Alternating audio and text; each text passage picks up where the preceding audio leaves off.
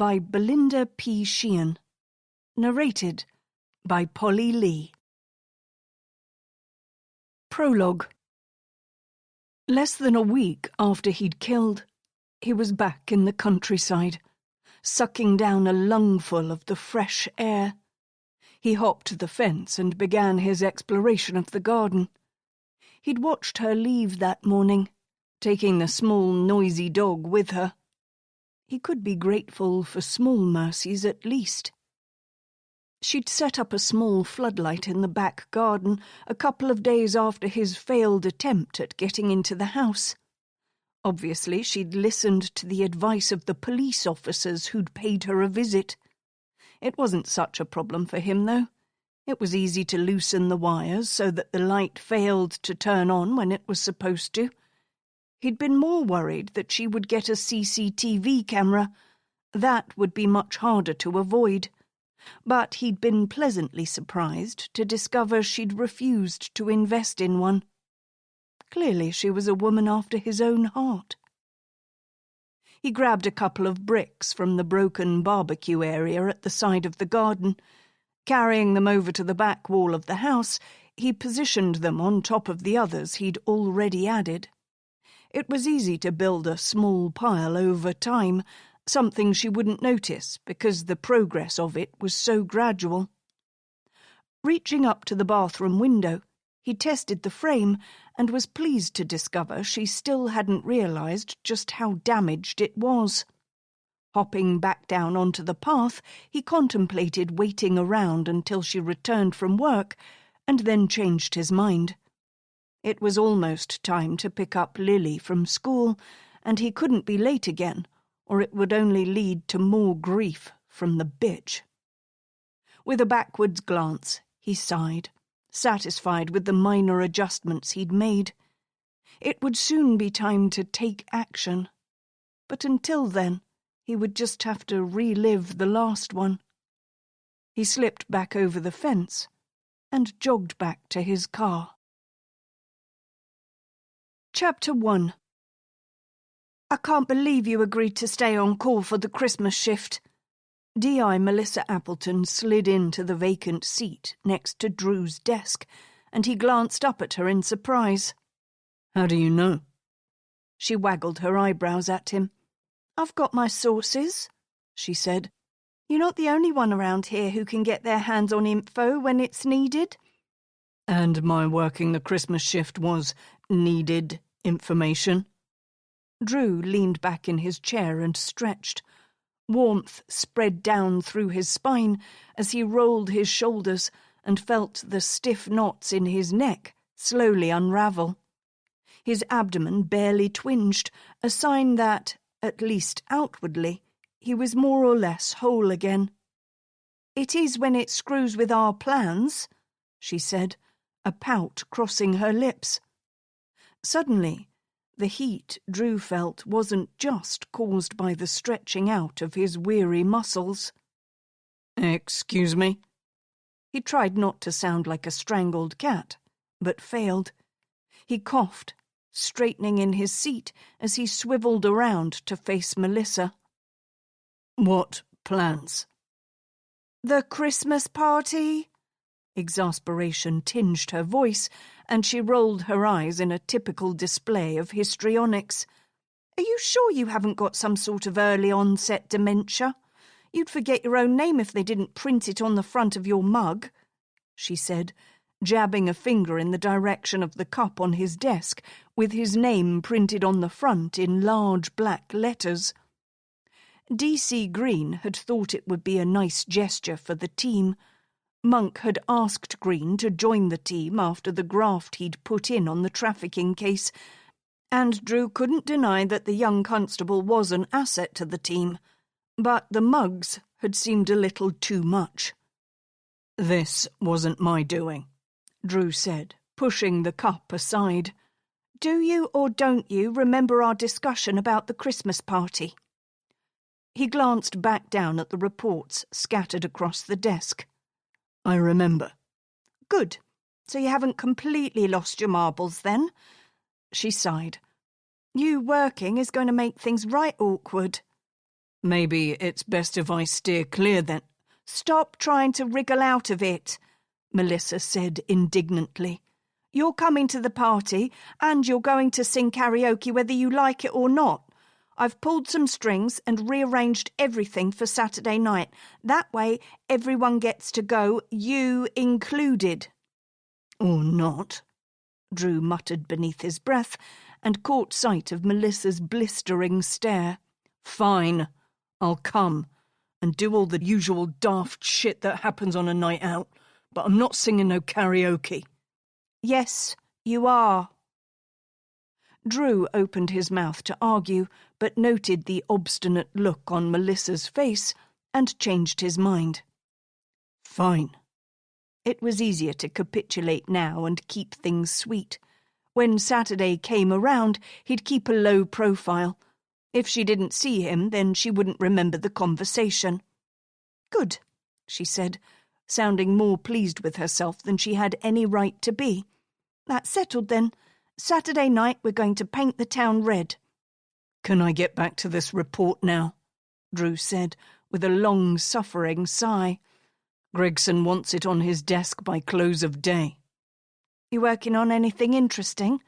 She asked, leaning over his shoulder to peer down into the report he'd laid open on the desk.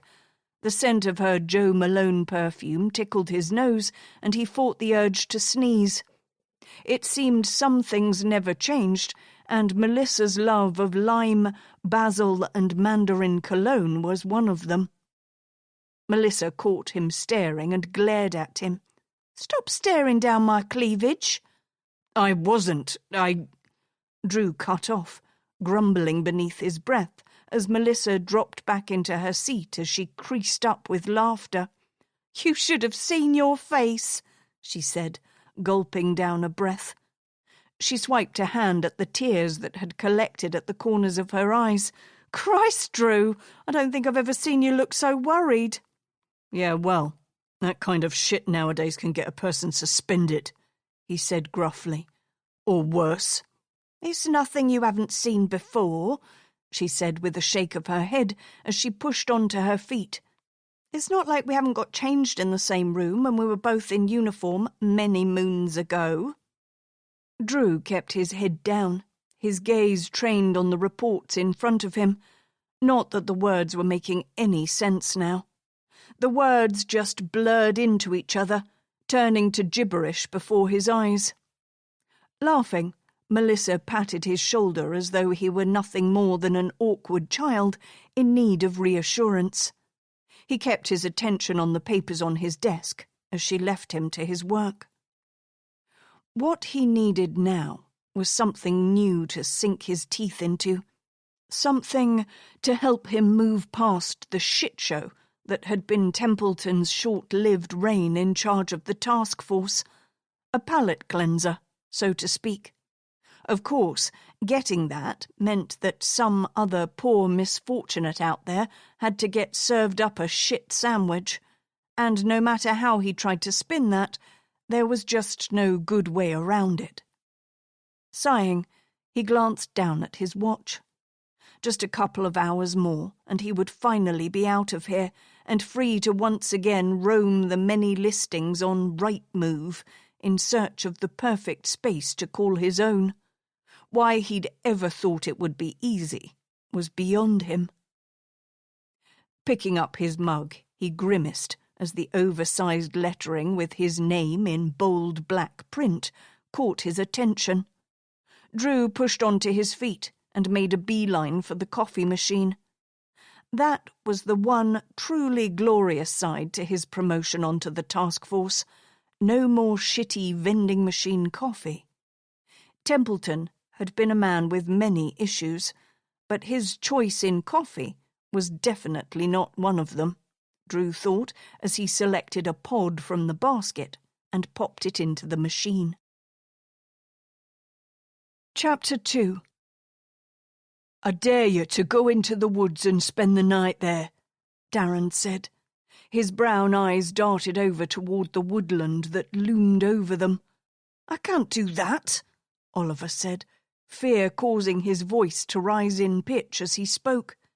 He gripped the handles of his bicycle tighter, as though that alone would be enough to ward off Darren's dare. "I double-dog dare you," Darren said, sounding somewhat braver the second time around.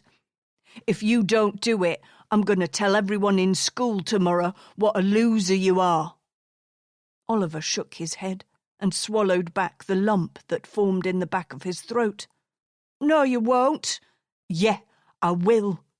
Darren jammed a finger into Oliver's chest. "You're nothing but a scaredy-cat loser, and I'm going to tell everyone." "Mum won't let me stay in the woods for the night," Oliver said, seizing upon the very obvious solution. "So tell her you're staying over at mine," Darren said. "She won't let me on a school night."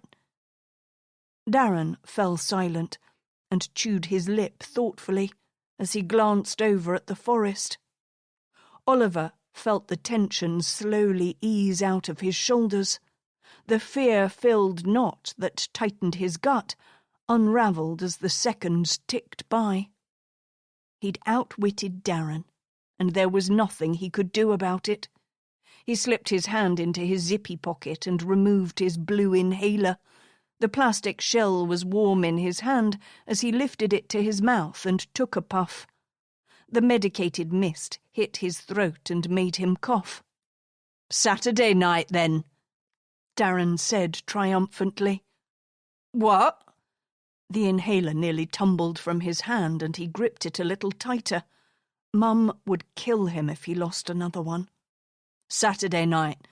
You tell your mum you're staying over at mine, and I'll tell mine I'm staying at yours. But we'll come here instead." Oliver shook his head. The fear that had just receded returned with a vengeance. "I can't." "We'll do it together," Darren said excitedly. "We'll both go in there and spend the night, and then on Monday, when we go into school, we'll tell everyone what we did, and they'll think we're so cool." A bead of sweat formed in the middle of Oliver's spine and slowly tracked its way down over his clammy skin. "I suppose so," he said. "I mean, if we both did it, and he came here for us, we could fight him off." Darren nodded. "No way he could take us both, and if he grabbed you, then I could always go for help." "Why would he grab me and not you?" Oliver asked indignantly. "He's just as likely to take you as he is to grab me." Darren shook his head.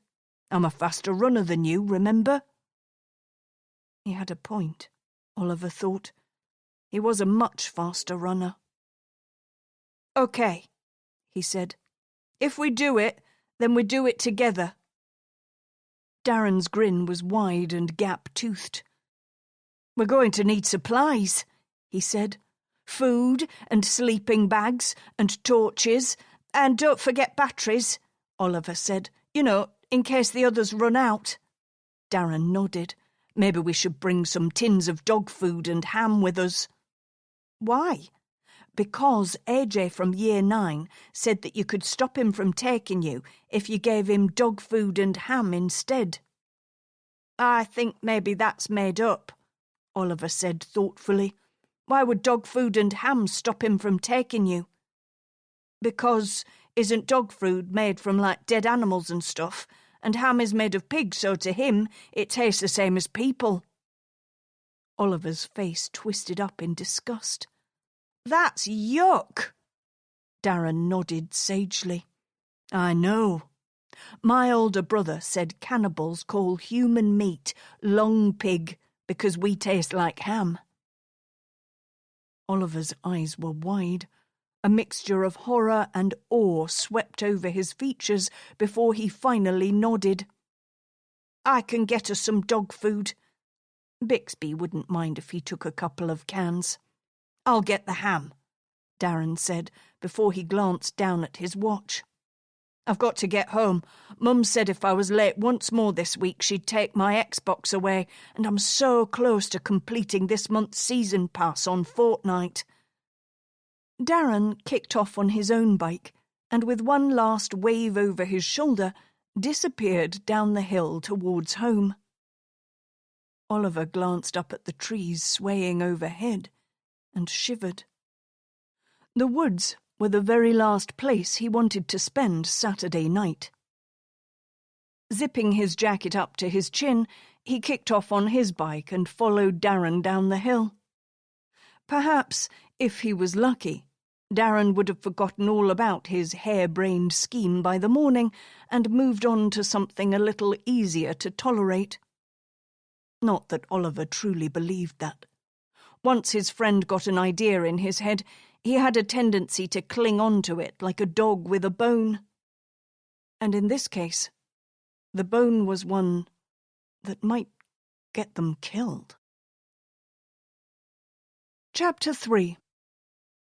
In this week's seminar, we'll be examining the relationship between childhood trauma and the development of aberrant personalities and the consequences of that.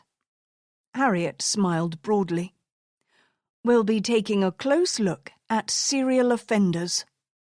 Pausing a moment to clear her throat, Harriet glanced down at the notes in front of her. There was a light shuffling of feet as the small group of students gathered in the room with her got comfortable. This was what she enjoyed most about her work at the university. It was always much easier to deal with smaller groups. There was a higher level of engagement, and Harriet found in an environment such as this, the students were far more receptive to what she had to say. "Excuse me, Dr. Quinn." A voice from the back of the group drew her attention away from the copious notes she'd brought with her. Harriet lifted her gaze from the papers and focused on the young man who had spoken. His sandy brown hair hung down into his brown eyes, and he swiped at it almost impatiently as he straightened up under her scrutiny. "Yes, Craig? What is it?" "Doesn't this kind of thing just excuse their behaviour?" "How so?"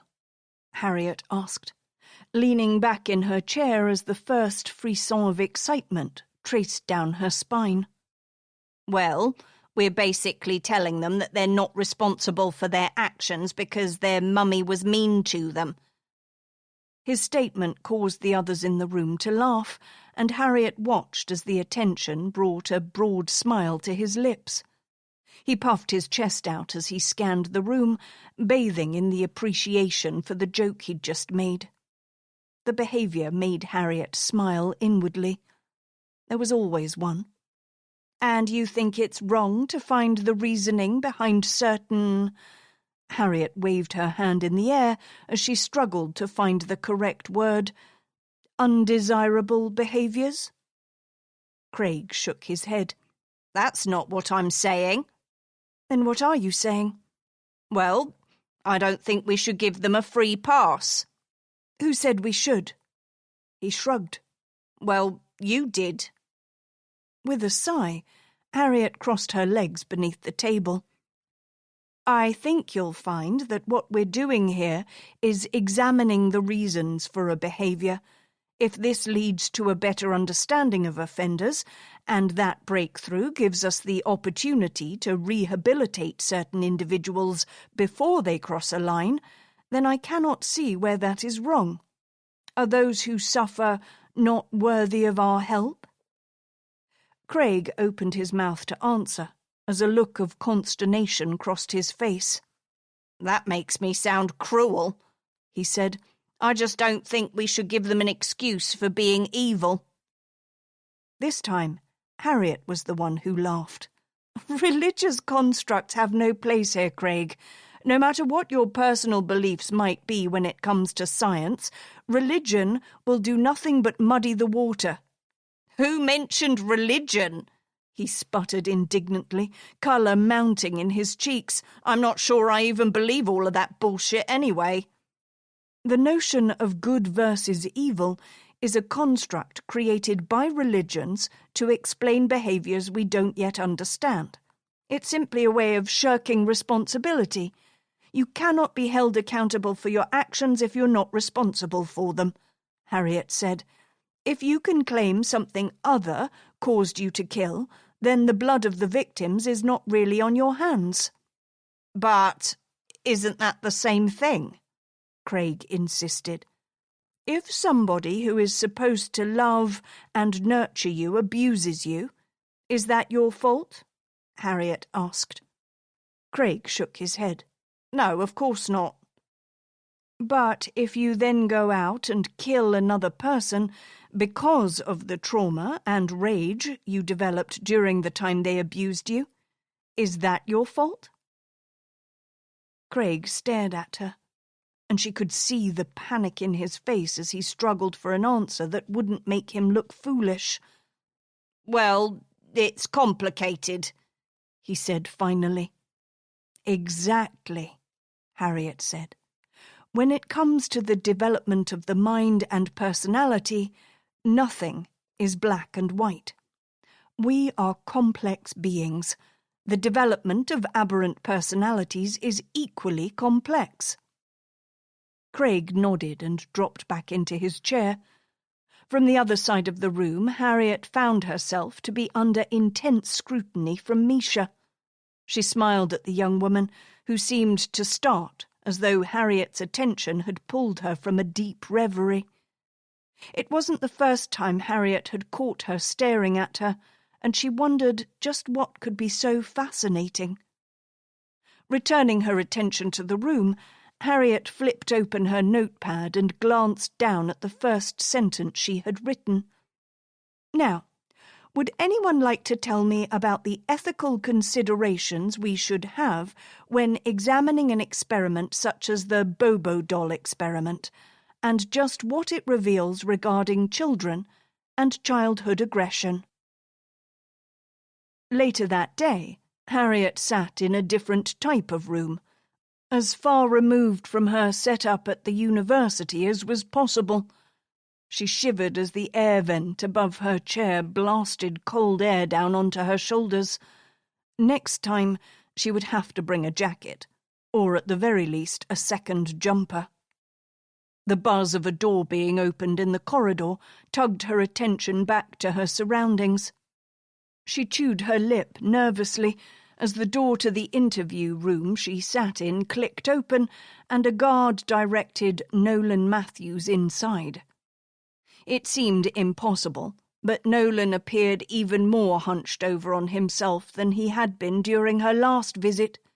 He was practically skeletal as he shuffled across the hard floor to the chair opposite hers. "You came back?" There was a curiosity in his voice that Harriet hadn't expected. "I said I would." Nolan shrugged. "Most people are liars." "Has that been your experience in life?" Harriet asked. She fought the urge to lean her elbows on the table. A move like that would put her within striking distance of him, and Harriet was intimately familiar with the speed he could move at when he so chose. "Hasn't it been yours?" He studied her beneath a hooded brow. "I don't think so," Harriet said contemplatively. It would be too easy to give him a yes or no answer, and anyway, while it hadn't been her experience that most people were liars, she'd come across her fair share of them down through the years. "And what about Dr. Connors?" Nolan asked. His dark eyes searched hers for something only he understood. "I came here to discuss you, Nolan, not Dr. Connors." He rolled his eyes and dropped back in his chair before he met her gaze with a contemptuous grimace. "You're all the same. You say you're coming here for my benefit, but that's not strictly true, is it, Dr. Quinn?" "I don't think I understand, Nolan. What benefit is it to me if I come here?" "Because you're as lost in your own darkness as I've been," he sneered. "The only difference is that I accepted a long time ago what I am and what I'm capable of. You still cling to the pretext of being good." Harriet schooled her features into a bland expression. "If you'd rather I didn't come here, then I can always stop." "You're not listening to me!" He exploded, and slammed his fists down onto the table as his face contorted into a mask of rage. "None of you ever fucking listened to me!" The guard who stood in the room behind Nolan took a step forward. The sound of his footsteps on the floor was enough to quieten Nolan, who shrank back in his chair. "I'm sorry. I shouldn't have done that." Nolan swiped at his greasy dark hair, pushing it away from his sweaty forehead as he gulped down air. The movement caused the neckline of his grey jumper to shift, exposing the dark ring of bruising around his throat. "Nolan, what happened to your neck?" Harriet asked, pleased at least that her voice didn't betray the unease she felt. "What does it matter?" he asked. His voice cracked as he spoke. "You don't care. I thought you did, but you don't." "I'm here, aren't I?" His laughter, when it came, echoed in the confines of the drab grey room. "You're only here because of the possibilities I offer your career. You're not here because you want to be." From her side of the table, Harriet stilled. Nolan was playing a very different game to the one she'd thought they were engaged in. Admitting too much to him would only give him a false sense of their relationship, and that wasn't something she could allow. Of course, if she didn't give him some reason to trust her, then Harriet had the distinct impression that an act that could never be undone would end her visits in very short order. "They told me, you know," he said conversationally, "that by interviewing me you'll get a big boost to your career when you write up a paper on it all." "And that offends you?" Nolan sighed and scrubbed his knuckle roughly into the corner of his eye. "You don't deny it, then?" "Why would I?" Harriet asked. "If I did that, then I would be just as bad as all the other liars in your life." He paused and watched her for a moment. "Now you're just playing with me." Harriet shook her head. "Look, I won't deny that speaking to you won't be an asset to the work I do with the police." She sucked in a deep breath before plunging headlong into the rest of her speech. "But I also come here because I meant it when I said I wanted to help you. But if you don't believe that I can do both things, then I respect that. At the end of the day, Nolan, the ball is in your court. You hold all the power here. If you want me to leave, then I will." He studied her, and Harriet fought the urge to squirm beneath the intensity of his stare. For a moment, she was convinced he was about to speak to her. Instead, he pushed to his feet. "I'm going to think about it." "Harriet," he said, and the way he said her name caused the hairs to stand on the back of her neck. His voice dropped to a whisper. "I think of you often." Revulsion swelled in the centre of Harriet's chest. Of course, that was what he wanted from her. Nolan Matthews was a sadistic psychopath. Her discomfort would only serve as fuel for his fantasies. Harriet met his gaze calmly. "Fine. I look forward to hearing your decision." His smile, when it came, reminded Harriet of the Cheshire Cat from Alice in Wonderland. "Be careful out there, Dr. Quinn. There are others who wouldn't appreciate your worth the way I do." The guard who had brought him into the room guided him out. As the door clicked shut, Harriet let go of the breath she'd been holding. Her shoulders slumped, and the tension keeping her rigid slowly ebbed away. Perhaps Drew was correct in his theory regarding her sanity, or, in this case, lack of it. With a sigh, Harriet gathered up her belongings and left, as Nolan's last words played over in her mind on a loop. It was nothing more than an observation, a passing commentary on the work she did with the police.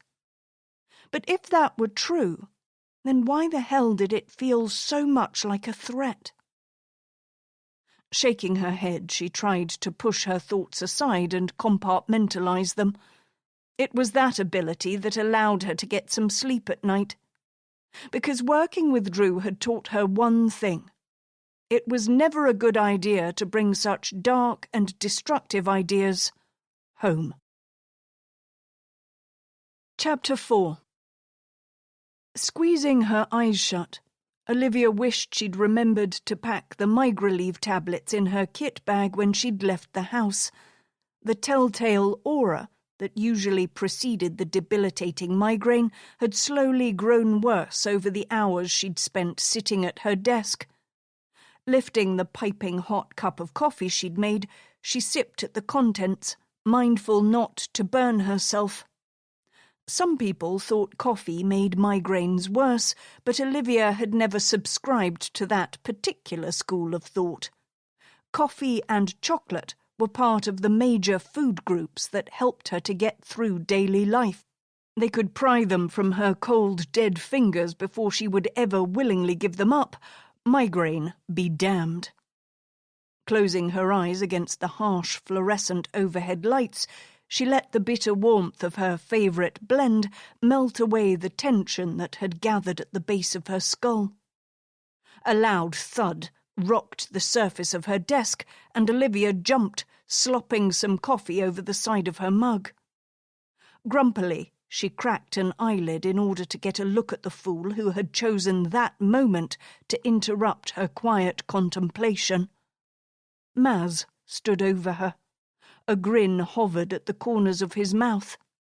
It would be easy to wipe the smile off his face, but any kind of action like that would only bring the wrath of the monk down on her head, and the last thing she needed right now was a bollocking.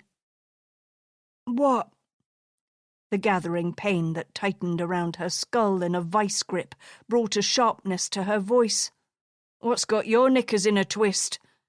The DS dropped into the chair next to her, and the chance to rid herself of him slipped through her fingers. "I'm on a break," she said acerbically, before she set down the coffee mug, careful to avoid the file he'd dropped next to her elbow. "What's that?" She didn't touch the file, instead eyeing it for the interloper it was. She had more than enough on her plate. She didn't need to add to her workload further.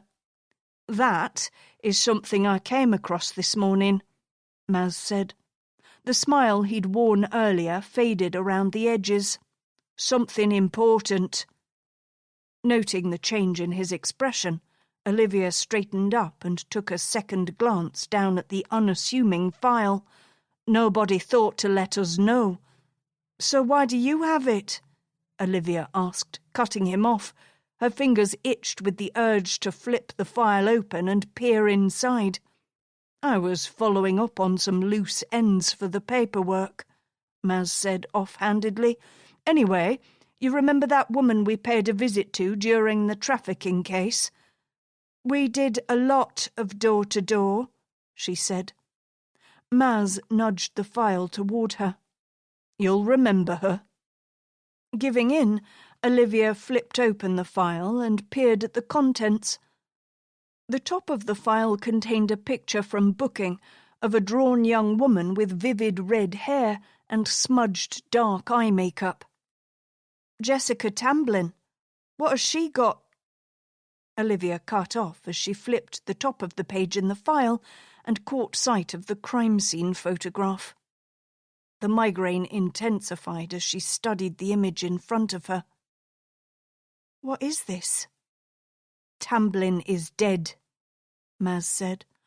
"One of her friends reported she hadn't been seen in a few days and that they were concerned for her welfare considering the work she's involved with. So a couple of PCs did a welfare check. One of them pushed open the letterbox, and by all accounts, the smell was as foul as you'd imagine." "What happened to her?" Realising the picture was upside down, Olivia twisted the photograph, so that the bloody, wrapped mound in the bed became clearer. Murdered. There was no preamble in Maz's voice as he spoke. They're going with the theory that she pissed off someone, probably a drug dealer, and they knocked her off. Lifting a second picture free from the pile, Olivia twisted it around until the details came into focus.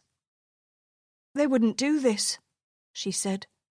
The words slipped out before she could stop them. She glanced up at Maz, half expecting to see a look of ridicule on his face.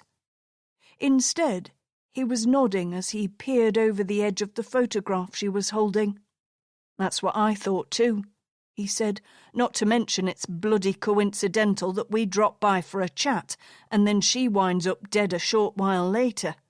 I mean, we shouldn't just ignore that, should we?" "I don't think so," Olivia said. Lifting her thumb to her lips, she chewed on the ragged edge of her bitten-down nails. "I mean, we should take this to D.I. Haskell.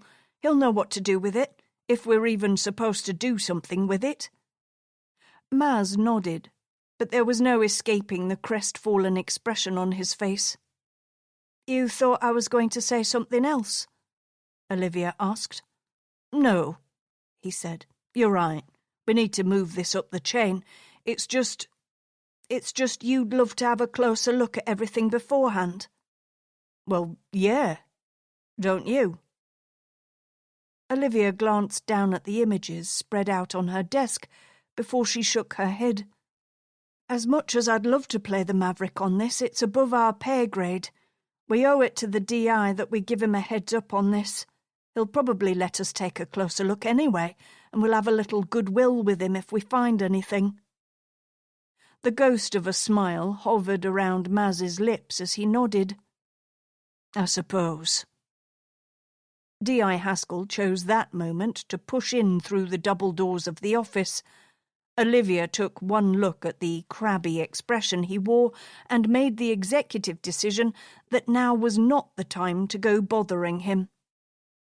"I wouldn't," she said as Maz gathered up the images. "But you said—" "I know what I said." Olivia inclined her head in Haskell's direction, "but I'm not sure it's the right time." Twisting around to get a better look at their boss, Maz grinned. "Don't let the grumpy facade fool you. He looks like that every time he gets desperate for a cigarette." "Wait, he's not still trying to convince himself that he quit, is he?" Olivia asked. "Exactly," Maz said. "Hence the grumpy bastard routine. He'll soon get over it." "Wouldn't like to bet on that," Olivia said, as Maz snatched the file from her desk and raced to catch up with the DI. "Sir!" Drew turned in time to see his young DS barrelling towards him. "Whoa! What's the rush?" Maz took a moment, gulping down air as he thrust an untidy and dog-eared file in Drew's direction. Suspicion curled in Drew's stomach as he noted the glint in the DS's eye, as though whatever lay inside the beige cover of the file was both exciting and terrifying in equal measure. Folding his arms over his chest, Drew shook his head. "What is it?" "Why is everybody so suspicious today?" "You might not have realised this, but it's our job to be suspicious, mate." Maz rolled his eyes, but the excitement Drew had sensed moments before only seemed to intensify. "When we were working the trafficking case—" The words practically tripped out of Maz's mouth faster than he could think to form them. "Slow down, Arya." "Sorry, Gov. It's just something weird has come up since we wrapped up the trafficking case, and I was talking to DC Crandall about it, and she agrees that there's something fishy." "Oh, does she?" Drew raised an eyebrow as he studied the file clutched in DS Arya's hands. He glanced over in Olivia's direction, but she was studying a blank piece of paper in front of her, as though it contained the secrets to the universe. "She does, sir. We both do. Think there's something weird—" "Maz, just spit it out." Arya sighed. and flipped open the top of the file before he presented Drew with a booking photograph of a pretty but exhausted young woman who stared down the camera as though everything that had ever happened in her life to bring her to that moment was somehow the fault of the person taking the picture. "Jessica Tamblyn," Drew said, reading the name aloud. "Am I supposed to know her? Was she a witness in the case, or—" "Well, sort of," Maz said. D.C. Crandall and I were doing door-to-door when we met Ms. Tamblyn. She was one of the local working girls pushed out by Dmitry Kolokov and his crew when they started in on the area. I was going after some loose ends and I found this." Maz pushed another image toward him. Drew stared down at the crime scene. The bloodied hand with its glittering fingernails that seemed to reach out from beneath the mottled duvet pulled his attention more than anything else in the image.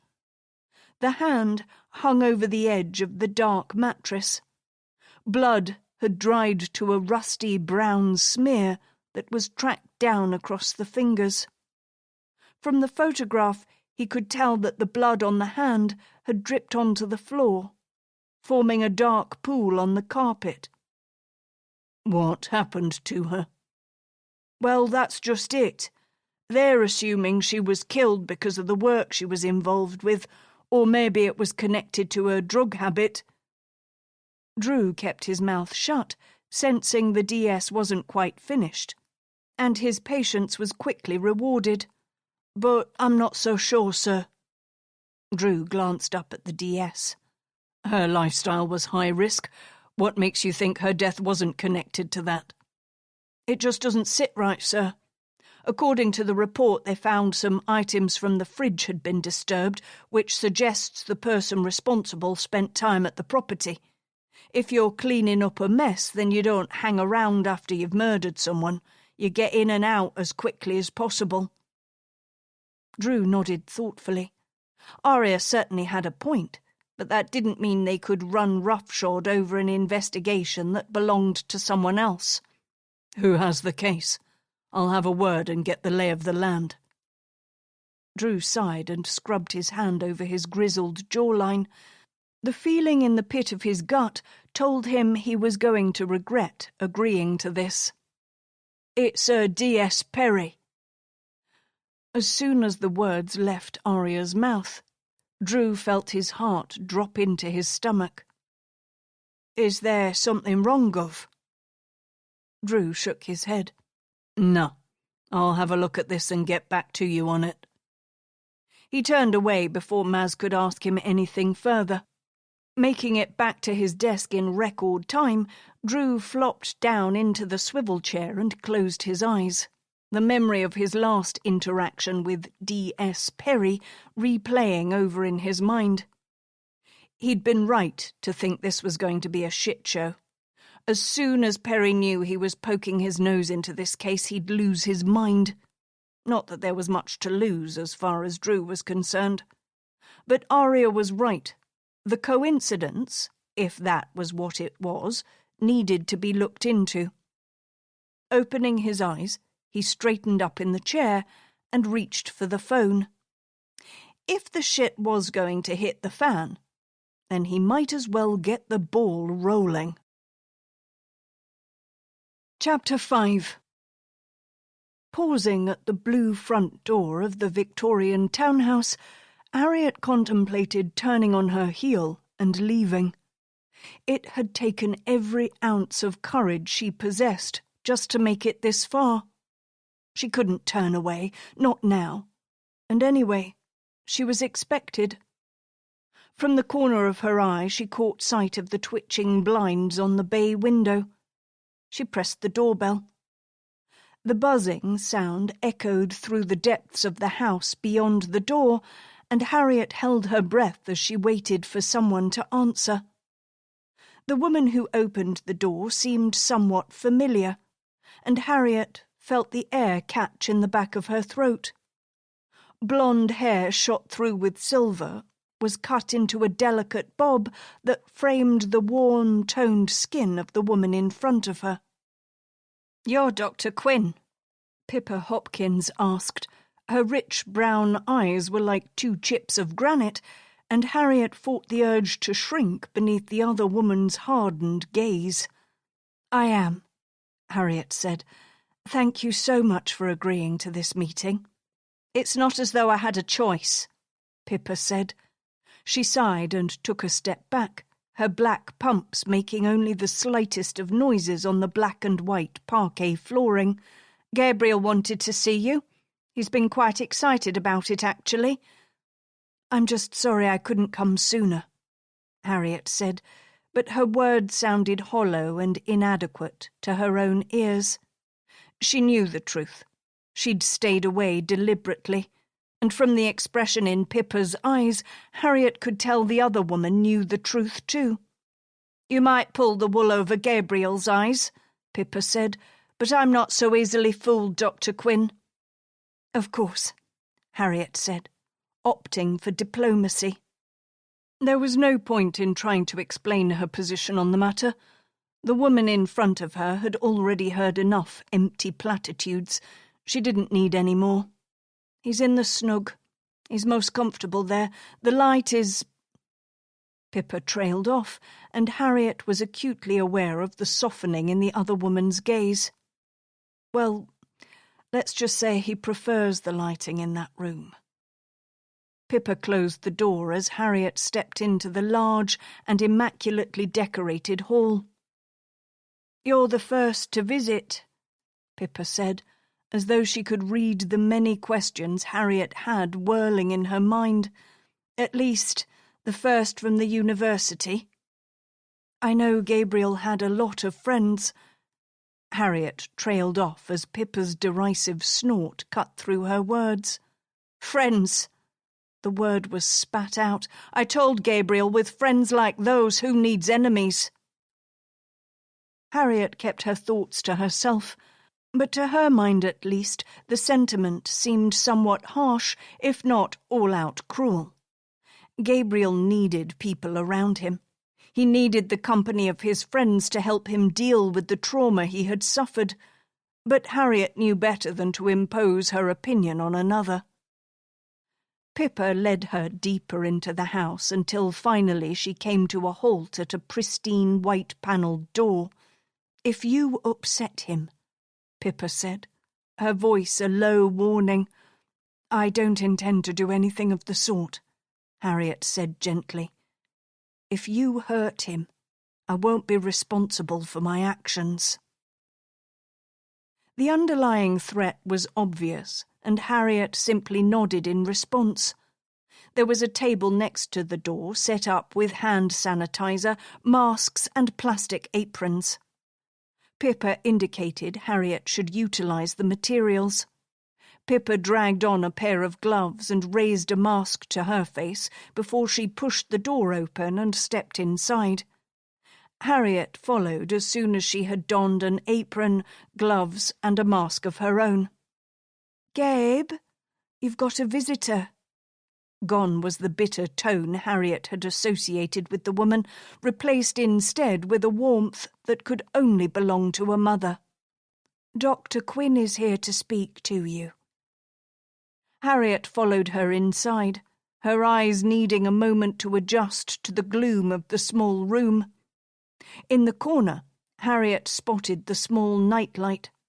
From there, it diffused the light about the space, leaving the side of the room where Gabriel sat to be bathed in shadow. There was a musty smell, as though it had been a long time since the windows or even the door had been allowed to sit open. Pippa touched Harriet's arm and inclined her head in the direction of a small, comfortable-looking chair in the corner of the room. "You can sit there." "Mum, it's fine." Gabriel's familiar voice greeted Harriet.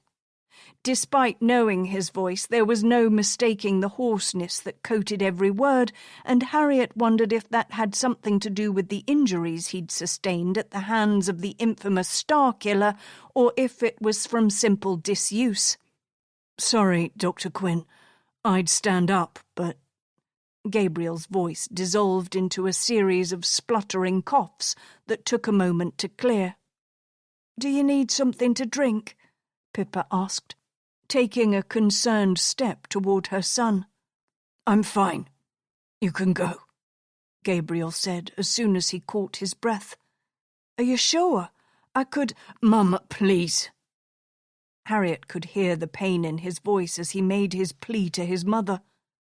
Pippa squared her shoulders, and with one last look over her shoulder, she stepped out and closed the door behind her, leaving Harriet in the gloomy half-light with her former PhD student. "Please, take a seat," Gabriel said. "It's weird having you stand over me." Harriet smiled and sat in the seat Pippa had directed her to. The plastic apron crinkled noisily around her, and the mask made the already warm air much more cloying and thick. "How long have you been out of the hospital?" Harriet asked, struggling to figure out the shadow-shrouded figure at the other side of the room. 2 weeks, Gabriel said. "I'm sorry about the light.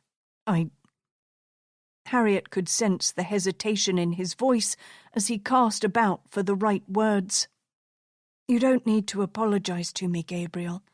You do whatever makes you comfortable." He sighed. "It's easier like this," he said. "That way I don't have to see the pity in everyone's eyes when they look at me." "There are many people who care about you," Harriet said. Gabriel's bark of laughter sounded painful, and the noise grated on Harriet's ears. "You could have fooled me," he said. "Once word got out about how I looked, they all stopped calling." "I find that hard to believe," Harriet said. "Believe what you want," he said hotly. "It's the truth. Michael couldn't wait to get as far away from me as possible." "I'm sorry to hear that," Harriet said. "Don't be," Gabriel said. "You've done nothing wrong. You know, he cried when he saw me.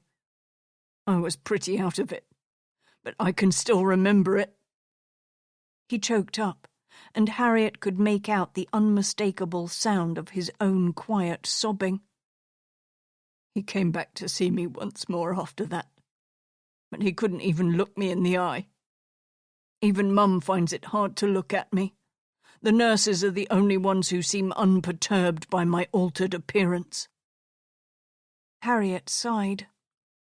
"Gabriel, I can't imagine the pain you've gone through, both emotional and physical. But is it possible that Michael's reaction, much like your mother's, was born out of love and empathy?" "I always wondered what he saw in me, you know." Gabriel spoke as though he hadn't heard a word Harriet had said. "Was I just some kind of pity fuck?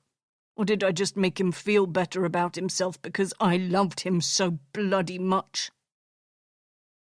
Gabriel coughed again, this time more violently than before. "Gabriel, do you need me to get you anything?" Harriet couldn't make out any discerning details on the young man beyond his general shape on the other side of the room. The soft glow emitted by the nightlight plugged in at the corner of the room didn't allow for any more detail than that. "I'm fine," he said finally. "He cheated on me before the Star Killer got his hands on me." "I'm sorry to hear that," Harriet said. Gabriel sighed. "You came here because you wanted something from me?" he said. "No." Harriet's voice was firm. "I came here because I wanted to speak with you. I wanted to see how you were." "Well, I'm fine." His voice was flat, almost lifeless, and Harriet felt her chest constrict. She didn't want to sit on the other side of the room, away from him. She wanted to cross the space and sit next to him.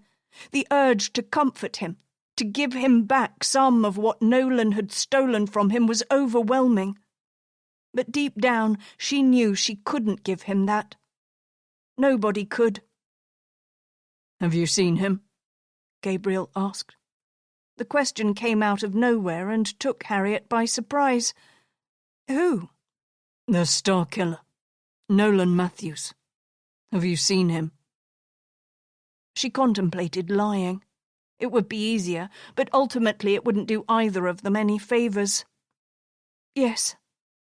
Even in the gloomy light of the room, Harriet could see the outline of Gabriel as he stiffened.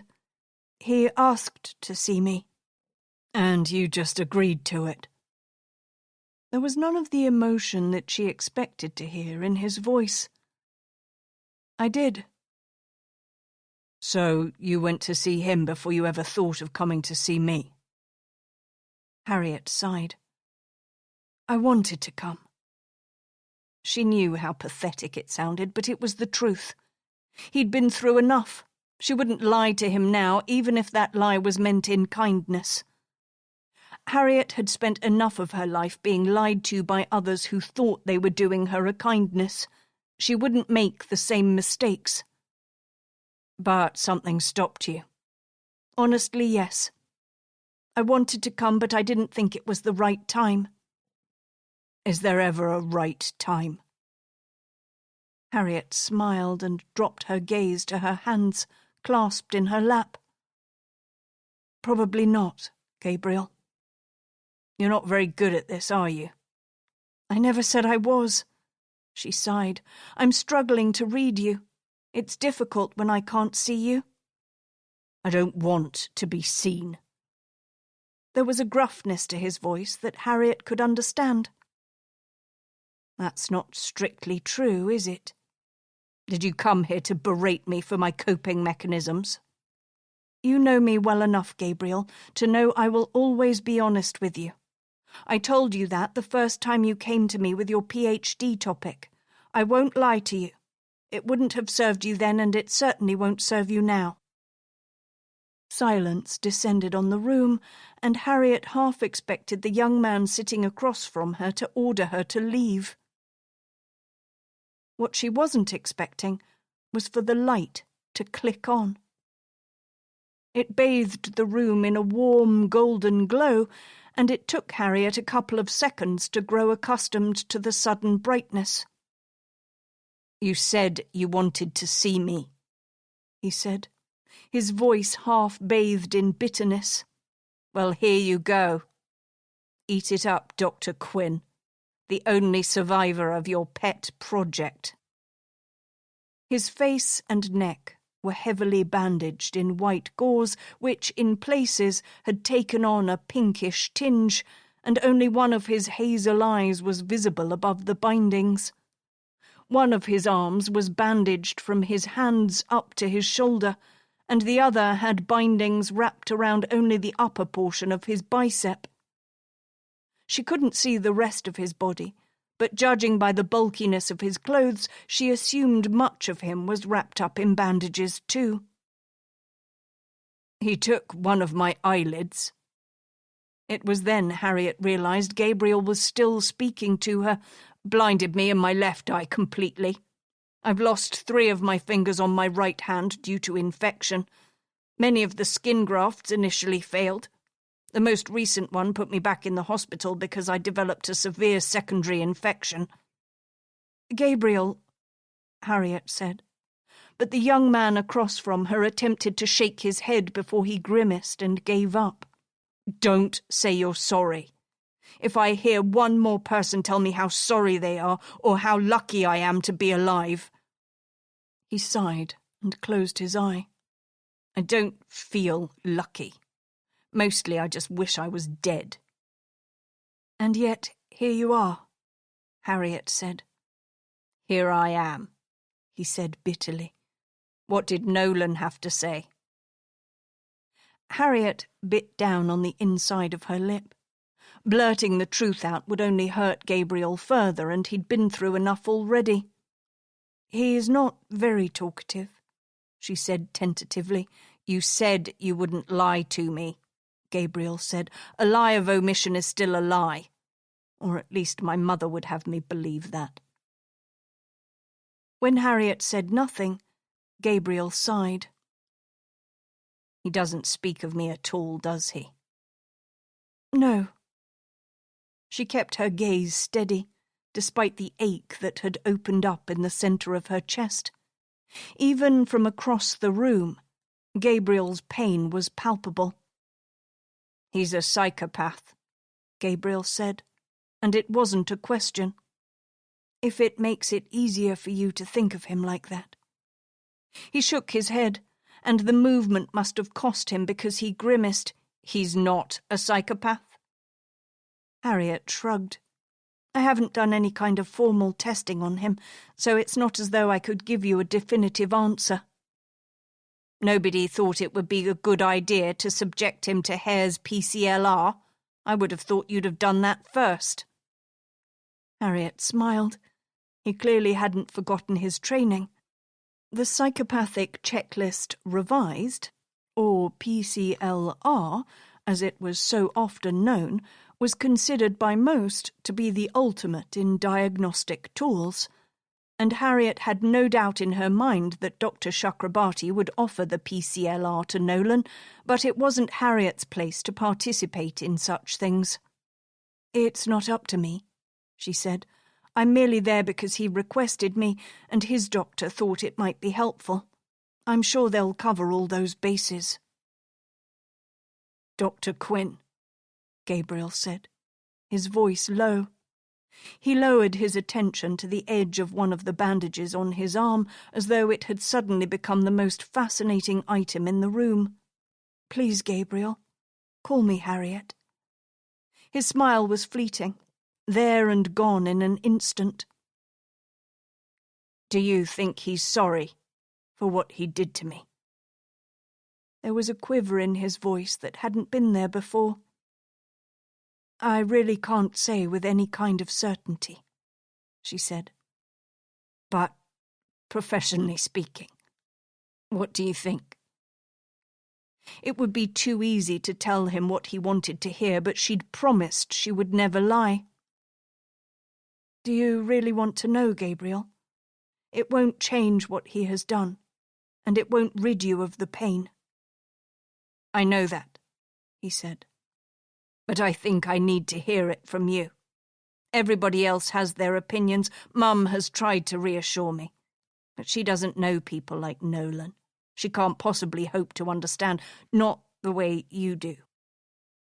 Drawing in a deep breath, Harriet felt the weight of the responsibility Gabriel had laid on her. "Honestly, I don't think he's sorry. He's so wrapped up in his own traumas that I don't think he can see beyond that point, let alone empathize with the people he has hurt." "But do you think he might one day be sorry?" Harriet thought back over her meeting with Nolan before she answered. "I don't think he has it in him, Gabriel. I'm sorry." He sighed, his shoulders drooping as though a great weight had been removed from them. "That's what I thought. I want to hate him, you know. He has stolen everything from me and left me with nothing but a lifetime of pain." He trailed off and glanced over toward the window. "I've tried so hard to hate him, but I don't think I can. I won't forgive him, but I don't hate him either." "You're entitled to feel whatever you need to feel, Gabriel."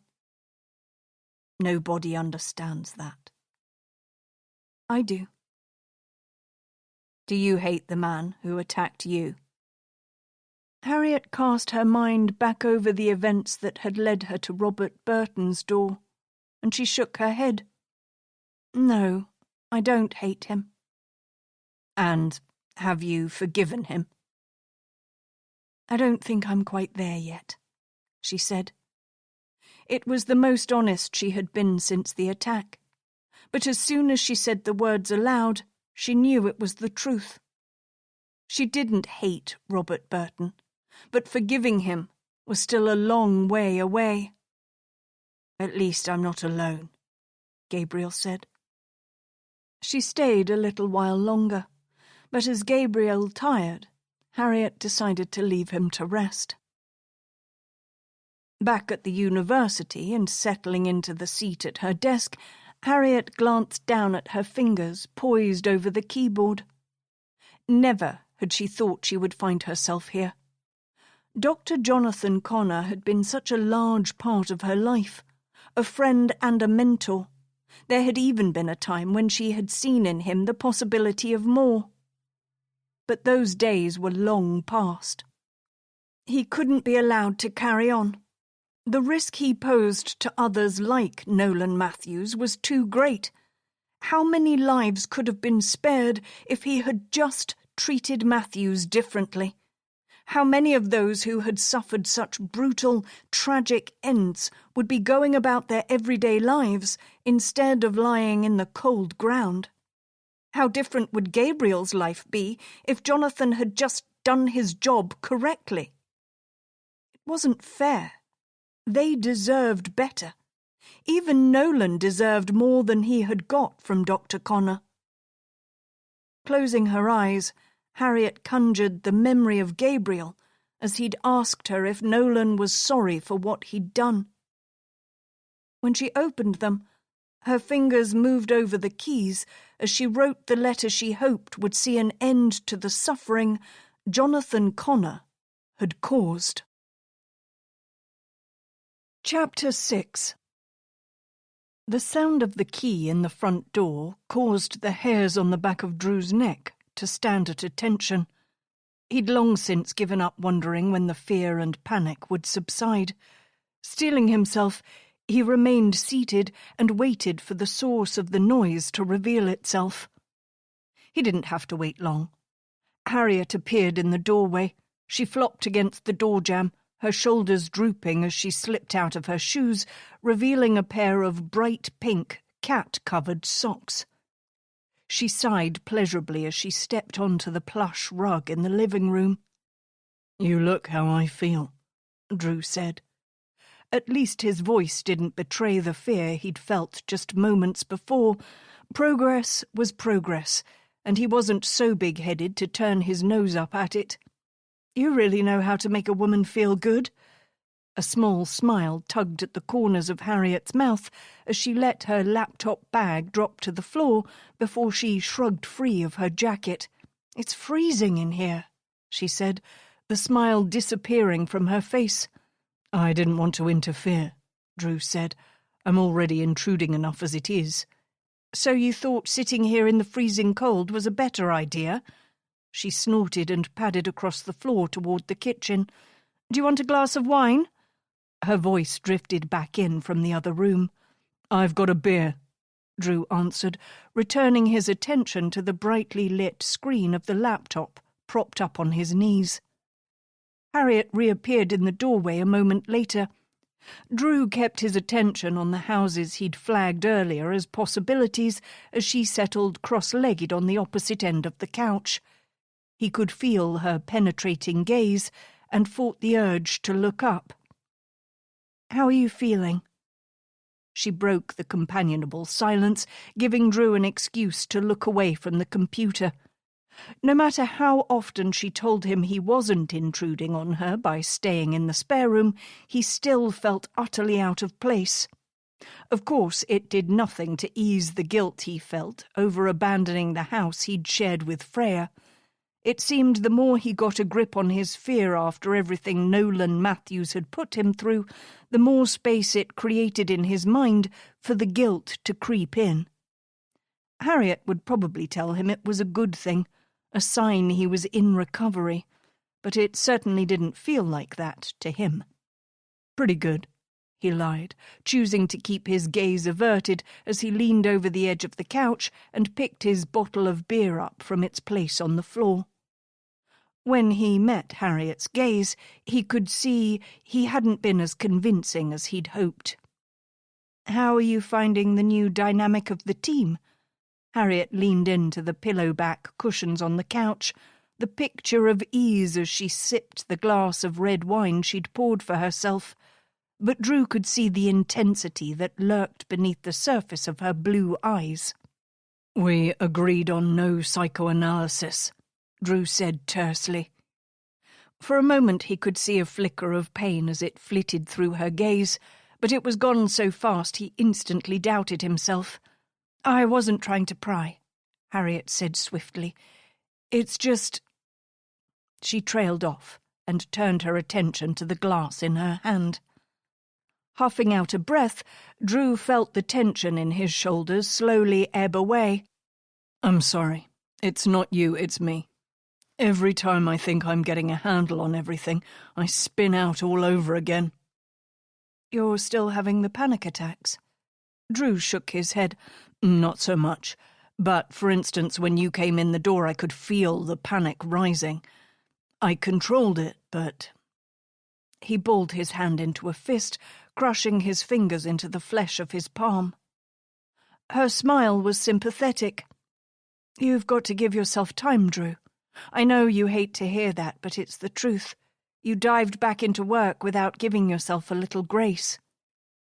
He rolled his eyes and drank down a deep mouthful of the bitter beer. If I took any more time off, I would have murdered someone myself. I get that, she said, but it's still a shock to the system, and let's be honest, your job is not exactly stress-free. She raised an eyebrow at him, and the speculative look on her face dragged a chuckle from him. Is that your not-so-subtle way of asking if there's anything going on at the minute that would benefit from your expertise? Well, if there was, would that be so awful? There was an eagerness in her voice that surprised Drew. Closing the laptop lid, he slipped it back onto the couch. There was something I wanted to ask you, he said.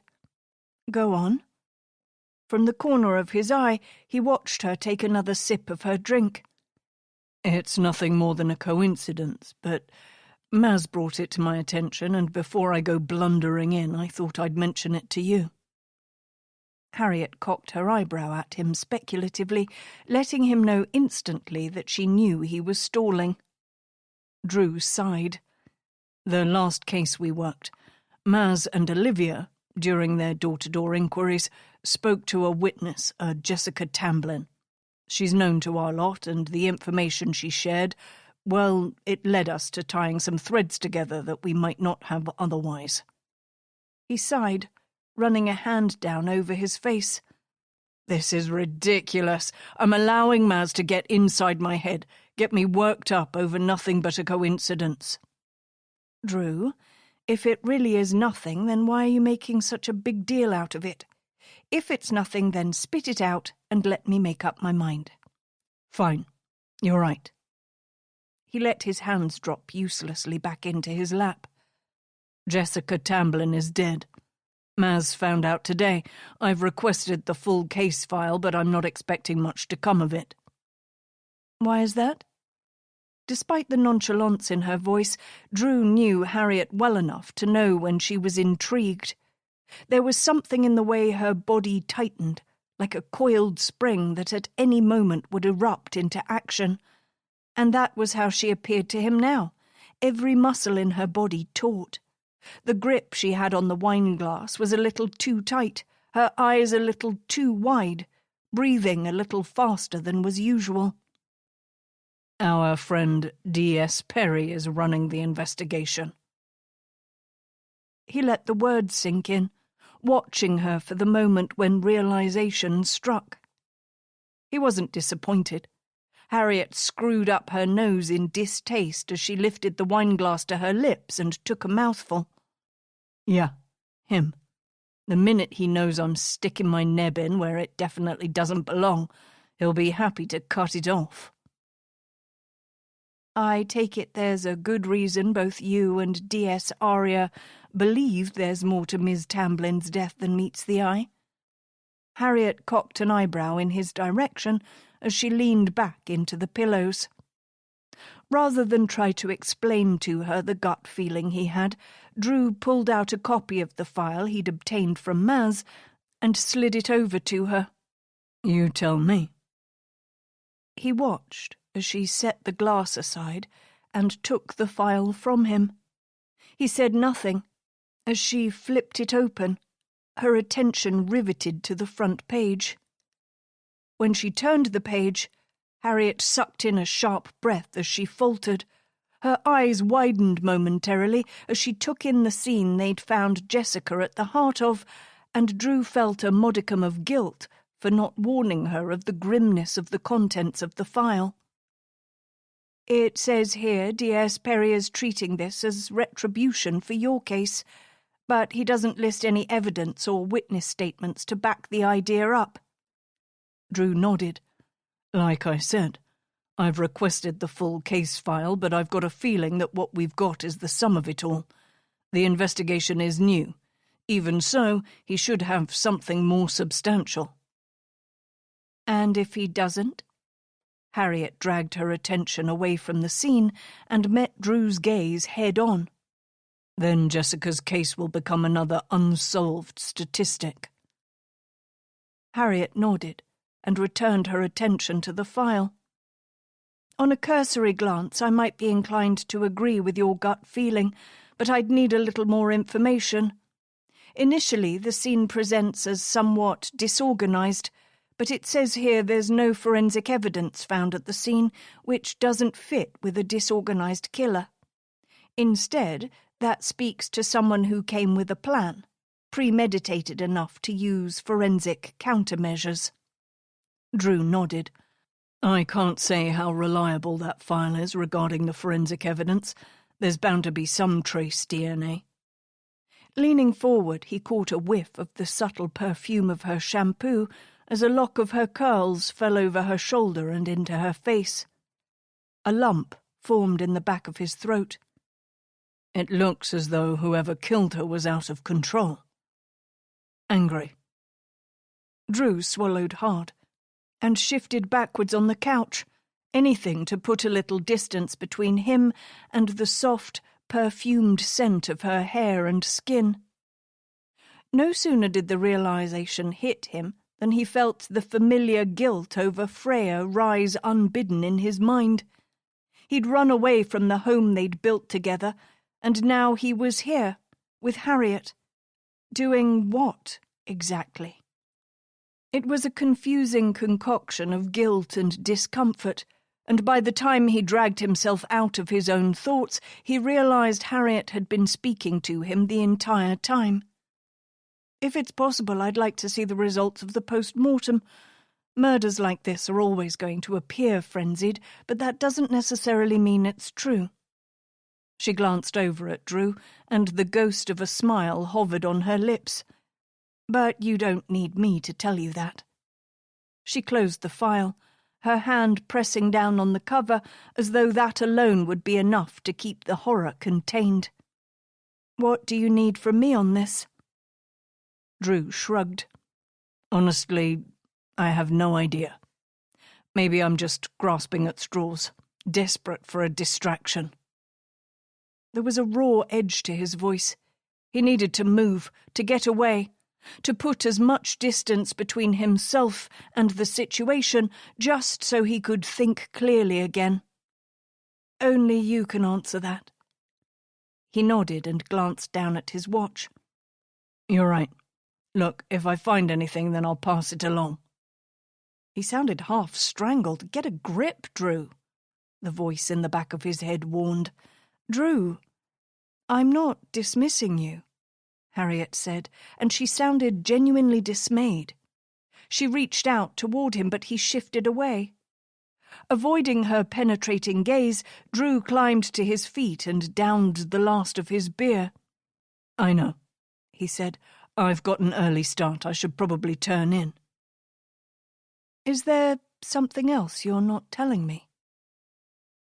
From the corner of his eye, he caught her blue eyes searching his face for an answer. "I'm just tired," he said, "and I've got a headache." He grabbed onto the first thought that popped into his head.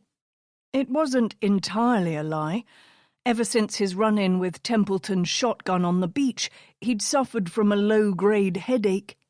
He'd never realized just how painful a ruptured eardrum could be until he'd experienced one for himself. "I'm sorry. I should have thought—" No, it's fine," Drew said politely. Harriet smiled awkwardly and bid him a good night. He escaped out into the hall and took the stairs 2 at a time until he was back within the safety of her spare room.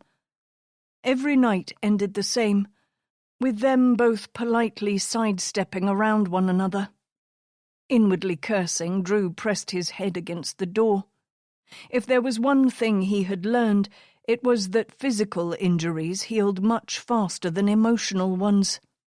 His eardrum would heal, was healed, just as the wounds Matthews had inflicted on him had done, but he'd allowed his emotional wounds to fester, and they would not just go away.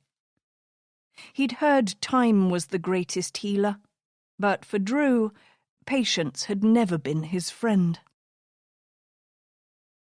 Chapter 7. Oliver stood beneath the overhang of trees that Darren had chosen as their point of entry to the forest and waited for his friend. Glancing down at his watch, he pressed the little button on the side of the screen so that a small luminous yellow-green light lit up the face. 6:42. Darren was late. It wasn't anything unusual. Darren was always late, but today, more than ever, Oliver wished his friend could be on time. Not that he was scared, although if he allowed himself a moment to think about what he was doing, out here in the darkness, waiting for Darren, he knew it would be all the permission the terror needed to creep into his thoughts. Pulling his arms around his torso, he drew in a shaky breath and tried to calm his frayed nerves. Just 5 more minutes. 5 more minutes for Darren to get here, or he was out of here. Oliver glanced down longingly at his bicycle in the long, damp grass. If he went home now, he would get there in time to play a couple of games of Fortnite before his mum made him go to bed. When he closed his eyes, he could imagine the huge cup of cocoa she would make for him, with extra marshmallows and crack. The sound jerked him from his thoughts, and he glanced down the road. But it remained eerily empty. Reaching into his pocket, he pulled his battered iPhone out, half expecting to see a direct message from Darren telling him he'd bottled it. But the screen was blank. Oliver shivered, the December air chilling him to the bone, and he suddenly wished he'd added a couple of extra layers to his clothes before he'd left home. The tree branches overhead shifted and creaked as they swayed in the wind that had kicked up. There were no more leaves, but that didn't stop the bare branches from clicking and clacking together, like the fingers of some giant beast that had crawled straight out of the Witcher video game. Scrolling through the phone, he reached Darren's number and prepared to call his friend. Lifting the phone to his ear, there was another large crack from the tree line directly behind him. The noise could mean only one thing, and Oliver spun around, his eyes huge and saucer-like, scanning the darkness. The owl man had come for him. He backed up and stumbled over his discarded bicycle. A half-strangled scream tore from his throat as he hit the ground with a jolt, and his phone fell into the grass. Turning away, he scrambled towards the road. Oliver's blood turned to ice as a hand clamped down on his shoulder, and he lashed out with his fist, a last-ditch attempt at protecting himself from the creature who at that moment was hell-bent on tearing him apart. His fist connected with something infinitely softer than he'd imagined, but Oliver didn't wait for the beast to regroup and raced up onto the empty road. "You wanker!" Darren's voice drifted up from the grassy bank. "You broke my nose." Oliver took a tentative step forward. He'd heard in school about the owlman's ability to mimic the voices of friends in order to lure you into the woods. Darren's head appeared over the long grass, his expression twisted into a grimace. "What's wrong with you?" Darren demanded, pushing up onto his feet. Something dark and wet glittered on his face. Oliver watched as his friend swiped at the black blood beneath his nose with the back of his hand. "What's wrong with me? What's wrong with you?" Oliver exploded. The nervousness he'd felt building in his chest needed somewhere to go, and lashing out at his best friend for trying to scare the shit out of him seemed like a sensible approach. We said 6:30 and you don't show." His breath came in small, wheezing gasps. "Well, I'm here now," Darren said sulkily. "There was no need to kill me." "I thought you were him." Oliver's voice was husky with fear. "You're just lucky I didn't really try to knock your block off." Oliver pulled his inhaler from his pocket and pressed it to his lips. It would take a few moments for the medication to loosen the tight ball that sat in the centre of his chest. Tears sat at the corner of his eyes, and he did his best to remember his mother's calming words whenever she helped him through an attack. It seemed to work, and his breathing calmed. Darren glanced up at his friend, scepticism alight in his dark eyes. "You can't even beat me on Fortnite. There's no chance you'd beat me in real life." Oliver puffed his chest out, adrenaline bringing a surge of bravado that he hadn't been feeling just moments before. "I so could."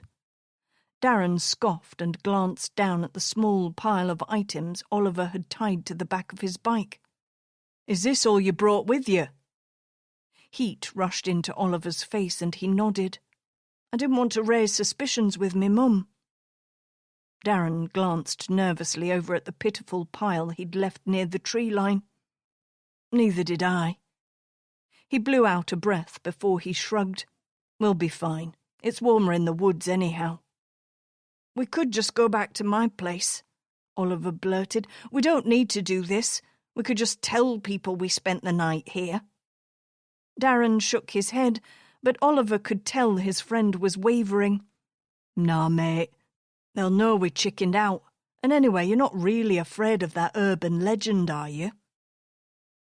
Oliver swallowed hard. The fading adrenaline in his veins told him to brush off his fears, but the voice in the back of his mind tried to convince him to leave.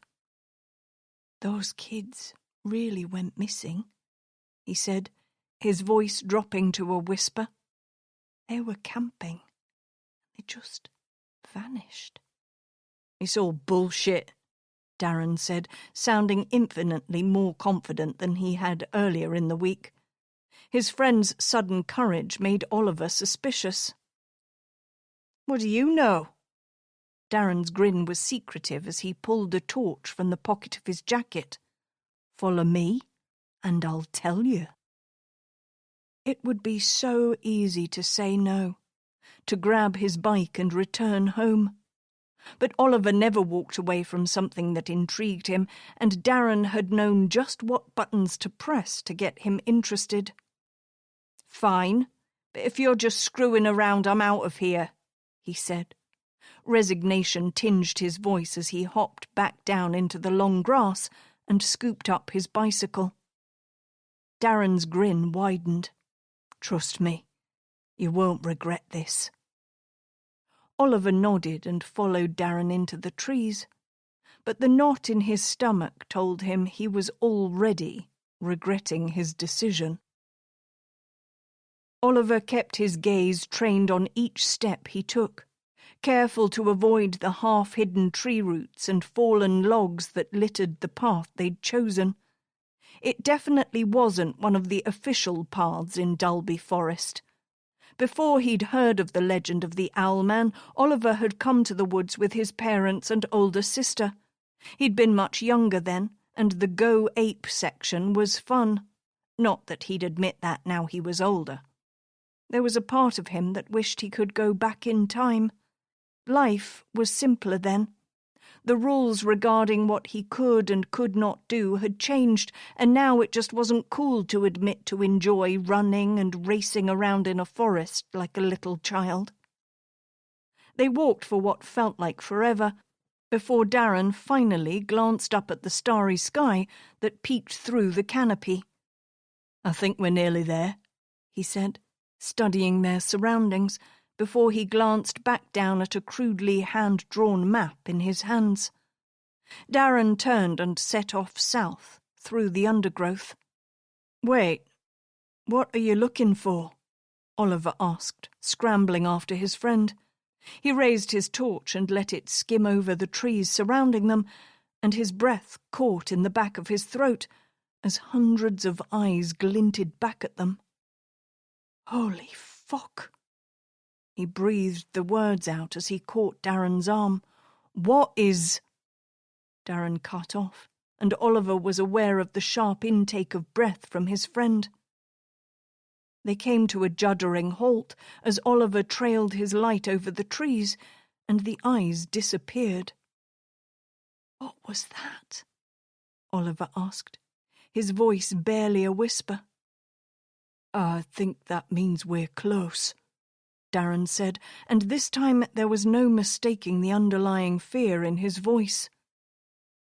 "Close to what, Darren? What have you dragged me into?" Darren tried to shake free of Oliver's grip, his wide eyes scanning the surrounding woods. "They said if we found his lair and spent the night there." "Found who?" Fear caused Oliver's voice to rise an octave. Ice trickled down his spine and his legs felt wooden. "The Owl Man," Darren said. In the pale light of the torch, his skin was ashen. "They said if we found the eyes, then we're close." "Whose eyes were they?" The ground felt incredibly uneven beneath Oliver's feet, and he struggled to stay upright. "The ones he took," Darren said solemnly. "AJ said they're all still here, waiting and watching." Something rustled in the undergrowth nearby, causing Darren to cut off. "Fuck. We need to leave," Oliver said, his words tumbling over one another as he tried to speak in hushed tones. "No," Darren said. Despite the fear in his voice, he seemed strangely adamant. "We can't leave until we get it." "Get what?" Cold, hard fury knotted in the centre of Oliver's chest as he realised his friend's betrayal. "We're here because AJ said he'd give you something, aren't we?" Darren had the good grace to look ashamed. "He said he could get me a brand new PS5 before anyone else, if I got him something." "You asshole," Oliver said. "You know he has no intention of getting you a PS5, right? Those things are impossible to get." "His dad works for a GameStop supplier, so he can definitely get his hands on one." "If that's true, it doesn't mean he's going to give it to you," Oliver hissed. A tree branch cracked on the path behind them, causing both boys to move closer together. "We just get in and out," Darren said stubbornly. "We've gone this far." Oliver shook his head. "You can get it, but I'm not moving from here." As though to emphasise his point, he stamped his foot on the ground and the dirt shifted beneath him, causing him to pitch sideways. He went over the edge of the embankment in the darkness, his torchlight extinguishing as his hand smashed against a rock, sending pain ricocheting up through his wrist and into his arm. Oliver rolled down the slope, bumping and slapping into the tree branches and other debris that he couldn't fathom in the darkness until he finally came to a halt at the bottom. He noticed the musty smell first because it reminded him of the time their bath had leaked, causing mould to flourish beneath the tiles. It had cost his parents a bomb to get it all ripped out and replaced. But the smell had lingered for a while after. Mum had said it had permeated everything in the room and had replaced all the towels and bath mats with new ones. "Are you all right down there?" Darren shouted, his voice bouncing off the trees, making it sound as though it was coming from everywhere and nowhere at once. "I think so," Oliver said, wincing as he tried to move his arm. Pain shot up to his elbow and it brought scalding tears to his eyes. "I think I broke my arm." "Shit," Darren said. His disembodied voice made Oliver feel disorientated. Or maybe that was the fall. He shifted into an upright position and felt something hard and sharp poke him in the leg. Oliver tugged it free of the dirt, but it was too dark to make out anything beyond the fact that it was long and had a jagged end that had almost broken the skin of his thigh. He placed his good hand down on the ground and felt around for the torch, but it was nowhere to be found. "Can you shine your light down here?" he called up to Darren. "My torch is bust." Delicately, he cradled his injured arm against his chest and swallowed back the pain that threatened to overwhelm his senses. The cold was quickly seeping in through the thin layers of his clothing, numbing the rest of his limbs. Bright white light appeared overhead, almost blinding Oliver. Raising his good hand, he tried to block the worst of the light. "What's that next to your foot?" Darren said. "You need to call my mum," Oliver said, ignoring his friend. "Tell her to come and get us." There was a wobble in Oliver's voice as he spoke, and instinctively he knew it would be only a matter of time before fear reduced him to the same blubbering mess Darren's little sister often was. "Yeah, but that thing there beside you," Darren said. "It's weird." Oliver spotted his own torch on the ground a couple of feet away. "Call my mum, please," he whimpered. Darren must have finally registered the pain in his voice. "I'll have to go back to the road, there's no coverage here," he said. The thought of being left on his own out here was almost enough to make Oliver change his mind, but the sound of his friend moving away told him it was already too late. Tears blurred his vision and spilled over his face. He fumbled around in the darkness until his hand closed over the torch that had fallen from his grip during his rapid descent. He flicked on the switch, but was unsurprised when nothing happened. "Please just work," he whispered, his voice hoarse with pain and fear. The tears came thick and fast as he fumbled one-handedly with the torch, trying to get it to work. His chest was constricting with panic, his breathing growing shallow. He jiggled the torch back and forth until something within the hard plastic body clicked.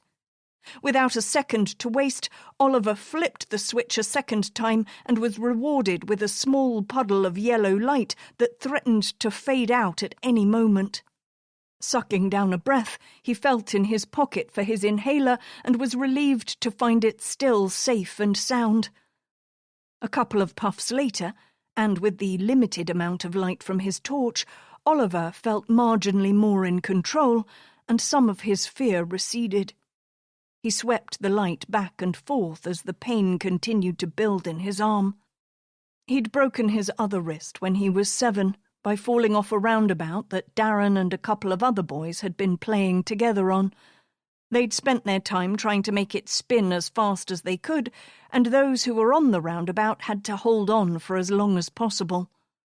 When Oliver's grip had slipped, he'd gone flying and had crashed into the ground at a sickening speed. He could still remember the moment of impact and the crunch of bone that accompanied it.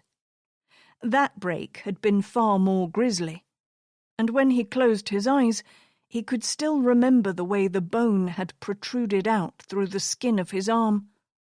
Mum had looked faint as she'd sat with him until the ambulance came, but she'd helped to distract him from the pain, and it was her Oliver thought of as he sat in the semi-darkness of the woods. She was going to kill him. Taking his scarf off, he wrapped it around his arm, the way they'd taught him in the basic first aid training he'd received as part of Cub Scouts.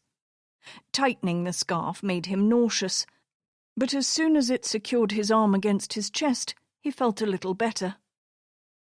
There were no sounds to betray Darren's return, so Oliver let the pitiful beam of light from the torch skim over the leaf-covered ground. He scanned the dirt until he came to rest on the place Darren had been so interested in. Whatever he'd seen sat just above the surface of the dirt, the dome shape a creamy colour in the light from the stars, and the torch he held in his hand.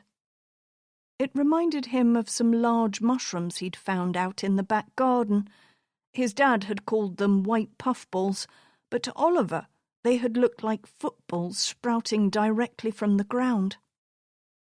Staggering onto his feet, he crossed the leaf-covered ground until he came to a halt above it. Crouching down next to the object, he tentatively reached a hand out and let his fingers trace down over the rough lines that marred the otherwise smooth surface. His fingers found a hole in the object's top, and he hooked his fingers into it before he tugged it from the dirt. It lifted easily enough. Dirt had compacted up inside the hollow centre, and some larger clods dropped away as he hoisted it into the air. Swinging the torchlight over it, Oliver noted the 2 round sockets and a triangle section that looked suspiciously like something on a skull. Horror dawned slowly, the pain in his arm dulling his senses. He let it drop back into the dirt, the torch beam following it down as it smacked into the damp, leaf-strewn earth with a dull thud. The impact knocked some dirt free, and the skull rolled until it lay with its empty eye sockets facing the sky. There was 1 tooth left in the front of the upper jawbone, but with the lower jaw missing, it took Oliver's mind a couple of sluggish seconds to fill in the pieces of the puzzle he was looking at. And when it finally clicked into place in his mind, a scream bubbled in the back of his throat for a moment before he flung himself toward the embankment, and the scream finally ripped free. Chapter 8. D.S. Ambrose Schofield shovelled chips into his mouth as fast as his hand could get them there. The younger D.C., sitting on the other side of the desk, rolled her eyes in disgust as he belched loudly, then grinned. "You want one?" he asked, leaning over the desk toward D.C. Martina Nicol. She shook her head and glanced back down at the report she'd been skim-reading. "What, you don't eat now?" Ambrose asked, scooping up another fistful of chips and heaving them into his mouth without bothering to take a breath. "Didn't your mother ever tell you not to talk with your mouth full?" Martina said, keeping her gaze downcast. Ambrose wasn't the worst. In fact, if she were rating the sergeants she'd had the misfortune of working with over the years she'd been on the force, she might even have said he was somewhere up near the top. But his eating habits definitely left a lot to be desired. "Don't go bringing my mum into this," Ambrose said indignantly. Martina glanced up in time to see him jabbing a chip in her direction. "She didn't have the best of manners, but she was an absolute angel on this earth." Shaking her head, Martina turned her attention back to the file before she surreptitiously glanced at her watch. Just another 15 minutes, and then she could leave. "You 2 are up!" The DI's voice carried across the small, cramped space of the office, and Martina felt her heart sink. Why was her luck always so shit? "What we got, Gov?" Ambrose scrubbed his hand across his mouth, smearing the grease into the fine hairs that dotted the back of his hand. "Some kid found a body out in Dalby Forest. I want you 2 up there to coordinate everything until we've got a grip on the situation." "Sir, with all due respect, do we have to go?" Martina asked, trying to keep her voice even. D.I. Brooks glared across at her. "You might be used to getting your way elsewhere, Nicole, but you'll learn pretty sharpish I don't let my detectives skate by." "Sir, You got a hot date or something?" Ambrose asked, a teasing smile playing on his lips. Martina shot him a dirty look as the D.I. stalked away, leaving them alone. "What did you say that for?" "What? I was just asking if you had yourself a date. I didn't think that was a crime." Ambrose actually sounded somewhat injured, and Martina regretted the sharpness in her voice. She sighed and shook her head. "Forget about it," she said. "It's nothing." Ambrose kept his mouth shut. and for that she was grateful. That he knew when to stay quiet was definitely a tick in the plus box for Ambrose. She slipped her phone from her bag as he pushed onto his feet. "You go on ahead, I'll be there in a second." He studied her for a moment before he nodded. "See you in the car." Martina waited until he was out of sight before she dialed the number and listened as it rang on the other end. Drumming her fingers against the desktop, she held her breath until finally, when it appeared the call would go unanswered, a voice picked up on the other end. Chapter 9. Pausing outside the Brew York tap room and beer hall, the bar the team had chosen for their Christmas party, Harriet felt the tension in her shoulders slowly ratchet up. She'd spent much of the day thinking over and over about the invite she'd received from the monk. When she'd received the email from the DCI, she'd genuinely believed he'd done so by mistake. Of course, a quick phone call had cleared it up, reassuring her there was no mistake in his invitation. However, there was a part of her, as much as she hated to admit it, that felt wounded because Drew hadn't thought to invite her himself. Sure, things were a little odd between them. He was definitely dwelling on something and she wasn't one to pry. Instead, she'd been secure knowing that when Drew was ready to speak about whatever issues he was struggling with, he would do just that. "Hey, Doc, I didn't expect to see you here." The shout went up behind Harriet, and she jumped as DC Olivia Crandall slammed her hand down on her shoulder. "Really didn't think this would be your scene."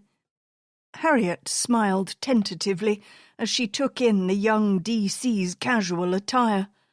She'd grown so accustomed to seeing Olivia in dark slacks and baggy suit jackets that to see her out in a blush-pink jumper and tight blue jeans was a complete novelty.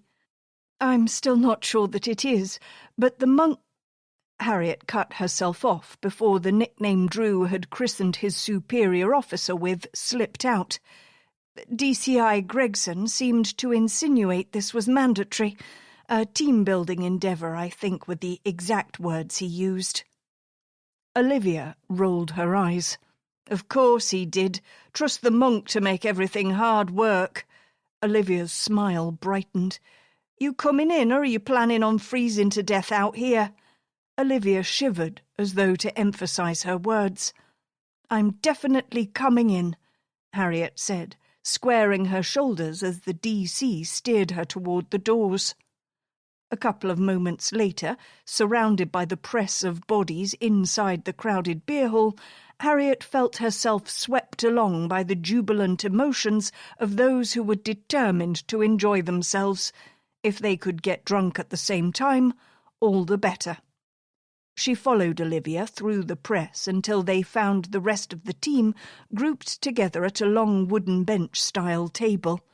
Harriet scanned the area, but was surprised to find there was no sign of Drew. D.I. Appleton's face lit up as soon as she laid eyes on Olivia, and she beckoned to them both. "Come on in and join us." Her voice carried surprisingly easily over the noise of the surrounding conversations.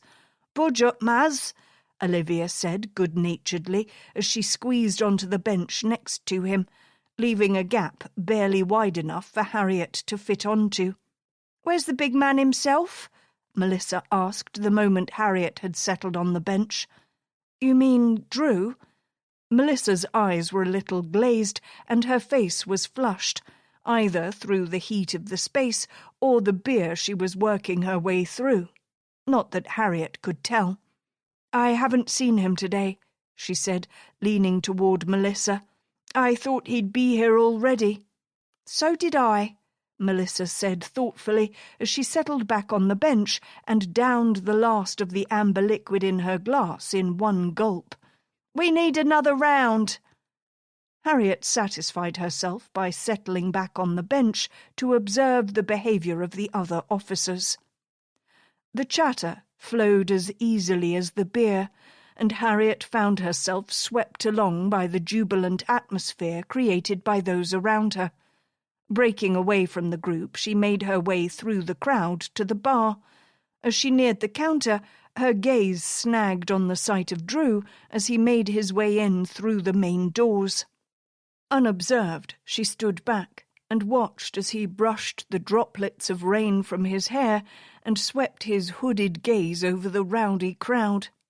He caught sight of her almost immediately, and something in his body language relaxed as he made a beeline toward her.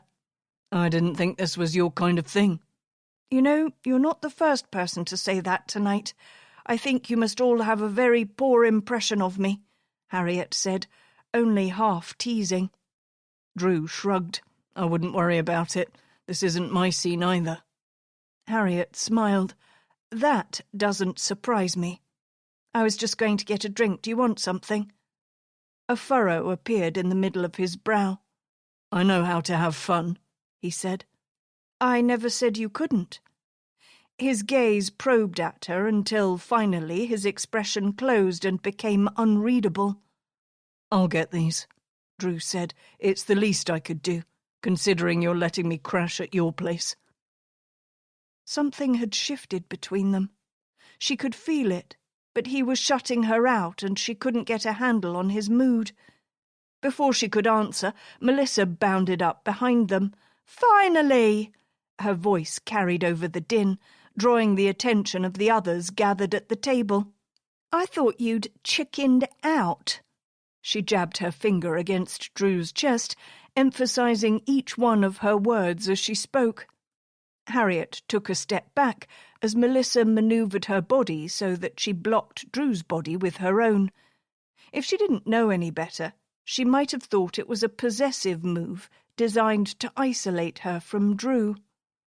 From her vantage point, Harriet studied the other woman, watching as she placed her hand on Drew's arm, her fingers stroking against the fabric of his wool coat. Melissa tipped her chin upwards, angling her gaze up at Drew. And through it all, Drew seemed utterly oblivious to his colleague's flirty behaviour. That knowledge brought a small smile to Harriet's face. "I'm a man of my word," Drew said. From where she stood, Harriet couldn't help but think that Drew looked like a man completely out of his depth. "Put your wallet away," Melissa said. "The first round is on me." Drew shook his head. "No, I'll get this. I was going to buy Harriet a drink anyway. I owe her—" He trailed off before he finished the sentence and caught Harriet's eye from over the top of Melissa's blonde head. Melissa's attention momentarily swept over Harriet, leaving her with the distinct impression that if Melissa could have wished her 1,000,000 miles away in that moment, she would have done it. "I'll get something for you both," she said grudgingly. "What'll it be, Doc?" Harriet answered, but Melissa raised her hand. "Actually, don't.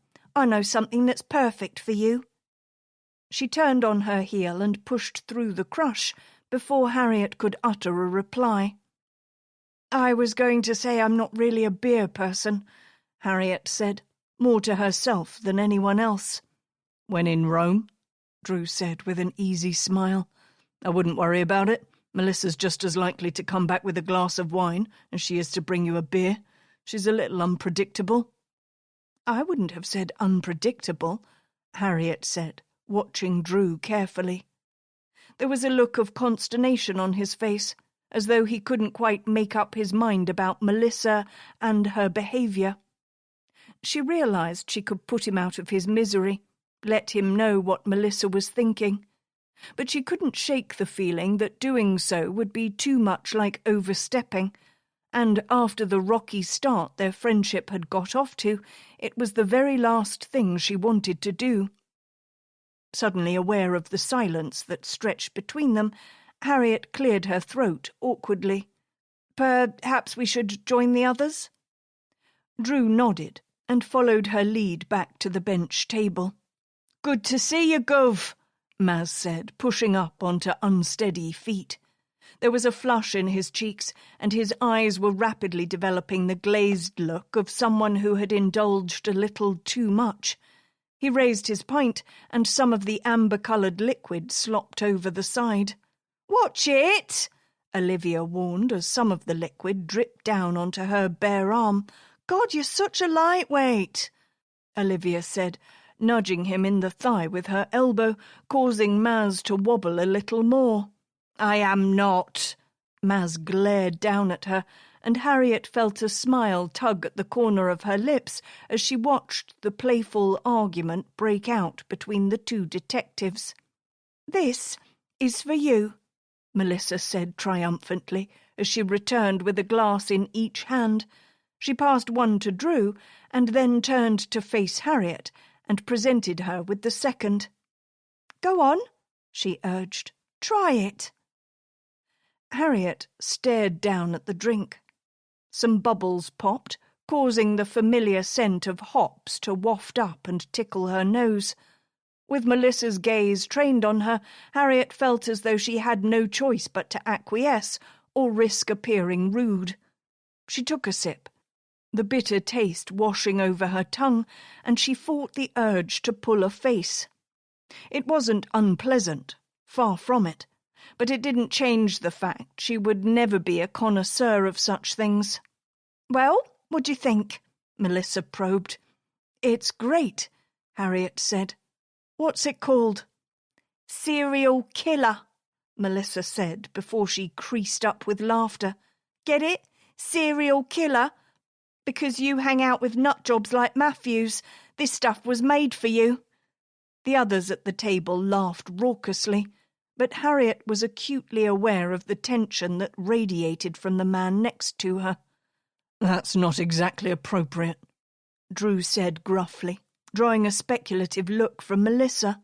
"Shit. I'm sorry, Drew. I shouldn't have mentioned that lunatic. It's just when I heard what the good doctor gets up to in her spare time, I couldn't resist." "I'm not sure I understand," Harriet said. Her grip tightened on the glass in her hands as heat crawled up the side of her neck. "I don't know how you do it, Doc," Melissa said. "I just couldn't do what you do. I couldn't feel sorry for bastards like Matthews, not even if my life depended on it. They're a waste of good air, if you ask me." "Nobody asked you," Drew said sourly. "Change the subject, Melissa." The tension in the group rocketed, and Harriet felt the eyes of the rest of the team on them as silence descended. "It was just a joke," Melissa retorted. "It's fine," Harriet said, struggling to smooth the situation over. "If we were all the same, life would be very boring. See, the doc gets it, Haskell. No need to get your knickers in a wad." There was an unkind edge to Melissa's voice, and Harriet noted the darkening in Drew's expression as her words hit home. "Time for food," D.C. Green said, pushing onto his feet with an overly enthusiastic smile on his face. "I think we need food, and this place is legendary for its grub." The others paused, their attention locked on Harriet, Drew and Melissa. "You're right," Olivia said. "I could definitely eat. What about you, Gov?" She pushed up onto her feet and caught Drew's attention. There was a beat where Harriet knew the situation would swing in one of two ways. But the moment passed, and Drew's shoulders relaxed as he released a breath. "I'm starving," he said. "That explains the grumpy bastard routine," Melissa said, and despite the smile on her face, Harriet could hear the edge beneath her teasing tone. The others on the task force joined in the chorus, and within seconds the tension dropped. Harriet took a seat on the end of the bench and let go of the breath she'd been holding on to. She set her drink down on the table and watched the condensation drift down the side of the glass. "That was a close call," Olivia said as she dropped onto the seat next to Harriet. "It's never boring with you around, is it?" Harriet gave the other woman a lopsided smile. "I try to keep things interesting." "That you do," Olivia said, sidling closer. There was something I wanted to ask you. You want to know whether I've had a chance to look over the files? Yeah. How did you know? Olivia seemed genuinely surprised, causing Harriet to chuckle. I get the sense you're a workaholic. You want to succeed, so it makes sense that no matter the situation, you're always on. Colour mounted Olivia's cheeks. I suppose that's a fair assessment. I didn't know I was so transparent. Sorry, Harriet said. It's a professional hazard. I make my living trying to figure out those around me. I find it difficult to switch off. What do you make of those two, then? Olivia asked, inclining her head subtly in the direction of Drew and Melissa, who were, at that moment, locked in a heated debate. I'd say they have history, Harriet said diplomatically. That's not an answer, Olivia said with a smile, but I'm not going to push you. Did you have time to look at the files? Harriet took a mouthful of her drink. I did. And? Olivia needled. You're killing me here. What did you think? I don't have the complete file, and I really would need that before I could give a full and informed opinion. Olivia's shoulders drooped. So you don't think it's anything more than somebody cleaning up? If I was to hazard a guess, and remember this is just a guess, at least until I can have all the facts, I'd be leery to call it just a run-of-the-mill retaliation. Initially, the scene suggests a level of disorganization and heightened emotion that I wouldn't expect to see in a murder that's motivated by retribution. The way Jessica Tamblyn was attacked feels quite personal. In her bed, still wrapped in her blankets. There are elements of a blitz attack, but after the initial frenzy, the wound patterns suggest something more akin to experimentation. The colour drained from Olivia's face. You got all of that, just from the file Maz gave to D.I. Haskell. Drew pulled the post-mortem, but I don't think he has anything beyond that. Olivia blew out a breath. If she wasn't murdered out of retribution, then what are we looking at? Harriet's stomach clenched uncomfortably. Jessica's line of work is one that could be considered high risk. Those working in the sex industry already face a much higher risk of violence, not to mention that they are less likely to report crimes committed against them. Public perception has been less than favourable towards them for far too long, and it has made them wary of asking for help. However, the person responsible for her murder didn't attack Jessica in public. He broke into her home and attacked her while she slept.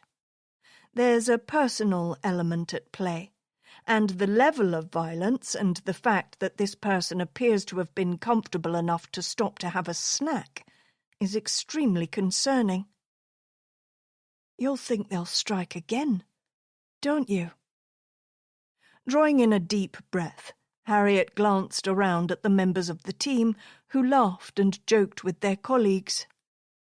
I do, she said quietly. There will be others, if there hasn't been already. My biggest concern is that what we're looking at here is the potential for a massive escalation. A serial killer? Harriet nodded. Yes. The moment she spoke the words aloud, she knew it was true. There would be other deaths, other innocents murdered. How many would have to die before the true pattern emerged? How many lives would be snuffed out by a perpetrator driven by such a desire for pain and violence? She didn't have the answers, and that bothered her most of all. Chapter 10.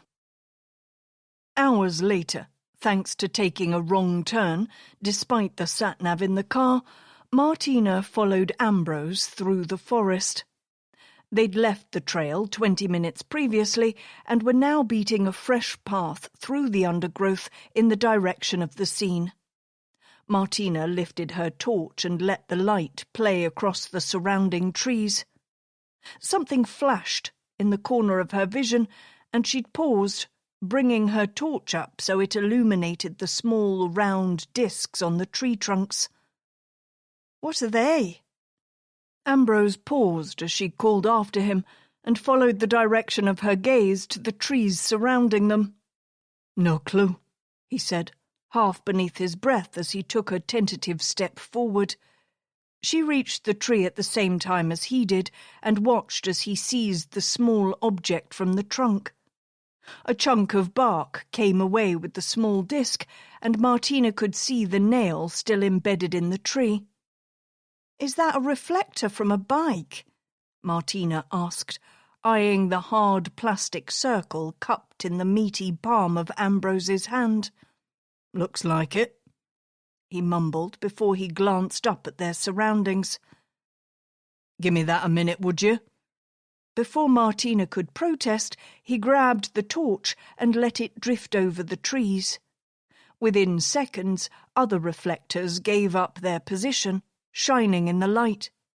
It gave the scene an eerie atmosphere, making Martina think of hundreds of eyes watching her from the darkness. "That is just fucked up," Ambrose said. Martina was glad to find she wasn't the only one feeling unnerved by the odd situation. "You're telling me," she whispered. "Who would have done such a thing? And why go to so much effort?" "We should get somebody to take a closer look at this," she said, mostly to herself. "Why bother?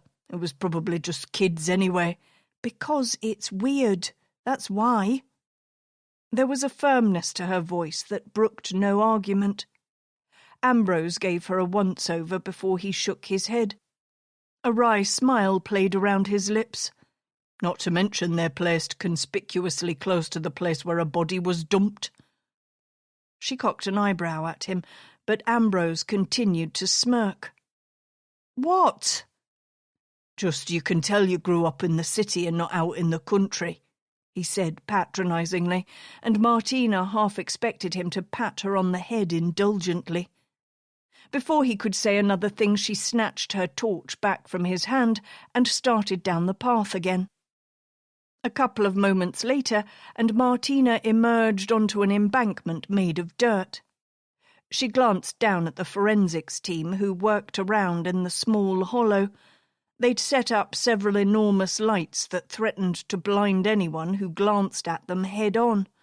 And among the leaf mould, Martina could see the glint of the metal plates they'd set up, like stepping stones across a pool of orange and brown leaf litter.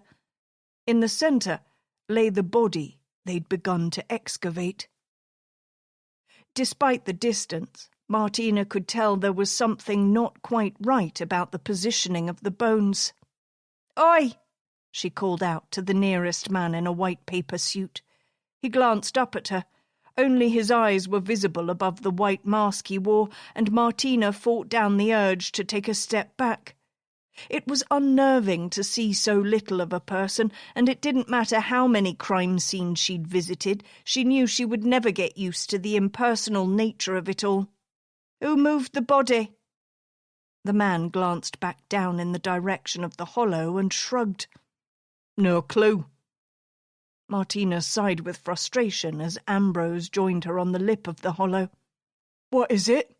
He sounded vaguely out of breath, and Martina wondered when he'd last visited the gym. Not that it was any of her business. If he wanted to resemble a human jelly baby, then that was his business. "Does the body look right to you?" she asked, tilting her head to the side.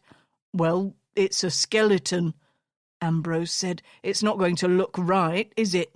"That's not what I mean," Martina said, agitation colouring her words.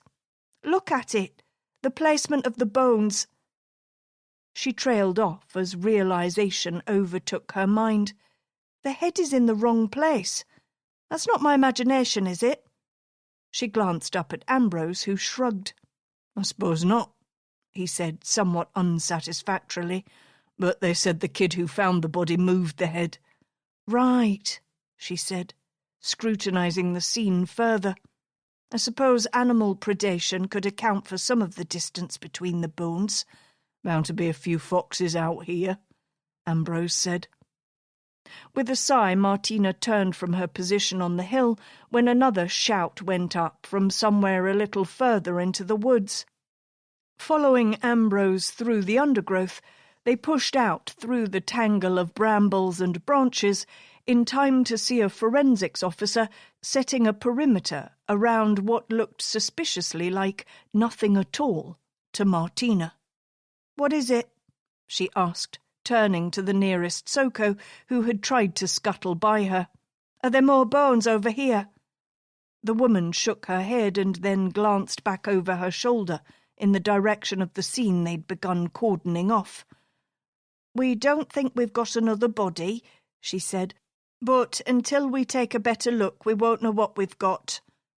Martina felt her patience fraying. "Just spit it out, what is it?" The woman heaved a sigh and glared at Martina over the rim of her mask as though she'd just been asked to lay her profession on the line. "Toys." "Toys."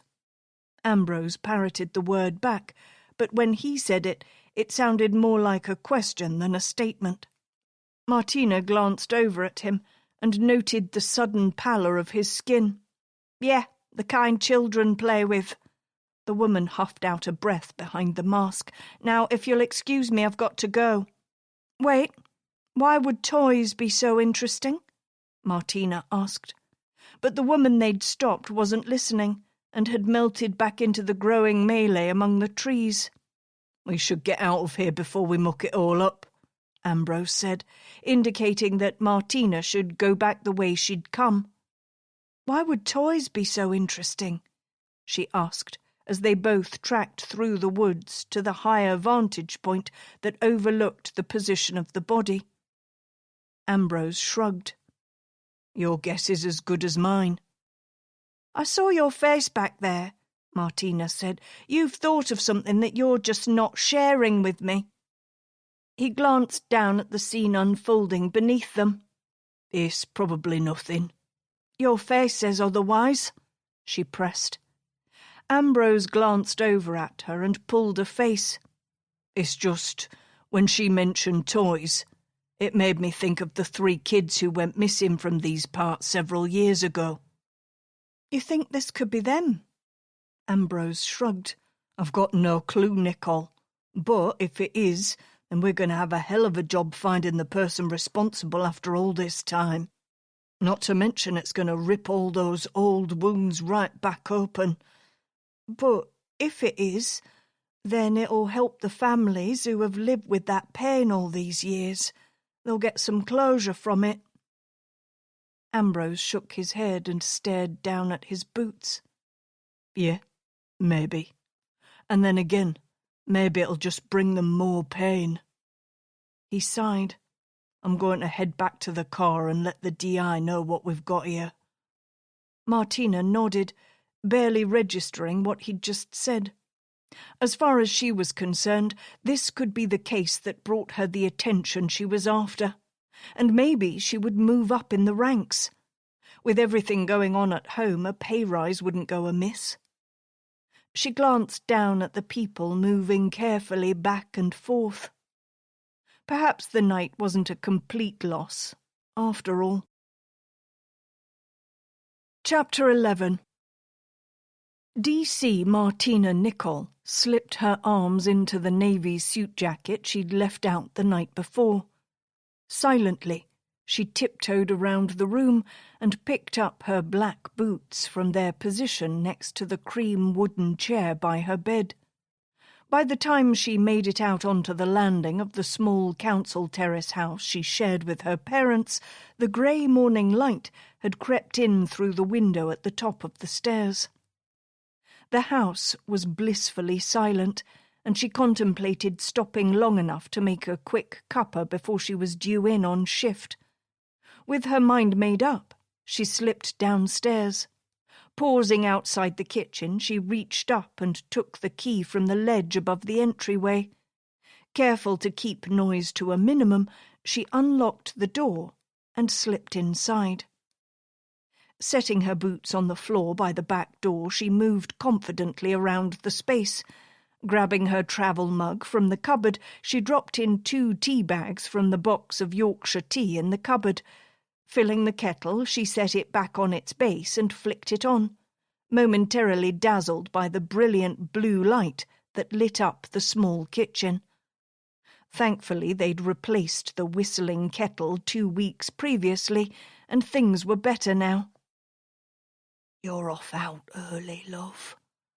Her father's whispered voice took her by surprise, and Martina whirled around to face him. He stood framed in the doorway. The same grey cardigan he'd worn the night before hung off his gaunt frame. Martina was certain it wasn't her imagination that told her his cheeks were hollow, and the dark circles beneath his eyes were blacker than usual. "Sorry." Guilt rose in her throat, like thick tar that threatened to choke her. "We caught a fresh case late Saturday night, and if I do well, I might get the chance to move up." Her father's smile was worn around the edges, and the tension in the centre of Martina's gut increased. "It would have been nice if you could have stayed around for breakfast," he said. "But it's fine. I know you've got work." Martina sighed. "Once this case is done, I'll be around more." He shook his head. His blue eyes glistened in the half-light that peeked through the blinds on the windows. "It's fine, Marty. I know you're doing your best." "Do you want a cuppa?" He nodded, his smile broadening. "That'd be lovely." Martina set about taking down her father's favourite mug. She prepared the tea silently, aware of his presence in the room. When she turned around, she found him sitting at the table with his head in his hands. His greying hair was thinning on top, and as she set his cup on the table next to him, Martina couldn't help but notice the purple bruise that had blossomed across his pate. When did that happen? Despite wanting to hit the road early, she felt compelled to drop into a chair opposite him.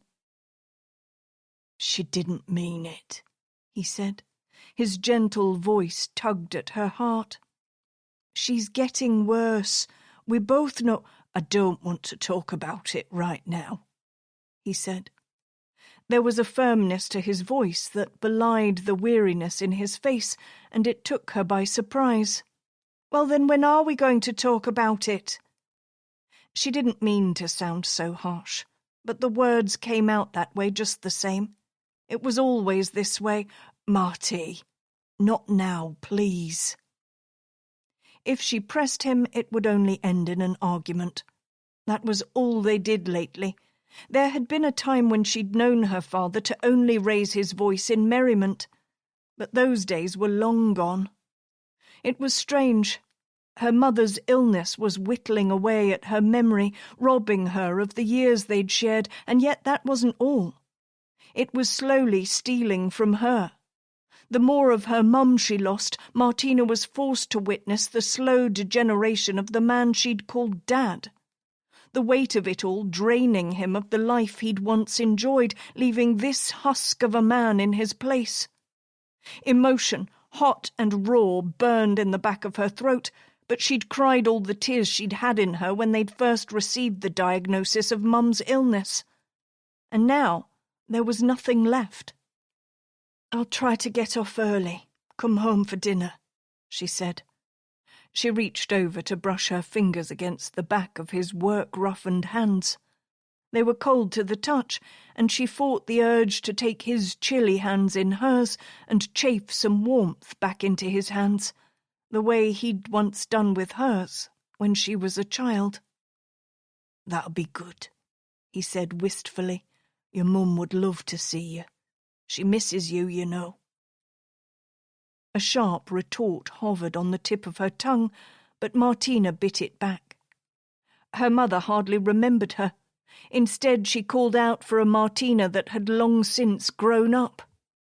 There were moments, brief sparks of happiness, where she remembered who she was supposed to be, but they were growing scarce, replaced by a suffocating darkness that swamped the house.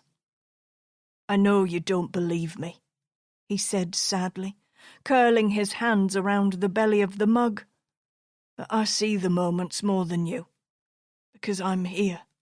"And I'm not," Martina finished for him. The sting of his unspoken words caused her to press up onto her feet. "That's not what I meant," he said hoarsely. "Marty, that's not what I meant." "I know, Dad. I need to go." "Of course, love. Have a good day." There was an emptiness to his words that dug a hole in the centre of Martina's chest as she gathered up her travel mug and slipped her boots on at the back door. "Do you need me to bring you home anything?" He shook his head. "I'll be fine. Dorothea will be in later. I can always pop to the shops then." "Right." Martina paused awkwardly in the door. "I really will try to get off early." "Of course you will." She left him sitting at the table, his gaze almost as vacant as she knew her mother's to be. By the time she made it to the car, she'd bottled her emotions up and pressed them down into a rapidly hardening ball in her chest. It was easier that way, easier to compartmentalize so that nobody knew just what she went home to every evening. If they knew the truth, Martina wasn't sure she could live with the pitying looks they would throw her way, like she was some kind of stray dog in need of affection. Ambrose greeted her with a barely audible grunt as she slipped into the passenger seat, and Martina slipped her seatbelt on before she settled back against the faux leather slip covers. She sipped her tea and stared out the window. "Have a good night?" Ambrose asked, finally breaking the silence. "It was fine," she said curtly. "What about you?" That was all the encouragement Ambrose needed, and he launched into a full report on his pregnant wife's latest cravings. It was what Martina needed, and she fixed a smile on her face as she pretended to have an interest in his half-hearted morning moan. Martina nodded and gave him the obligatory responses necessary to keep the conversation flowing. Keeping him at arm's length was best for everybody involved. Martina sighed and sipped more tea. Easy was good. Easy was right. There was always a distinctive smell that accompanied a trip to the mortuary. It was the kind of smell that, once it was in your hair and clothes, you stood relatively little chance of ever getting rid of it. Martina had learned early on that formalin was the potent chemical that crept up inside her nose and lodged in the back of her throat.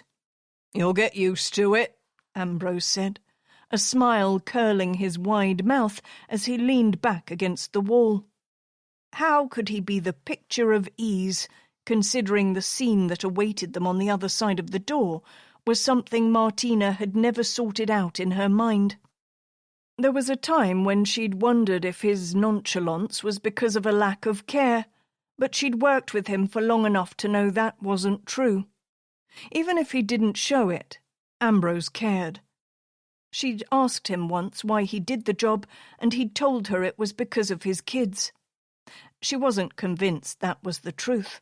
After all, he hadn't actually been a father when he'd first joined, but when she'd pointed that out to him, he'd told her not to be such a pedantic prick.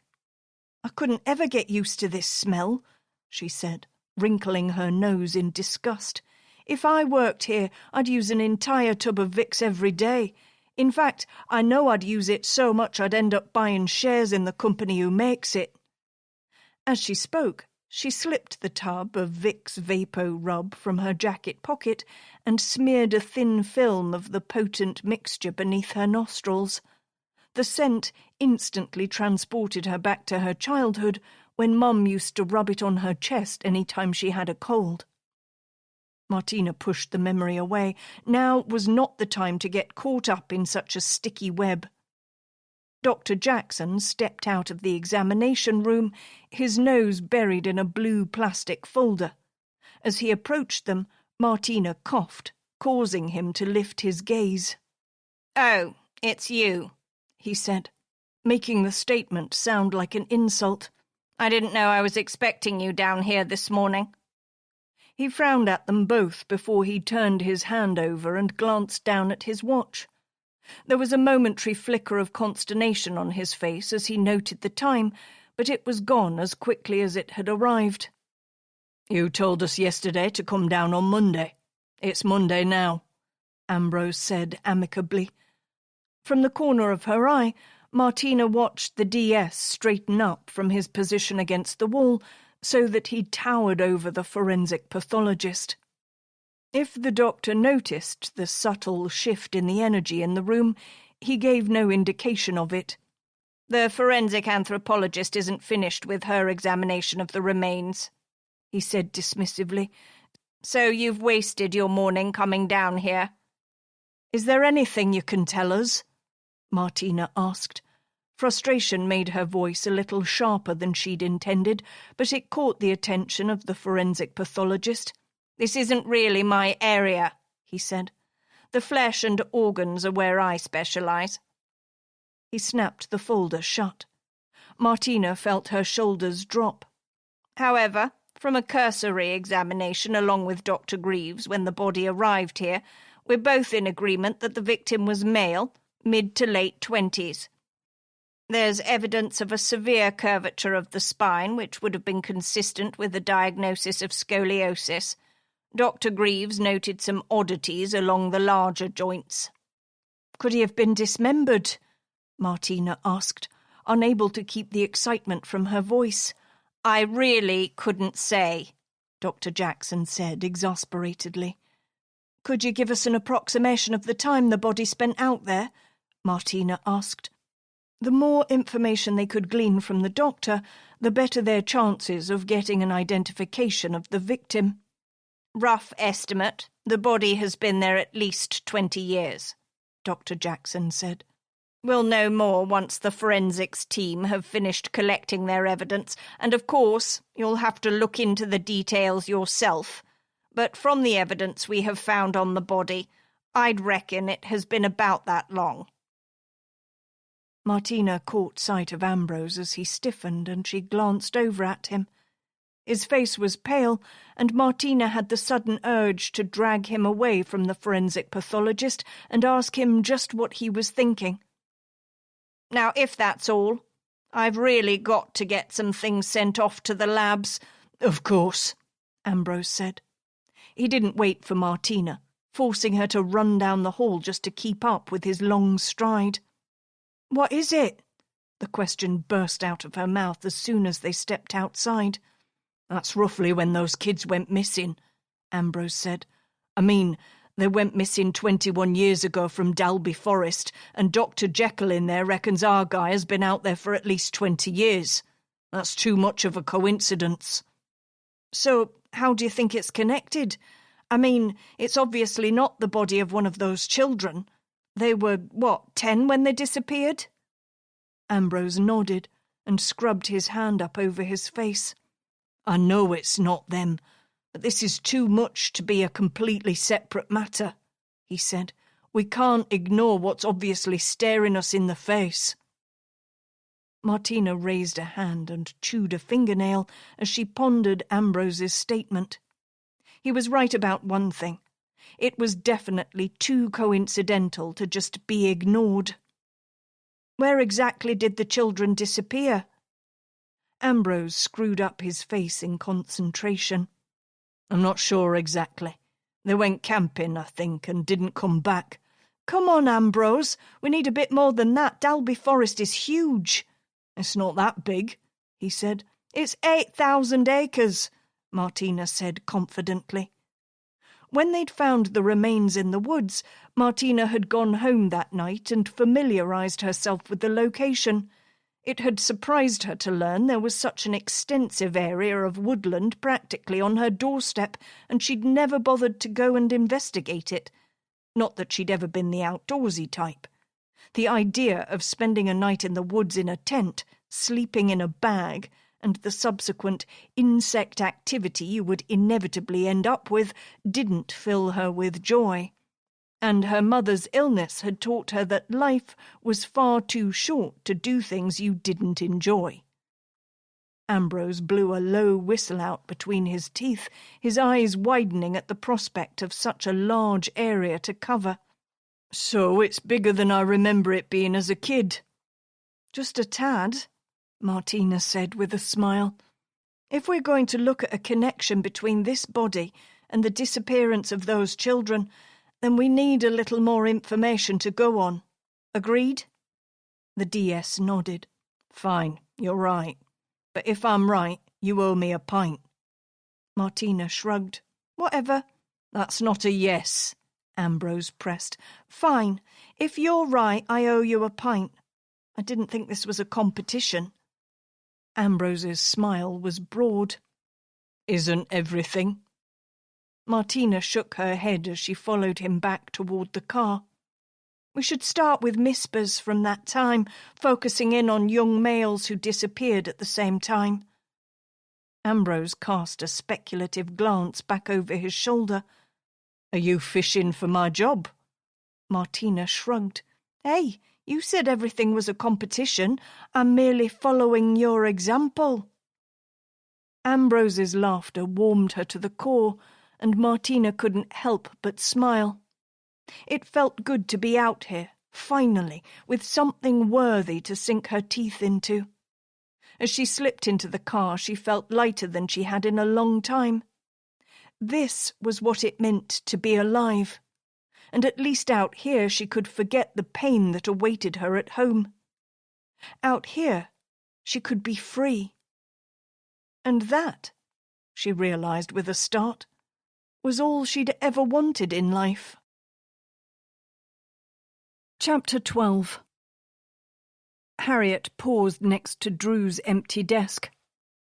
She tried not to review the case files he had spread out all over the wooden surface, but her curiosity got the better of her, and Harriet found it impossible to avoid scrutinizing his impossible handwriting.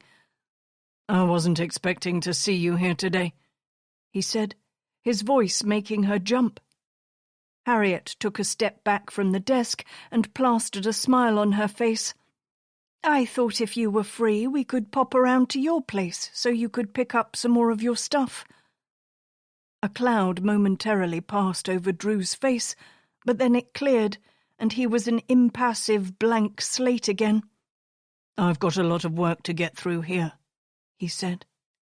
It was clear from his tone of voice that he was avoiding the inevitable. "How about tomorrow, then?" He pulled a face, and Harriet sighed. "I understand you don't want to go back there, but it's only temporary. Just as soon as you have what you need, you can leave again. But constantly putting this off will not do you or your wallet any favours." His eyebrows disappeared up towards his hairline. "What does that mean?" Harriet indicated the shirt he wore. "That's another brand new shirt, isn't it?" Colour crept up Drew's neck, above the line of his collar. "I don't know what you're talking about. I've had this old thing for years." "I can see the creases from where the shirt was folded in its plastic packet, not to mention the plastic collar lining is still in place," Harriet said, not unkindly as she gestured to the edge that peeped out from beneath the white material. Drew's hands shot to his neck. He caught the edge of the clear plastic collar stiffener and tugged it free. Screwing his face up, he pulled at his tie half-heartedly. "I was wondering why it felt so bloody tight," he grumbled. "Why do they put these bloody things in anyway?" He caught Harriet's eye and sighed. "Fine. Maybe I am avoiding it." "You're building this up in your head, Drew. The more you do that, the harder this is going to be for you." He bunched the collar liner up in his hands and closed his eyes. "Don't you think I don't know that?" "But—" He sucked a low breath in through his teeth. The whistling sound hurt Harriet's ears, but she said nothing to him. "Because when I go back there, then it's really over. This is about Freya? He shrugged. I don't know anymore, but she's wrapped up in it, yeah. Do you want me to give you my professional opinion, or do you want my friendly advice? Drew cocked an eyebrow at her. They're different. Harriet shrugged. Sometimes. Glancing around at the office, Drew nodded. I'd like your advice as my friend, he whispered. As your friend, my advice is that you get your coat so we can go over there right now. Drew glanced up at her in surprise. I wasn't expecting that. Personally, I'm a fan of tough love, Harriet said, and as your friend, I'm afraid it's time I told you to face up to your fears. Drew glanced down at his hands, and without thinking about the repercussions, Harriet reached out to touch her fingers to his shoulder. He glanced up at her, a question lurking in the depths of his gaze. Withdrawing her touch, Harriet let her hand drop back to her sides. Anyway, I'll be right there with you. Fine. I suppose you're right. He glanced back down at the paperwork. I promise it'll be there tomorrow, she said gently. Drew clambered to his feet and tugged his jacket off the back of the chair. You know, if this goes tits up, then I'm going to have to reconsider our friendship, he said. That's not fair, Harriet said stiffly. I gave you the choice. Drew's laughter was tinged with tension. It's a joke, Harriet.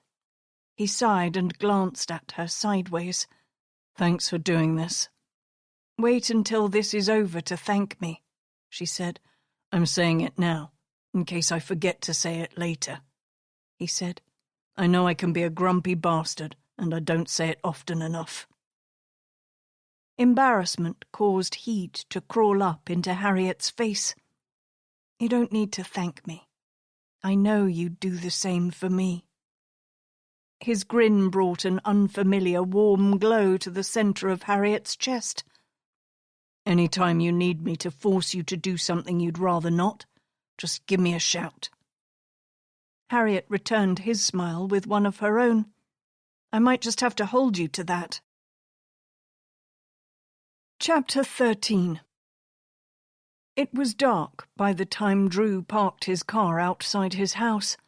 It felt like a lifetime ago since he'd last been here, but in reality it was just a couple of weeks.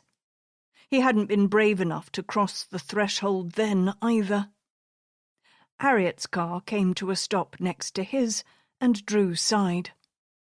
This time he wouldn't have that same luxury. If there was anyone on this earth who could force him to go inside and face up to the mounting fear he felt over everything that had taken place there, it was Harriet. Why she cared was beyond him. There was nothing in it for her, which meant the only reason she was here was because she cared. It felt strange to admit that.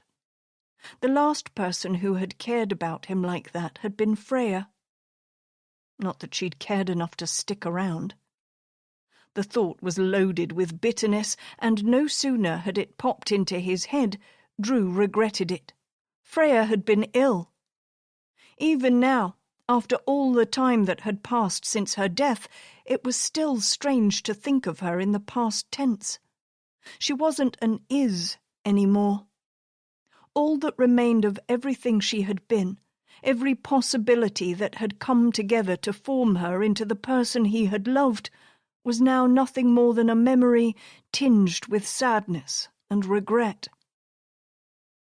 Drew sighed and pressed his face into his hands.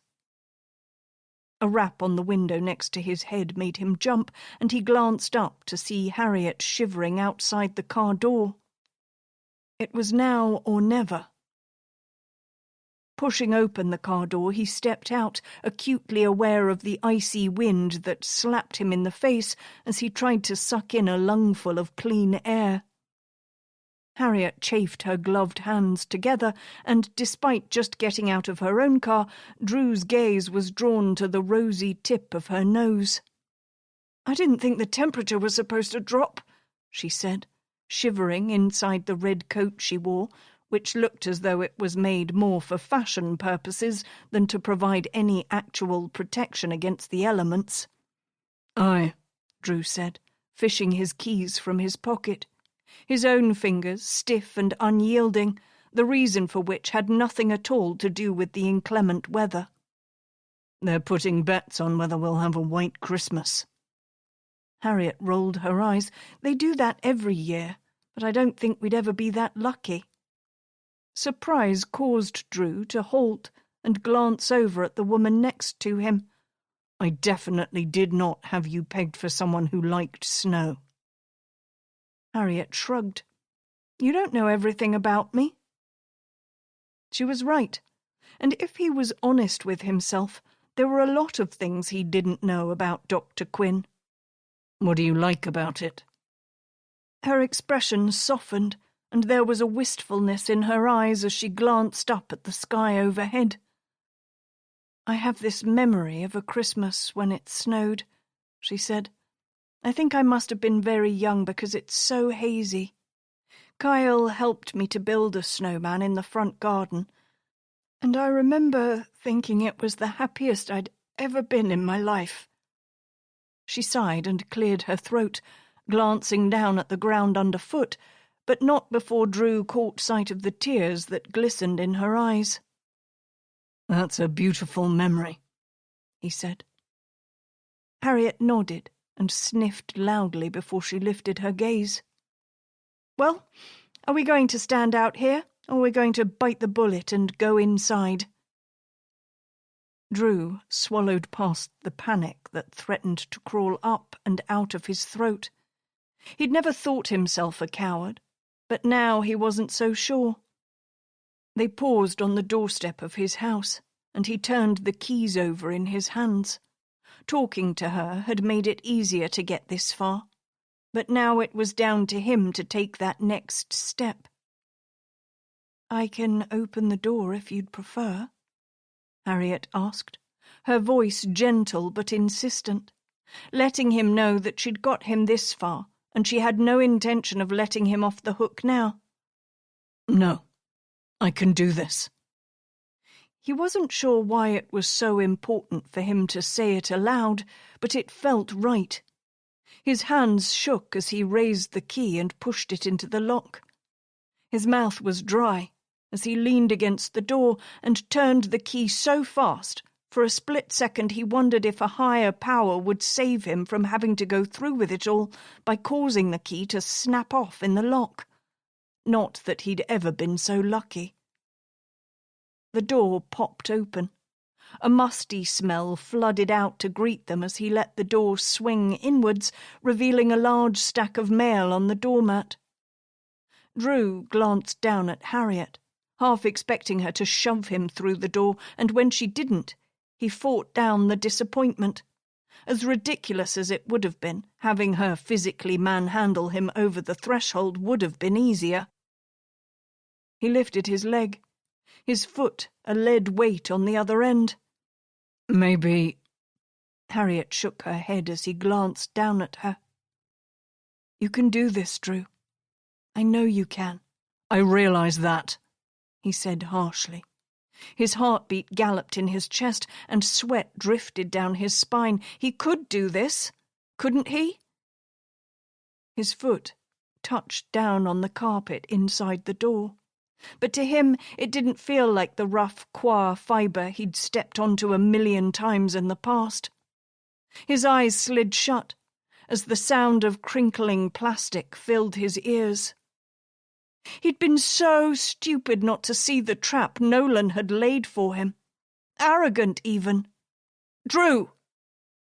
There was a sharpness to Harriet's voice that reminded him of that night. Christ, when she'd walked into the middle of it all had been the moment he'd lost hope, and it wasn't because he didn't think she wasn't capable. Just 5 minutes in, Dr. Quinn's presence was enough to inform anyone that she was capable of anything that came her way. No, for him it had been the knowledge that his own failure had brought her there to die, and there was nothing he could do to stop it. It was that realization that tipped him over the edge. "I can't," he said, half falling, half lunging backwards out the door. Harriet stepped out of his way, shock marring her features as he rushed back towards the car. He didn't pause his headlong escape until his palms slammed into the still warm bonnet of the car. His mind reeled, and he was only vaguely aware of the ear-splitting sound of the alarm. He fumbled with the car keys, desperate to silence the panic. Harriet's soft hands closed over his, stilling his frantic movements. She pressed a button, and silence swept in around them so insidiously Drew wondered if he'd lost his hearing altogether. Moving around to the driver's door, he turned and leaned against the solid, hulking shape of his vehicle before his knees gave out and he slipped down into a crouch. "Drew, talk to me," Harriet said, kneeling in front of him. She peered up at him, concern etched into her features as she studied him. "I suppose you think I'm a fool." He couldn't hide the shame and scorn from his voice.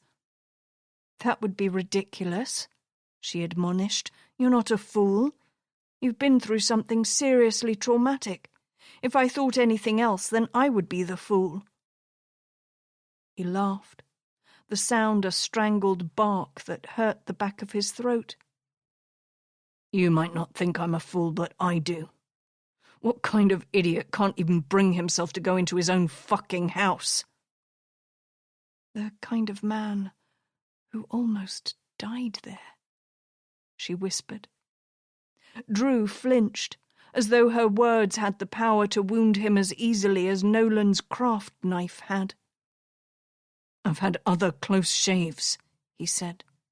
"But this—" "I know," Harriet said. "This one was different." "Do you really?" "Do I really what?" She leaned forward, the cold pinking up her cheeks. "Do you really understand?" He peered up into her blue eyes. It didn't seem possible that she could understand, not when he could barely wrap his own brain around it. She cocked her head to the side, reminding him of a small bird watching a juicy worm in the dirt. "I can't entirely know how you feel," she said, carefully choosing her words, "but I have been through my own traumas. I understand how painful they can be, how destructive they are." "When Robert Burton tried to kill you, I don't remember you behaving like a complete knob the way I am." Harriet's laughter was bitter, and she dropped her gaze so that her dark curls fell forward, hiding her face from him. He realized then just how much the extra length suited her. "Don't you worry. I was just as much of a knob as you think you are," she said. Harriet kept her gaze fixed on the ground, and Drew longed to ask her exactly what was going through that strange head of hers. "I actually had a meltdown in front of a full lecture hall." "I'm not sure I believe that," Drew said. Some tension he'd been feeling released slowly, like the unfurling of a tight fist in the centre of his chest. "At least, I'm certain nobody noticed." Harriet's laughter was pure and unfettered. Hearing it brought a smile to Drew's lips. "What's so funny?" "You're talking about me as though I've somehow processed my trauma far more deftly than you, when the reality of it all couldn't be further from the truth." Harriet cut off abruptly. Her expression shifted, and Drew knew she'd locked him out. "I suppose I've taken up enough of your time," he said stiffly. Harriet glanced up at him, her eyes quizzical, which made him think she struggled to read him at least half as often as he struggled with reading her. "If you're sure you don't want to try again," she said. Drew sighed and lifted his gaze to the house before he shook his head firmly. "No, I've had my arse kicked enough tonight." A lump formed in the back of Drew's throat. "Well, if you're certain?" He nodded. "I'm sure. You go on ahead." "I don't like leaving you here like this." He smiled. "I'm fine. Honestly, Harriet. I'll probably just head back to the office. The paperwork won't do itself. You don't need to wait up for me." "You need to give yourself a break sometime and rest. You'll wear yourself out." Drew rolled his neck and grinned up at her. "I get plenty of rest. I'm getting far too old for that kind of macho all-nighter shit that Maz pulls. And anyway, if I'm going to prove myself where this task force is concerned, then I need to at least get a couple of hours kip at night." Pushing onto her feet, Harriet extended her hand towards him. When his fingers closed around hers, the warmth he discovered there gratified him. Drew climbed awkwardly to his feet and regretted the moment he had to let her go. He dusted himself down as he noticed the silence that stretched between them. "You know where I am, if you need my help," Harriet said, her voice somewhat stilted. "Sure." Clearing his throat, Drew closed his fist around his car keys as he tugged open the car door with his other hand. He studied her as she started back towards her own car and then paused. When she glanced over her shoulder, he could practically see the cogs turning in her mind, but whatever she was thinking was lost on him. She opened her mouth, and then, seemingly, she changed her mind and shook her head. "Good night." "Night, then." Drew slipped in behind the wheel of his car as Harriet did the same. Her engine revved to life, and she carefully reversed out of her space. She kept below the speed limit, he noted as she pulled onto the road. Drew waited until the red flare of her rear lights disappeared left at the junction at the end of the road before he blew out a long breath. What the fuck was wrong with him? Had the trauma of everything that had happened between him and Nolan scrambled his brains more than he'd first believed? It was about the only explanation he could think of for his odd behaviour. Or perhaps it had more to do with the fact that he knew Harriet was seeing Matthews now. He squeezed the well-worn leather of his steering wheel as a variety of images danced through his head. The idea of Dr. Quinn spending even a second on that complete waste of oxygen killed him. Not that he would ever tell Harriet that. There were some things she shouldn't be privy to, and that was definitely one of them. She wouldn't understand his disgust, and knowing her, she would only take it personally. Drew couldn't let that happen. Closing his eyes, he pushed the thoughts aside and brought his breathing under control. The tremor was gone from his fingers as he pushed the keys into the ignition. The car rumbled to life beneath him, and the headlights illuminated the front of the house he'd shared with Freya. Even now, despite the time that had passed, he found it difficult to accept that she was truly gone. There would probably always be a part of him who expected her to bounce into a room, her smile enough to thaw the ice that had taken hold in his chest. Reversing out of his space, he swung the car around on the road. The squeal of rubber tires on the tarmac seemed loud in the silence of the still night air. He would go back to work and finish the seemingly never-ending pile of paperwork on his desk. Sighing, Drew pulled away from the house without a backwards glance. The further he drove from the place where Nolan had nearly cost him his life, the easier it was to breathe. Perhaps he would never again cross the threshold of that place. The idea was enough to create a bubble of laughter in the centre of his chest. Chapter 14. Pushing the key into the front door lock, Harriet slipped into the dark hallway. She didn't bother flipping on a light. She knew her way around her own house to know the obstacles she needed to avoid. Slipping her coat off her shoulders, she popped her shoes off and set her keys on the small table in the entryway. The image of Drew's pale and drawn face hovered in her mind. How could she have been so stupid? Stupid and selfish, pushing him so hard. Some psychologist she'd turned out to be, especially when she couldn't even accurately read the level of trauma Drew was clearly suffering under. Why hadn't he just spoken to her? Would it really be so terrible to share the burden of his pain with her? She'd thought they were finally getting somewhere. Ever since he'd agreed to stay with her, he'd seemed less troubled, lighter even. Had it all been a facade? If that were true, then Drew was a much better actor than she'd given him credit for. Pressing her hand over her eyes, she leaned back against the wall and sucked in a deep, steadying breath. She couldn't make him talk, not if he didn't want to. It didn't matter that she knew it would help him. He needed to understand it too, and that was something that couldn't be forced. Stupid Harriet. So stupid. She clenched her hands into fists and opened her eyes. He'd told her not to wait up for him, but despite how late it was getting, she was far too wired to sleep. Making her way through the house into the dark kitchen, Harriet flicked on a light and made a beeline for the fridge, the contents of which were more than pathetic.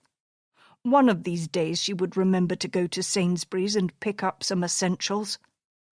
Her hand hovered over the open bottle of wine, but she changed her mind at the last second and pushed the fridge door shut. She had far too much work to catch up on, and she'd promised herself that she would make some more notes based on the case notes that Drew had copied for her from the Jessica Tamblyn case. "Coffee it is," she said, crossing to the kettle. It took her brain a couple of seconds to realise that the faint tapping at the kitchen window wasn't in her imagination. Fear crawled into her throat like a rabid animal that refused to be tamed. Her throat closed as the pressure built in her chest. She scanned the opaque window that overlooked the small patch of scraggly grass that made up her back garden, but it was impossible to penetrate the darkness that shrouded the glass. Sidling towards the door that led into the hall, Harriet's hand slid up the wall as she fumbled for the light switch. The second she flipped it, the room was plunged into darkness. The tapping, which up until that moment had been insistent, ceased instantly, sending Harriet's mind into overdrive. Precious seconds ticked by as she stood with her back pressed to the wall and waited for her eyes to grow accustomed to the darkness. Slowly, the world beyond the dark glass came into focus, but Harriet couldn't see anything past the swaying of the shadow-cloaked trees of her neighbour's yard. She hadn't imagined the noise. She was certain of that. Slowly, peeling herself away from the wall, Harriet crossed to the window and studied the small garden. There was nothing. At least, nothing that could have accounted for the noise she'd heard. There was a part of her that wanted to open the door to the outside and investigate any possible culprits, but good sense told her not to be so stupid. Instead, she checked the door was still locked before she turned on her heel and left the kitchen. Before she made it to the stairs, she checked the locks were still secure on the front door too. Only when she was fully satisfied did she feel some of the tension that had gathered between her shoulders slowly dissipate. Perhaps she had imagined it? She'd certainly had a lot on her mind.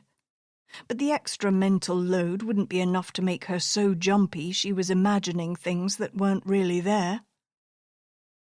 It wasn't until she was safely ensconced in her bedroom that Harriet truly let her guard down. Slumping onto the end of the bed, she contemplated calling Drew but changed her mind at the last second. She'd been alone for most of her life and had learned to look after herself. She didn't need anyone to ride to her rescue. Not to mention, it would only worry him, and he had more than enough on his plate to juggle without her adding to his stress. She would tell him some other time. And anyway, in the cold light of day, things would look very different. Satisfied at last, she felt the last of her concern melt away. Tomorrow would come, and it would bring with it some much-needed clarity. Chapter 15. Oliver, do you think you could tell us exactly what you were doing out in the woods that night?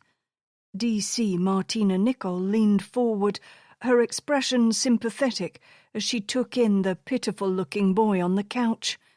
His right arm was in a purple cast, held up on his chest with a white sling. His skin was pale, almost luminous in the lamplight. "We were just messing around," he said sheepishly, letting his gaze fall towards his lap. With his unbroken hand he picked at invisible fluff on his jeans. Martina had seen her fair share of teenage boys when she was growing up, and her instinct said he wasn't likely to tell her a lot, with his mum keeping watch over him. "It was pretty late to be just out messing around," Ambrose interjected. "Something drew you out there." Oliver shook his head vehemently. "No, I'm telling you it was nothing." "That's not strictly true, though, is it?" Martina probed. "We spoke to Darren, and he told us what was really going on." It wasn't strictly a lie. They had spoken to Darren, but his sullen silence and his mother's insistence that he had nothing to tell them had hampered any chances of getting to the bottom of the situation.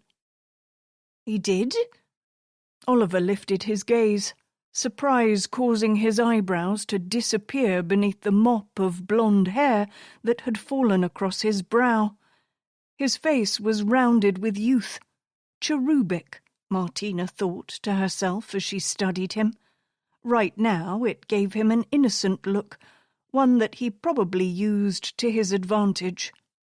But that would change as he grew older, and she had a feeling that by the time he reached 18, his youthful good looks would no longer be an asset. "I don't think Darren would talk to you," he said decisively.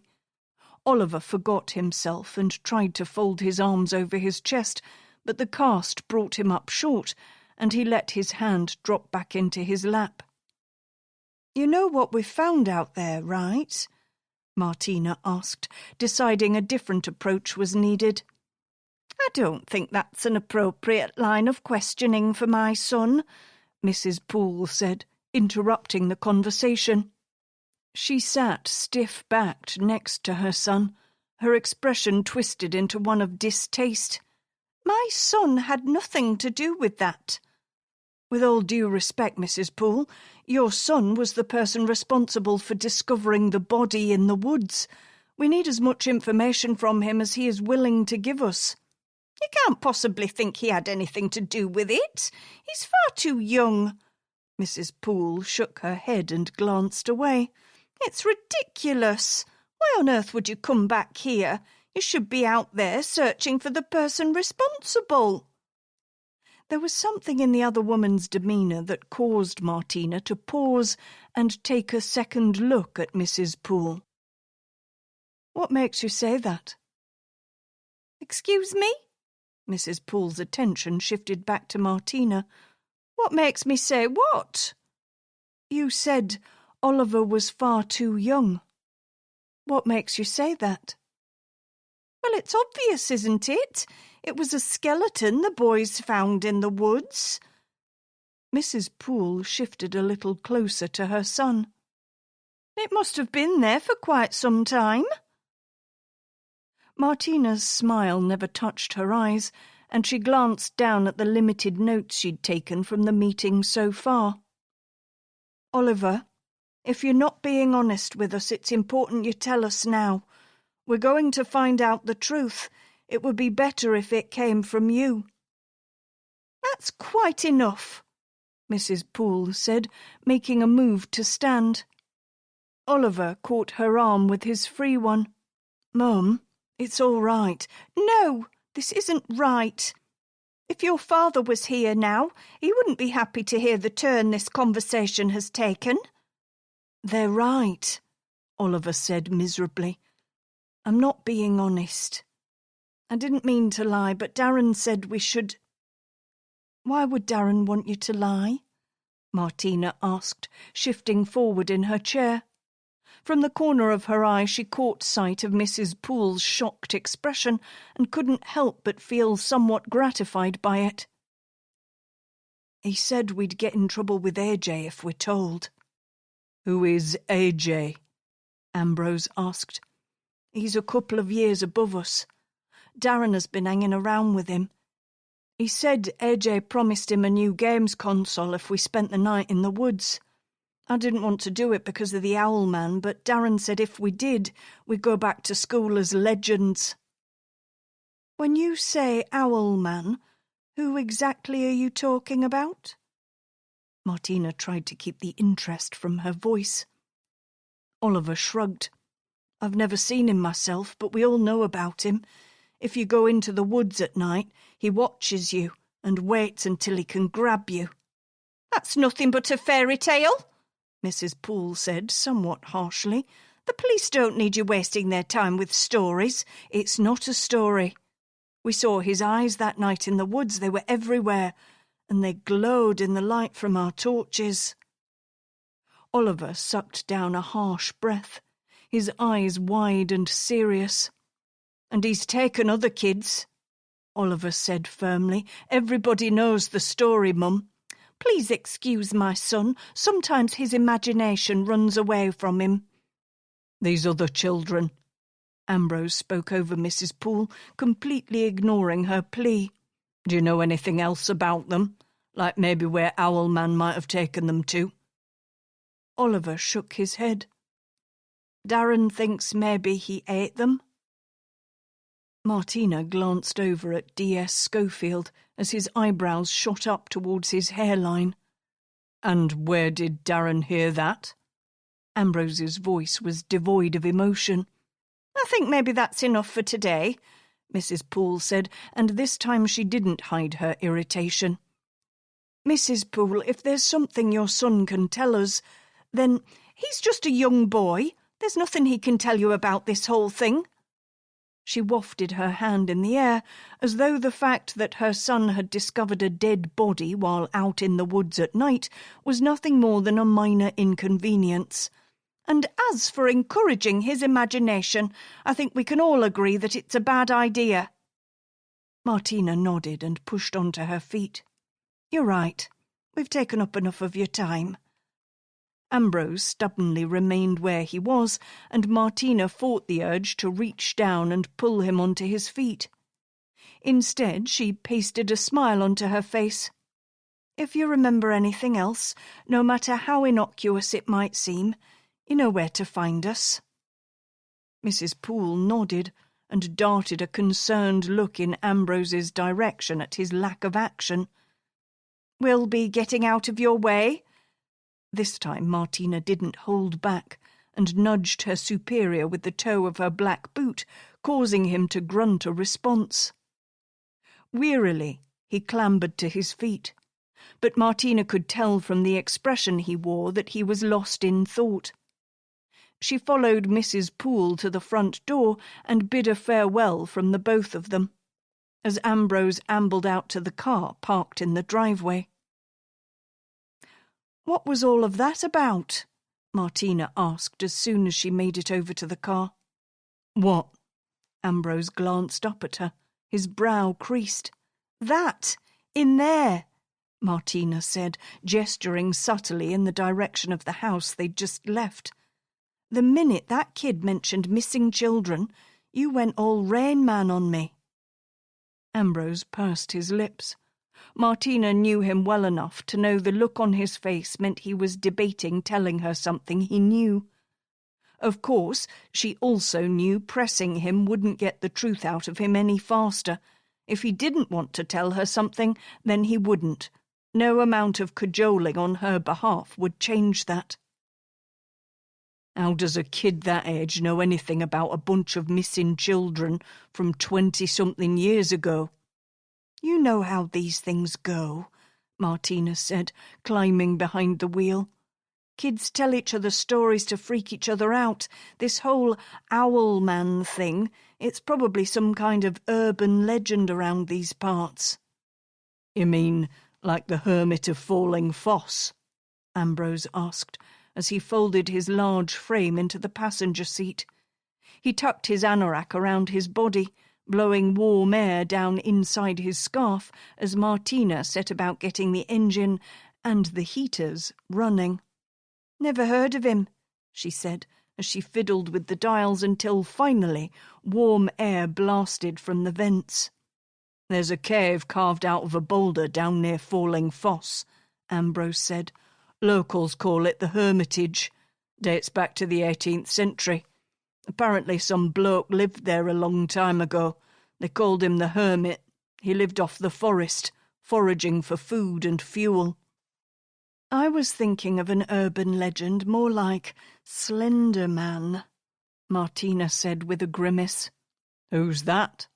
"Some kid dreamt him up on the internet, a veritable ghost story. Anyway, a couple of girls a few years ago in America tried to murder their best friend in the woods near their home and told police that Slender Man made them do it." Ambrose whistled low under his breath as he tucked his chin down into his scarf. "I swear, this world is getting weirder and weirder." "You're telling me," Martina said. She sighed and put the car in reverse. "We're not going to get anything useful from either of the kids, are we?" Ambrose said thoughtfully. "Standard, really," Martina said, as she navigated the busy cul-de-sac deftly. "They found the body by accident, they know nothing." "You could be onto something, though, with that urban legend thing," Ambrose said, taking her by surprise. "You remember all of those reflectors we found nailed to the trees?" "You think that's a part of it?" "Well, Oliver said they saw eyes in the forest. When we were up there, they kind of looked like eyes watching us in the trees." As Martina took them back towards the station, she had to admit he had a point. It was a possibility, but she was beginning to understand that the entire case was built on possibilities. She glanced over and caught Ambrose checking his messages. "Any news from the forensic anthropologist yet?" He shook his head, and Martina's shoulders slumped. What they needed was a positive ID, something to build the case on, and until they had that, they would continue to stumble around in the dark. "When we get back to the station, I'm going to go through the MISPA's list again," she said. "Something is bound to come up." She sighed. "At the very least, it should narrow our list." Chapter 16. Creeping along the edge of the house, he paused at the French doors and peered in through the glass to the gloom beyond. Anticipation thrummed in his veins as he slipped away from the door and over toward the small downstairs toilet window. He pressed his gloved hands against the frame, sliding his fingers over the rough wooden surface until he felt the place where the timber had rotted. As he tugged gently, pieces of the frame came away in his hands before the window gave with a muffled thud. He paused, listening to the silence that filtered back in around him. Despite being certain she was out, there was still a part of him that feared discovery. Fear was the wrong word. It was so much more than that. The idea of her returning to find him here, waiting for her. It caused his heartbeat to quicken as his breathing came in short, shallow pants. The last one hadn't been as satisfying as he'd believed it would be. It had been wonderful, but over far too soon. This one he would savour. He would take his time, enjoy their time spent together before the end. Pulling the window open, he climbed the bricks he'd painstakingly stacked against the exterior wall and hauled himself through the downstairs window. She was always later to return these days, as though there was an instinctual part of her that knew about him, knew what he had planned, and persuaded her to stay away. Using the toilet seat as a step down, he landed lightly on the balls of his feet before he let the window swing shut behind him. The air was still, the house quiet, but not as quiet as it would be once he was done here. Confidence swelled in his chest as he moved over to the door that led to the rest of the house. Moving unseen through the house, he made his way to the stairs. From there it was just a few quick strides to her bedroom. He'd imagined it in his mind, visualizing every aspect based on his observations of her behavior over the months since he'd first laid eyes on her. Of course, after their last encounter he'd backed off, tried to give her the time she needed to relax her guard. He climbed onto the bed, feeling the mattress sink beneath his weight. He could almost imagine she was beneath him, terror-stricken as he moved over her. Killing the last girl had been a release of sorts, but now he was done playing games. There would be no more reprieve. Pressing his face into the pillow, he drew in her sweet scent and closed his eyes against the flood of desire that thrummed in his veins. She wouldn't refuse him. That he was certain of, and not just because he wouldn't give her the chance to reject him. She was different. She would welcome him.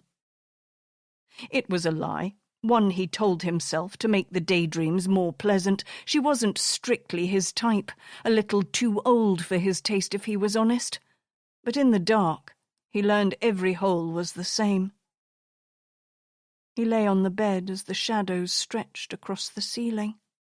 The heating clicked on, the timer jarring him from his pleasant reverie. Pushing up onto his feet, he slipped open the dresser drawer and rummaged through the items. Pulling a pair of silk briefs from the depths of the drawer, he examined them in the dusky light that filtered in through the windows. They'd seen better days, but they would serve their purpose. He slipped them into his pocket before he reluctantly left the bedroom and returned down the stairs. Pausing in the kitchen, he eyed the fruit bowl on the table before he gave in to temptation and dropped onto a chair. Pulling an orange free, he peeled it quickly, discarding the skin on the tabletop. He popped the segments into his mouth, savouring the juicy pop of the flesh as he contemplated the peel.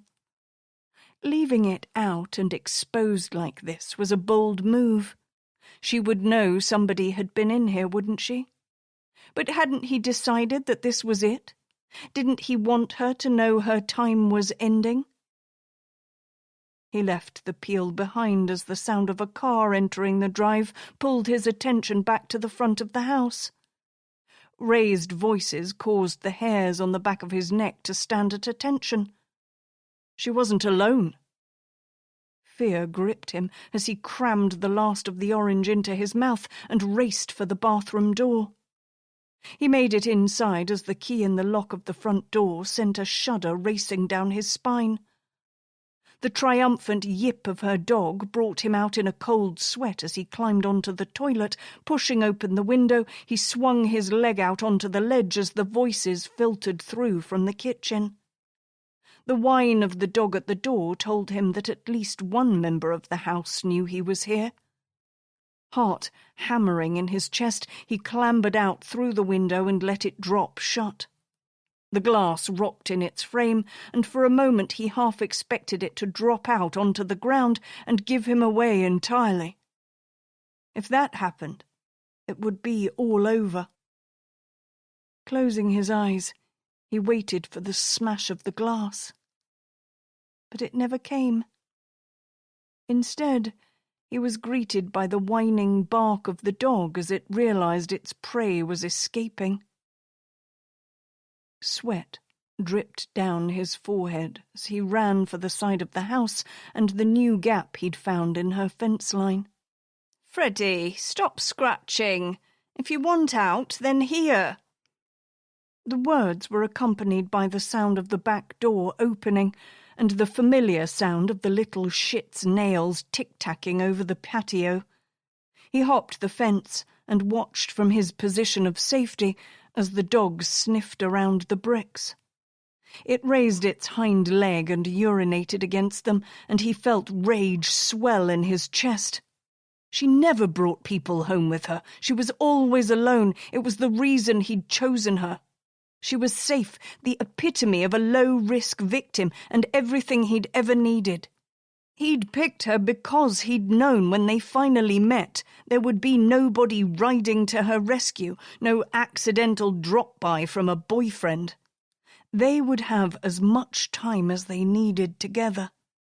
And he would finally have the chance to indulge in all the acts he'd seen in the videos from the internet. And now it was all crumbling around him. She was no longer as alone as he'd first thought, no longer the safe plaything he'd imagined she was. Freddie the dog had burrowed through the shrubs that lined the fence and peered up at him in the darkness. The dog stripped its muzzle back, exposing white canines in the twilight as a low growl slipped between its teeth. He stared past the dog as she appeared in the doorway. "Freddie! Come on, boy!" A man appeared behind her, and nausea slipped up the back of his throat as he watched her expression soften as she leaned back into his arms. "Fuck!" he swore beneath his breath. As he spoke, Freddie gave up his pretext of growling and barked in earnest. By the time Caroline Dunsley made it to the fence line, he was long gone. Chapter 17. After school the next day, Oliver stood at the end of the road a couple of yards from the town pond. Dalby Woods stretched away behind him, the cycle path winding off into the trees. It was their meeting place, his and Darren's, the place they always met. He kicked the dirt with the toe of his trainers, knocking over a muddy clod of dirt. He lifted his hand to glance down at his watch, but sighed as he realized he'd swapped wrists because of the cast. The break wasn't as cool as the last time. Mum had been so much nicer then, but this time she was really pissed at him for lying. Not that he could really blame her.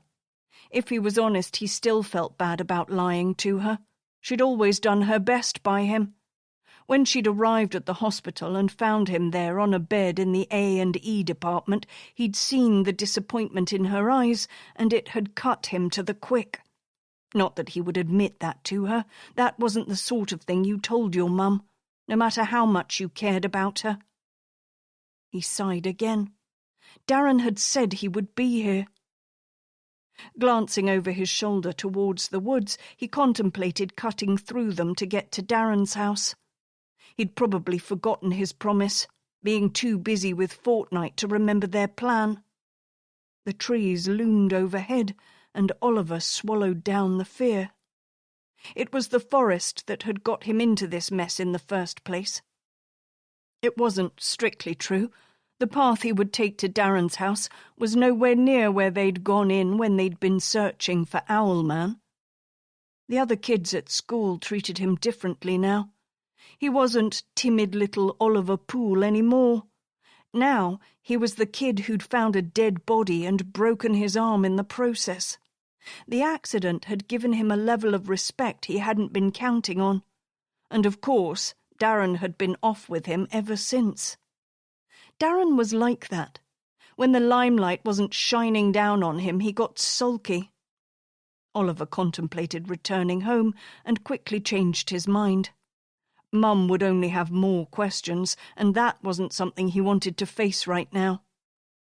Sucking in a breath, he turned toward the woods and the path that wound back through the tall trees. He'd done this journey so many times before. This time would be no different. Oliver adjusted his sling and started down the path. Just a short 10 minutes and he would be at Darren's. It was simple, and there was absolutely nothing for him to fear. Chapter 18. Melissa caught up to Drew in the hallway as he tried to slip away without the others noticing him. "Where are you off to?" "I've got stuff to do," he said evasively, ignoring the curiosity in Melissa's eyes. "No, you don't," she said confidently. "And you would know this how?" Drew said dryly, pausing in the hall as he slipped his coat on. "Because I know you, Haskell. You haven't changed a bit in all these years I was away. You're still the same old boring bastard you always were." There was a teasing note in her voice intended to take the sting out of her words, but there was still a part of Drew that felt the implied barb in her words.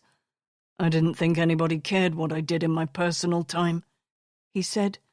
He cringed at the unintended harshness in his voice and watched as Melissa's expression shifted to something more contemplative. "You know I meant nothing by that," she said. Melissa sighed and pushed her hand back through her blonde hair, causing it to fall over her face. "Sorry. I know I can be pretty full on. I sometimes forget that my tongue is sharper than a razor blade." She smiled ruefully up at him, and Drew felt his irritation melt. "It's fine. I'm just tired." "You're still not sleeping properly, are you?" "How did you know?" Melissa cocked an eyebrow at him. "You're not the first officer to get his bell rung by an offender, Drew. I've had my fair share of traumas through the years." For a split second her expression darkened, but the clouds that had momentarily passed behind her eyes were gone in an instant. "We should grab a drink, share war stories, you know, for old time's sake." A rejection hovered on the tip of Drew's tongue. It would be easier to turn her down flat, but doing that would mean another evening searching for a place to live. "All right then," he said, surprising himself and Melissa. "Just so we're clear, you're getting the first round in." "Really?" Her brow arched, and a hint of a smile hovered around her mouth. "I'm fine with that. Let me grab my coat and I'm all yours." She was gone before he could answer, and Drew wondered if he'd done the right thing. Perhaps it was nothing more than a mistake. Melissa reappeared before he could change his mind completely. She took one look at his face and shook her head. "No chance, Haskell." "What?" "You're not worming out of this now. You're coming and I'm getting the pints in. Now get a move on." Playfully she shoved his shoulder, and Drew smiled despite himself. I'm going," he said, laughing, as she continued to shepherd him down the corridor and out of the station. A short while later, Drew sat at a booth in the Wetherspoons pub at the Angel Hotel in Whitby. Christmas decorations gave the place a festive air, and Drew found the tension in his body slowly unwinding as he leaned back against the dark leather seats. When Melissa had asked him where he wanted to go, this place had stuck out in his mind after his visit to Whitby the weekend before. His search for a new spot to call home had taken him all over, but he'd found himself drawn back to Whitby over and over again. Freya would have said it was a sign. He thought it had more to do with liking the fish and chips. Melissa carried 2 glasses over to the table and set them down on the dark wooden surface. She pushed the pint of Sharp's Doom Bar towards Drew before she slipped into her seat opposite him. "So, is this your local?" She glanced around, taking in their surroundings with a keen eye as she shrugged out of her dark jacket. Not exactly, he said, eyeing the drink. He could already imagine how it would taste. The cold, lightly roasted malt flavour would drift over his tongue and quench his thirst easily. "What is that?" he asked, raising an eyebrow at Melissa's pale yellow pint. "Cordial," she said. "Lime, actually." Noting the incredulous expression he wore, she shrugged. "I'm on call." "Fair enough." Clearly, something had changed since he'd last known Melissa. When they'd been younger, she hadn't exactly been the most responsible, and the number of times he'd had to confiscate her keys and call a taxi just to stop her driving drunk had been too numerous to count. In the intervening years she'd spent in Southampton, something had obviously changed to break her of that nasty habit. But Drew knew better than to press her on it. If she wanted to tell him what had happened, she would do it in her own time. "You still having nightmares?" Drew almost choked as she blurted out her question. "Nightmares? What makes you think that?" He coughed to cover his surprise at her insightful questioning. "Like I said back at the station, you're not the only one who has run afoul of a bastard who wants to wear your guts for garters." There was a raw edge to her voice that Drew couldn't ignore. "What happened to you?" Melissa shook her head and glanced down at the roughly scarred surface of the table. "I've put it behind me now. It was a long time ago. I even went and had some counselling." Drew felt his eyebrows creep up on his forehead in surprise. "You really have grown, haven't you?" Melissa screwed her face up and stuck her tongue out before she took a sip of her drink. "This stuff really is disgusting." Drew laughed, the sound rumbling up through his chest and out through his mouth before he could stop it. It had been so long since he'd laughed so heartily, and he felt a little rusty at it. He choked off self-consciously. Lifting his gaze, he met Melissa's contemplative expression. "It feels like an age since I heard you laugh so freely," she said. "It feels the same for me," he said honestly. It didn't exactly surprise him he was being so honest with Melissa. She'd always had that effect on him, the ability to slip beneath his barriers and needle her way through to the heart of his problems. It was a skill, and one he wasn't always pleased she'd mastered. "God, listen to me. I sound like some sort of old fool." "Nah," she said abruptly. "Tell me how you got working with the head shrinker." Drew shrugged. Awkwardness made it difficult for him to form the words. It felt wrong somehow, to sit here and talk about Harriet behind her back. "She helped me with a case." "And what, she was just so good you kept going back for more?" If it had been anyone else, Drew might have thought there was an inappropriate undertone to the question, but because it was Melissa, he shrugged. "Something like that." She shook her head, her blonde hair falling forward onto her face, concealing her from view as she studied the tabletop. "I never understood that, you know," she said. "The fascination with psychologists. I mean, yeah, they're fine, and I'm not saying your psychologist isn't smart, but what we do, well, it doesn't need outside interference. We've always managed just fine without others sticking their nose in where it didn't belong." Drew shifted in his chair defensively. Just what was Melissa getting at? "You just don't know Harriet, that's all. If you knew her the way I did, you'd see she was an asset to the team." Melissa raised her hands in surrender. "I'm not arguing with you, Drew."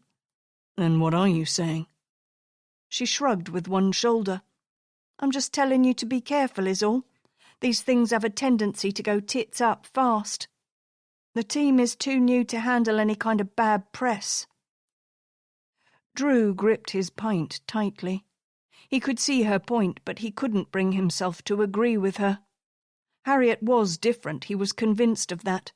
He needed to convince the rest of them of the same thing. "I'm sure I just need to get to know her," Melissa said abruptly. "Pay no mind to me, Drew. You remember what I'm like, always diving in where angels fear to tread." She smiled winningly at him and raised her pint of lime towards his. "Here's to working together again." They clinked glasses, and Drew studied her surreptitiously as she set the glass down and tucked her hair behind both ears. She seemed uneasy, as though something had changed between them. When she glanced up at him, Drew smiled to set her at ease. "Do you remember how we left things?" The question came out so abruptly that Drew found himself suddenly in the spotlight. "Well, yeah, I guess so." She nodded. "I wish we hadn't just let it all go like that." His tongue felt thick in his mouth, making it difficult to form words. Melissa smiled sadly. "You like her, don't you?" "Who?" "The head shrinker." Drew's phone vibrated, and he jarred his pint, causing the liquid to slop over the sides onto his fingers. "Shit," he said gruffly, as he reached inside his jacket with his free hand. "Saved by the bell," Melissa said. Her brow crinkled as she pulled her own phone from her pocket and glanced down at the screen. "It's a message from the DCI," she mouthed at him as he lifted the phone out. "The monkey's ringing me," Drew said, answering the call before he pressed the phone to his ear. "Something has come up," the DCI said. "I know you're off for the evening, but this isn't something I can give to just anyone." Drew pushed his untouched pint away. "What do you need from me?" "I want you and D.I. Appleton to head over to Darkby. It's a small village near Thornton Dale. A woman has just reported her son missing. I've sent all the pertinent information to D.I. Appleton, and you should have the same once you get off the line." "How old is he?" Drew felt a hollow pit open in his stomach. Kids were never easy, especially missing kids. Emotions ran high, and when the shit hit the fan, things spiraled out of control far too quickly. Gregson sighed. "Just gone 11. Drew watched the colour drain from Melissa's face as she scanned the message she'd received. He pushed onto his feet and she followed suit. "We're not far away, sir," Drew said. "We?" the monk asked. "Is Dr. Quinn there with you?" "No, D.I. Appleton is," Drew said, keeping the irritation from his voice. The way everybody else behaved, you'd swear he and Harriet were joined at the hip. "Should I call in Dr. Quinn, sir?" "I'll do that," Gregson said. "You just concentrate on getting to the house ASAP." The line went dead before Drew could say another word. "The preliminary report suggests the kid has been missing for 4 hours, Melissa said as she tugged her car keys from her pocket. "You want to come in my car?" Drew nodded. "Fine by me," he said. "That way I can get us up to speed on the details." Melissa's expression was businesslike as she led the way out of the Angel pub and across the road to where she'd left the car in the Sainsbury's car park. "I hate it when it's kids," she said through gritted teeth as she tugged the car door open. It had rained since they'd gone inside, and Drew could feel the rain as it trickled down the inside collar of his jacket. He waited until they were both in the car before he answered her. "He's probably just stayed out too late and forgot to call his mum," Drew said. It was a simple answer, but there was a part of him that just didn't believe it. He glanced down at the email he'd just received with the details of the case so far. There was no doubt in his mind that Oliver Poole's mother had exhausted every avenue before calling the police. After all, a missing child was every parent's worst nightmare, and most parents that Drew knew would have moved heaven and earth before admitting their child had become a devastating statistic. "I hope so," Melissa said as she gunned the engine. The tyres squealed on the wet tarmac before they caught traction. But when are we ever that lucky? Drew didn't answer her, because the answer was far too depressing to admit out loud.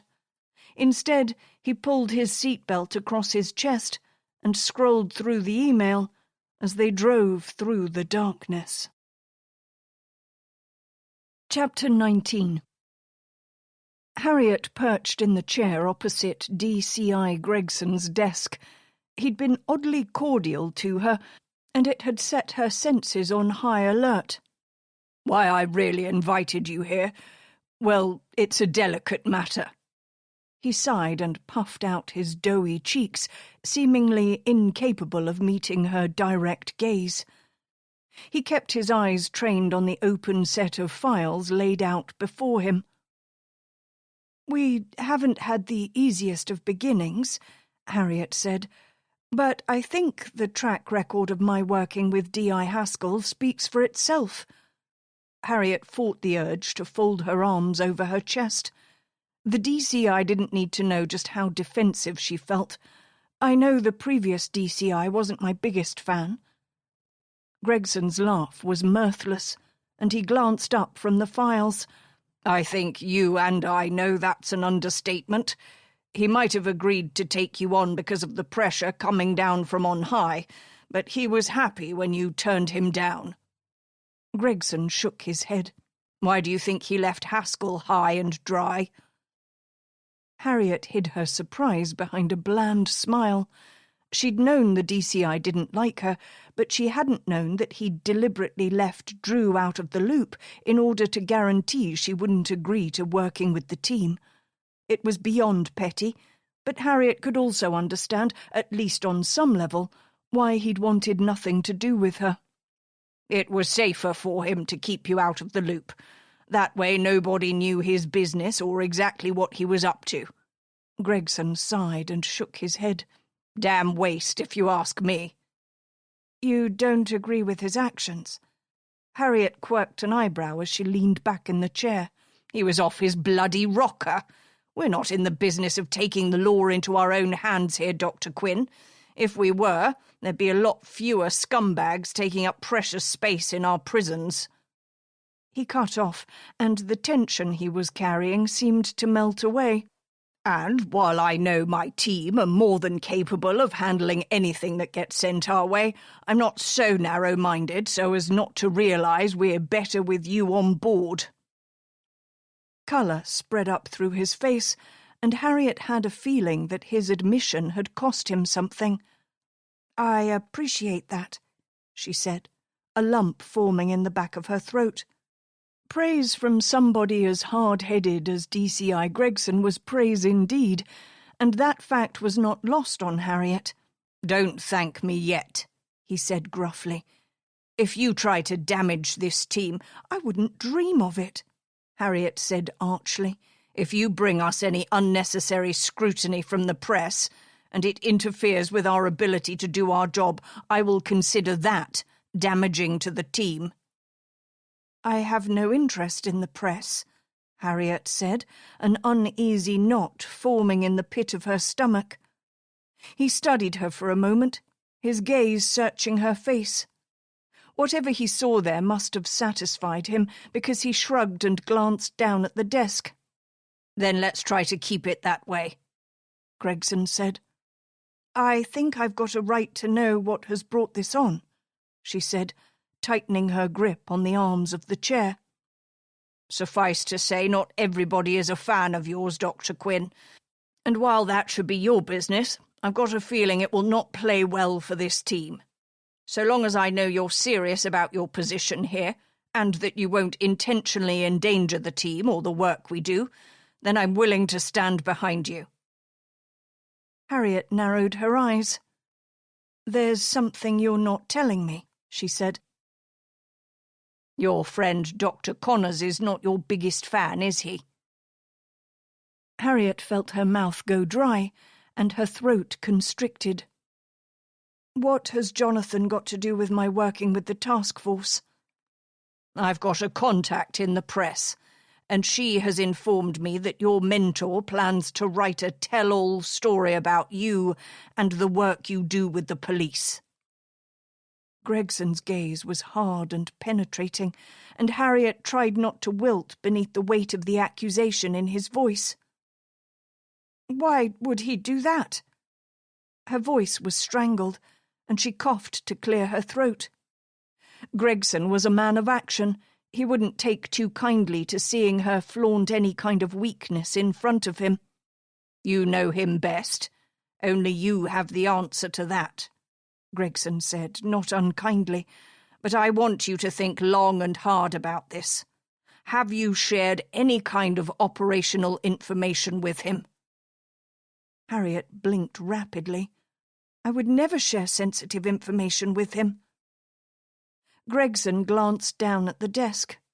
"Not even when you thought he was your ally?" Harriet's stomach lurched uncomfortably. There was a time when she'd believed Jonathan was a friend, when she'd confided professionally in him. He'd quickly shown his true colours, but had she told him enough to endanger any of the cases she'd worked on? Harriet pressed her hand against her head as a headache formed behind her eyes. "Are you all right, Dr. Quinn?" "I'm fine," she said curtly. "I appreciate your warning regarding Dr. Connors, but as far as I'm concerned, I haven't told him anything he could use to disrupt any of the cases we have worked together on." "Nothing about Robert Burton or perhaps Nolan Matthews?" Gregson asked, cocking an eyebrow at her. "Nothing he couldn't have read from a newspaper," Harriet said. If she was honest with herself, she couldn't fully remember everything she'd said to Jonathan, but she was certain it wouldn't have been anything he could use against them. There was a part of her that wanted to refuse to believe Gregson, but she knew better now. Jonathan was capable of anything, and his jealousy was the kind of destructive emotion that would make him want to destroy anybody who he perceived to be more successful than he was. "If that's all?" "Not quite," Gregson said. "I wanted to make sure we were all on the same page here before I involved you." "Involved me in what?" "We've got a missing 11-year-old. I've sent Drew and D.I. Appleton over to the scene already." "But you wanted to test my loyalty before telling me anything." She arched an eyebrow at the other man, but if her words bothered him, he never let it slip. "I had to be certain." Harriet nodded. She could understand Gregson's motivations, and on some level she admired him for it, but it left her in no doubt that her position on the team was tenuous at best, and that the least little incident would see her kicked to the curb. "I understand." "Good. The team is over in Darkby. I'll send the exact location to your phone." Gregson nodded, and Harriet pushed onto her feet. She reached the door before he spoke again.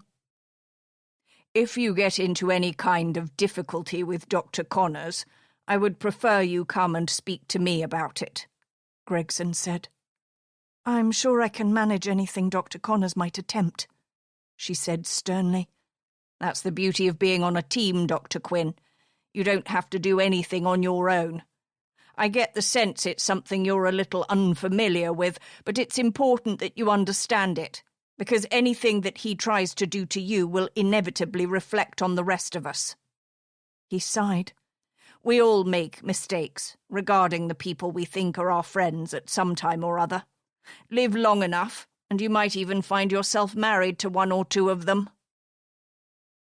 Harriet didn't know whether to take his statement as a kindness or if he'd intended it to sound like a threat. Judging by the lack of censure in his voice, she took it as a kind warning for her to watch her back. Not that she'd needed him to tell her that Jonathan's behaviour had taken her by surprise, but she'd learned her lesson, and she'd sworn she would never allow herself to be so vulnerable around another person. "Thank you," she said stiffly. "I'll bear that in mind."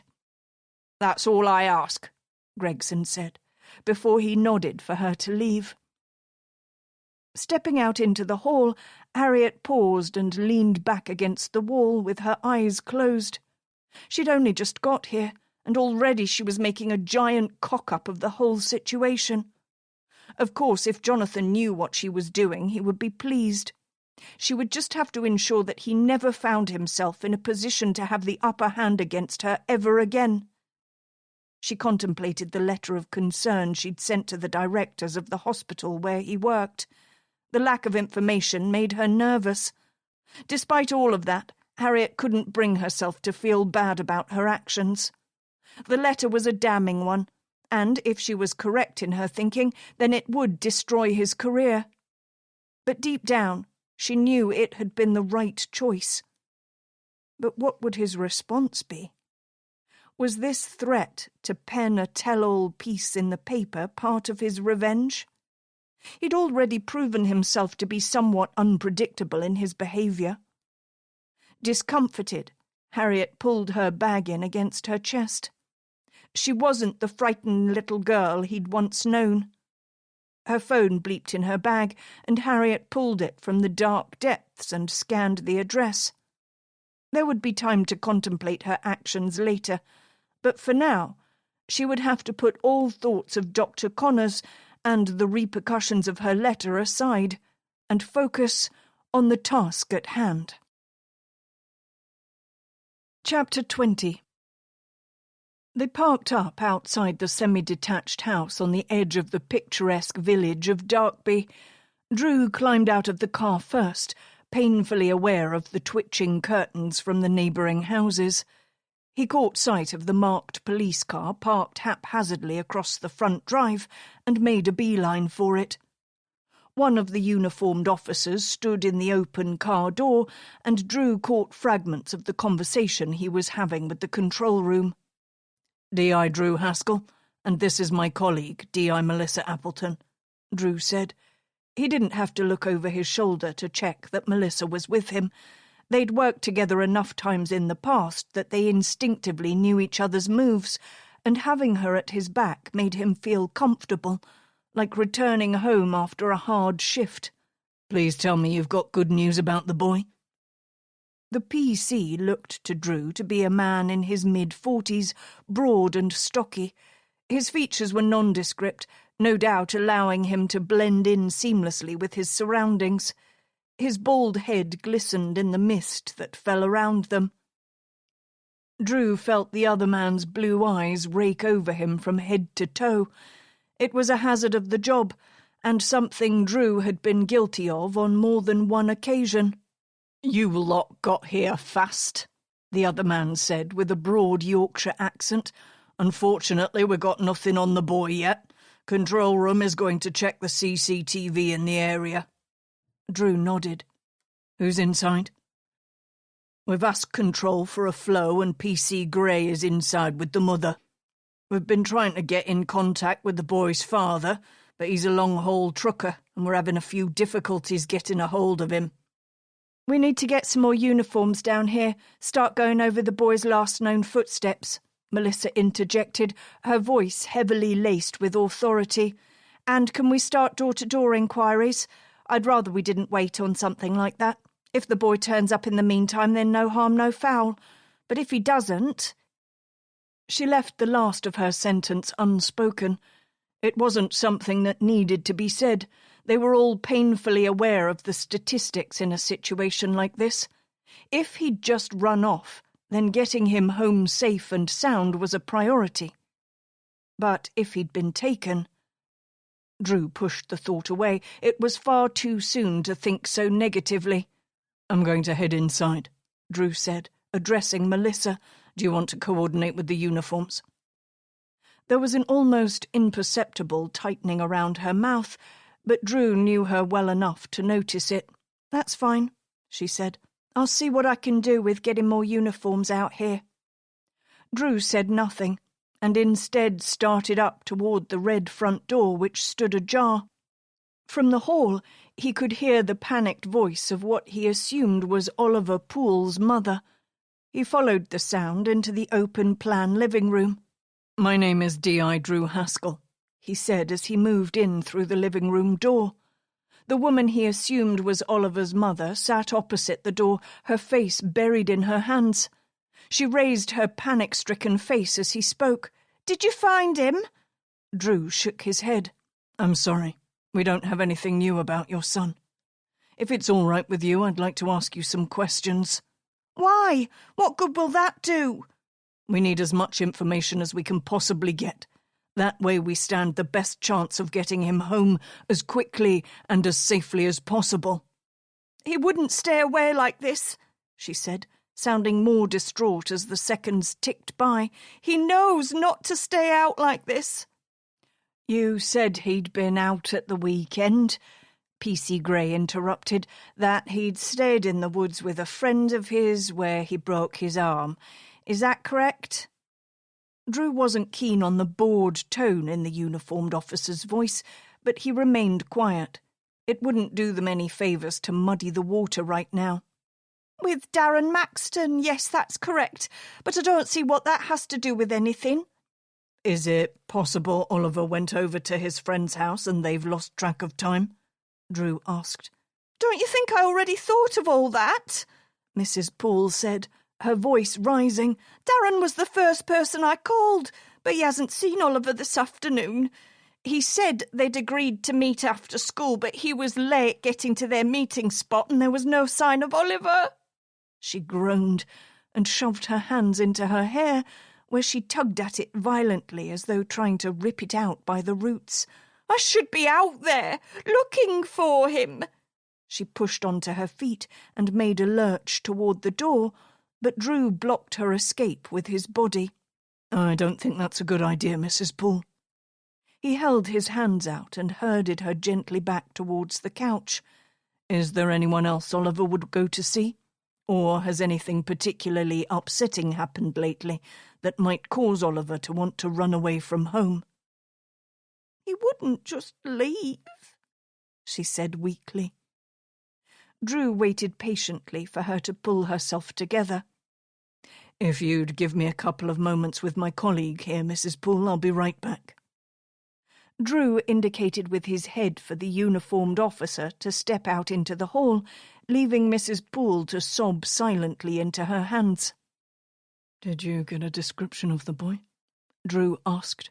He kept his voice low so the woman in the other room wouldn't hear everything he said. We've got one, P.C. Gray said with a kind of confidence that grated on Drew's nerves. I took down the details of his friend, Darren Maxton, too. We could go around there and have a word with him. Drew nodded. The mother mentioned he broke his arm over the weekend. Do we know what actually happened there? P.C. Gray shrugged nonchalantly. You know what young lads are like, sir. They were probably roughhousing in the woods and he broke his hand. It was a possibility, but Drew preferred to deal with certainties.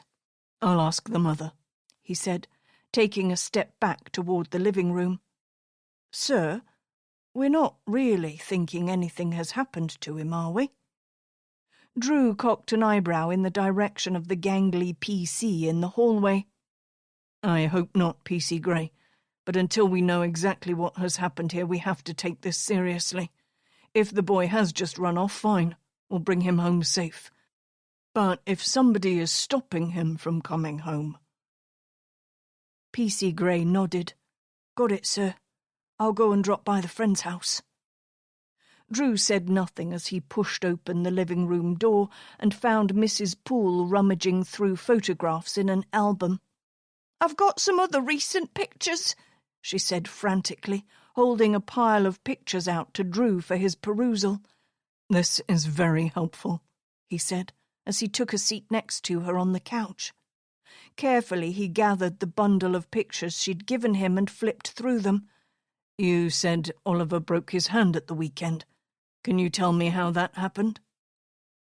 Mrs. Poole paused, and while Drew didn't think it was possible, her face seemed to whiten.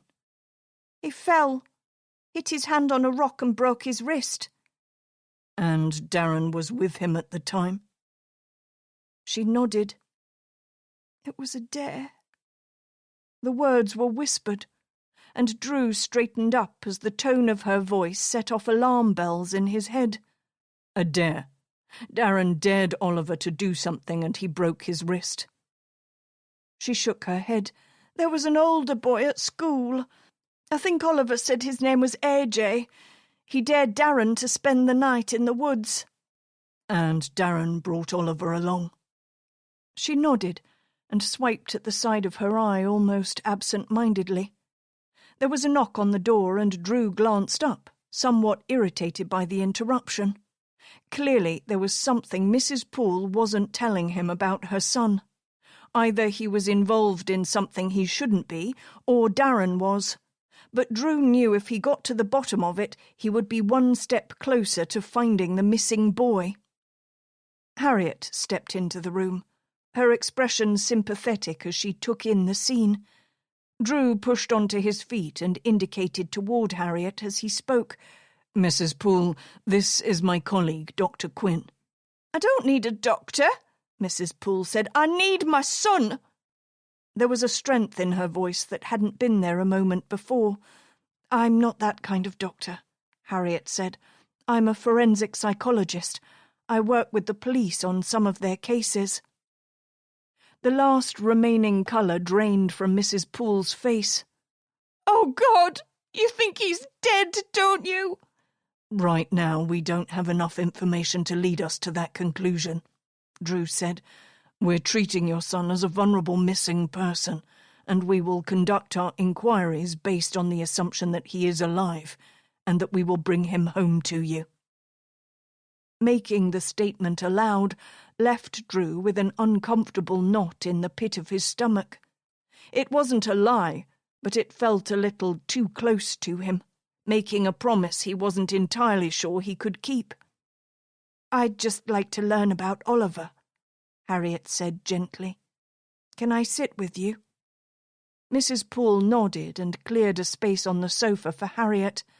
Drew watched as Dr. Quinn settled in next to the woman.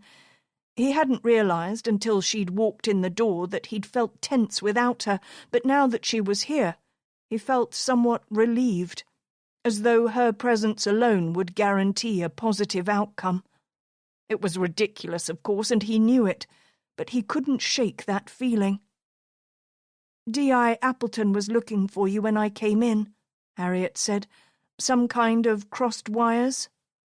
Drew smiled tightly. I'll come back in a few minutes, he said. Would you like to show me a picture of Oliver? Harriet asked, all of her attention focused on the woman next to her. It seemed to be just what Mrs. Poole needed to hear, and Drew left the two women alone in the living room as he retreated out into the cold air. Drew met Melissa in the entryway as he escaped from the living room. What's going on? 2 coppers have just turned up here, she said, a DS and a DC who seem to think this case belongs to them. There was no escaping the irritation in Melissa's voice as she folded her arms over her chest.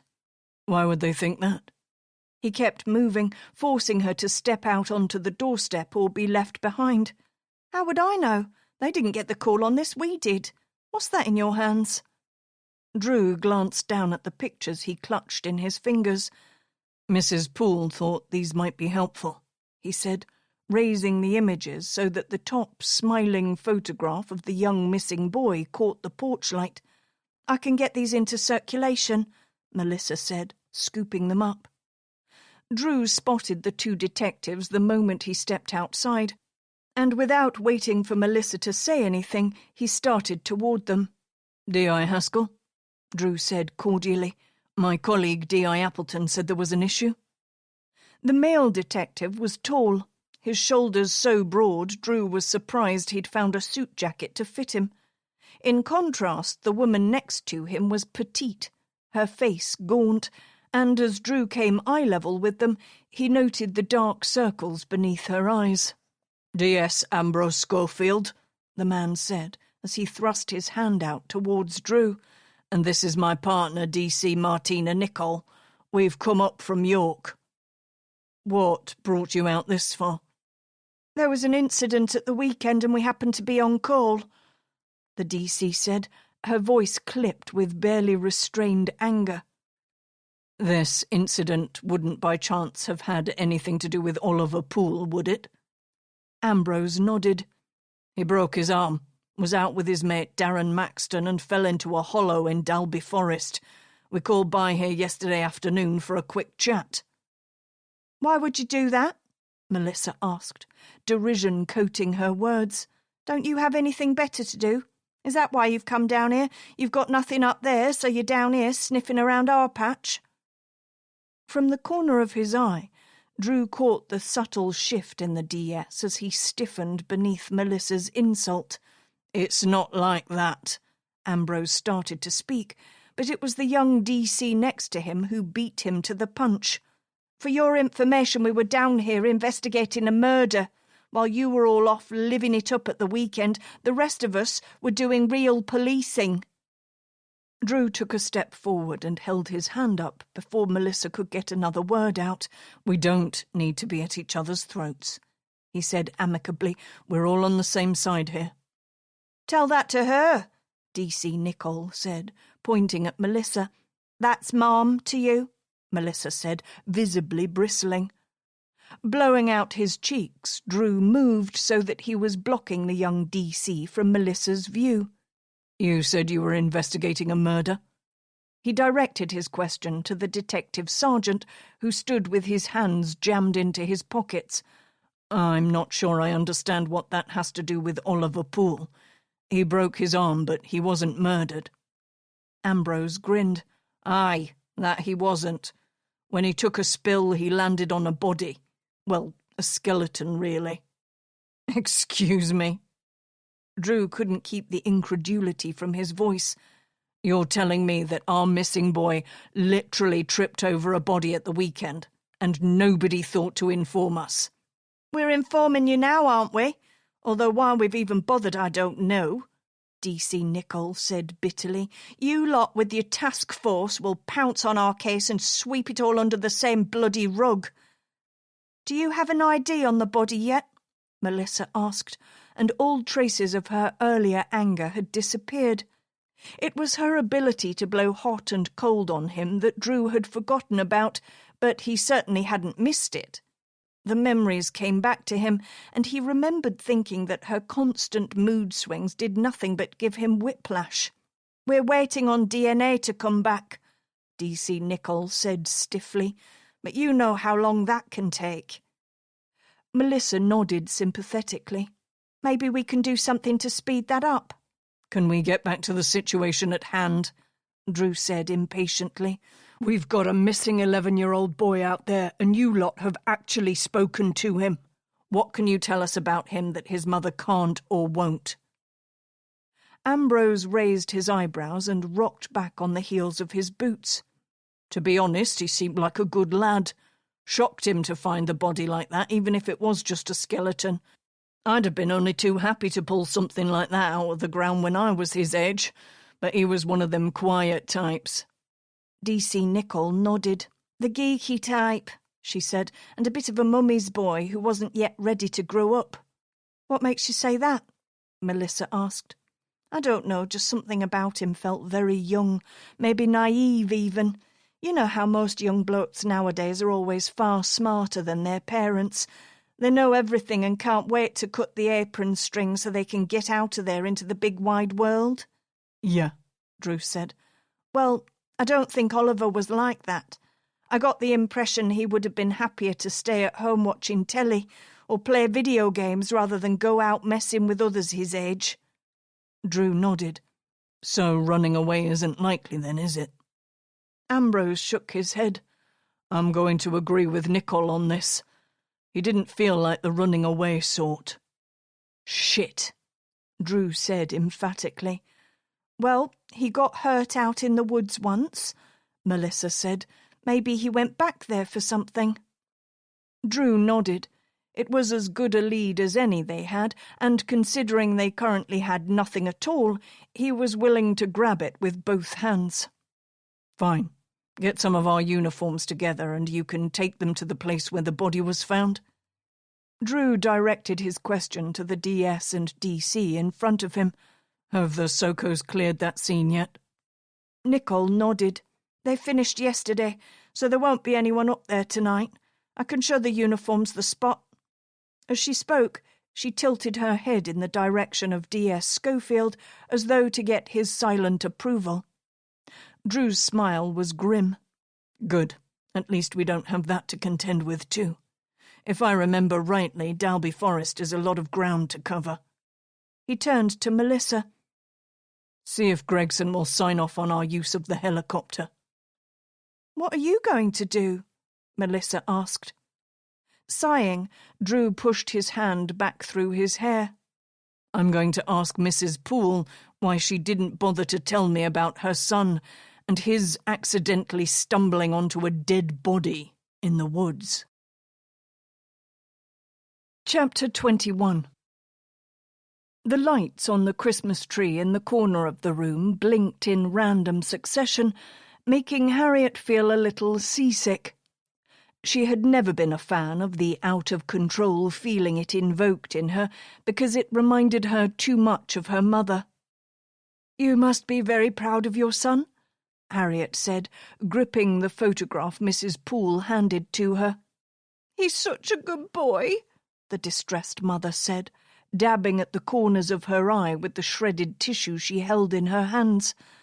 "Oliver wouldn't stay away like this. He knows how much I worry about him." Harriet glanced down at the picture of the shy boy who smiled timidly up out of the photograph at her. "And it's not like him to lose track of time with his friends or—" "No!" Mrs. Poole said, shaking her head vehemently. "He knows the rules, and if he was going to be late he'd have rung home by now." "Oliver has a mobile phone?" Mrs. Poole sighed. "We didn't want him to have one, but everybody does nowadays. We thought by letting him have one he could use it to stay safe." She sighed. "But it's become an extension of him now. He doesn't go anywhere without it." Harriet smiled kindly at the woman beside her. "I can imagine. In today's world everything is always so busy. We've all discovered an innate need to be connected to everything all the time." Mrs. Poole nodded. "Exactly. And I just can't say no to him." She looked tenderly down at the photograph. "I think we spoil him a bit, but he deserves it." Harriet thought it was an odd thing to say, but kept her thoughts to herself. After all, spoiling a child wasn't an unusual thing for a parent to do, but it felt odd that Mrs. Poole would describe it as she had. "Does he ever have any problems at school?" Mrs. Poole shook her head absently, stroking the edge of the photograph with her thumb.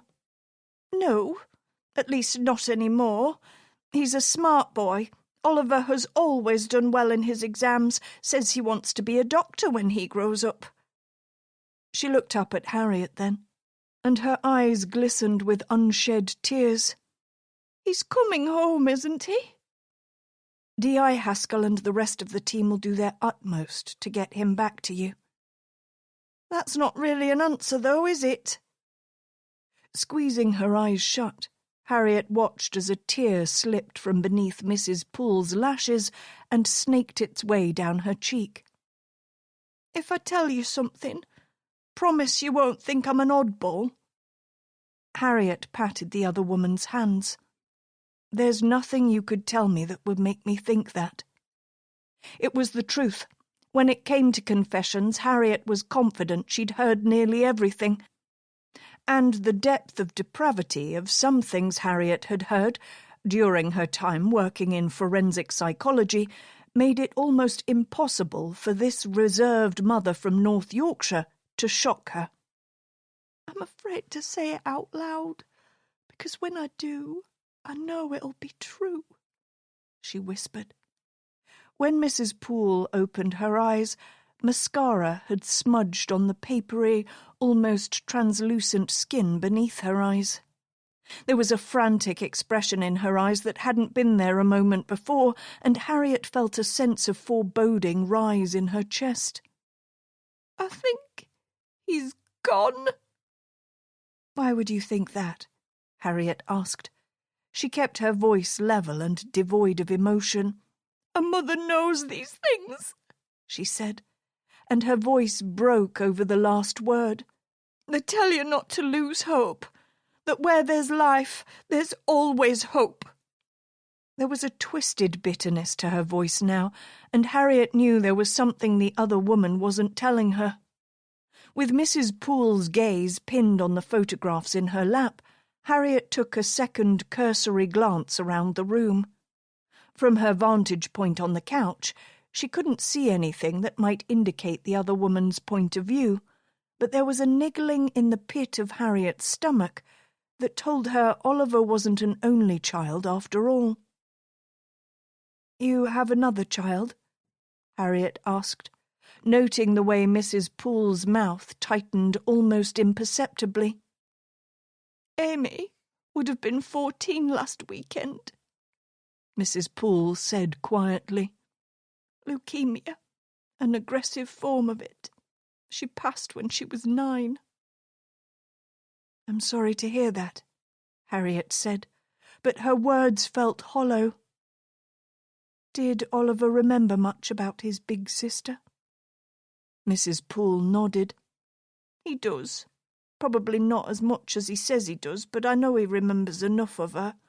They were very close, and when she got sick, even though he was so young, they seemed to grow closer. When she passed, he got so quiet, so introverted.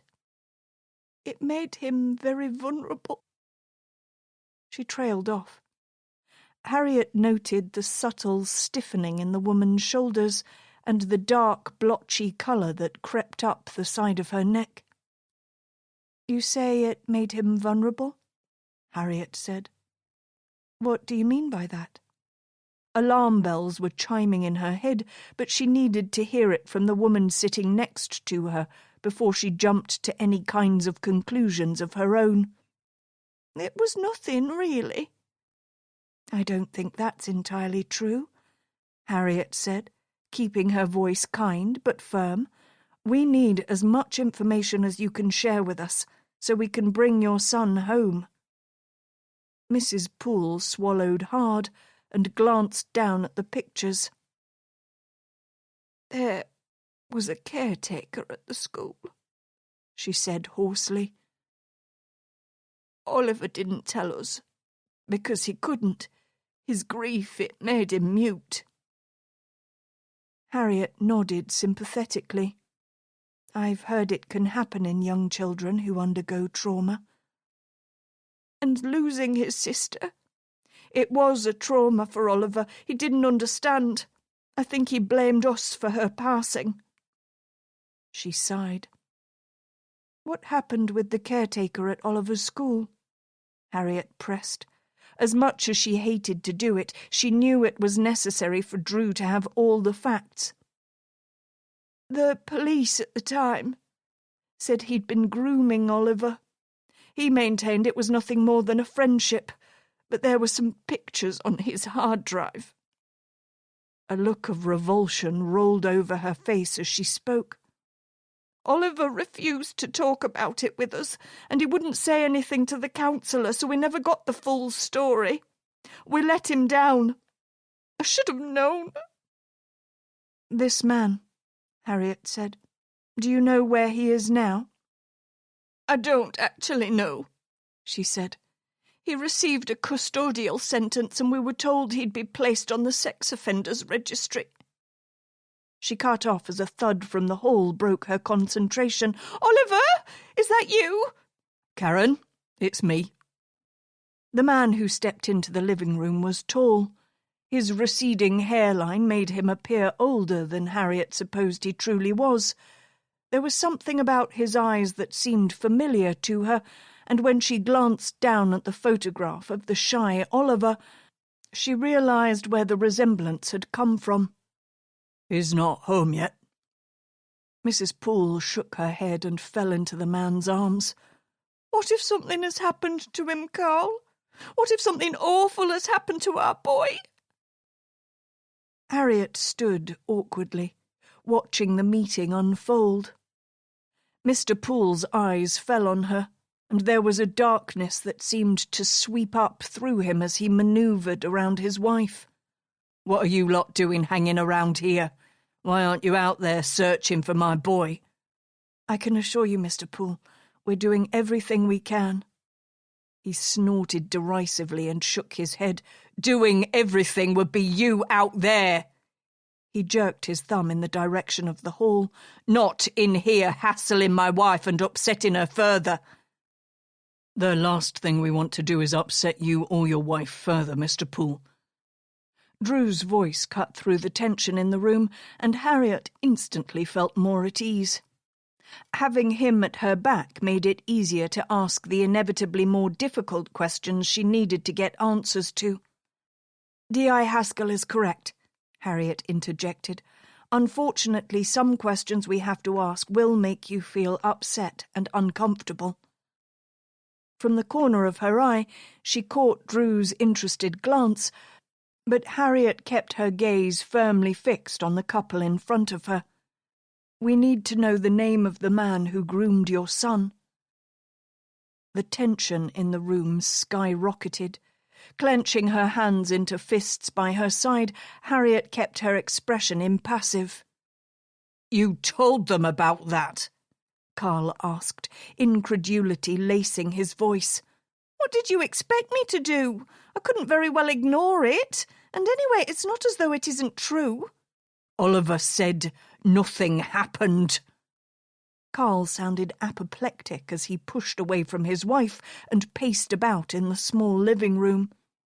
"He wasn't ever the same after it," Karen said, a noticeable tremor in her voice. "He used to be so happy. And then—" "I'm sorry, can somebody catch me up here?" Drew said. His usually calm tone seemed, to Harriet, a little more frayed than usual. "After we lost our daughter Amy, well, Oliver—" "We didn't lose her, Karen. She died," Carl interrupted angrily. "Amy wasn't some kind of sock lost in the wash. She was our daughter, and she died. Why can't you ever say that? Why can't you admit it?" "Mr. Poole, I don't think this is going to help anyone," Drew said, "least of all Oliver. We need you both to remain as calm as possible so we can do our job." Karen sank into the nearest chair, her face pale. Perhaps it would be best if I took Mrs. Poole into the kitchen and we got a cup of tea," Harriet said, moving to the side of the distraught woman. Karen's lips were pale, and Harriet crouched down next to her. "Karen, can you make it onto your feet?" The sound of frenzied action from the doorway pulled everyone's attention in that direction. A uniformed officer popped his head in the door. "Sir, could we have a word with you outside?" "Have you found something?"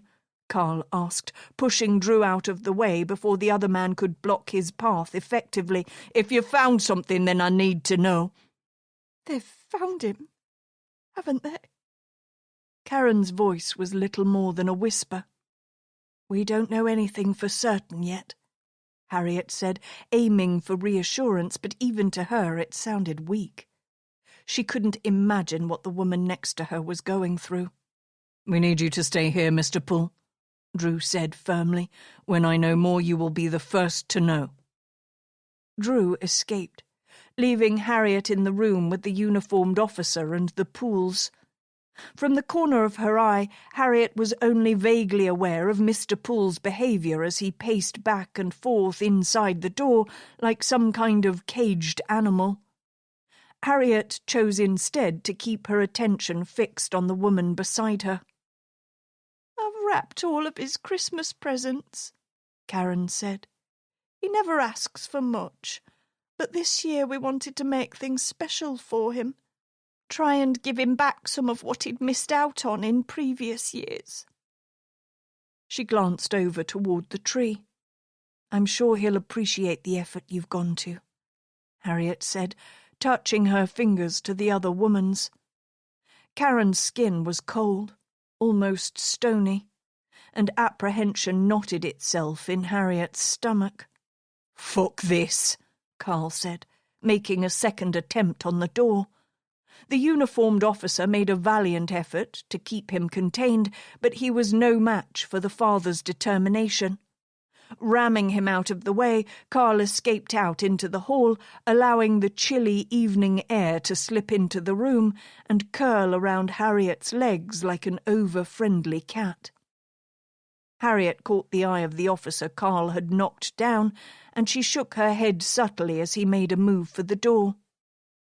"Could you stay here with Mrs. Poole, and maybe fix her a cup of tea? I'll check on Mr. Poole."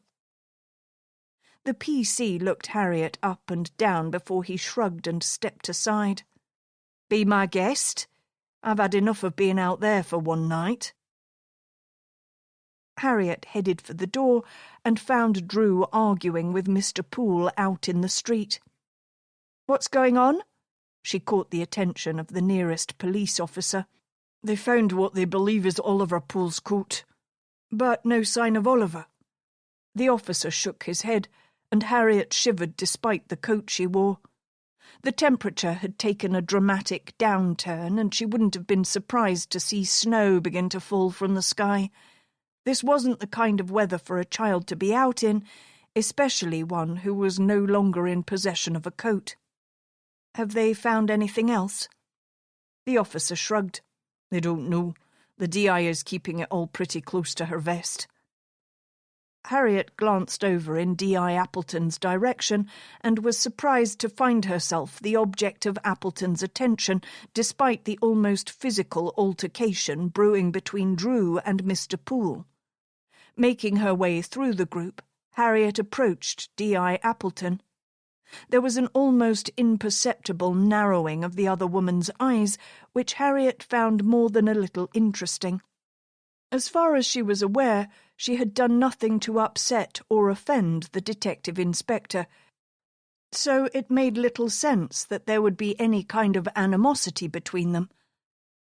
"Is there something you want, Dr. Quinn?" There was an unmistakable frostiness in Melissa's voice that did nothing to make Harriet feel at ease. "I heard you found a coat you think belongs to Oliver." "Those little birdies don't know when to keep their mouths shut, do they?" Sarcasm dripped from Melissa's words, and she shook her head. "So that's a yes?" "We found a coat." "Anything else?" Melissa shrugged. "I'm not sure it would be helpful right now for me to go blabbing to just anyone about the inner workings of this particular Mispers." Before Harriet could reply, Melissa nodded her head toward Drew and the aggrieved father. "I need to sort this out before the two of them are brawling in the road. Wouldn't the press have an absolute field day with that?" Harriet scanned the crowd and found Maz coordinating with a group of uniformed officers. He glanced up as she approached, his smile fleeting. "I didn't know you were here, Dr. Quinn," he said, making a note on the pad he held. "I heard you found a coat." His expression turned grim as he directed the officers to join the others who were conducting a grid search down on the path that entered the woods. "We did," he said. "D.I. Appleton directed us to begin the search down on the path where Oliver was last seen. And that's where the coat was. It was nearby, dumped in some undergrowth a couple of feet into the woods." Harriet sucked in a sharp breath and fought to ignore the shiver of apprehension that tracked down her spine. Oliver wouldn't have just left his coat there like that. "How do you know?" Maz asked. "I mean, when I was a kid I did all sorts of crazy shit with my clothes. The number of times my mum gave me an earful for losing my coat or my jumpers." He shook his head, a wry smile curling his lips. "I once even lost a pair of brand-new trainers. I thought she was going to kill me." Maz's smile had lost some of its lustre, and Harriet wondered just how truthful he was being with himself regarding his memories. Harriet returned his smile. It wasn't her place to question him, but his explanation regarding young boys and their ability to lose items of clothing didn't explain Oliver's coat being found in the undergrowth. "When you say dumped in the undergrowth, could it have been blown in there, or was it hidden from view?" Maz's expression turned thoughtful. I didn't find it, personally.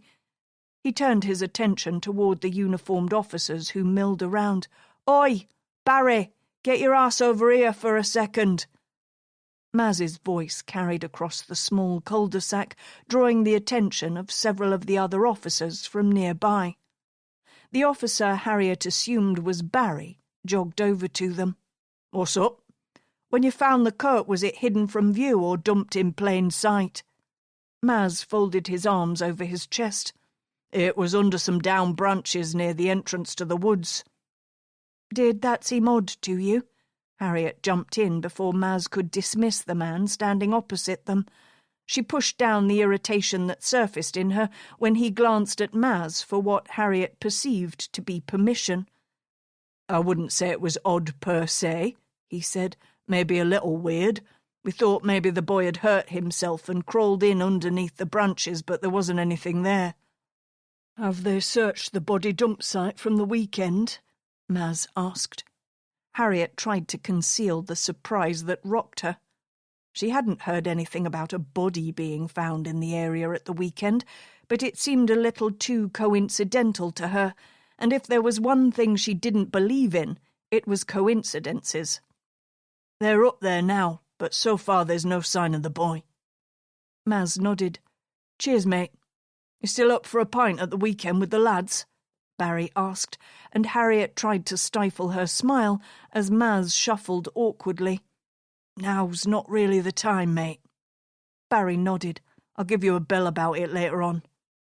And then Barry was gone, jogging back to the other officers who had gathered to receive instructions on the search groups they were creating. What's wrong? Maz asked, turning his full attention to Harriet. She shook her head. The more I learn here, the more concerned I am that this isn't just a child who has run away or forgot to tell their parents where they were going.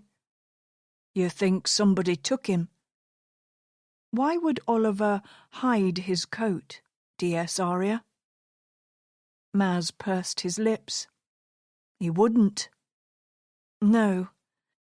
But somebody who was trying to conceal an abduction, or something worse, might. Why not take it with them? Harriet shrugged. I don't know. Maybe they want us to know he's been taken. Maybe they panicked. Maz glanced over towards Dalby Forest. You think he's in there?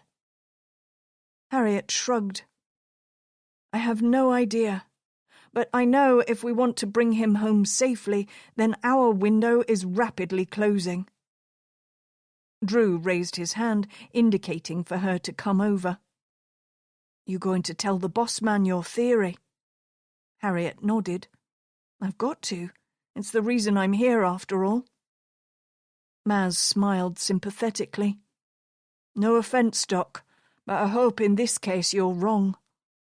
So do I, she said, before she turned on her heel and crossed the road to where Drew stood with the others. Where is Mr. Poole? Harriet got the question out before Drew could ask her what she'd been discussing with Maz. I persuaded him to return to the house that his wife needed him. Harriet dropped her gaze to the ground and was unsurprised to see frost glistening on the tarmac. There's something you need to know, she whispered. When he didn't reply, she glanced up, only to find him watching her intently. As you know, they found Oliver's coat. We won't know for certain it's his coat until we can have one of the Pools look at it, and forensics confirms it. One of the uniformed officers said when they found the coat, it appeared somebody had attempted to conceal it. Drew had raised his hand to his jaw to scrub his hand over his day-old stubble, but as Harriet spoke he halted. What? They found it beneath some branches. It frames this situation in a whole new light, and it's not a good one. Drew swallowed. You think somebody took him? And you don't? He shrugged miserably. I was hoping it wouldn't amount to that. he said. "Most kids who go missing are just runaways, and by all accounts that home hasn't exactly been the happiest." "I think that's a little harsh," Harriet said, a little more fiercely than she'd intended. "They love their son." "Right, but Mr. Poole has a temper on him that would make me want to run away if I was his son." "You don't mean that," Harriet said sharply. Drew dropped his gaze to the ground. "Probably not. But you know how I have to look at this, Harriet. I can't afford to show too much sympathy, at least not so much that it clouds my judgment of the situation." "You mean the Pooles might be suspects?" "Most abductions involve people who are known to the victim, and we haven't been able to verify any alibis yet." "I know you're right, but I'm just not getting that feeling from them." Drew raised an eyebrow speculatively at her. "Since when do you base your theories on feelings?" "Not everything I do is based solely on statistics," she said. "Instincts play a part in it, along with empathy, and all I see when I look at Mr. and Mrs. Poole is a grieving family." Drew nodded. "You can think that, but I'm going to hold on to my suspicions a little longer." "What makes you suspicious of them?" "There's something they're holding back. I don't know what it is, but it's there. And Oliver stumbled over a dead body at the weekend, broke his arm in the process, and Mrs. Poole never bothered to inform us of that little fact." "The body in the woods," Harriet said, sounding unsurprised. "Wait, how did you know?" "Well, for one, it was on the news, but Maz mentioned it a few minutes ago." "I'm not saying it's connected, but—" "But it's too much of a coincidence?" It was Drew's turn to nod. "If we are looking at a stranger, what should we expect regarding bringing Oliver home alive?" Harriet's shoulders tightened as tension coiled its way around her spine. "Most kidnappings, as you said, are done by somebody known to the victim. In the case of children, we get around 1,000 abductions a year, and of those, roughly 100 of them are by strangers." She swallowed hard around the lump in her throat before she continued. "If Oliver was taken by a stranger, we're looking at something already quite uncommon. Most are failures because the child escapes, but around half of the children taken in a stranger abduction never return home." "Shit," Drew said harshly. "I thought we'd have better odds than that." Harriet shook her head. "It's not an exact science because that number is skewed by the simple fact that children who are cared for in the first place are much more likely to be reported. Many children go missing, but because of their background, they are never reported to the police." "Don't social services notice when a kid goes missing?" "Sometimes," Harriet said, "but social services are already overworked and understaffed. There is only so much they can do, but mistakes are inevitably made and children slip through the cracks." Drew blew out his cheeks, his expression thunderous. "But Oliver was reported. His mother called as soon as she realized something wasn't right." "I know that," Drew said, "but we don't even have a clear timeline on when he went missing." "We know he never met up with his friend," Harriet said thoughtfully. "I think it's safe to assume he disappeared almost as soon as he left home. And there's something else I think you need to know." "The caretaker from the school," Drew said. "Mr. Poole told you?" He nodded. "I got it out of him eventually. Wasn't easy, mind." "And you still want to hold on to those suspicions regarding the family?" Drew smiled at her wryly. "It's my job, Harriet. I have to keep everyone in the frame until I can tick them off the list. This case is too important to miss something. That boy's life depends on it. But the caretaker is definitely an angle worth pursuing." He sighed and closed his eyes. "I've got one more question," Drew said, "and I'm almost certain I'm not going to like the answer." "Ask it." "If a stranger took him, What's the likelihood that we're going to bring him home versus us looking for his body? Wrapping her arms around her body, Harriet rocked back on her heels. I can't tell you that, Drew. Just give me a rough guide. Closing her eyes, Harriet pulled in a slow breath. When she opened her eyes again, it was to find Drew peering down at her intently. If a violent or predatory offender took him, then the odds are not good. How not good?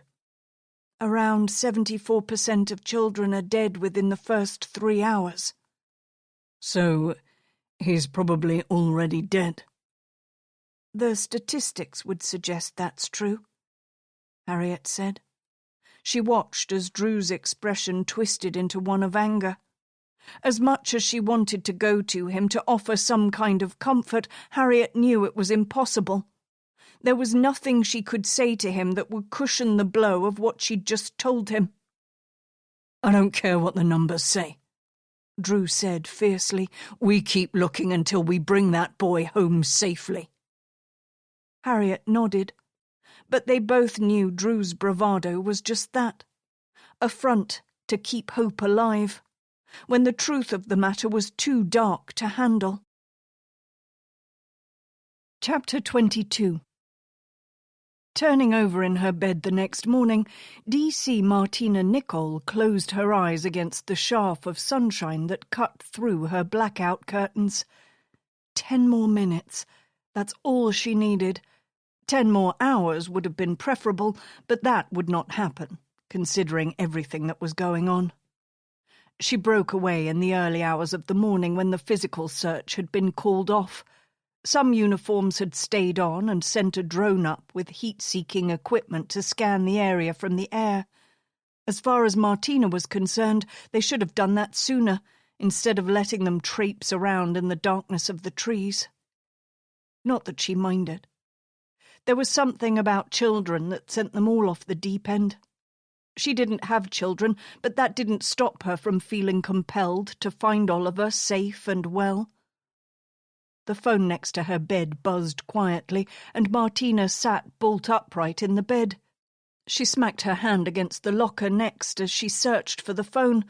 Finding it, she answered the call and pressed it against her ear. D.C. Nicole?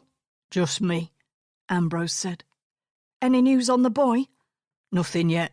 They're checking CCTV for the area so they can try to retrace his movements yesterday evening, and they're going through ANPR to see if there are any hits from cars in the area, and the rest are speaking to people who knew him. That's good. We can't keep going in circles.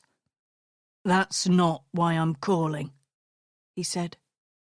Ambrose sighed, and Martina could practically see him leaning back in his chair, a cup of Yorkshire Builder's tea on the desk in front of him as he swiped his hand down over his face. Jackson said he has an ID on our body, and the forensic anthropologist wants us to come in for a word. How fast can you be ready? 10 minutes, Martina said, and she was already out of the bed and stumbling around the room. I'll be there in 15, Ambrose said. That'll give you a chance to get a cuppa down you. The line went dead, and Martina tossed it onto her rumpled duvet cover as she raced for the bathroom. 20 minutes later, she stood in the kitchen sipping a black coffee from her favourite mug. She'd have preferred tea, but she needed the caffeine. Her damp hair clung to her neck, sending icy droplets of water down the back of her shirt. Mum had always told her not to go out with wet hair or she'd only get sick. As she'd got older, Martina had learned that not everything her mum told her was the God's honest truth. The kitchen door swung open and her father stepped into the small room. "You got in late again last night," he said, his tone icy as he moved to switch on the kettle. "Something came up," she sighed, guilt swimming in the pit of her stomach as she sipped at her coffee before glancing surreptitiously down at her watch. Why was it every time she needed Ambrose to be on time, he was late? If she didn't know better, she might have thought he planned it that way. Something always comes up, he said stiffly from the other side of the kitchen. Your mum was upset is all. Dad, I don't want to get into this right now. I really wanted to come home early yesterday, but I couldn't. She finished the coffee and moved to the sink. Rinsing the cup under the tap, Martina could feel her father's gaze boring into her. Do you think this is easy for me? The question took her by surprise, and the cup almost slipped from her hand, but she caught it before it could hit the bottom of the sink. Of course not. Then why do you behave as though it is? Exasperation ripped through her as she set the cup on the draining board. Before she could reply, there was the blare of a horn outside. Saved by the bell, her father said bitterly. I have a job to do, Dad. I can't just drop everything. Another blare of the horn. Go, before he wakes your mother. How is she? Go, Martina. Emotion burned in her chest as she headed out the back door. Her father could always do that to her, make her feel like she was 8 years old again and in trouble. Tears pricked at her eyes, but she swiped them away as she hurried down the footpath and slipped into the passenger seat next to Ambrose. Bad morning. His tone was amicable, but talking was the last thing she wanted to do. Just drive, Ambrose. Got it. Martina settled back into the seat and closed her eyes. She needed to concentrate on the day ahead and leave her problems at home. It was easier said than done. But the further Ambrose drove her from her house, the easier it was to crush the lump that burned in the back of her throat. Chapter 23. I want a word with you, Haskell. The monk's voice carried over the chatter in the office, drawing Drew's attention to his boss, stood in the doorway. The monk, at least, looked like he'd got a full 8 hours. By comparison, Drew had glimpsed his reflection in the metal paper towel dispenser in the gents and was horrified by what he'd seen. Pushing away from the desk he'd commandeered, he made his way slowly toward Gregson's office. As he knocked on the door, Gregson beckoned him inside, his eagle-eyed gaze scanning over Drew's appearance. You look like shit, Gregson said finally, folding his hands over one another on the desk's surface. I feel worse, Drew said, scrubbing his hand down over his rough stubbled cheeks and chin. From where I'm sat, I'm not sure that's possible. Gregson arched an eyebrow. You're the face of this operation. Well, you and D.I. Appleton, and Melissa is doing an admirable job of looking like someone who has her shit in order. Gregson indicated to the other detective inspector, who was, at that moment, moving purposefully through the desks. She slipped into her office space and disappeared from view. The public need to know that we've got a handle on this, Drew. Of course, sir, Drew said. We contacted the NCA and had them put out a CRA last night. The Child Rescue Alert System was the responsibility of the National Crime Agency, but it was at the disposal of any force in the country, and for that Drew was grateful. Right now they needed every bit of help they could get. That's why I called you in here, Gregson said, his expression sombre. I thought it was regarding my appearance, sir. Unlike you, Haskell, I'm capable of multitasking. Gregson spoke dryly. The NCA have offered to send us over some help if we need it. That's very generous, sir, but I think we... Sorry, perhaps I wasn't quite clear. The NCA are sending over some analysts to sift through the data coming in. There was no mistaking the edge to the monk's voice as he spoke, and Drew had the distinct impression that they'd all been manoeuvred into a corner that would undoubtedly come back to bite them in the arse at a later date. That was very generous of them, sir, Drew said, keeping his voice measured and devoid of any kind of emotion. It was, Gregson sighed. It's no harm. We're sorely lacking in computer analysts. I've been looking for some new blood to liven this place up, but so far I haven't found anyone who meets the criteria for what we need. With any luck, the NCA will send us someone we can entice to our side of the fence." "Aren't we all on the same side, sir?" The derisive noise Gregson made in response took Drew by surprise. "We should be, but I haven't always had the best of luck with their sort," Gregson said darkly. "Anyway, I wanted to let you know they were arriving." "When?" "Now," Gregson said. A wicked grin curled the other man's lips as he inclined his head in the direction of the office. The sound of a commotion pulled Drew's attention back toward the space he shared with the rest of the team, and was surprised to see several people carrying boxes of equipment pour into the office. "I expect you'll get them all squared away here," Gregson said. "What do you expect me to do with them, sir?" Irritation coloured Drew's words. The last thing he needed was to waste his time babysitting a lot of analysts. Oliver was out there somewhere. Drew needed to be out there searching for him. "Get them settled and start feeding them the information they need. I want backgrounds on everyone in the area, and we need to know about any offenders who might have moved to the area. They're good at ferreting out information like that." "But, sir—" "Make use of them, Haskell. I might not be particularly fond of them and their tactics, but they are useful. The sooner we get that boy back to his parents, the better for everyone involved." Drew knew when he'd been managed. Sighing, he pushed to his feet and made his way to the door. "What does Dr. Quinn think of us getting the boy back safe and sound?" Gregson's question brought Drew up short. He paused with one hand on the door handle and contemplated his options before he answered. "She's concerned, sir, like we all are." "So she thinks he's already dead?" Drew was accustomed to his boss's usual blunt manner, but even that took him somewhat by surprise. "She didn't say that."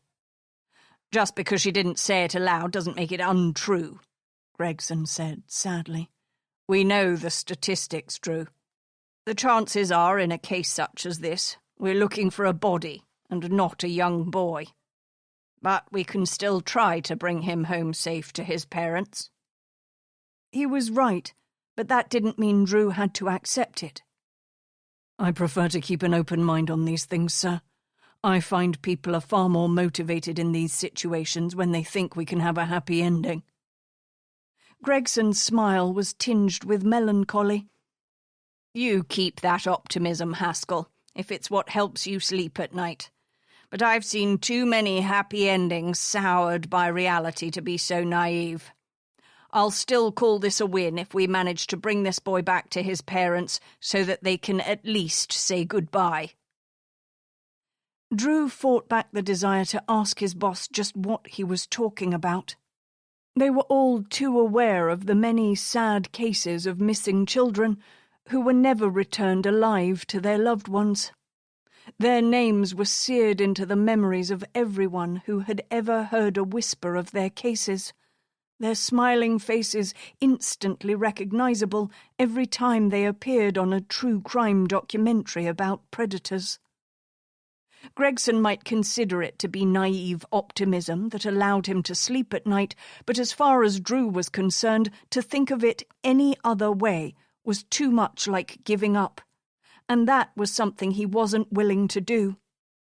Stepping out into the main office, Drew headed toward a vivid red-haired woman who seemed to be in charge of the others who had arrived with her.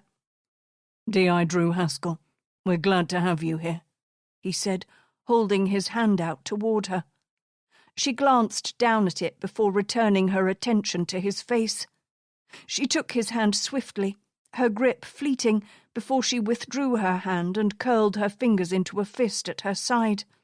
"My name is Jodie Meakin. I'm an analyst with the NCA." She paused and surveyed the space. "Is there somewhere we can set up our computers? Perhaps somewhere a little more private?" She raised an eyebrow at him speculatively. Her rich brown eyes sparkled with intelligence behind her blue-framed glasses. Drew nodded and gestured for her and the others to follow him across the hall. The floor they'd been assigned as part of the new task force came with extra square footage that they hadn't found any use for, but Drew had a feeling that Jodie and her cohorts would appreciate it. She appraised the room on the opposite side of the corridor. "We can use this entire space." The question was framed casually, but Drew could sense the underlying tension that coloured her words. "Of course. Like I said, we're grateful for your assistance. We want to bring Oliver home as quickly as possible, and I know we'll do that all the more smoothly with your help." She gave him a once-over, but seemed almost disappointed when she couldn't find the least hint of disingenuity in his demeanour. "I'll be in charge of the others here, at least until our boss can make his way over from headquarters." Drew noted the way she said the word boss, as though in that one word alone she could adequately describe her loathing for the person she worked for. "And they'll be here when?" "He'll be here in about an hour, and he'll expect us to have set everything up here." Her gaze flickered shyly to Drew's face, but she never met his gaze. "If you could have someone send over all the files we need to get a head start on, I can put everyone to work on this end." "Of course," Drew said amicably. He gave Jodie a wide smile, which seemed to cause a bright flush to spread beneath her tawny complexion. He paused in the doorway, watching her work to organise the desks and space to her particular liking. When she caught him studying them, the flush returned, spreading up the back of her neck before it crept into her cheeks, and she ducked her attention back to a large black box she'd opened. Leaving them to prepare, Drew returned to his own office. "Olivia," Drew called the DC over to his side, "can you liaise with the NCA analysts that are setting up in the spare conference room? Get them everything they need to get started?" She nodded, her smile brightening as she caught sight of the hive of activity in the room opposite. "Got it, Gov. Oh, and we've got some people coming in later for a chat." She glanced down at a notepad in her hand. Mr. Andrews. He's a teacher from the local school where Oliver goes. According to Mrs. Poole, he has quite a good rapport with the boy. And we've got a Tilly Mayhew due in the next hour. She works with the Scouts, and Oliver was a member of the troop." "That's good work," Drew said. "Think you and Green can handle it?" Olivia's grin grew wider. "Of course, Gov. Sir, I've got the name of the caretaker from Oliver's school." Maz's voice tugged Drew's attention from Olivia with a jolt. "Then we should pay him a visit, see what he's been up to." "Sir, what should I do with the people coming in for an interview?" "I'm sure you can handle them," Drew said. "Get some background on them and bring Green with you." Olivia nodded and took off towards the NCA group. Maz's expression was eager as he pushed up from his chair and slipped his jacket on, and Drew didn't have the heart to tell him he'd have preferred to bring Harriet along for the conversation. He tossed the keys to Maz, who had beaten him to the door. "I want to pick up Dr. Quinn." The irritation that flashed across Maz's face wasn't lost on Drew, but he chose to ignore it. Arya was a good cop, but he still had a lot to learn, and some things you could only learn through experience. The more time he got to see Harriet in action, the more he would benefit from her astute observations, and if that made him a better detective, then Drew could see no downsides to the situation. Chapter 24. Fat snowflakes had fallen, coating everything in their path in a fluffy white blanket. Harriet sat behind the steering wheel of her car, watching as the flakes gathered on the windscreen, obscuring her view of the Hermitage Hospital where her mother resided. The last time she'd called to see her, she'd been turned away on Dr. Connors's orders. But that was then. She would not allow him to keep her at arm's length. Pushing open the car door, she discarded her phone on the passenger seat before she dropped her paperwork on top to conceal it. Clutching her bag to her chest, she paused, allowing the heavy flakes to settle on her face and in her eyelashes as she scanned the windows of the white building before her. Apprehension caused her heart to pick up its pace in her chest. The building had always reminded her of a prison rather than the hospital it was. The more times she was forced to return here, the image became cemented deeper into her mind. Of course, it wasn't just a prison for those who lingered within its walls. For Harriet, it was just as much a mental prison as it was a physical one for those who were forced to stay against their will. For no matter how often Harriet left, she couldn't shake the feeling that she was leaving little pieces of herself inside the walls to linger with the lonely souls trapped inside. It would be easier to turn away now, to simply slide back in behind the wheel and drive away from here. But that would only make it all the more difficult to come back. Over the years, she'd slid into a kind of routine in visiting her mother. It was easier to do something when you didn't have to think about it first, and she'd spent a lot of time not thinking about her mother and all the traumatic baggage that her existence inevitably brought to the surface in Harriet's mind. Some people found solace in abandoning all ties with those from their past who had hurt them, both physically and emotionally. Others felt it was necessary for their recovery to face their tormentors. So which category did she fall into? The mere fact that she stood here precluded her from being in the first group, but Harriet was also fairly certain she didn't belong to the second set either. Sucking in a deep breath, she tucked a strand of dark hair behind her ear before she started up toward the front door. The reception was empty when she pushed inside. Harriet wasn't sure if she should feel relieved or disappointed by this fact. Perhaps if there had been others around, it would have made it easier to slip away under the pretense that she would disrupt the hard-won equilibrium in the hospital. The door behind the reception desk clicked open, and a familiar woman appeared with a cup of steaming tea clutched in her hands. The receptionist glanced up, and Harriet noted how the familiar woman's expression hardened. "I didn't think you'd come back here," Clara said, her voice abrupt. "Why would you think that?" The question slipped out before Harriet could stop it. There were all manner of possible answers, but Harriet suspected that whatever Clara's reasoning happened to be, it wouldn't be something pleasant. "You know they have suspended him because of your lies." Harriet shook her head and squared her shoulders. "I hadn't heard. He never did anything but good in this place. It's not just the staff who miss him, but the patients do as well. You're supposed to be a doctor. You should know the damage that can be done to such fragile mental states." "I'm here to see Alison. I didn't come here to debate whether Dr. Connors was fit for purpose or not." "She's not here," Clara said. There was an icy glint in her eyes that suggested she was more than happy to be the bearer of such shocking news. "I don't understand." Harriet stumbled over the words. Dr. Connors had threatened to have her mother moved, but she'd never thought he would genuinely achieve his goals. "If she's not here, then where is she? And why wasn't I informed?" Clara glanced down at the keyboard in front of her.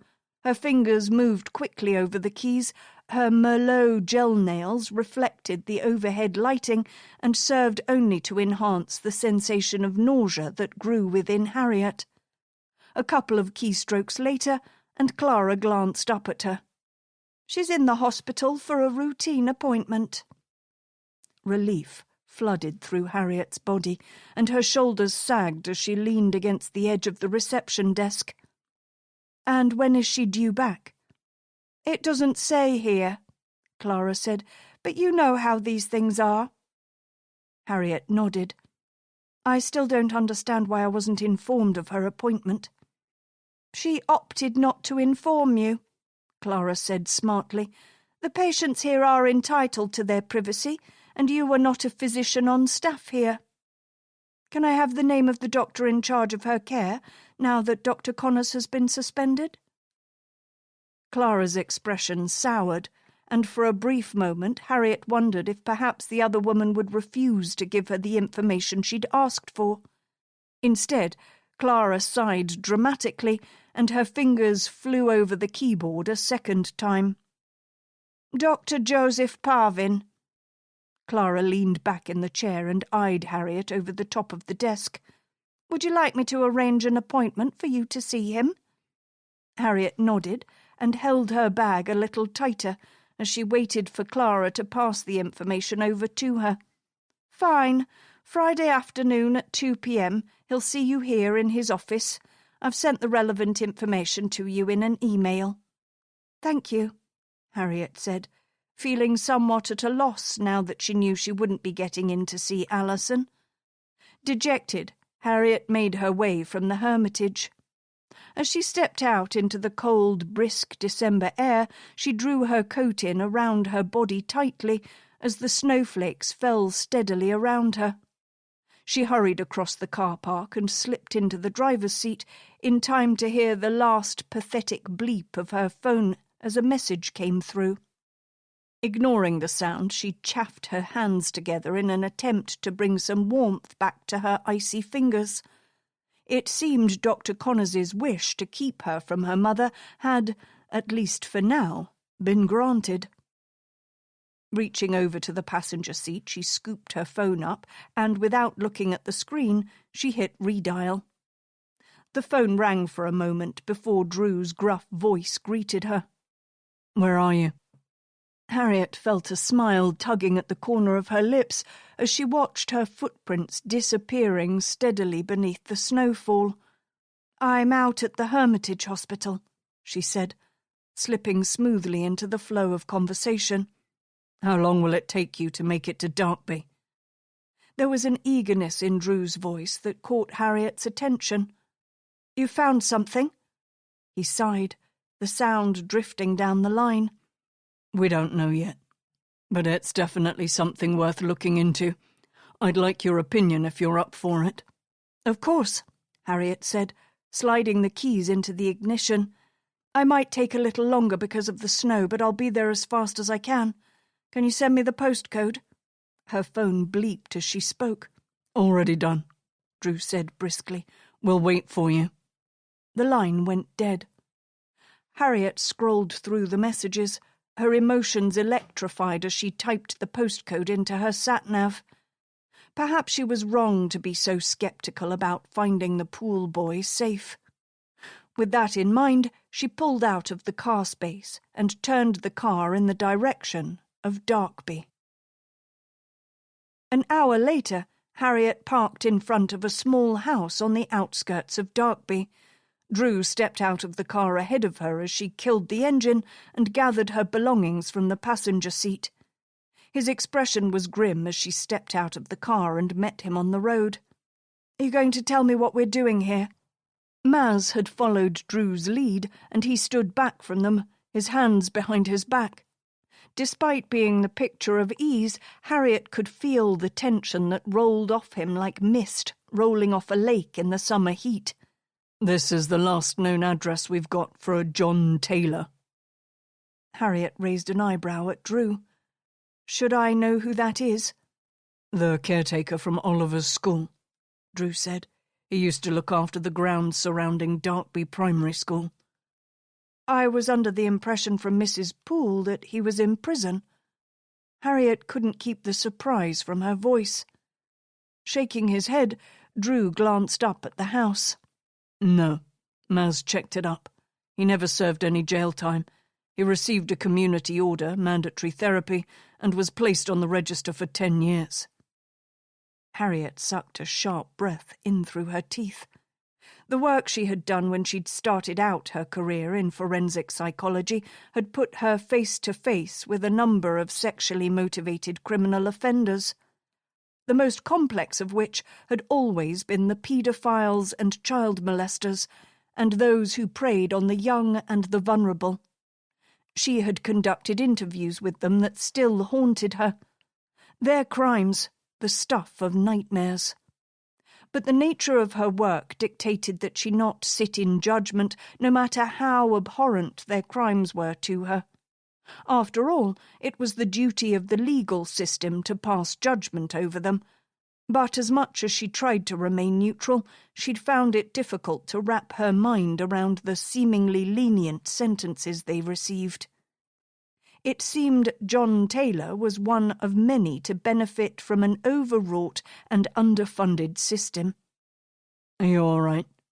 Drew's voice cut through her thoughts, pulling her back to the present. "Sorry, I'm fine. I was miles away." "Anything you want to share?" Harriet shook her head. "Not right now." She smiled to soften her words. "Right. This is just a chat," Drew said, addressing Harriet and Maz. "We don't have any evidence to suggest he knows anything regarding Oliver Poole's disappearance." "But come on, sir. Are we supposed to just ignore his history with the victim?" Maz's interjection was something Harriet had already thought of herself. In her line of work, the experiences of the patient were vitally important. It allowed you to create an overall picture of their mental state. "He was tried and convicted for it," Drew said. "He did his time. It's not our job to question that." "But—" "No buts, Maz. We're here to follow up on the current case. Sure, his past has some bearing on the situation, but we can't allow that to cloud our judgment." Harriet could tell from Maz's expression that he was less than impressed with his SIO's orders, but if he had any other objections to the matter, he kept them to himself.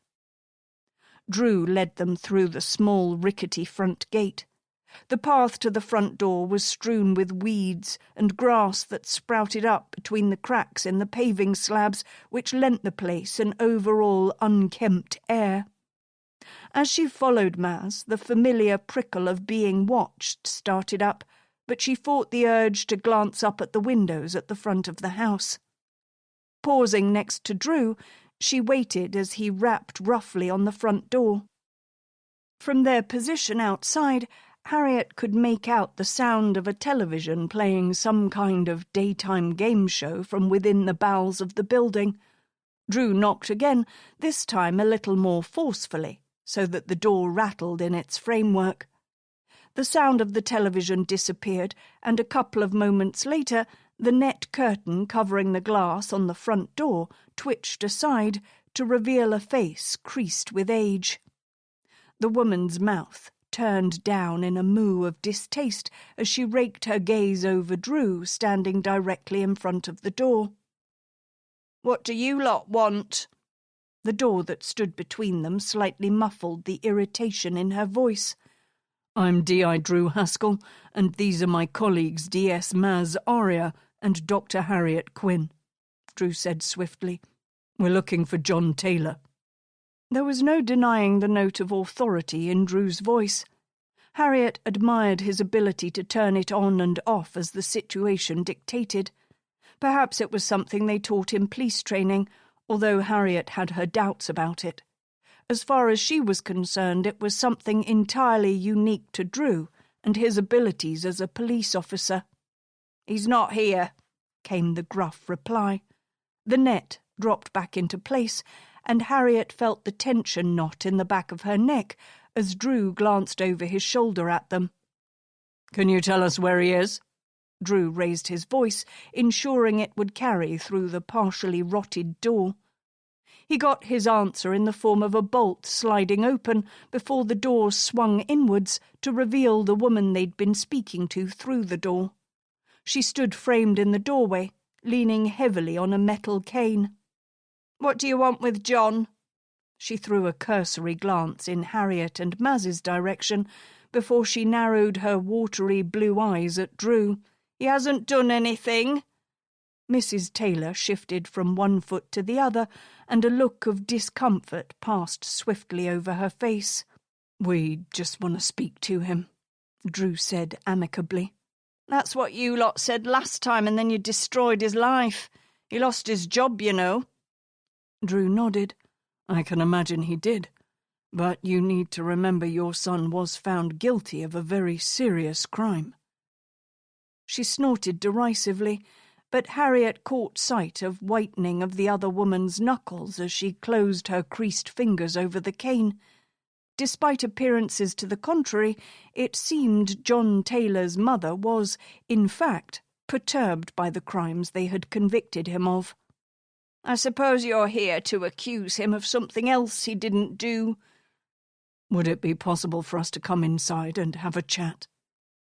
Drew gave her his most winning smile, but from where Harriet stood, she could tell it had no effect. "I don't suppose I can say no, can I?" She moved aside slowly, allowing Drew to step over the threshold and into the house. Mrs. Taylor huffed as Maz followed Drew, and when Harriet moved into the hall, she found herself the object of the other woman's attention. "2 coppers and a doctor. Well, aren't I the lucky one?" Harriet bit her tongue and allowed Mrs. Taylor to shuffle ahead into the lounge. The house was in a state of disrepair. A large yellow watermark marred the far corner of the ceiling, causing the plaster to sag downwards. The faded floral wallpaper had peeled in places, but Harriet could see where somebody had attempted to repair the damage. Despite outward appearances, the dated decor, wear and tear, Harriet could tell that Mrs. Taylor took pride in her home. There were several small mahogany tables in the room, with small trinkets and knick-knacks covering every inch of surface space in the room. Family pictures adorned the walls.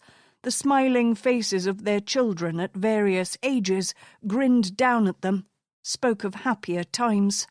"Don't stand around," Mrs. Taylor said. "I can't spend my time looking up at you. My neck doesn't work like that anymore." She pointed an arthritic finger toward the couch. Drew took a seat on the end of the couch nearest Mrs. Taylor, and Harriet settled onto the opposite end, leaving Maz to stand awkwardly near the door. "There's a chair in the other room," she said to Maz. "I'm fine," Maz said. But Mrs. Taylor glared at him, and Drew nodded subtly, letting Maz know he should do as he was told. A couple of moments later, and all 3 of them were settled in the living room. It took Harriet a moment to realise just how strategic Drew's position was on his end of the couch. From the vantage point he'd taken up, he could see out the front window, which meant anyone who came up the path would be instantly visible, and with his back to the wall, it meant no one would sneak up on him without him knowing about it. Drew had many little habits and quirks, but this one in particular had become more pronounced since his run-in with the Star Killer. Mrs. Taylor cleared her throat, her attention seemingly riveted to the television screen, but Harriet could feel the tension that radiated from the other woman. "You lot going to tell me what you want with John, or do I have to guess?" "Are you aware of the boy who went missing yesterday?" Drew wasted no time in getting straight to the point. Mrs. Taylor's jaw tightened, and she swung her gaze towards Drew. "My John had nothing to do with that." "How can you be so sure?" There was no animosity in Drew's voice that Harriet could tell, just a gentle curiosity. "Because he wouldn't harm a hair on anyone's head," she said vehemently. "He's a good boy." "How much has John told you about his prior conviction?" She shook her head. "You're not going to trick me, D.I. Haskell. He did nothing wrong." "He was accused of a very serious crime," Drew said. "He'd been grooming a boy at the school where he worked. When they picked him up, they found him with indecent images of children on his laptop." Mrs. Taylor shook her head, but Harriet could tell that the colour had drained from her cheeks.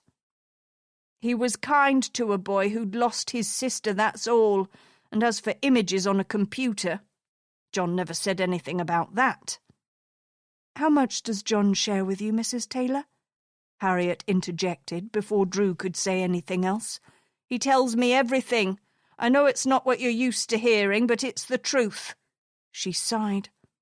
When I got sick, he moved back in here with me to make sure I was safe." There was a wariness in her eyes that told Harriet to press the issue. "I'm sorry to hear you were ill," Harriet said swiftly. "I had a fall and broke my pelvis," Mrs. Taylor said. "After John went to court and they found him guilty, a couple of local lads came here and broke in." "Was it connected to John's trial?" There was an edge to Drew's voice. "They thought they could intimidate me, said they wanted to send John a message, so they pushed me down the stairs, but I won't be bullied by no one, especially not a bunch of local thugs." There was a level of gritty determination in her voice that took Harriet by surprise. "I called the ambulance myself, and even though I told John I'd be fine to live here on my own, he insisted on moving in." Harriet had a feeling that her son opting to move home wasn't entirely for altruistic purposes, but she wasn't going to say anything. "Do you know what John was doing yesterday?" Drew asked, smoothly changing the subject. "He was at work."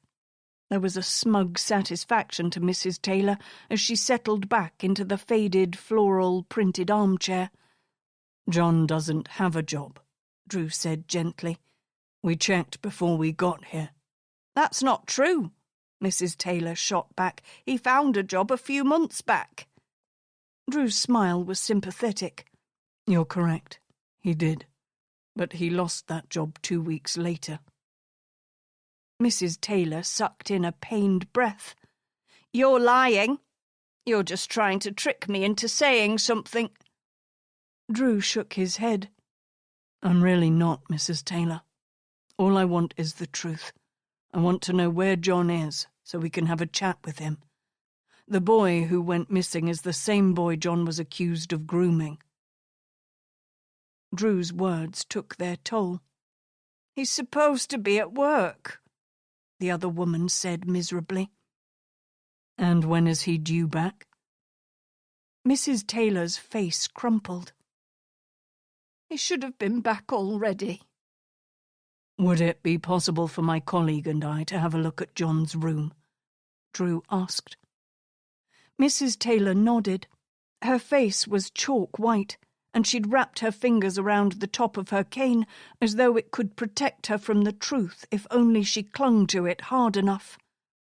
"I'll stay here," Harriet said to the unasked question on Drew's face. He nodded and pushed onto his feet, allowing Maz to go first out into the hall. Harriet waited until the sound of their footsteps on the creaky stairs filtered through the house. "Tell me about John," Harriet said. Her gaze never left Mrs. Taylor's face. "He was such a quiet boy," Mrs. Taylor said. "It surprised everybody at how quiet he was. Today they'd call it introverted." She stared at the contestants on the television screen before she glanced over at Harriet. "Do you have children?" "No."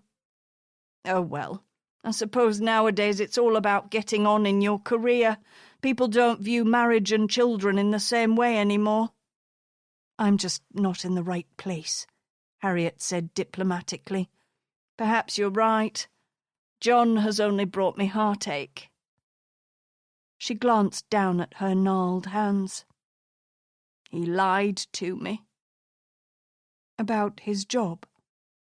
Mrs. Taylor shook her head sadly. "Not just about his job. He lied to me about everything. D.I. Haskell said there were some images on a computer." Harriet nodded. While she hadn't found the opportunity to look at John Taylor's criminal record, she could already imagine what she would find there once she did.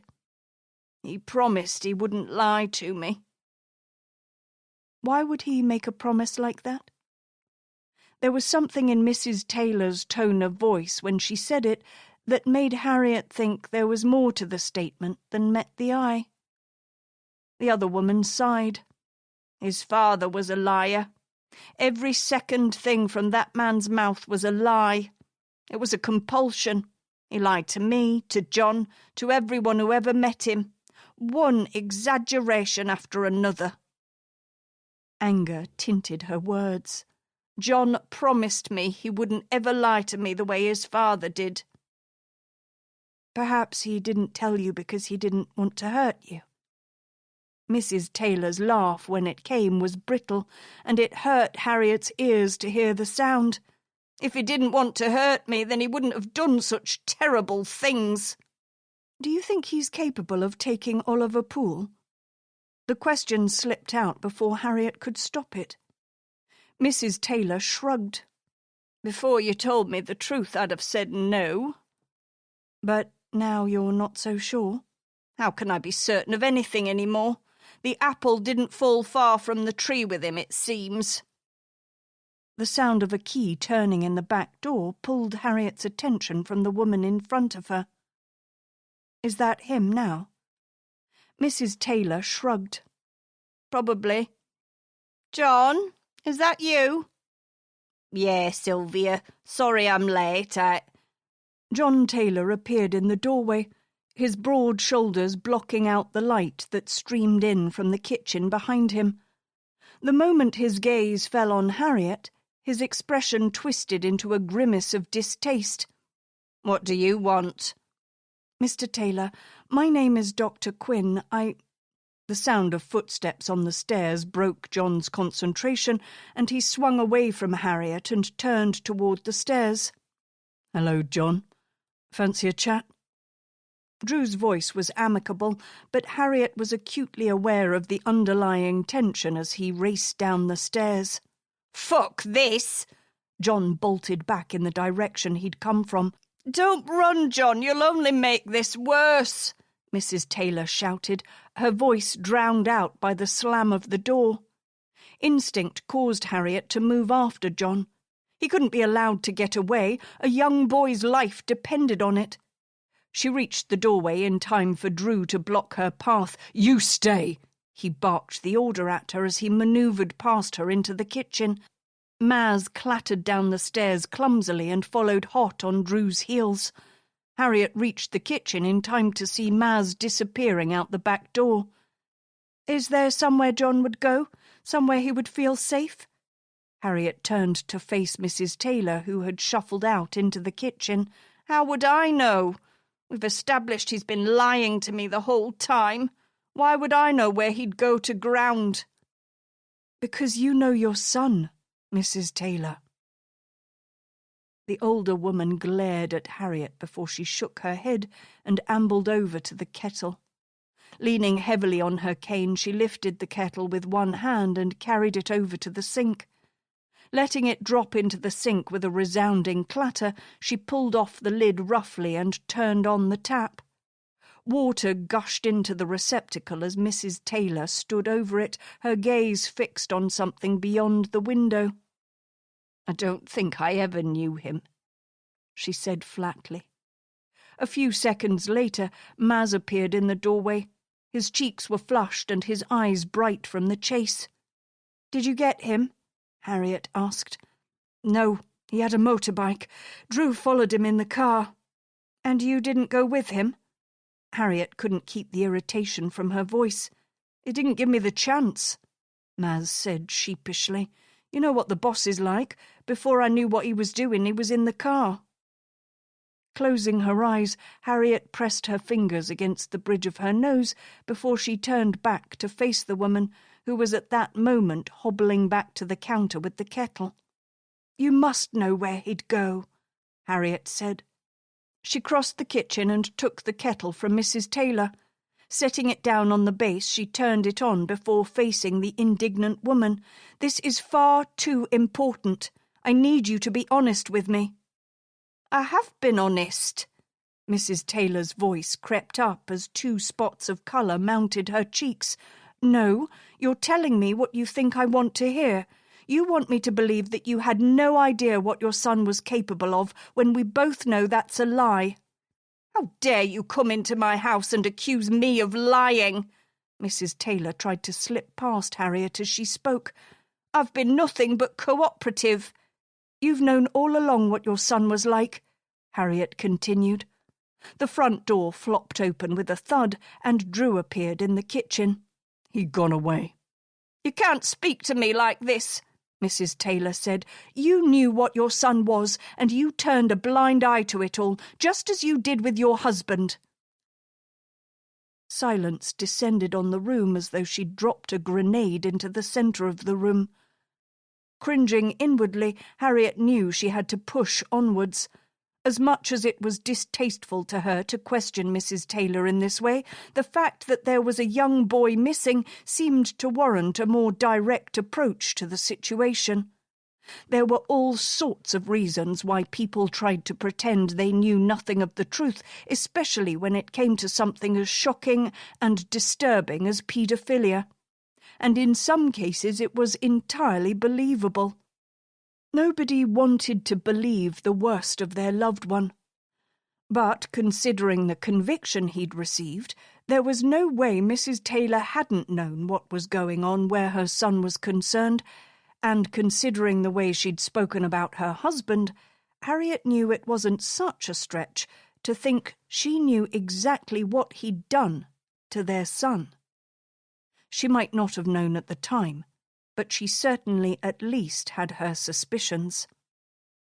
"I think you need to leave," Mrs. Taylor said. Her voice shook with emotion, and she gripped the edge of her cane so tightly Harriet wouldn't have been surprised to see it warp beneath her strength.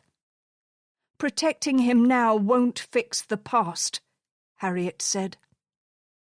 Mrs. Taylor flopped back against the counter as though all the strength had left her body.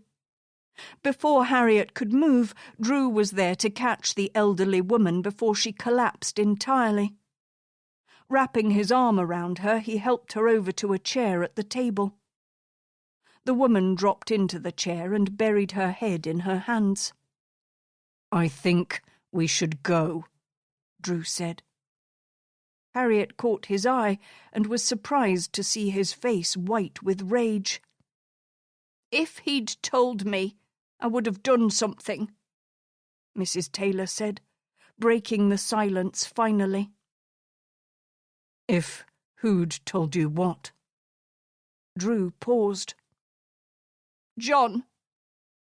If he'd told me what his father used to make him do when he was a boy, I'd have put a stop to it. I would have done something." She trailed off. Her hands shook as she placed them on the table in front of her. "There's a shed. It's over near Darkby Primary School. It's where he'd go to feel safe." Her voice was half choked with emotion. "You go. I'll stay," Harriet said. Tight-lipped, Drew nodded. "Fine." He was gone before Harriet could say another word, leaving her alone in Mrs. Taylor's kitchen. "How do you take your tea?" Harriet asked, moving to the kettle. "You think I'm a monster, don't you?" Mrs. Taylor asked, causing Harriet to turn back. "No. I think you're a mother who loves her son, no matter what he's done." Tears gathered in the corners of Mrs. Taylor's eyes, causing the blue to brighten. She closed them as she nodded. "God help me, but I do still love him. I never wanted this for him, but I know now it was my fault." Shaking her head, Harriet reached out and covered the other woman's hand with her own. "This is not your fault." "I wish I could believe you." Chapter 25. "How do you want to handle this?" D.C. Green asked. Olivia kept her gaze trained on the papers in front of her. Every time she glanced up at the D.C., he became flustered, and while it was funny to mess with him under normal circumstances, she needed him on his game now. Drew had trusted her, and she wasn't about to let her boss down. "We've just got two coming in for a chat, a Mr. Andrews and a Miss Mayhew." And do we know how they knew Oliver Poole? Olivia risked a sneaky glance up at her colleague. Didn't you read the notes I gave you? Timothy lifted his gaze to hers, and colour suffused his face. I didn't get any notes. Shit, when did you leave them there? He started to turn away, but Olivia shook her head. Don't, it's fine, I'll catch you up here. We don't have time now anyway. She glanced over at the clock on the wall. They'll be here any minute. Andrews is a guidance counsellor at the school, so he knows all the kids, but by his own admission, he knows Oliver quite well because of what happened to his sister. She let her eyes travel down over her own notes. Oliver's mother said Mr. Andrews developed a close rapport with her son, and that only seemed to strengthen after the incident involving John Taylor. She glanced up and found Timothy nodding, his attention locked onto her, as though she were the only person left in the world. And Miss Mayhew, how does she fit into the Poole boy's life? She's a volunteer with the Scouts. Oliver didn't stick with the Scouts for very long, so I'm not sure what use she'll be, but we still need to talk to her. D.C. Green nodded. Want me to stick the kettle on? A genuine smile cracked Olivia's cool facade, and she nodded. That'd be great. Colour swept up over Timothy's face for a second time, and he practically bounded away toward the kitchenette. Sighing, Olivia watched him go. Ever since he'd arrived on the team, he'd been somewhat awkward around her, and she hadn't been able to figure out why. But it was rapidly getting to the point where she was going to have to confront him about it. They were a team. They didn't need any kind of weirdness, especially when they were working such an important case. She caught sight of one of the uniformed officers in the door waving her over. Over his shoulder, she could see the guidance counsellor. Mr. Andrews was younger than she'd expected him to be, early 30s at most, and his face was smooth and freckled.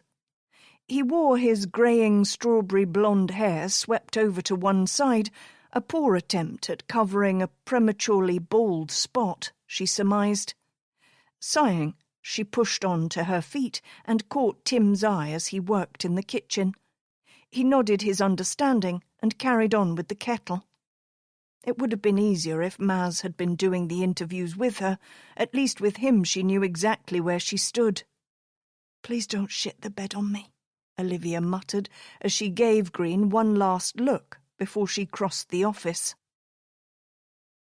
A few minutes later, Olivia sat across from Mr. Andrews. He was taller than she'd thought. His lanky frame didn't fit into the tweed jacket he wore, almost as though he'd bought it when he'd been larger and just hadn't got around to buying a new one. She glanced down at her watch, her smile apologetic. I'm sorry for the delay. My colleague'll be here in a minute.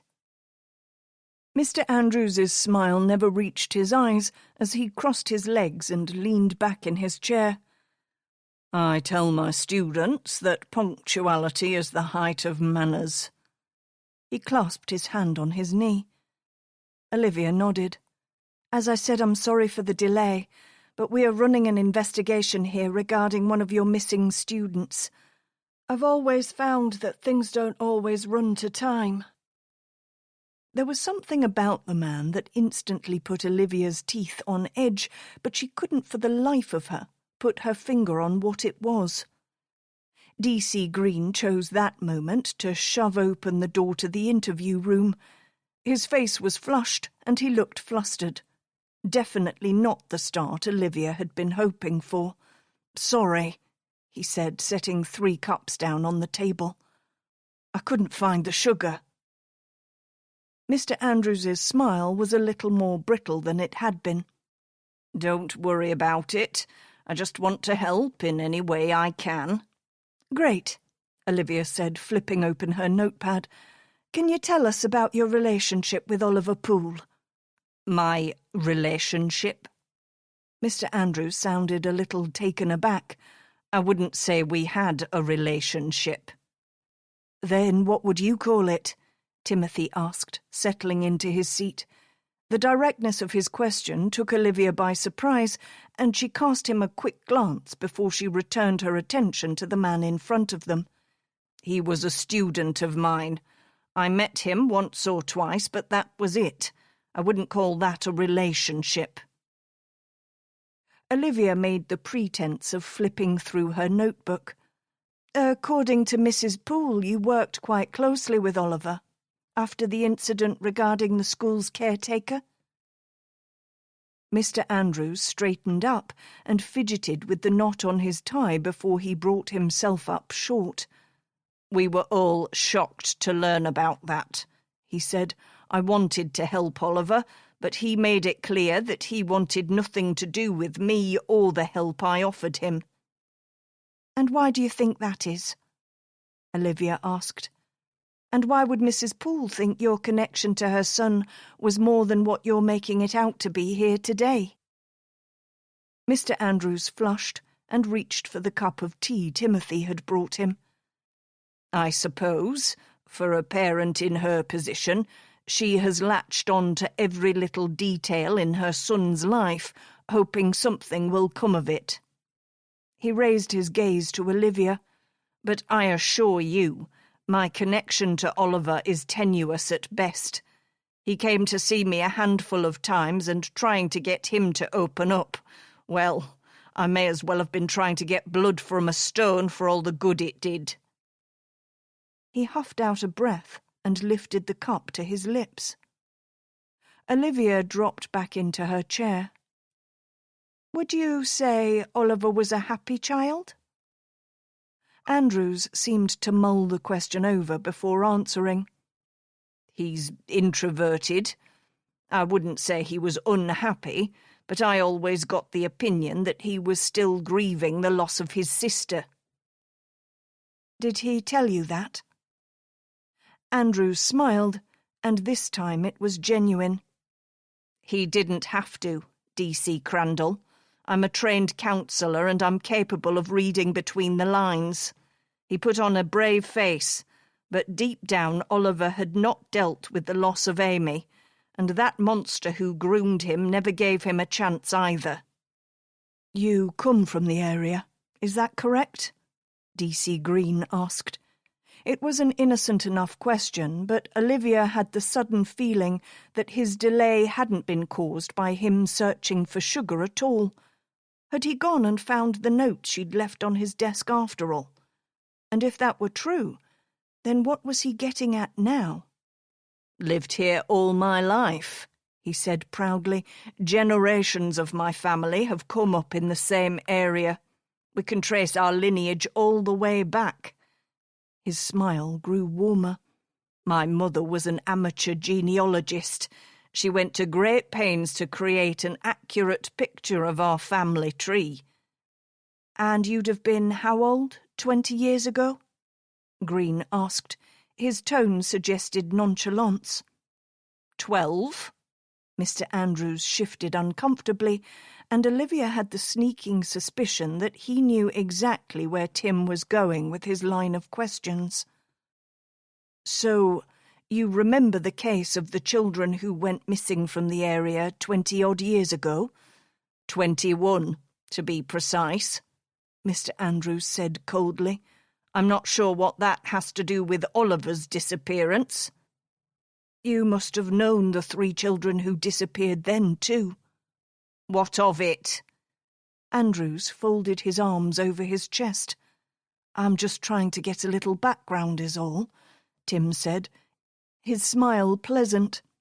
You don't think this feels too much like history repeating itself? What happened to those children has nothing to do with Oliver, Andrews said, his voice harsh. How can you be so sure? Green asked. It seems a little coincidental that 4 children disappear from the same small village in Yorkshire, 21 years apart, Andrews said. They're not connected. You sound awfully sure. Olivia probed. For all we know, the same person who took those children. Andrews was already shaking his head. It's not possible. And why is that? Because my parents said it had been dealt with. Everyone at the time knew it. It was Olivia's turn to feel confused. I don't understand. They never found the children. Andrews shrugged. I was never privy to the story, but I believe my parents, and they said the parents of those 3 poor children got the closure they needed. Why would they say that?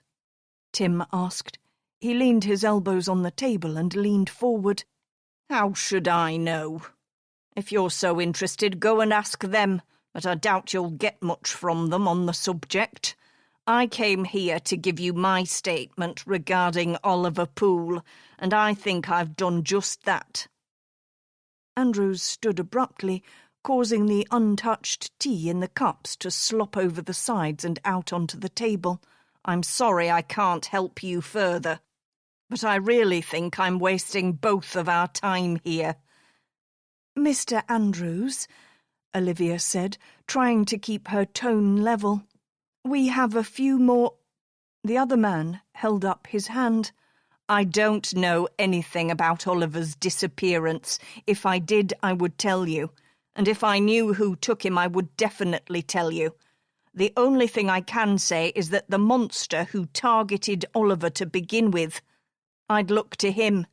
He might have said nothing happened, and Oliver wasn't in any fit state to dispute it, but we all know that's simply not true. Tim opened his mouth, but Olivia gave him a subtle shake of her head and he stopped. Thank you for your time, Olivia said, pushing onto her feet. She held out her hand and Andrews took it, his grasp sweaty and limp. He left without a backwards glance. What did you make of that? Tim asked as soon as he was out of earshot. He was a little cagey regarding the past, Olivia said thoughtfully. But he's not wrong when he says the likelihood of this case being linked to Oliver's disappearance is little more than coincidence. Come on, you didn't think what he said about the parents wasn't weird? Olivia nodded and chewed the top of her pen. It's worth having a chat with them, if only because of the coincidence. Glancing down at her watch, Olivia pushed onto her feet. I'll see if Miss Mayhew is here. Tim nodded. If she knows as little as Mr. Andrews, then these interviews were a complete bust. Olivia didn't argue with him, but in an investigation like this, background interviews were a lot like panning for gold in that everything helped. While Andrews hadn't told them anything particularly useful, there were still traces, and she wasn't going to dismiss them as a waste of time, just yet. Chapter 26. Sliding into the driver's seat, Drew waited for Maz to hop in before he gunned the engine. Should I call for backup? There was no escaping the edge of excitement in Maz's voice. I don't even know if he's going to be there, Drew said thoughtfully as he manoeuvred the car around the narrow roads. We might be better off waiting to see if there's a hit on the partial plate I called in, but we can always check the school. Maz slumped back against his seat. I suppose. The wheel shuddered beneath Drew's hands as the tyres slid on an icy patch on the road. Swearing broadly, he clung to the wheel as he got the car back on track. A few moments later, they entered the heart of the village. The Christmas lights strung overhead glittered and blinked in the evening light. From the corner of his eye, Drew watched Maz grip the door as the car took a corner a little faster than he'd expected. Cresting the hill, Drew spotted the primary school up ahead. There was no sign of John Taylor's bike, but that didn't mean he wasn't hiding somewhere on the grounds. Drawing to a halt, Drew killed the engine. Maz was already out of the car and surveying the scene. With all due respect, Gov, I really think we should call in for backup. What if the pool boy is here and... Drew nodded. Fine, you're right. It's better to be safe. If Maz thought he was going to hang around and wait for the uniformed officers to arrive, then he was sorely mistaken. Maz was right about one thing. If Taylor was responsible for the abduction of the pool boy, then hanging around here would only give him the opportunity to harm the boy, and that wasn't something Drew could allow. Wait here. But... DS Arya, just do as I ask. If he comes back this way, then I need to know about it. Maz looked apoplectic, but he nodded. Right. There was a mutinous tone in his voice that irritated Drew, but he didn't have time to hang around and argue the correct protocol. Drew hopped the low gate of the school and took off towards the side of the small, squat grey building. The evening light had closed in around him, and sleet was drifting down from the sky, coating the ground in an icy slick which made every step treacherous. Rounding the corner of the school, Drew spotted tracks across the grass at the back of the building. Excitement thrummed in his veins as he scanned the area before he set off in the direction the tracks led. He followed them up to the back of the school, where there was a large bottle-green shed tucked away. Taylor's bike was propped up against the side of the building, and Drew could see light from beneath the bottom of the door. Sliding his phone from his pocket, he called Maz and, in hushed tones, told him what he'd discovered. With his free hand, Drew pulled his cuffs from his belt and approached the shed cautiously. Mr. Taylor, John, my name is D.I. Haskell. I just want to have a chat with you. There was a muffled noise from within the shed, followed by a half-strangled noise that caused the hairs on the back of Drew's neck to stand to attention. Reaching the door, he tugged it open and found John Taylor suspended from a beam in the middle of the building. His legs kicked and thrashed beneath him, hands clawing at the rope wrapped securely around his throat. Taylor's face was turning an unnatural colour, blotchy and purple, as the ligature slowly strangled him. "Fuck!" Drew swore vehemently as he dropped the cuffs and crossed the small floor space. The stool which Taylor had stood on was knocked aside, and Drew wasted no time in standing it upright. Grabbing Taylor's legs, Drew fought with the flailing man who seemed determined to remain suspended from the rope. He finally got Taylor's feet on the stool, and he glanced up at the man who towered above him. "What the fuck are you doing?" Drew's breathing was ragged, adrenaline zinging in his veins as he kept the large man steady. "Take the rope off." Taylor shook his head, but Drew was pleased to see his colour slowly returning to something that resembled a normal hue as he kept him in place. "Leave me be." "I just want to talk to you," Drew said, exasperation colouring his voice. "Well, I don't want to speak to you lot. I know what you're going to do, and I'm not going to prison." "Nobody said you were," Drew said. "Look, come down so we can talk about this sensibly." Taylor shook his head and made a futile attempt to kick Drew away. "No, I'm not going to prison. I didn't touch that boy, but you lot never listen. I can't go to prison. I won't let you send me there." "Come down, please, we can talk about this." "Gav?" Maz's voice broke through the panic. Relief flooded through Drew as he turned in time to see the other man appear in the doorway. "Help me." Maz moved into the space and reached up to steady Taylor, allowing Drew to push up onto a box. Taylor tried to push him away. It took a couple of minutes to get organised, but Drew managed to pull the rope from Taylor's neck. They collapsed onto the ground in a heap of limbs. "Fuck!" Drew huffed, sucking in large mouthfuls of cold air. "Get him up. You do not have to say anything, but it may harm your defence if you do not mention when questioned something which you later rely on in court. Anything you do say may be given in evidence." Drew pulled in a deep breath as he sought to get his heart rate back under control. Between them, they got Taylor on his feet.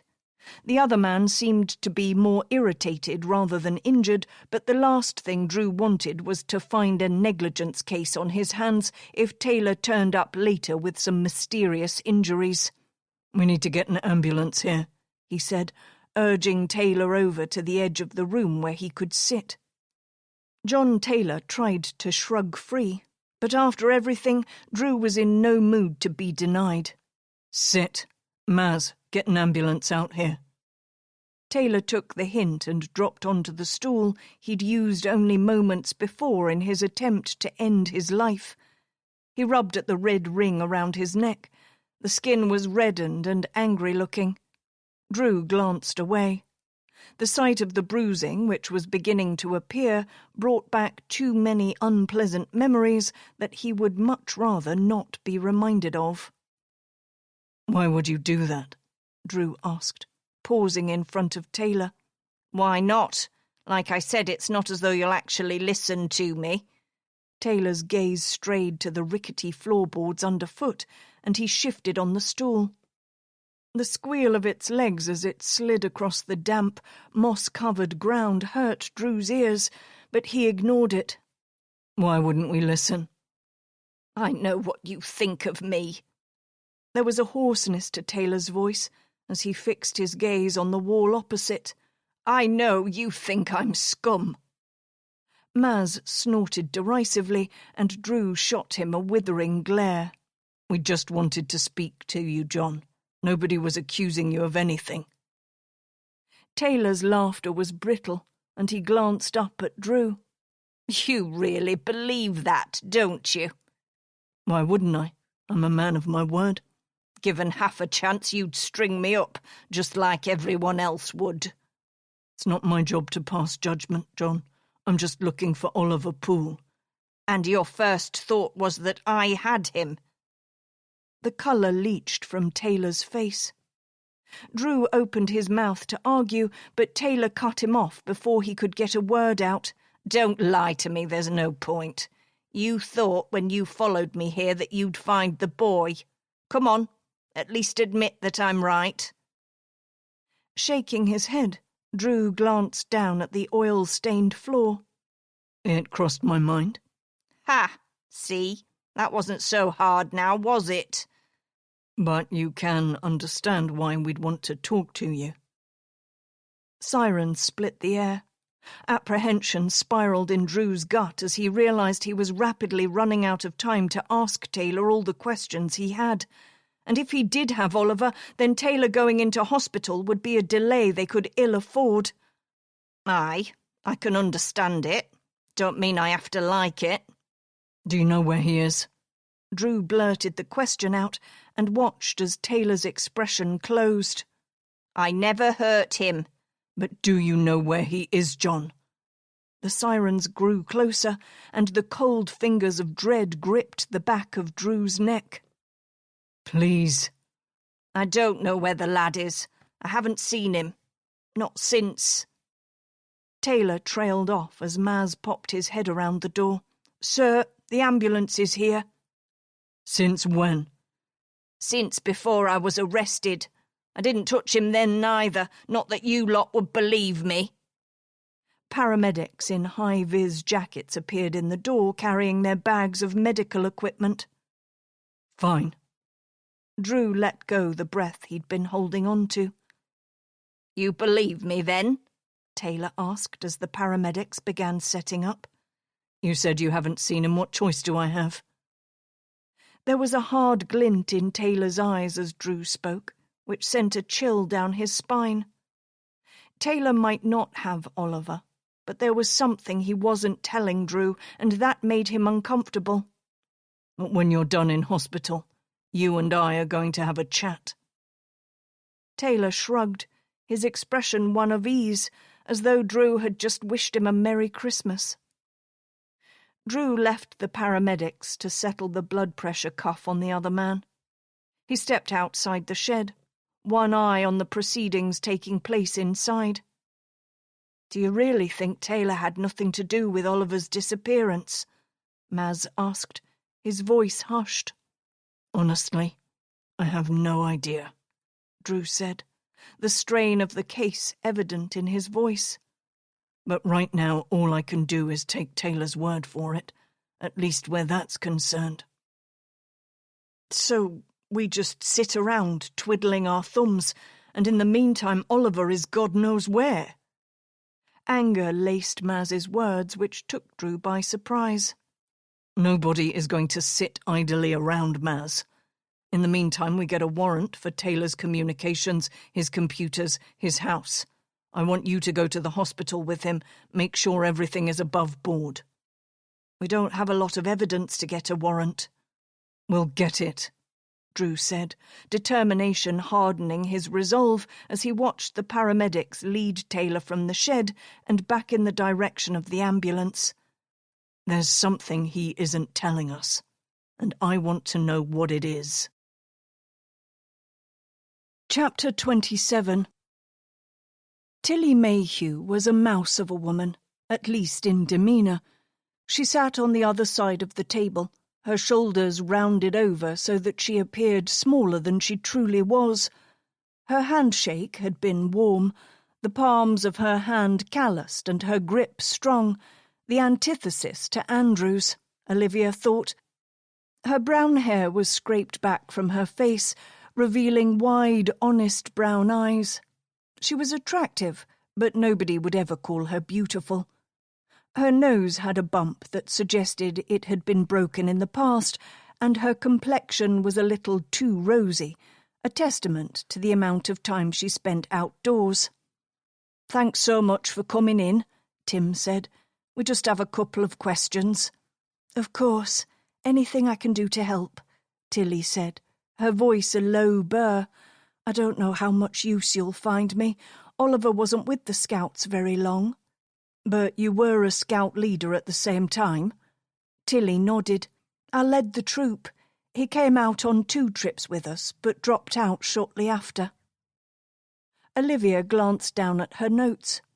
According to his mother, he went on at least 5 trips, 3 overnights camping in the woods. Tilly shook her head, her smile apologetic. "I'm not sure what you want me to tell you, DC Crandall, but Oliver only came out on 2 trips with us, neither of which were camping trips." Tilly looked genuinely confused. "I keep records. I brought them with me." "You keep your records from 3 years ago?" "I have records that go back 10 years, Tilly said. "I don't like to get rid of them because I don't know when that knowledge will prove useful." She shrugged and slipped a folder from her bag on the floor. Olivia took it gratefully and flipped through the contents, giving everything a cursory glance. "This will be very helpful," Olivia said. Why would Mrs. Poole think Oliver had gone out 5 times with the Scouts? Olivia asked as she noted the calendar dates in the file Tilly had shared with her. "Honestly, I have no idea. We don't have that many camping trips away, at least not at that age. We do a few, but never in such a short period of time. She has to be mistaken." Olivia nodded. "I suppose that could be true. Is there anything else I can help you with?" Tilly asked. "When did you last see Oliver?" Tim asked. Tilly glanced down at her hands. "The afternoon he went missing." "Excuse me?" Olivia asked, straightening in her chair. "I don't just work with the Scouts," Tilly said. "A group of us do the safe crossing for the children going to school. The last time I saw Oliver was the afternoon he disappeared, when he crossed on his way home." "How did he seem?" Tilly shrugged. "Normal, I guess. He was with his pal Darren. They both waved and that was it. I was distracted because Chrissy fell as she ran over the road and I had to go and help her." Tilly trailed off. "I wish now I'd paid more attention to him." "Why is that?" Olivia asked. Tilly shrugged. "Maybe if I had, I'd have more information for you." Her eyes glistened with unshed tears. "I can't imagine what his parents must be going through. It's a good parent's worst nightmare, not knowing if their child is safe or—" "Is there anything else you can remember from that day?" Tim asked. "Anything at all?" Tilly shook her head. "I wish I could. Olivia nodded. "Thanks for coming down here. I just hope you find him safe." Olivia nodded. "We'll do our best to bring him home." Tilly stood, and Olivia and Tim did the same, and saw the other woman out of the interview room. "Well, that was a bust," Tim said once they were alone. Olivia sighed. She couldn't argue with him. They had nothing to go on, and Tilly Mayhew had just proven that Mrs. Poole's accounts couldn't be entirely relied upon to be accurate. If she could misremember information regarding Oliver attending Scouts, then what else had she got wrong? "I just hope Drew and Maz are having better luck with John Taylor, because as it stands right now we have no leads on Oliver Poole's whereabouts." Tim nodded. "Want me to run the details of the 2 people we spoke to over to the analysts?" Olivia nodded. "Good idea. Have Jodie run backgrounds on them both, and anyone else, including the information Andrews gave us about the other 3 missing children." Tim took the files and took off like an overly excited puppy. They might not have had very much to go on, but at least the interviews had run smoothly. Despite it all, Olivia had a sinking feeling that their best efforts would be for naught. Oliver had been away from his family for too long now, and they would soon all have to admit that they were no longer searching for a living missing boy, but a body. But she wouldn't let that thought intrude. Not today, at least. They would find him, and they would bring him home. They had no choice. Chapter 28. "I don't want to talk about it, Ambrose," Martina said, raising her voice to be heard over the sound of the trolleys clattering up the hall. "All I'm saying is, if you need somebody to talk to, I'm here." "Thanks, but I don't need your pity." Her voice was razor-sharp. Guilt swelled in her chest as she watched Ambrose swallow down the hurt, but he didn't say another word about it, and for that she was grateful. He was well-meaning and all, but she didn't need him poking his nose into her business. Sighing, she stared down at the takeaway cup of coffee she'd picked up from the vending machine. While it wasn't the worst coffee, that dubious honour belonged to the old filter machine they had in the office, it certainly wasn't the best, but it would just have to do. Taking a swig of the contents, she grimaced as the bitter taste of lukewarm coffee flooded her mouth. Swallowing it, she glanced over at Ambrose, who at that moment had taken a keen interest in the tile pattern on the floor. "Did they give you any kind of hint as to who the body belongs to?" She was aiming for amicable, but there was still an underlying hint of the harsh tone she'd used earlier. If Ambrose noticed, he gave nothing away. Sighing, he straightened up and fiddled with his crooked tie. "Not really. Jackson said he had an ID and that we needed to speak to the anthropologist." Ambrose shrugged. "After that, your guess is as good as mine." "I've never spoken with a forensic anthropologist before," Martina said. "What do you think they'll be like?" "I've always found us to be just like everyone else." The statement took Martina by surprise, and she swung around to find a petite woman with large dark eyes and greying blonde hair standing behind her with a bemused expression on her face. "Of course, I suppose that depends on your view of the world." Heat swept up Martina's neck and rapidly climbed to her cheeks. "I'm sorry, I didn't—" "No need to apologise. I've got this terrible habit of sneaking up on people, and you said nothing bad. I've certainly heard much worse in my time. My mother was right when she said eavesdroppers never heard anything good about themselves, but in this instance she was incorrect." Her smile was inviting and warm. "I'm Dr. Greaves." Martina noted she didn't offer her hand, opting instead to keep them down at her sides. "If you're ready to come in, we can begin. Dr. Jackson said he would join us shortly." Martina cast a sideways glance at Ambrose, who studiously avoided her gaze as he clambered to his feet and followed the woman into a small room off the corridor. Drawing in a breath, Martina tried to quell her embarrassment. After all, it wasn't as though she'd actually said anything bad. Then again, that wasn't really the point. If the forensic anthropologist could sneak up on her like that, then she was clearly off her game, and she knew why. But knowing the reason behind her behaviour didn't give her a path toward fixing said issue. Pushing the thoughts aside, she followed Ambrose and Dr. Greaves into the examination room. The smell of formalin was stronger in here. Reaching into her inside jacket pocket, Martina felt around for the tub of Vicks she normally carried there, but her fingers came up empty. Wrinkling her nose in disgust, she swallowed the saliva that flooded her mouth. "Don't you dare upchuck here and now, Martina. Just focus on Dr. Greaves's words." Catching the anthropologist's eye, Martina did her best to plaster a smile on her face, but judging by the surprise that crossed Greaves's face, Martina assumed she'd failed in her attempt to appear unperturbed. The poor woman probably thought she was some kind of nutter. Once they were suitably attired and gloved up, Dr. Greaves took them into the main room where the skeleton lay on a metal examination table. There was an oddness to the manner in which they had displayed the skeleton that surprised Martina. "What can you tell us?" Ambrose said.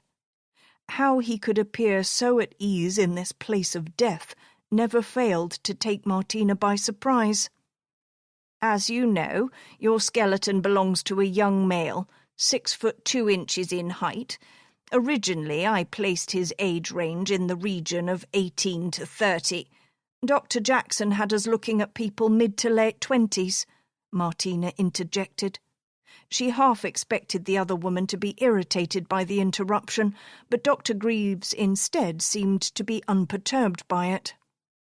"There was a minor disagreement between myself and Dr. Jackson, but now that we have an ID, we can say with some degree of certainty that the young man in question was 24. "So, who is he?" Ambrose said. "I'll leave the formal identification to Dr. Jackson. He has the report from the forensic odontologist. We have, however, established a COD. Despite feeling ill, Martina perked up at the thought of getting a cause of death. When it came to skeletal remains, she knew from studying past case files it wasn't always possible to determine one definitively. "So go on," Ambrose urged. "You've got us on tenterhooks here." "I'd prefer to show you," she said, directing them over to the skeleton. The pieces of the skull were gathered together to form an approximation of its original shape. They had laid the other bones, recovered from the crime scene, out in what Martina assumed was anatomically correct positioning, but the overall picture was a disturbing one. The spinal column was laid out with a distinctive S-shape curvature, which seemed to throw off the rest of the skeleton. "It's not all here," Martina said, more to herself than the rest of the room. "Good eye, Detective," Dr. Greaves said, sounding pleased. "Despite combing the area, we weren't able to recover a complete skeleton." "Did the killer remove some of the body?" Ambrose's question brought a sickening image to the forefront of Martina's mind. "It's a possibility. It seems more likely some of the smaller, more delicate bones simply decomposed over the years. And there's evidence of animal predation, which could be attributed to some of the missing pieces too." "But it is possible," Ambrose pressed. Dr. Greaves sighed. "Of course, at this point in the investigation, anything and everything is fair game." "Is the spine placed like that because of the missing bones?" Martina asked, unable to tear her eyes away from what remained of a once living, breathing human being. "No, they're all here and accounted for," Dr. Greaves said. "This young man had scoliosis, which is what has given the spine that shape, but that isn't a contributing factor to his death. If you look here, you'll see there has been extensive trauma to the parietal bone." As she spoke, she indicated a large, rounded piece of skull that, to Martina's unqualified opinion, looked like the back of the skull. There has been fracturing to the maxilla, the mandible, orbital and superciliary arch, and the zygomatic arch. I don't mean to interrupt, Ambrose said, but we didn't spend years in university studying obscure bones. Dr. Greaves smiled indulgently. Sorry, I get carried away sometimes. She sighed and glanced down at the skull. This young man sustained some very serious blunt force trauma to his skull, probably received in the form of a severe beating. How can you tell? I mean, the skull was in pieces when it was recovered, Martina asked. Dr. Greaves nodded. Yes, that complicated matters. She picked up a piece of the skull and indicated a large hole with several spiderweb-style fractures which spread outwards from the injury. This is the parietal bone. It sits at the back of the skull, above the occipital, or base of the skull. The injury present wasn't caused by natural predation, or even the incident which occurred during the recovery of the body. This is a blunt force trauma. Obviously, I can't tell you exactly what it was that he was struck with, but I can tell you that from the fracturing that occurred, this injury alone is not congruent with survival. When you look at this particular injury, along with the fracturing which has occurred in the bones of the face, it paints a very disturbing picture. She sighed and set the bone back down on the metal table gently. There is extensive damage to the rib bones, several fractures of the lower arm bones and legs, which are also in congruence with my hypothesis that this young man received a sustained and vicious attack directly before and leading up to his death. Staining on the bones indicates he suffered substantial internal hemorrhaging directly preceding his death. Please tell me he was already dead, or at the very least unconscious during the attack? Ambrose asked. There's honestly no way to know if he was awake or unconscious. The staining on the bones, along with some evidence of repair, suggests he was still alive for a time after the attack. Dr. Greaves's words settled over them like a mantle of sorrow, determined to weigh them down. The door at the back of the room swung open, and Dr. Jackson hurried inside, snapping on gloves as he moved. "Have you given them the cause of death yet?" Dr. Greaves nodded. "I was just explaining it to them."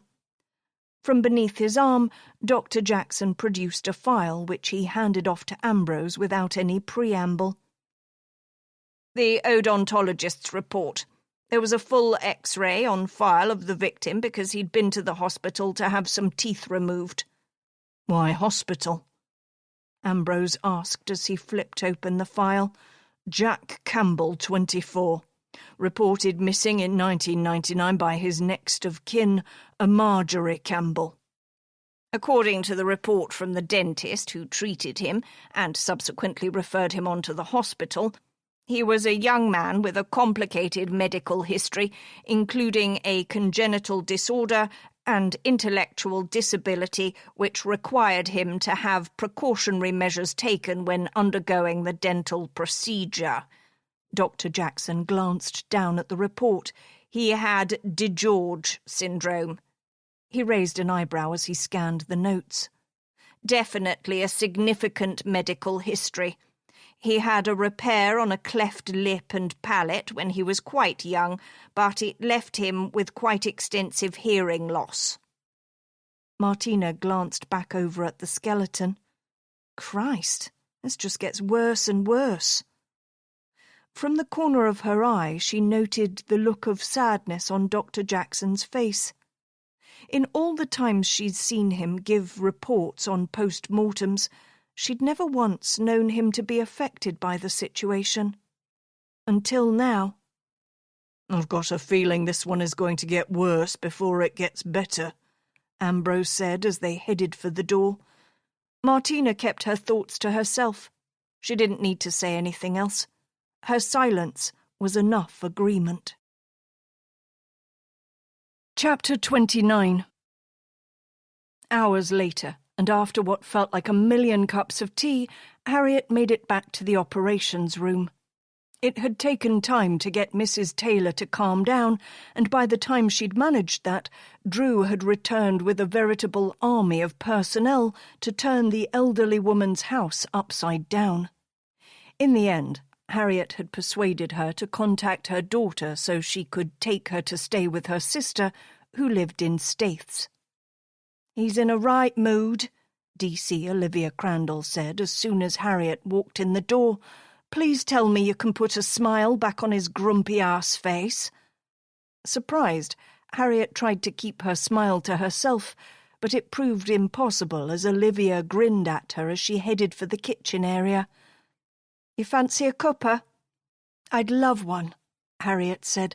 "Let me help." Olivia shook her head, but Harriet followed her anyway. Her motivations weren't entirely altruistic.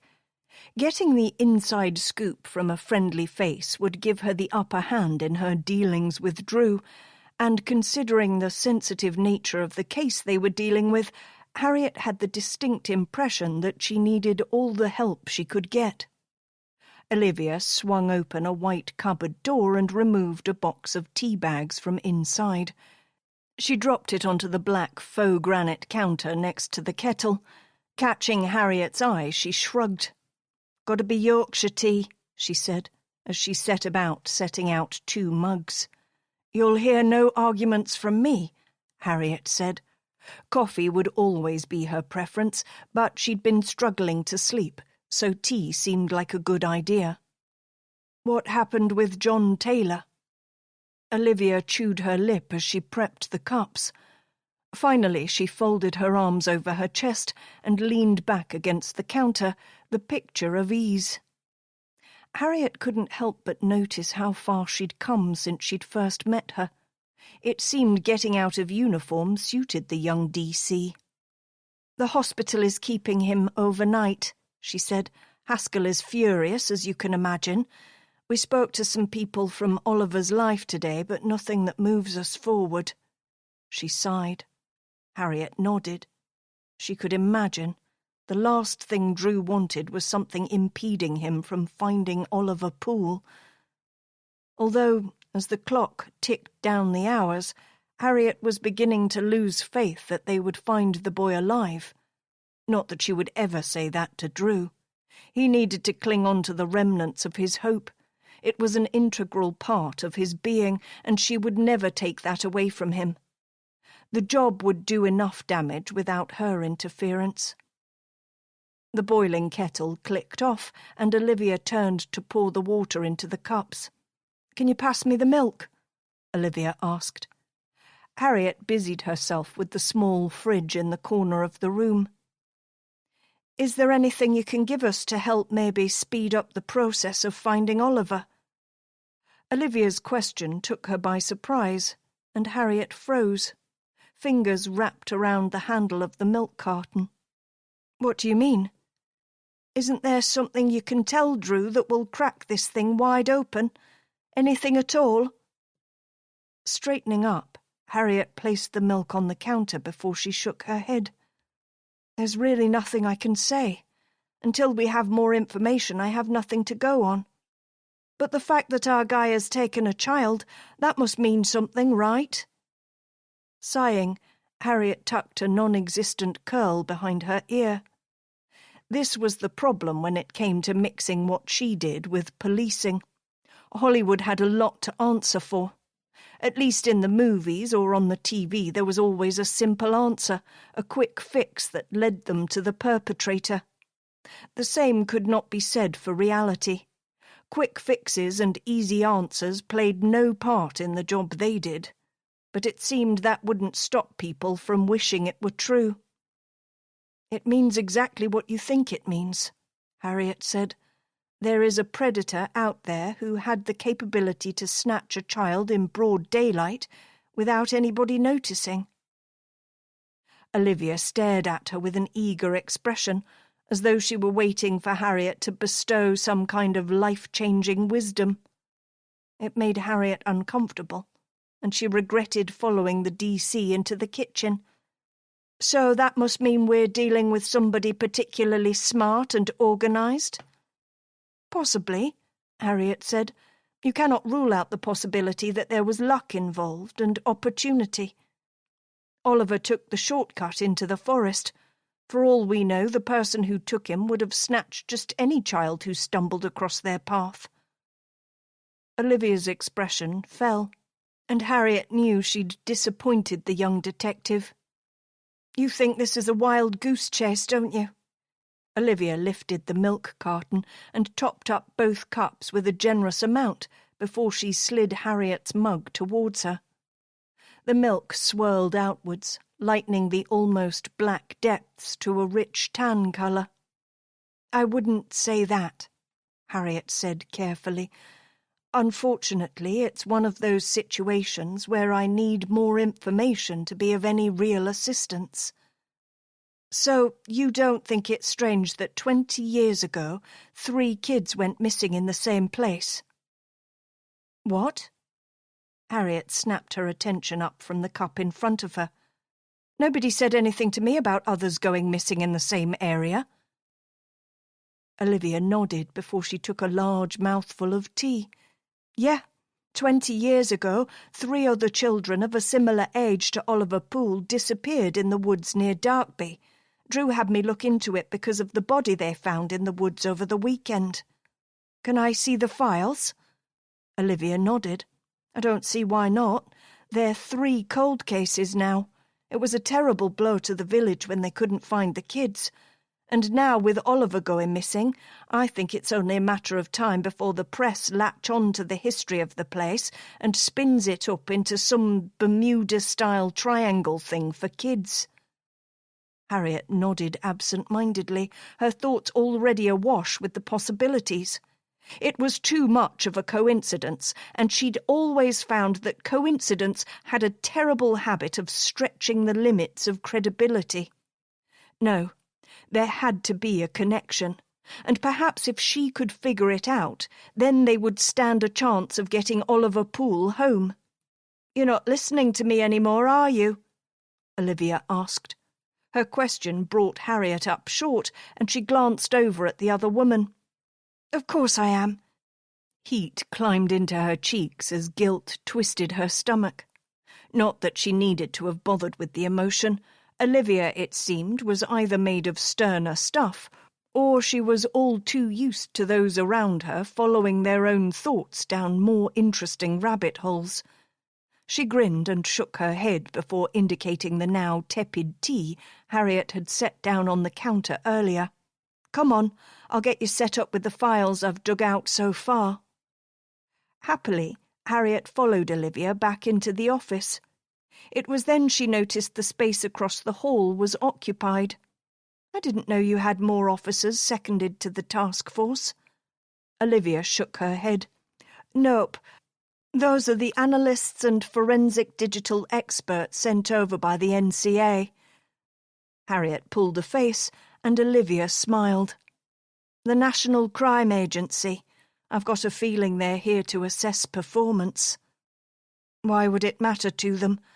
"Because they're always looking for the best and brightest to join their team."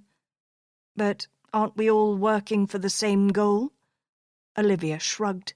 "You'd think so, but I sometimes wonder if anybody has told them that." She indicated the others in the room across the hall. "Well, here you go."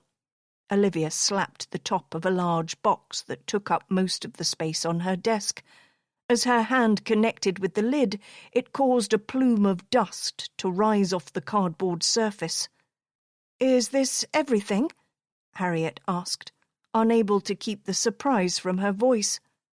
She'd grown accustomed to large files and reports that filled numerous boxes for even the most straightforward of cases. "God, no," Olivia said. "This is just what I gathered as a brief overview of the facts.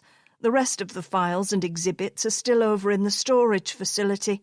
If I tried to check those out, we wouldn't have any room to run our own investigation." Harriet smiled sheepishly. "Of course. You can take over one desk in the corner if you like.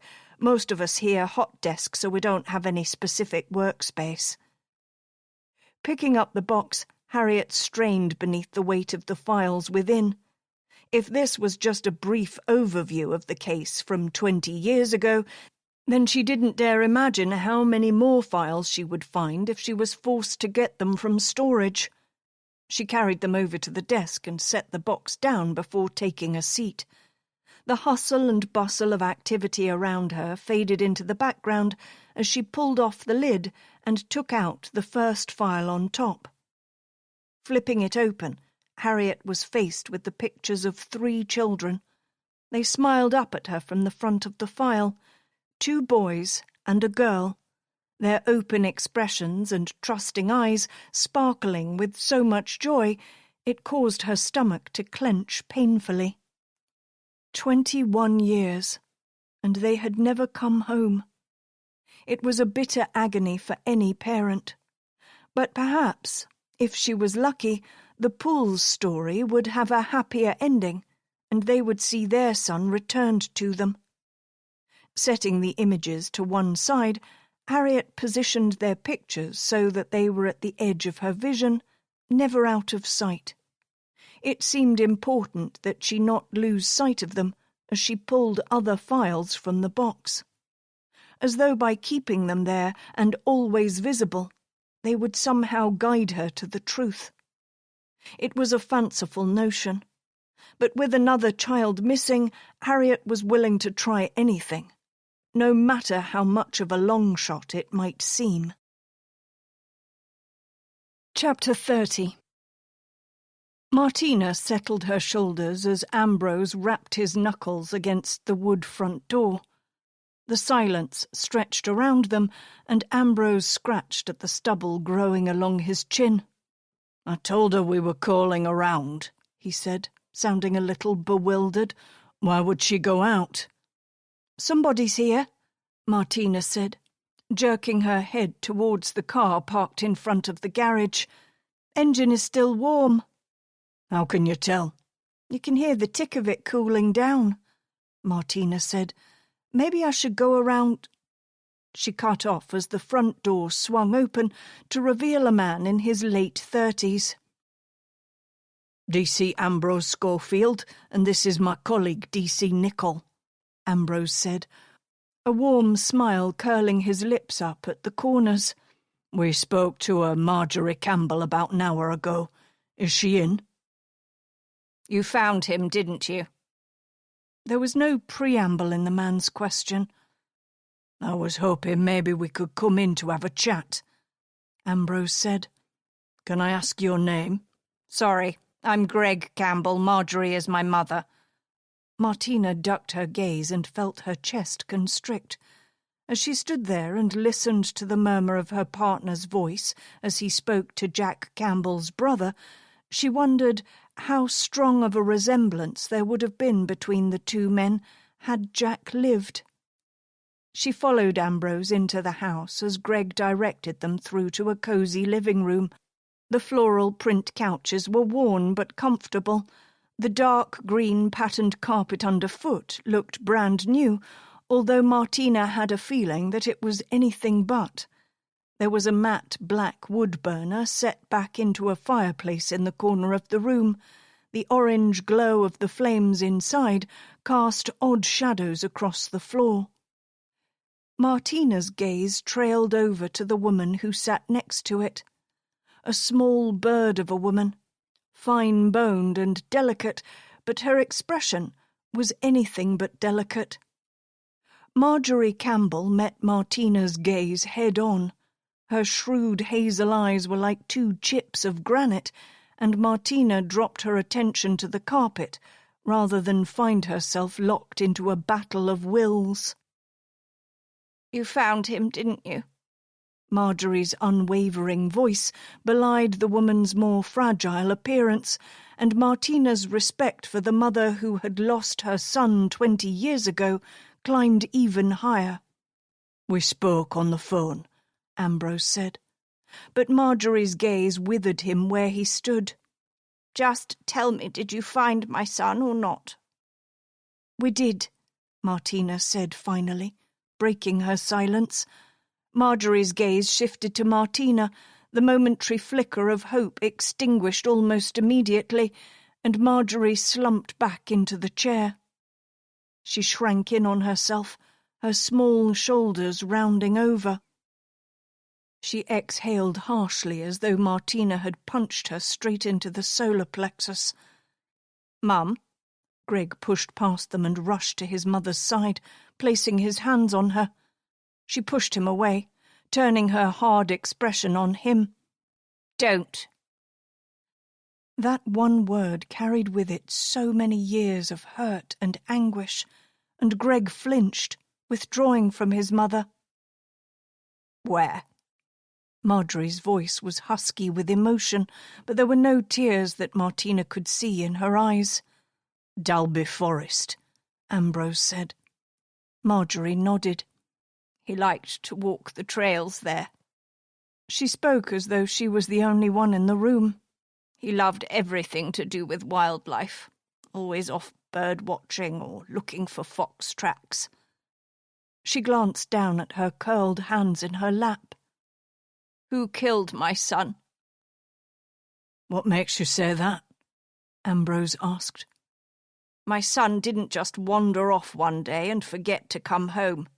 Somebody stopped him from coming back to me. There's no doubt in my mind." "Did he have any enemies?" Martina could tell from the tone of Ambrose's voice that he felt as off-kilter by the entire situation as she did. "Only the ignorant fools who didn't understand him. They thought he was weird, odd. The children used to make fun of him because he liked to go out on the nature walks with the scouts." She glanced over at Greg, and for a moment Martina was almost certain she caught sight of something bitter in the other woman's expression. "They thought he was unnatural, that he behaved inappropriately for a man of 24. Marjorie turned her attention back to Martina. "How did he die?" "I'm not sure that's—" Ambrose spoke, but Marjorie shook her head. "I've waited 20 years to know what happened to him. I deserve to know the truth." "It's our belief that he was murdered," Martina said. "I figured that out for myself," Marjorie said. "I want to know how." Martina shook her head. "My colleague is correct. I don't need your pity," Marjorie snapped. "I don't need it, and I certainly never asked for it. I want to know the truth. I let him down all those years ago because I wasn't with him. I need to know what happened to him. Maybe if I know the truth, I can take some of the pain, some of the fear he must have felt." Her voice cracked over the words. "I really don't—" "He sustained a serious head injury," Martina said, cutting her partner off. "According to the post-mortem, it's the belief of the pathologist that he took a beating. He has broken bones. It would have caused some severe internal injuries." Marjorie remained dry-eyed, but there was no denying the tightening around her mouth, and she closed her eyes as she drank down every detail Martina shared with her. "And would he have known what was happening to him?" Marjorie asked. "Did he call out for me?" "Mum, please," Greg said hoarsely, the grief he felt evident on his face. Martina swallowed hard. "There's no way to know." It was a lie of omission, but to her at least it felt necessary. Marjorie nodded. "He knew. My boy knew what they were doing to him. He would have called out for me." "Can you tell us what happened the day he went missing?" Martina asked, edging a little closer. "Why? So you can lie and pretend I'm just overreacting? You know, they told me he was a grown man, that he was entitled to leave if he wanted to." She choked off angrily and lifted her eyes to Martina. "But I was right, wasn't I?" "You were," Martina said gently. "But we need your help, Mrs. Campbell. I want to find the person responsible for your son's murder." Martina glanced over at Ambrose, who nodded almost imperceptibly. "Perhaps you could show me where I can make some tea," Ambrose said brusquely. "The wife said the only thing I'm good for is boiling a kettle." Marjorie kept her attention riveted on her hands in her lap as Greg pushed onto his feet and followed Ambrose from the room. As the door clicked shut, Martina turned her attention to the woman across from her. "Do you mind if I sit?" "Go ahead," Marjorie said tightly. "I don't know what you expect me to tell you that I didn't already say when he first disappeared." "Did your son have many friends?" Marjorie scoffed loudly. "Oh, friends. He thought they were his friends, but they weren't." "Who are they? Can you remember their names?" She nodded. "I wrote it all down," she said, reaching down the side of her chair.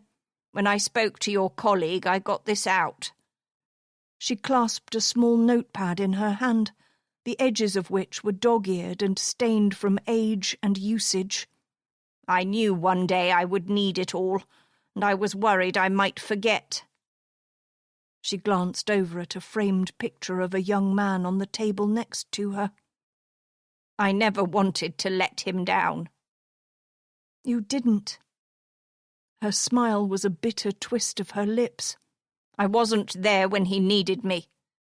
He died alone and afraid, and I wasn't there for him. I should have been there to protect him, to hold his hand." Her voice broke over the last sentence, and she dashed the back of her hand over her eyes. "If that's not letting somebody down, DC Nichol, then I don't know what is." There was a pit in the bottom of Martina's stomach as she took the proffered notebook from Marjorie. "You said people thought your son was behaving inappropriately?" Martina said hesitantly. "What did you mean exactly?" Marjorie glanced down at her weathered hands. "He was 24, but that was in body only." She drew in a deep breath. "He was born with a severe form of DeGeorge syndrome, which made his life difficult," she said. "He had a cleft lip and palate that he received surgery for, but not before it damaged his hearing. Those two things alone were enough to single him out as different. But there were complications even before he was born that made his life harder. The umbilical cord prolapsed prior to birth, and he was starved of oxygen, resulting in a severe brain injury." She glanced over at the picture on the table. "He was such a handsome young man, and so bright." She closed her eyes. "Physically, he was 24, but Jack had the mental age of a very young child. He had difficulty tying his shoelaces and writing his name. But people don't see that. Instead, they saw a grown man wanting to play hide-and-seek with their children. As far as Jack was concerned, he couldn't see the difference between himself and who he thought were his friends." "The parents complained?"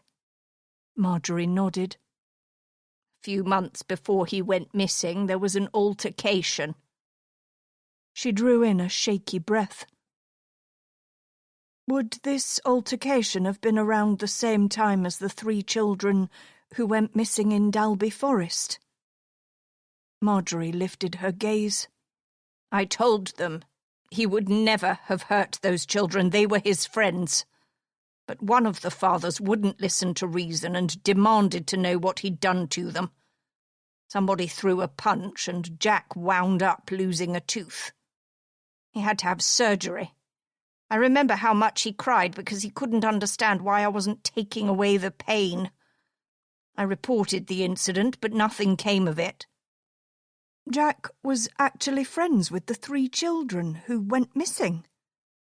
Martina asked, unable to keep the edge of excitement from her voice. "He was, among others." They had all been part of the same scouts troop.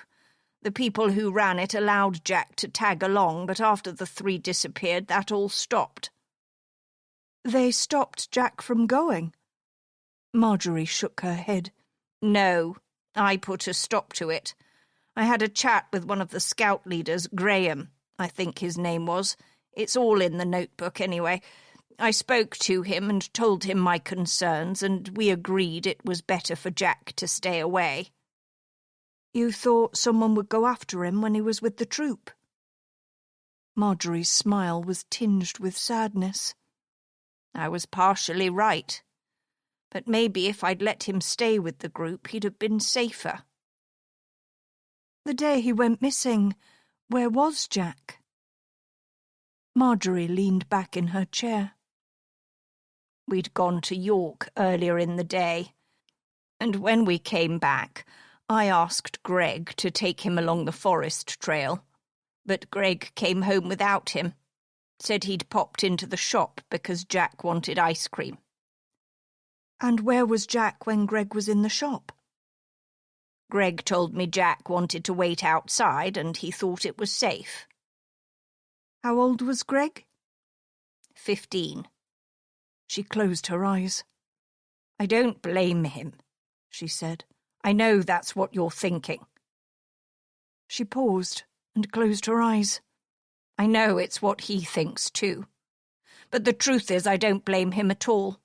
He was young and I put far too much responsibility on his shoulders. No, I don't hold my son accountable. It's my fault. I should have been there, and I wasn't. I let them both down that day. Martina kept her thoughts to herself. And when did you call the police? I went out myself, but I couldn't find any sign of him, so I came home and called the police. I told them everything, but I don't think they took it seriously. And you told them he was vulnerable? That he wasn't like other 24-year-olds? Martina couldn't fathom the idea that Marjorie's reporting of her vulnerable, missing son wouldn't have been taken seriously.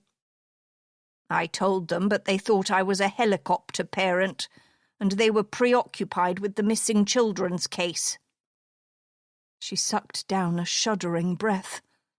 I think maybe you should go, she said. I'm not feeling very well, and anything else you need is in the notebook. Martina climbed to her feet. The heat in the room seemed almost overwhelming now. I'm sorry for your loss, she said. But before she could say another word, Marjorie shook her head. Don't. Just find the person responsible. I'll do my best, Martina said. I hope your best is better than mine was, Marjorie said, as she picked up the smiling photograph of her son. Martina watched as the older woman drew a shaking finger down over his cheek. I'm sorry. Marjorie's voice was little more than a whisper. Martina crept from the room, leaving the other woman to her grief. Chapter 31. Pulling the fur-lined hood of his short puffer jacket up, A.J. Wilson leaned back against the school wall. Bending his knee, he propped his foot behind him, ignoring the sound of his Nike Air Max trainers as they scuffed along the bricks as he jammed his hands down into his deep pockets. Out here, with the other lads from the years below him, he was king of the heap. And he'd earned his position at top of the food chain. The other boys knew it too. The younger ones were all afraid of him. He'd had to break a few noses to gain the respect that he now possessed, and, well, the years ahead of him liked him because of what he could offer them. His dad getting the job as a supplier for GameStop had been a stroke of luck that he had leveraged to his advantage. It didn't hurt that his parents got him whatever he asked for. He'd once overheard his Aunt Jackie telling his mum that he was "nowt but a spoilt brat," but Mum had given her what for. Aunt Jackie just had a stick up her arse, probably because she was nothing more than a barren bitch.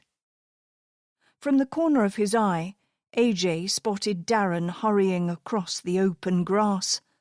His eyes were red-rimmed, his pale skin blotchy.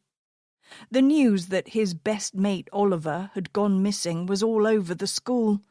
The dozy teachers had even offered them all counselling. He'd managed to get out of maths because of it, but the counsellor was just the school's guidance counsellor, Mr. Andrews, and he was nothing more than a creepy bastard who spent his time adjusting his crotch. Barry had once asked Andrews if he was suffering from some kind of crotch rot. It had landed him in detention for a week, but as far as AJ was concerned, that was a small price to pay for being a legend. Part of him had even wished he'd thought of it himself, and he'd been jealous of Barry and the attention he'd garnered. "I think he got him," Darren said as soon as he'd drawn level with AJ. "Who got what?" "The owl man," Darren said. His bloodshot eyes were like flying saucers, and AJ half expected to see them bulge out of Darren's head any moment. "Stop chatting shit, yeah. The owl man is nothing but a story we tell little kids like you lot to scare you." "He's real," Darren said defiantly. AJ contemplated clipping Darren around the back of his head, just like his dad did to him, but changed his mind. Darren was having it rough, and while AJ was tough, he was fair. "We saw his eyes in the woods." "You saw nothing," AJ said, turning away from Darren. From the opposite side of the school, Barry was ambling towards them both, and AJ pushed away from the wall. "I'm telling you, AJ, we saw his eyes on Saturday night. He was there, I know he was, and Oliver saw him too." "Well, if you saw him, then I guess Owlman must have taken Oliver." Derision dripped from each one of AJ's words, but the strangled noise that left Darren's lips told AJ that the younger boy didn't know when he was the butt of a joke. "You really think he took him?" "Prolly," AJ said, "and if he did, then he ain't coming back, so stop banging on about it all the time, yeah?" Darren sniffed, and AJ caught sight of the tears that glistened in the younger boy's eyes, and for a moment he felt the briefest flicker of guilt. "It's all my fault," Darren whispered. He scuffed the back of his hand beneath his nose and sniffed loudly. "You coming?" Barry called from the other side of the marshy lawn. "Yeah." "What am I supposed to do?" Darren asked, but AJ ignored him and started onto the grass. He immediately regretted his decision as the mud from the lawn squelched up around his pristinely white trainers. AJ's foot slipped, and he windmilled his arms, barely managing to stay on his feet. "Shit!" he swore vehemently as he righted himself. Barry's laughter drifted across the air, causing heat to mount AJ's cheeks. He watched Barry double over, his already straining buttons on his white school shirt gaping against his rotund belly. The guilt AJ had felt moments before fled as humiliation burned in his chest. "I don't fucking know or care, Darren. Why don't you piss off and cry at someone who gives a shit?" "But you're my friend." AJ's laughter cut Darren off before he could finish his sentence. "Who gave you that fucking idea? I'm not your friend. Your only friend is probably dead. Maybe you should go and join him." With that last parting shot, AJ started off across the grass, leaving Darren to sniffle loudly behind him. Chapter 32. "We're going to hold a press conference," the monk said, his voice carrying over the murmuring in the space. It was enough to bring silence to the conference room, and Drew felt a frisson of tension race down his spine. Press conferences were never a positive sign. He knew it, and so did everybody else present. It would open up Oliver Poole's family to all sorts of responses, both negative and positive. If they weren't suitably emotional, or often if they were too emotional, many people would see red flags that simply weren't there. Too many armchair detectives believed they could solve a case simply by watching something on the television. It was never so simple. True, there had been a number of high-profile cases that had involved liars who were only too happy to shed their crocodile tears in front of the nation. But more often than not, at least in Drew's experience, those who resorted to the ordeal of a press conference were simply too desperate and distraught to care about the implications of the public turning against them. Are you sure it's a good idea? Drew asked the question he knew the rest of the team were thinking. You know as well as I that if we could keep the press out of it, we would. But we need to reach a wider audience, and the media is the fastest way to do it. From where he sat, Drew could see the strain the case was taking on his DCI. He'd never been a conventionally handsome man, but the toll of the case had seemingly robbed him of what little youth he had left on his side. The monk's usually pallid complexion was washed out under the harsh strip lighting, and the dark circles ringing his already too small eyes caused them to practically disappear beneath his heavy brow. "We can set up some alerts through social media." A somewhat familiar voice from the back of the room piped up, and Drew turned in his seat and scanned the people who stood against the back wall. He snagged his gaze on the red-haired analyst who had come down with the others from the NCA. She didn't see him. Her attention instead riveted on the front of the room. What was her name again? Jamie? Jessie? Jodie. The name popped into his head, and Drew was pleased to know his lack of sleep hadn't completely turned his brain to Swiss cheese. "And what good will that do?" Gregson asked, sounding both dismissive and irritated at the same time. "People join places like that to look at videos of cats, not missing kids." "That's not entirely true," Jodie said. "We've seen some excellent responses through social media to previous investigations. The public like to see their local police forces reaching out through the arenas they're already familiar with. It gives them a greater sense of security, not to mention people like to think they can make a difference." "Great. So it's a morale boost," Gregson muttered beneath his breath. "I thought your lot was supposed to help with CCTV and the likes, not turn this into a popularity contest. Oliver Poole needs action, not likes on a post." As Gregson spoke, colour flooded up into Jodie's face, travelling up her neck until it reached the tips of her ears, turning her a becoming shade of pink.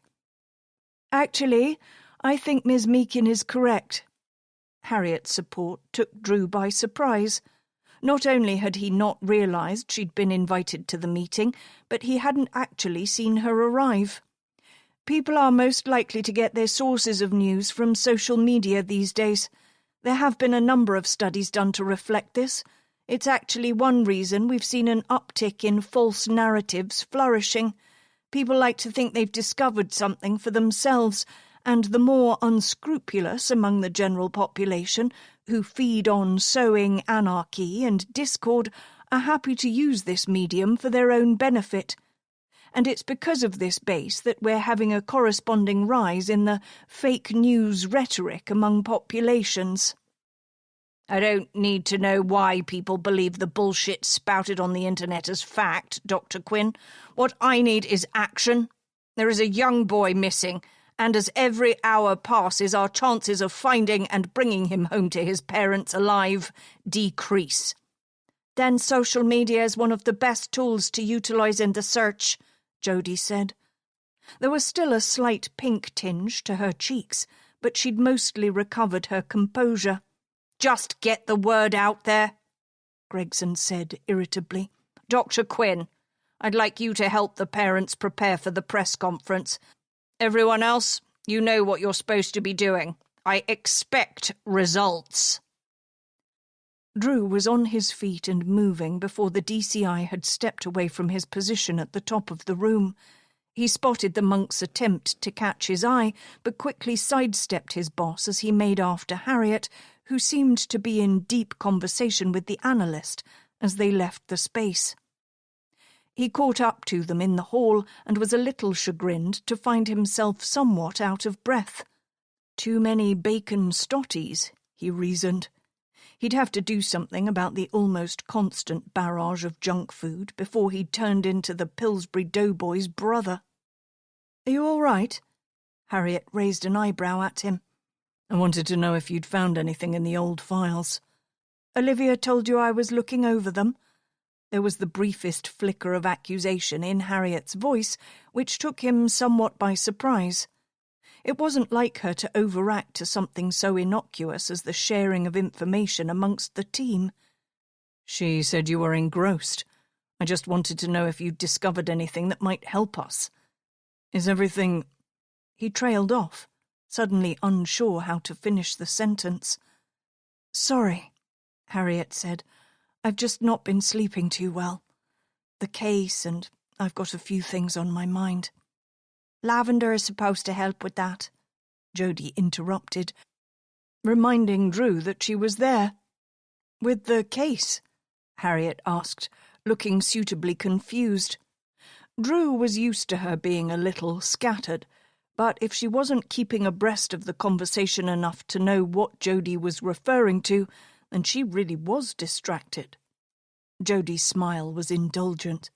"No, I meant with your insomnia. Lavender is supposed to help you. You can get all sorts of pillow sprays and things nowadays. I can bring you in one if you'd like."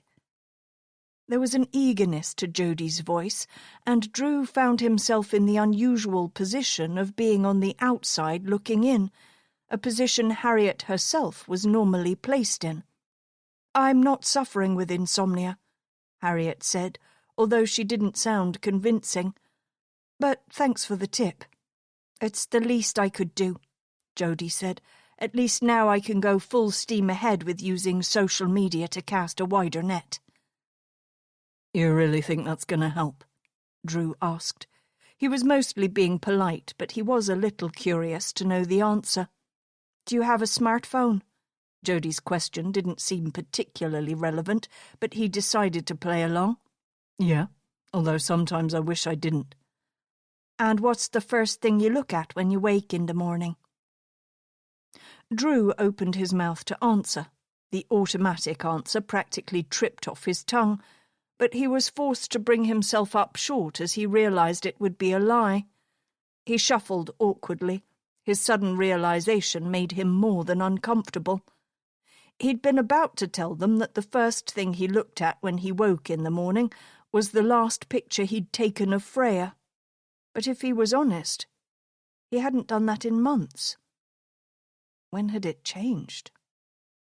"I'm sorry," Jody said. "I didn't mean to put you on the spot like that. My boss is always telling me I need to learn to read the room before I open my mouth."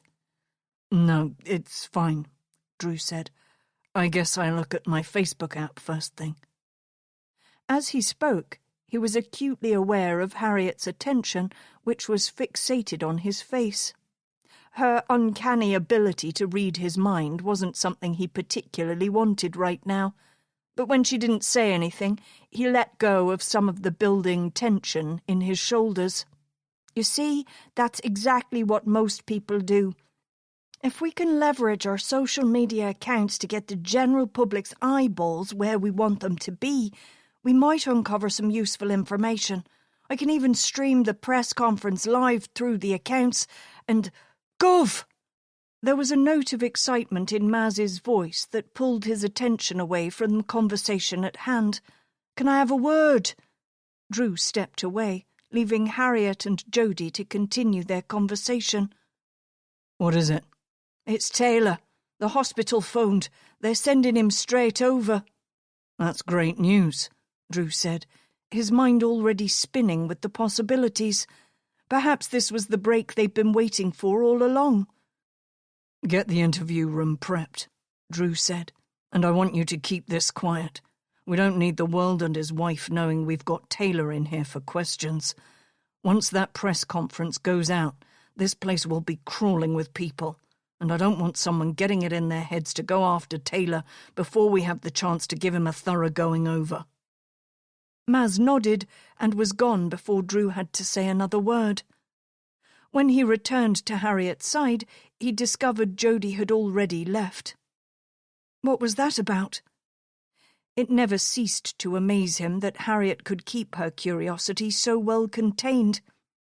"Taylor is coming in the next few minutes to have a chat with us," Drew said, feeling the familiar feeling of excitement bubble in his chest. "The hospital has given him a clean bill of health. Aside from a few bruises, he's no worse for wear after his suicide attempt yesterday." Drew caught Harriet's eye. "Do you think it was a legit attempt?" Harriet pursed her lips. "Given that he couldn't have known that you would figure out where he'd escaped to, I have to believe there was at least some sincerity in his actions." "But?" Drew asked shrewdly. He always seemed to know when she was hedging her bets, and now was no exception. There is always the possibility that he intended for things to work out as they did. It's possible he heard you coming, and in a moment of panic thought taking matters into his own hands would be a preferable scenario. Maybe he was even trying to hide something from you. Anything is possible. I should know more once you've had a chance to speak with him." "You're sitting in, right?" "I'd much rather observe, if possible," Harriet said. "The moment I walk in there, Taylor is going to get his back up, and I'd rather we give him the opportunity to cooperate." Drew's expression turned thoughtful. "That's a good point. From all accounts, he's spent quite a bit of time talking to psychologists." Harriet nodded. "I read his file. He's not exactly a fan of the people in my profession." "Well, who do you suggest I take in there with me?" "Melissa would be the obvious choice, of course." Harriet let her gaze sweep hastily over the squad room. "Perhaps going with someone who might show a little more empathy might be safer," Harriet said. "You don't think Melissa is empathetic?"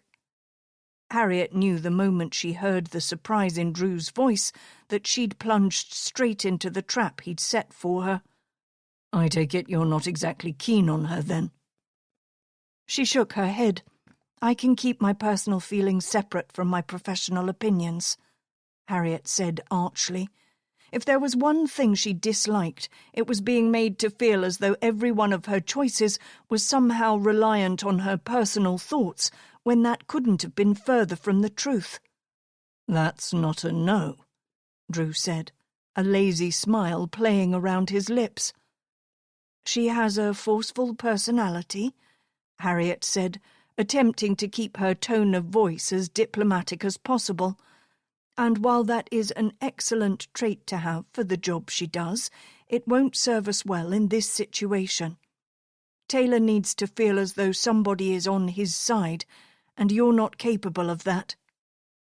Drew's smile faltered, and Harriet knew her words had hit home. "That's a little harsh." "You don't keep me around, Drew, so I can pander to your ego.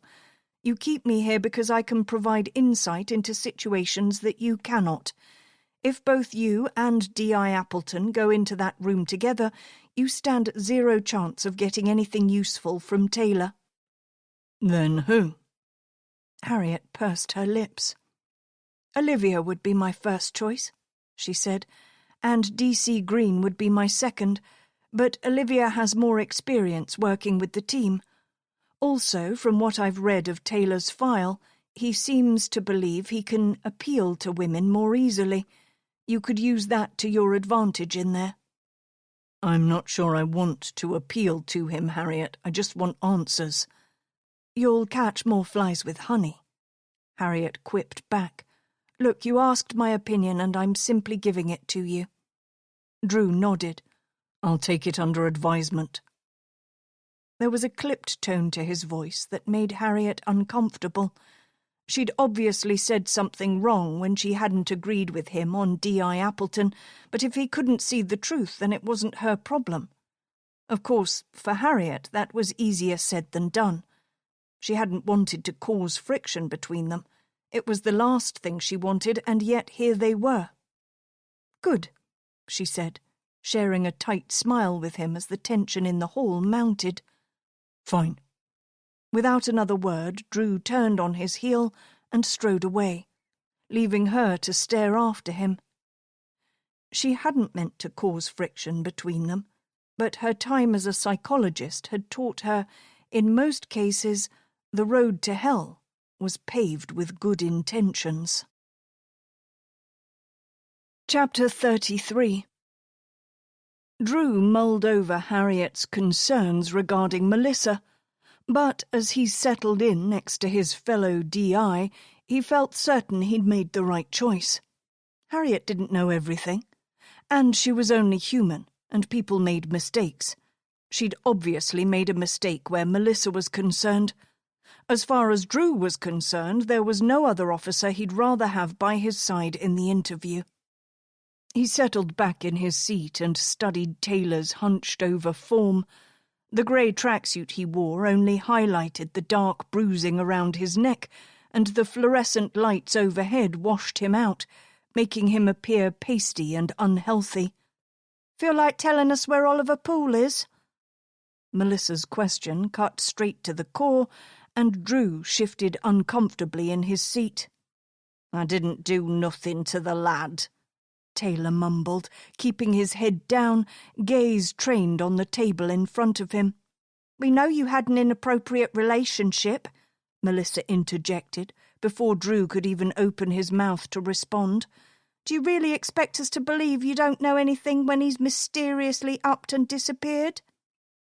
"I don't care what you lot believe," Taylor said, finally lifting his gaze. He fixed Drew with a rage-filled glare. "I told you already. I don't know where he is. As for what happened, that's in the past. I never touched him then, and I definitely haven't done anything to him now neither." Melissa scoffed. Drew sat up a little straighter. "Help us understand, Taylor. Why did Oliver single you out as a friend in the first place?" "He was a quiet lad, and I remembered being that age. I remember how tough it was when others picked on you, and there wasn't anything you could do about it. I felt sorry for the boy, but that was all." "Taylor, we know that's not true. There's more to this story that you're not telling us," D.I. Appleton cut in. "You're not fooling anyone with this act you've got going on." "I knew this was a waste of time," Taylor said. "You lot are never going to believe anything I tell you, so why should I tell you anything? You're just going to screw me over like you always do." There was an edge to Taylor's voice that Drew recognized. He was a man with nothing left to lose as far as he was concerned, because he'd already lost everything worth having.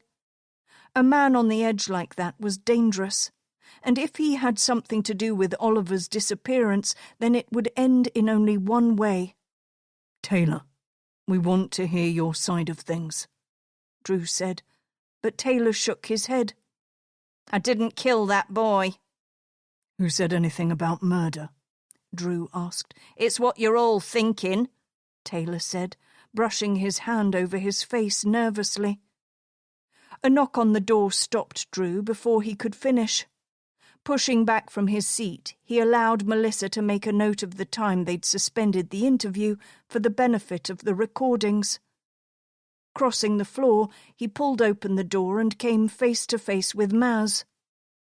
The young DS's expression was haunted, and the sinking feeling Drew had been getting in his gut only got worse.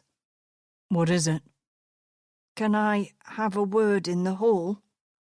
Maz asked, keeping his gaze studiously fixed on a point on the floor. The tone of Maz's voice caused the tiny hairs on the back of Drew's neck to stand at attention. He closed the door softly and turned toward his DS. Before the detective sergeant could even utter the words, Drew knew the truth. "They've found a body." "Oh, God!" Harriet's utterance reached him. He hadn't noticed her come into the hall, and from the corner of his eye he watched as she placed her hand over her mouth. "Is it the pool boy?" Drew's voice was rigid. "We don't have confirmation yet," Maz said. Chapter 34. The moment the word had come that a body had been found, the place had erupted into a hive of activity. But now that they were out here in the woods, Harriet couldn't help but feel utterly useless. Drew's expression was practically unreadable, but Harriet had grown accustomed to his almost chameleon-like ability to hide his true emotions, and she could tell from the grim set of his jaw that he was affected by the discovery. "Forensics have said the body matches the description we have on file of the young boy." The glimmer of hope that ignited in the centre of Harriet's chest quickly guttered and was finally quenched as Maz's words sank in. "Who found the body?" Drew's voice was clipped with an emotion Harriet couldn't quite pinpoint. The local community had arranged for searches of the area. "Please tell me it wasn't a member of the family who found him." Harriet jammed her hand into the pocket of her coat, clenching her fingers tight enough to cut off the circulation. Maz shook his head. "No, the group comprised a teacher from the school, one of the neighbours, and another local resident who just wanted to help. They're all pretty shocked. They definitely got more than they bargained for. We're keeping them all back for statements." "What do we know about the scene so far?" Drew asked. He looked pale in the shadow of the trees that surrounded them, and Harriet wondered if she wasn't the only one struggling to sleep at night. "Well, that's the weird bit," Maz said. He shuffled, his shiny black shoes scuffing through the leaf mould beneath their feet.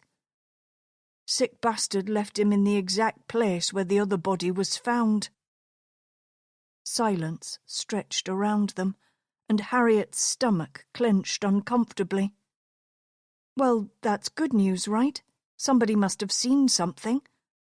"We've got nothing," Maz said. "How is that possible?" Maz started to shrug, but Drew's apoplectic response cut him off mid-movement. "Don't give me that," Drew said, his voice rising over the din of their surroundings. "How could somebody get in and out without being spotted? The place has been crawling with people searching for the missing boy, not to mention the fact we were supposed to have people up here since he went missing." Colour suffused Maz's cheeks. D.I. Appleton pulled them out of here after the arrest of John Taylor. Everyone seemed so sure it was him, and "For fuck's sake!" Drew swung around and slammed the palm of his hand against the bark of the tree. "Was she not supposed to do that?" Maz asked. "I told her I wasn't sure about him. There was something not quite right. Fuck!" Harriet stepped forward and reached for Drew, but pulled up short as she caught the ever-watchful eye of D.S. Aria. "He could still be involved," Harriet said. Drew responded with a rough bark of laughter that caused her to cringe. "You really think that? You're a lot of things, Dr. Quinn, but naive is not one of them. He's been in hospital. He couldn't kill Oliver and dump his body without somebody noticing he was missing from his bed." "It's not naive to think Mr. Taylor could be working with another." "And do you really believe that?" Drew asked, swinging around to face her. His anger radiated from him, and Harriet knew he needed a target for his rage, but she would be damned if she let him make her it. "What I know of this case, D.I. Haskell, is that it's far more complicated than you want it to be. Not everything is clear-cut, and this is definitely not one of those situations where everything will get tied up into a neat little bow that gives everyone involved a happy ending. I understand that you're angry, and that you feel responsible." Drew answered, but Harriet cut him off with a wave of her hand. "Don't interrupt me, please. How could you not feel responsible? You're an excellent police officer and you want to protect those in your community. It's the reason you joined the force. It's the reason you all did, she said, adding the latter to remind Drew that he worked within a team of dedicated individuals. She half expected Drew to storm off, but when he didn't, she continued. Sucking down a deep breath, she plunged ahead. I don't think it was a coincidence that Oliver went missing so soon after the discovery of the body. I'm loath to believe it was even a coincidence that he was the one chosen to consider the fact that he was the one to find the body in the first place. It all feels too perfect, too staged. So, you think whoever left him here is trying to send a message? It's definitely a possibility. Further to that, I think whoever left him here is intimately familiar with the area itself. Somebody local, Maz mused aloud. No one is going to like that. If this was an opportunistic predator, they would never have brought the body back here knowing the risk of discovery. Bringing the body here is a statement. And what are they trying to say? Well, I don't know yet, Harriet said. I need to see the scene, and we need to know how he died. As soon as forensics is done, we'll get a preliminary report. The 2 detectives investigating the discovery of the other body, have they been informed of this development? Harriet could feel the germ of an idea forming in her mind, but it was far too tenuous to even think about sharing it with the others. As far as I know, not yet, Maz said. I think they should be brought in.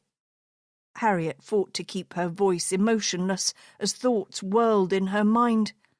There were far too many variables. To make a pronouncement at this early stage would be reckless, but they would look to her for information. Anything she could give them to help potentially move the investigation forward would be invaluable at this time. And if she was right, then taking the correct steps now would prevent further tragedy from befalling this small village. Maz cocked his head to the side and opened his mouth. Harriet could practically see the cogs turning in his mind, but thankfully Drew cut him off before he could form his first question. You heard Dr. Quinn. If she thinks the others should be informed, then do it. It won't be long before this reaches the media, and when that happens, this place will be crawling in reporters desperate for the shot that'll make their career.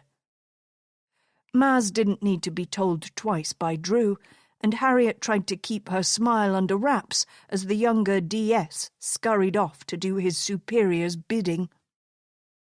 What's so funny? Drew asked, catching her eye. He really looks up to you, she said, choosing the diplomatic route. Drew shifted uncomfortably, his expression taking her by surprise. That bothers you? His mouth formed a moue of distaste. Where are you going with this? Which part? Why involve the others? His gaze searched hers, as though the answers he sought were right there in her face. Drew, you need to give me time. I know you want answers, but this is too important and I don't want to get it wrong. You think both cases are connected, don't you? I... Just answer that one question, Harriet. I need something from you if you want me to just go along blindly. As much as you don't want to get this wrong, neither do I, and at the end of the day, I'm the one with the duty of care. She sighed. He was right. Of course he was right. She couldn't just ask him to blindly follow her without giving him something to cling to. You're right. I think the cases are linked. But what's bothering me more is that I think the case involving the kids who went missing 21 years ago is connected to all of this too. But why? It wouldn't make sense to take 3 kids 20 years ago and wait all of this time. And that's why I need time to pull the pieces together, she said. Drew took a moment before he nodded. Fine. I'll buy you some time with the monk. But I can't keep him off your back for long. You know what he's like, and once he gets a bee in his bonnet, he won't stop until he has answers. Thank you, Harriet said. Drew started to speak, but they were interrupted by a Soko dressed head to toe in a white coverall, a sight which Harriet had come to associate with untold horror. "Are you D.I. Haskell?" The Soko's serious expression was only barely visible over the mask he'd pulled down from his nose. Drew nodded briefly, his smile thin-lipped and strained. "I'm David Farley, the crime scene manager here. We've secured the scene." "So soon?" Drew didn't bother to hide the surprise he evidently felt. "There's not much here beyond the body itself. The scene is pretty immaculate, and considering we were here only a few days ago, it's difficult to identify disturbance caused by our own team and that caused by the perpetrator. It was smart putting the body out here. Whoever it is seems to be at least superficially aware of forensic countermeasures. If you suit up, I can take you through for a quick review before the pathologist has the body removed." Harriet could tell, from the look on Drew's face, that the last thing he wanted to do was take a walk-through on a scene that belonged to a child. When Drew swallowed back his discomfort, Harriet glimpsed the toll it took on him to appear so unaffected. "If it's possible, I'd like Dr. Quinn to walk through the scene too." He glanced over at Harriet as he spoke. "The insight might prove useful to her on helping us to find the answers we need." The forensic manager gave her a once-over before he nodded. Chapter 35. A few moments later, and Harriet found herself dragging on one of the uncomfortable Tyvek suits at the outer perimeter of the crime scene itself. "Are you a medical doctor?" The crime scene manager's question broke through the deep well of thoughts she'd tumbled headfirst into. Harriet shook her head as she dragged one plastic bootie on over her left shoe. "No, I'm a forensic psychologist. I help Drew, D.I. Haskell, and his team with some of their more troublesome cases." The Soko nodded, his blue eyes serious as he held out a box of gloves towards her. "You must see a lot of crime scenes, then?" Harriet smiled politely. "Thankfully, no. I'm much more accustomed to viewing the scene through the photographs taken. Actually getting out here to see it in person is testament to the unusual nature of the crime." "It's not an easy scene," he said. In such a simple statement, he conveyed a depth of feeling that Harriet hadn't honestly been expecting, and she felt a lump form in the back of her throat. "I'm sorry," she said. The words felt woefully inadequate, but necessary nonetheless. "Thank you," David said. "I try not to think too much beyond what we're dealing with. It's important to have some distance. I couldn't do my job without it. But there's just something about cases that involve children that makes that impossible." He smiled ruefully as he brought himself up short. "Look at me being all morose. You're clearly very good at your job, Dr. Quinn." "What makes you say that?" He grinned at her. "Because 5 minutes in your company, and I'm practically blubbering all over the place with my feelings. Next you'll ask me whether my mummy took my favourite teddy bear away when I was very young."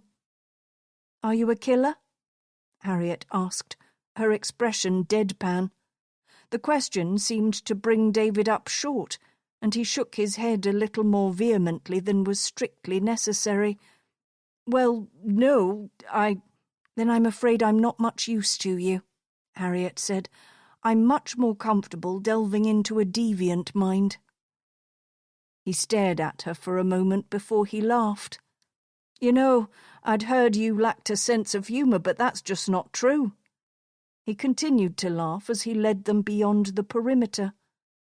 Harriet glanced over at Drew. "I wasn't trying to make a joke," she said. "I'm genuinely more comfortable speaking to people with a deviant mindset." "I know that," Drew whispered. "But there's no point trying to explain that to him. He won't understand." With a curt nod, She slipped the mask on over her face as she followed Drew along the path. If Bianca could see her now, and the unintentional joke she'd just made, she'd find the entire situation hilarious. Harriet sighed. Her warm breath stifled beneath the heavy mask she wore.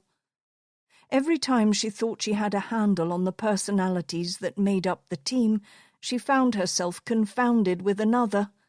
It was definitely easier to deal with killers and psychopaths.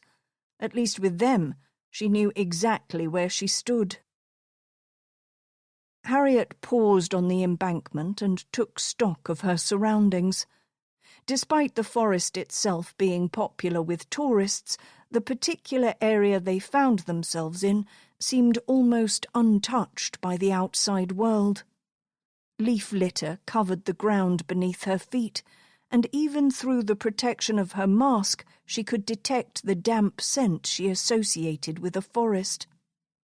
Some of the trees were bare, their branches reaching upward so that they intertwined overhead like the hands of a priest clasped together in prayer. The scene was abuzz with activity, but the atmosphere that lay over it all was that of a deep, bone-aching sorrow. In the deep hollow beneath her, Harriet was aware of the white forensic tent which had been set up to preserve as much of the scene from the elements as possible. With the information she'd gleaned from Oliver's parents, she had an inkling that he wouldn't have enjoyed camping. He'd gone to great pains to assure his mother after his excursion into the woods the previous weekend that it had not in fact been his idea of fun, and it had been a point she had laboured to Harriet when she'd spoken to her. But the person who had brought him here had done so because the place meant something to them. The person responsible for his untimely end was comfortable in the woods. That much Harriet was certain of. "What do you think?" Drew asked, his voice a low whisper. "Tell me why you're whispering?" Harriet asked, her gaze tracking over the trees that surrounded them. Drew shrugged next to her. "I don't know. Suppose it feels like the right thing to do." "But why?" He sighed and raised his hand as though he was about to jam it back through his hair, but the sight of his glove brought him up short. "Maybe I'm acutely aware of the dead child below us," he said, his voice harsh with unspoken emotion. "Why do you want to know?" "Because everyone is behaving the same way." She glanced over at Drew, and even though his mask covered most of his face, she could tell from the expression in his eyes that he was struggling. "Are you all right?" He shrugged. "Are you?" Harriet smiled behind the mask. "I suppose it's a stupid question to ask, given the circumstances." When he didn't answer, she inclined her head towards the scene. "Shall we see if we can get a closer look?" Drew answered by moving ahead of her. They followed the path laid out by the Sokos, and Harriet was at least relieved to reach the bottom of the hollow without once slipping on the uneven surface. "Seems like the pathologist beat us here after all," Drew said. Harriet didn't need him to point Dr. Jackson out, especially as he was the one barking orders to the others under his authority. "Have you been in to see him yet?" Drew directed his question to the pathologist, who stood outside the white tent. "Who said you lot could come down here?" Dr. Jackson asked. Harriet didn't need to see his expression to know his hostility was nothing more than a facade. It probably inured him against the suffering he witnessed daily. It was likely nothing more than an affectation he'd developed years ago as a coping mechanism. "The same person who said you were free to move the body." Drew folded his arms over his chest, causing the material of his suit to stretch precariously across his broad shoulders. "Well, I don't want you to touch anything," Dr. Jackson muttered. "Give you lot an inch and you'll take a bloody mile." When have I ever come into a scene and touched things? Drew's voice rose with incredulity. Do you want to see him or not? Dr. Jackson's question instantly brought Drew up short. Fine. Harriet observed the exchange from a distance, and as Drew made a move toward the tent, she told herself to follow. Despite her brain's instructions, she found her legs refused to cooperate. Are you coming? Drew's question carried across the hollow. I just need a moment, Harriet said. She took a deep breath as Drew shrugged and followed Dr. Jackson into the tent. She'd been so careful to keep her distance from the case. It would be far too easy to become wrapped up in the intricate tragedy of it all. The death of a child was something most people would struggle with, and it made sense that she would fall prey to the same feelings as everyone else involved. But if she gave into it, then she would be more than useless to Drew and the team. She would be nothing more than a liability, and Drew deserved better than that. This is just like every other case. Her voice was little more than a whisper, the words sounding more and more like a murmured prayer rather than the pep talk they were supposed to be. What awaits you in the tent, you need to separate yourself from it. The little boy that was is gone, but the person responsible is still out there. Get a grip, Harriet. It struck her as a little odd that the voice inside her head sounded suspiciously like that of Dr. Connors.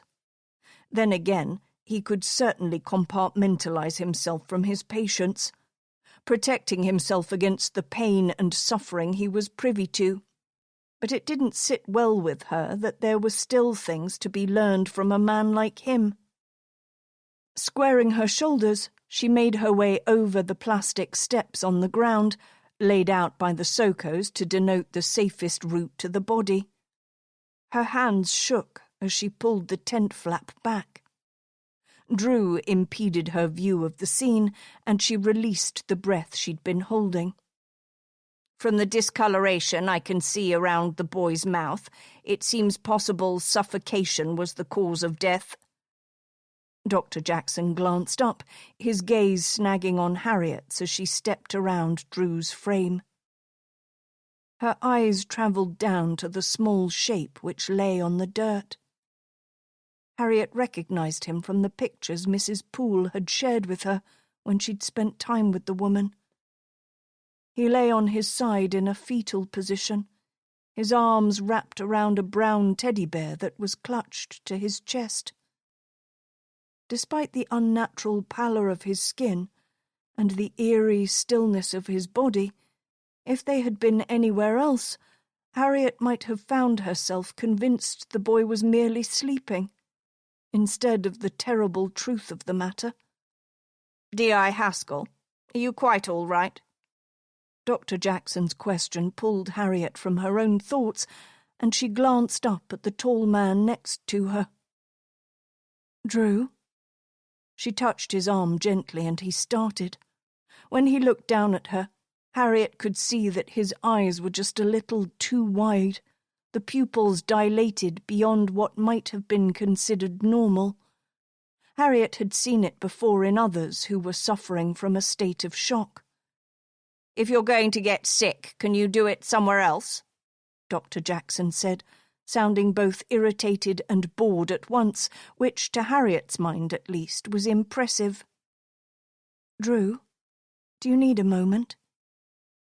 Her question appeared to reach him, and Drew straightened up as he blinked rapidly.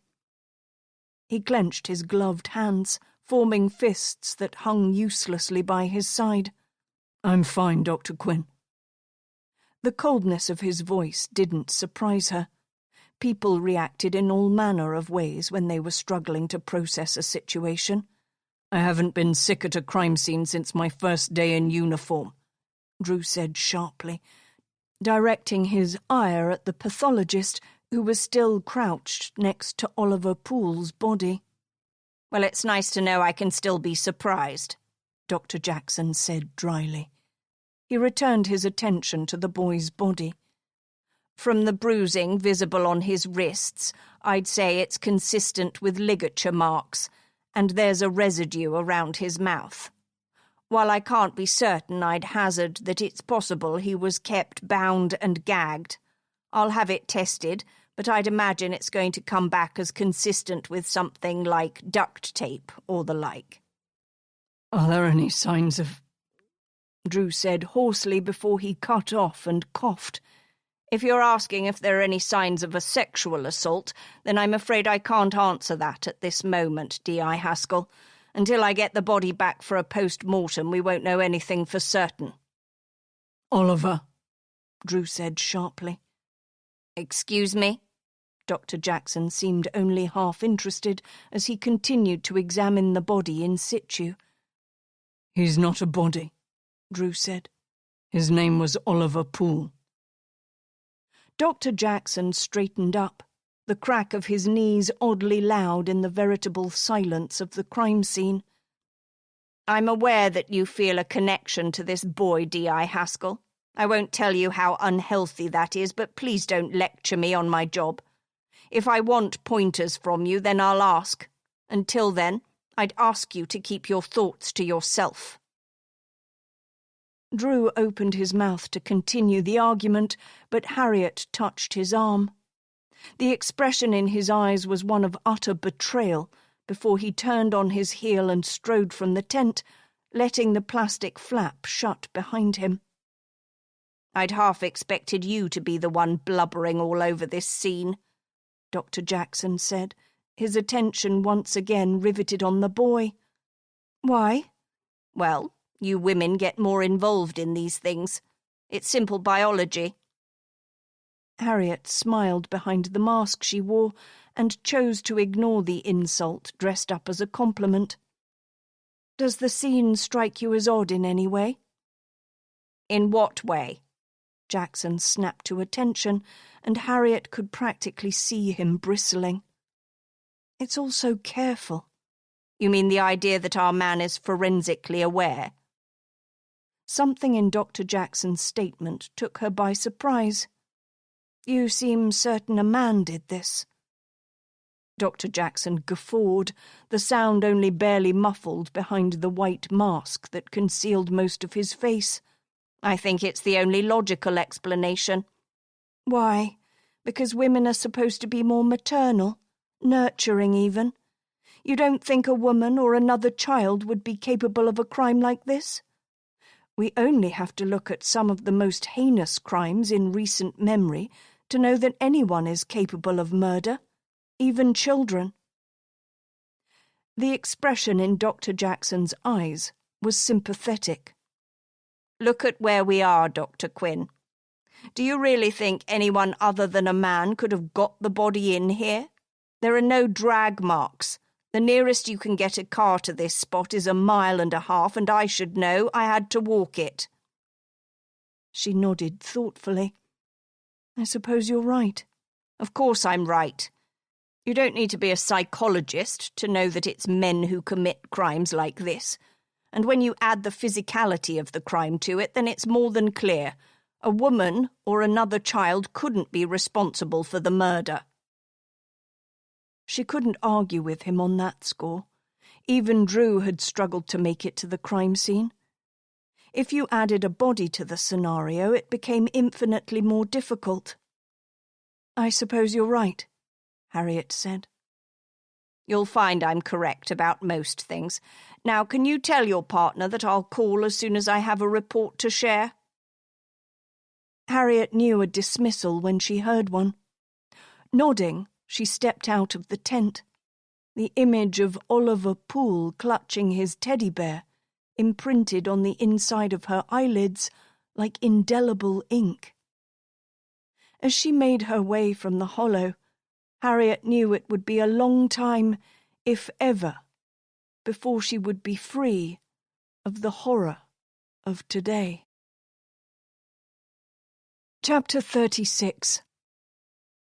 Harriet emerged from the clearing and quickly stripped out of the Tyvek suit. Have you seen D.I. Haskell? She caught the attention of the PC who had signed them into the crime scene, but he shook his head, and she found herself back at square one. From the corner of her eye, she spotted a familiar face among the small crowd which had gathered at the outer edge of the perimeter. Hurrying up the side of the embankment, Harriet caught up to the female officer as she prepared to leave. "You're DC Nichol, right?" Harriet struggled to catch her breath, little clouds of cold air puffing out in front of her face and obscuring her vision. The cold air made her lungs burn, but she knew it was a blessing for the forensic team. However, traipsing around in the woods at any time of the year was definitely not her idea of fun. The woman in front of her raised a quizzical brow in her direction. "And you are?" She had the familiar Yorkshire burr that meant she had grown up in the area. "Dr. Quinn," she said, holding her hand out. "Most people call me Harriet." "I don't think Oliver Poole is going to need a doctor," DC Nichol said gruffly. She wrapped her arms protectively around her thin frame as though she expected a body blow. "I'm not that kind of doctor," Harriet said. "I'm a forensic psychologist, and I've got nothing to say to you," DC Nichol said brusquely, before she started to tramp back through the woods. "Actually, I was hoping you could give me a lift back to the station," Harriet said, hurrying after the detective constable. "I came with D.I. Haskell, so you can go back with him then." Harriet smiled and glanced down at the ground. "I think there was a little misunderstanding. I think he already left, and maybe this way we can have a little chat. I already told you I have nothing to say." DC Nichol huffed out a breath, and her shoulders dropped. "But I suppose I can give you a lift." "Thanks." The other woman didn't wait for Harriet to finish speaking, and instead took off once more through the trees. Harriet followed a couple of steps behind, and when the detective constable paused to examine one of the tree barks, Harriet followed suit. "Is there something there?" "Not any more," DC Nichol said. "I mean, there was. When we were called out the first time, this whole place was covered in reflectors. You know, the kind you get on a bike." Questions bubbled in Harriet's mind, but she bit her tongue. If she allowed her excitement to get the better of her here and now, she would lose any opportunity to question DC Nichol about the body Oliver Poole had discovered. "That seems a little odd," Harriet said thoughtfully. "That's exactly what I said," DC Nichol said, glancing back over her shoulder. "Everyone else thought it was just kids, but it's weird even by the standards of children, and then to find a body out here." Harriet smiled encouragingly. "It must have been quite a sight when you came out here that first night. The torches would have lit them all up at once." "They look like eyes," the DC said. "Lots of pairs of eyes." "The reflectors were put up in pairs?" Harriet's curiosity was well and truly piqued. "Yeah. Oliver mentioned something called Owl Man. We figured it was some kind of urban legend in the area. It was the reason they were out here that night. Thought they could track the Owl Man back to his lair." DC Nichol stared off into the distance. "Instead, Oliver found a body. And now he's dead, and we have no leads." "Owl Man. Did that come about before or after the children went missing 20 years ago?" The DC's gaze raked over Harriet. "You'd get along with my sergeant. He thinks it's all connected, convinced that it's the same case. Not that we've got anything to prove that." "Did you get an ID on your body?" Nichol nodded. "Yeah, Jack Campbell." There was a haunted expression in the other woman's eyes that Harriet recognised only too well. "We went to see Jack's mother, Marjorie." DC Nichol shook her head. "I don't know why I'm telling you this. Because we both want the same thing, and it helps to talk about these things." The DC nodded before she jammed her hand into her pocket. I suppose so. I don't really come from a family of talkers. She smiled apologetically. That's all right, Harriet said. I didn't exactly come from a talkative family either. What did you learn when you spoke to Jack's mother? I don't know how she hung on all these years. DC Nichol closed her eyes. She blames herself. Thinks her son died because of her. Why would she think that? Harriet asked, unable to hide the interest from her voice. Jack Campbell had something known as DeGeorge syndrome. The DC paused, as though waiting for Harriet to interject, but when she didn't, she continued. It made him vulnerable. Before he was born, he suffered a brain injury. His mother said he would have had the mental age of a very young child. She sighed. And you think there's a connection between Jack Campbell's death and the children who went missing? I don't think it. I know it, DC Nichol said, and so does Jack's mother. Jack enjoyed going to scouts, the same scouts that the 3 kids attended. They went missing a short time before we now know he was murdered. Harriet couldn't help but notice the animated look on the DC's face as she spoke. They were friends, and before Jack disappeared, there was an altercation between him and the parent of one of the missing children. It was how we were able to identify him. The parents of the missing kids at the time were certain Jack was involved. And what do you think? Harriet kept her voice level. Listening to Jack's mother, I don't see how it's possible. DC Nichol shoved a hand back through her hair. He was vulnerable, maybe even more so than the kids who went missing, and somebody took him out into these woods, and they beat him to death. There was no escaping the passion in the DC's voice, and Harriet fought not to get caught up in it. Coincidence is one thing, Dr. Quinn, but I'm not sure I can say this is just a coincidence anymore. Do you have any evidence to suggest everything is connected? DC Nichol glanced down at the leaf mould beneath her feet. I've got Marjorie Campbell's diary of events from the time. Would you mind if I took a look at it? Shouldn't you be focusing on the Poole boys' case? Who says I'm not? Harriet said. If you're right, and these are all connected, then by looking over the diary I am working on the case. She could see the hesitation in DC Nichol's face. I just want to help, and Jack Campbell deserves justice too. Her words seemed to reach the other woman, and the DC nodded. Fine. When we get back to the station, I'll let you look it over, but I need you to understand something. What's that? I'm going to get to the bottom of this case, no matter what I have to do to get there. I understand that, Harriet said. You don't need to worry about me. I will not stand in your way. If we don't speak for those who can't, then who will? DC Nichol nodded. Good. I'm glad you understand. Harriet smiled and followed her the last couple of steps back to the car. She understood, but it also worried her. The DC was emotionally invested, and it was Harriet's experience that in a case such as this, solving it wouldn't feel like a win.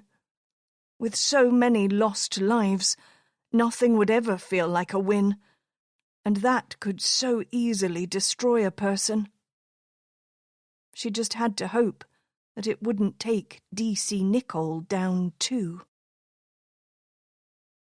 Chapter 37. Sitting behind the wheel of his car, Drew stared over at the primary school. His mouth and lips were dry, and he tried to run his sandpaper tongue over them to bring some relief, but it was a pointless endeavour. What was he doing here? He'd left the tent, stripped out of the borrowed forensic suit, and started walking, not stopping once until he made it back to the car. He'd abandoned Harriet in the middle of the woods, but despite the guilt he felt, it hadn't stopped him from coming here.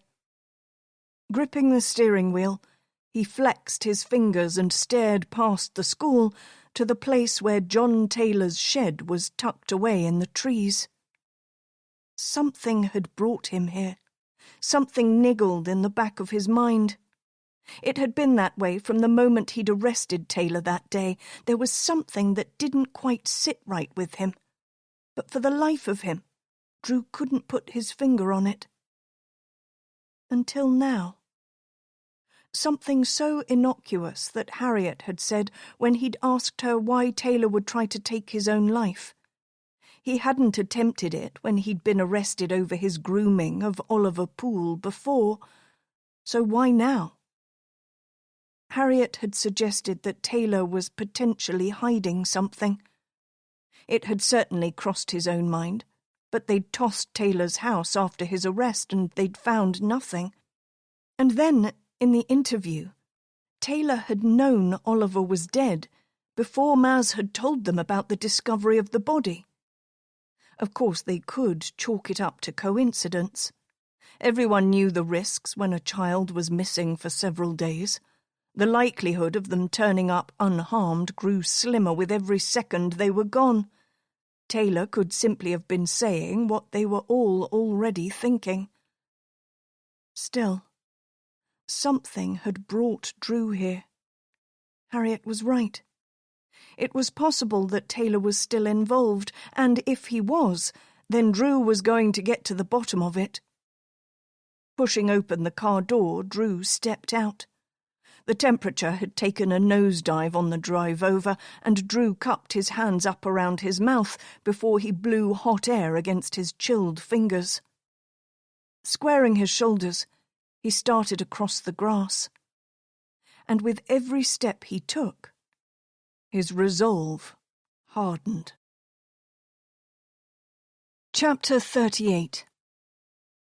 AJ pushed open the front door of his house and waited for the silence to settle around him. It was his favourite part of the day. He'd have the entire house to himself for 3 hours, maybe 4 if his parents worked late, and considering the closeness of the Christmas period, he was almost certain they would be late. Dropping his school bag in the hall, he shuffled through to the kitchen and spotted the note left on the counter.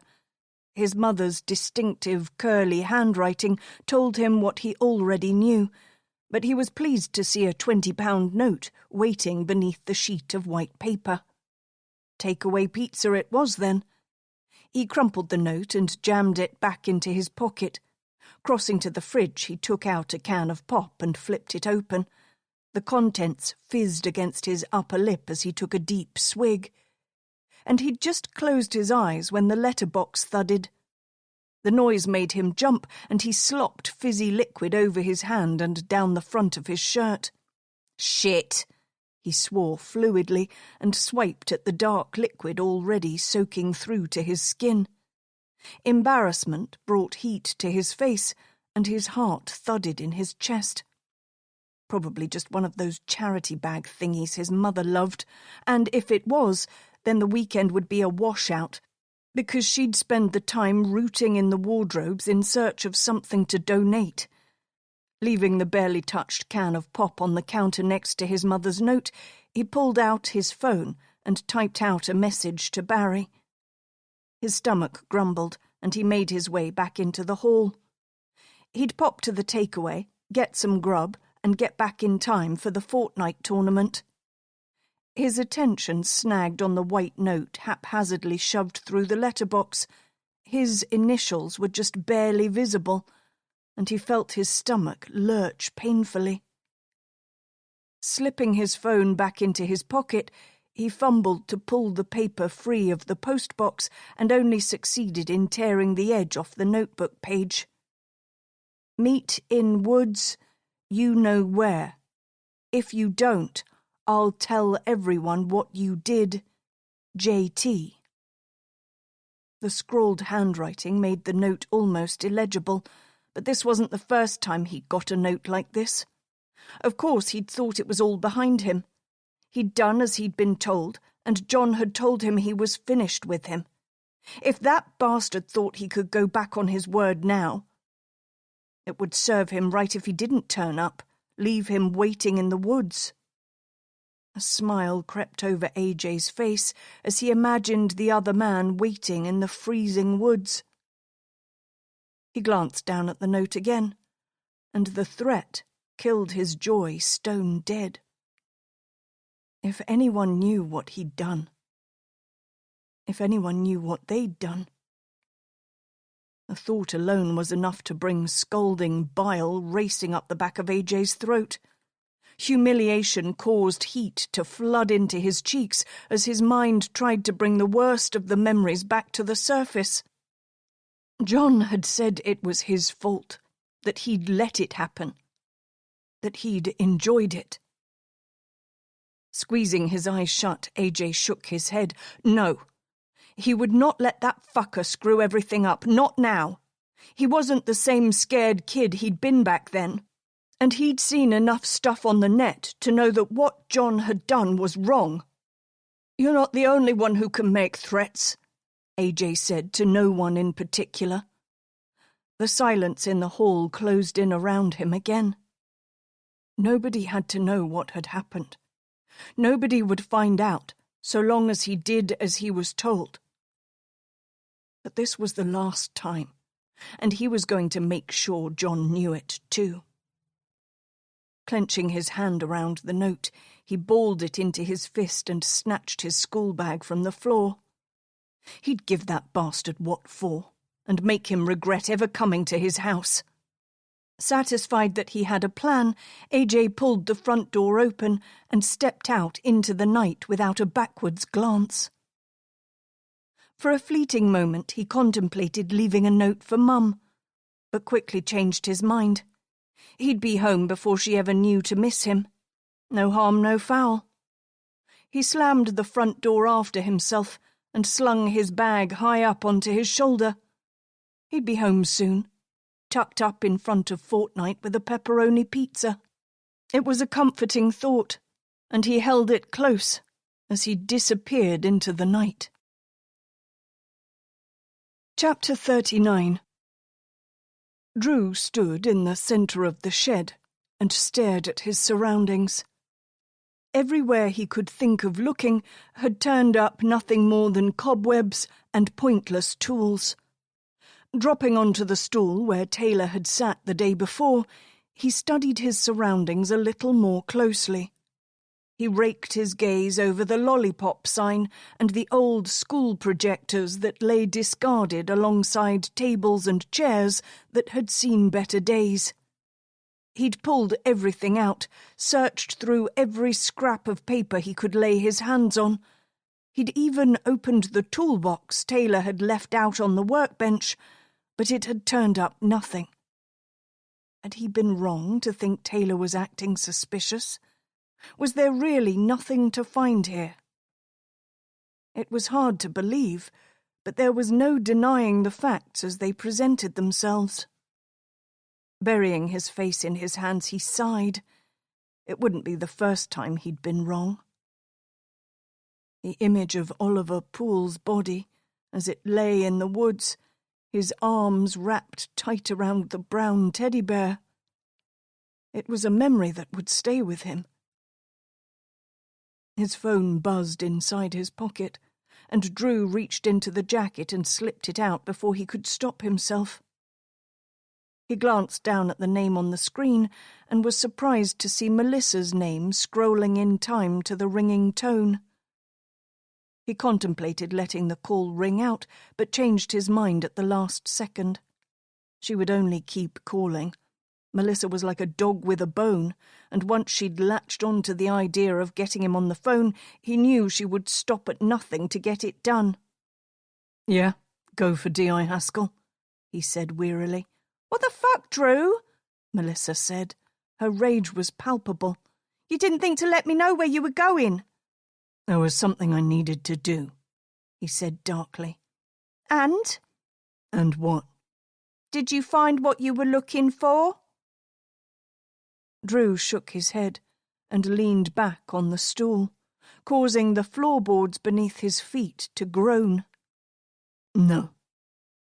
Do you even know what it is you're looking for? Is there something you need to tell me, Melissa? Or did you just call me up so you could berate me?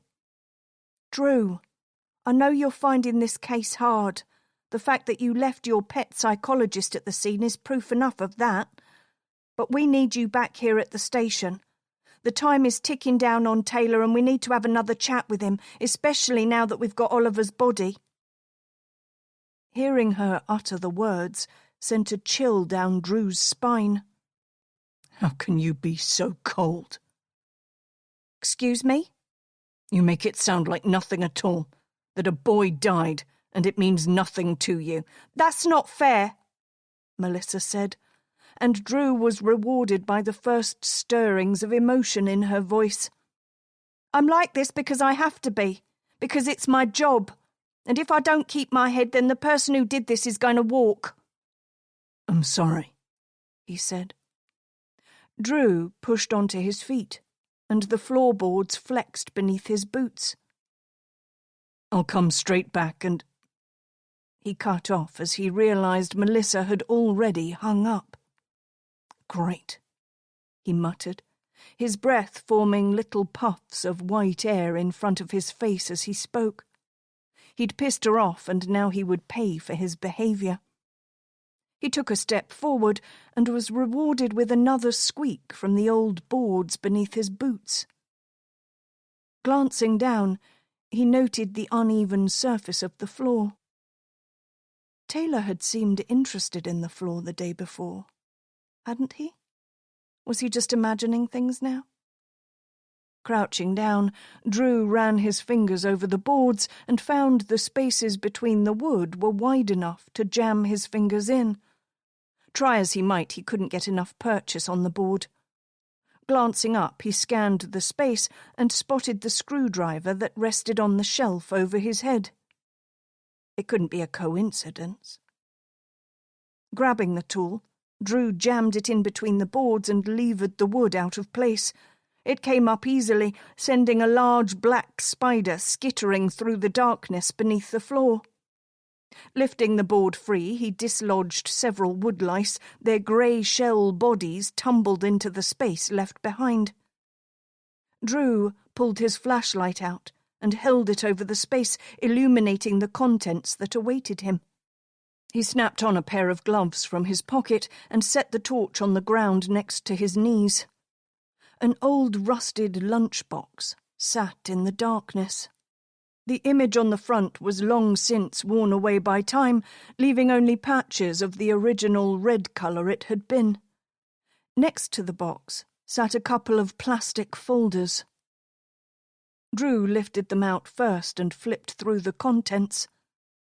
His stomach flipped with disgust as his brain made sense of the images which had clearly been downloaded from the internet in the not-so-distant past.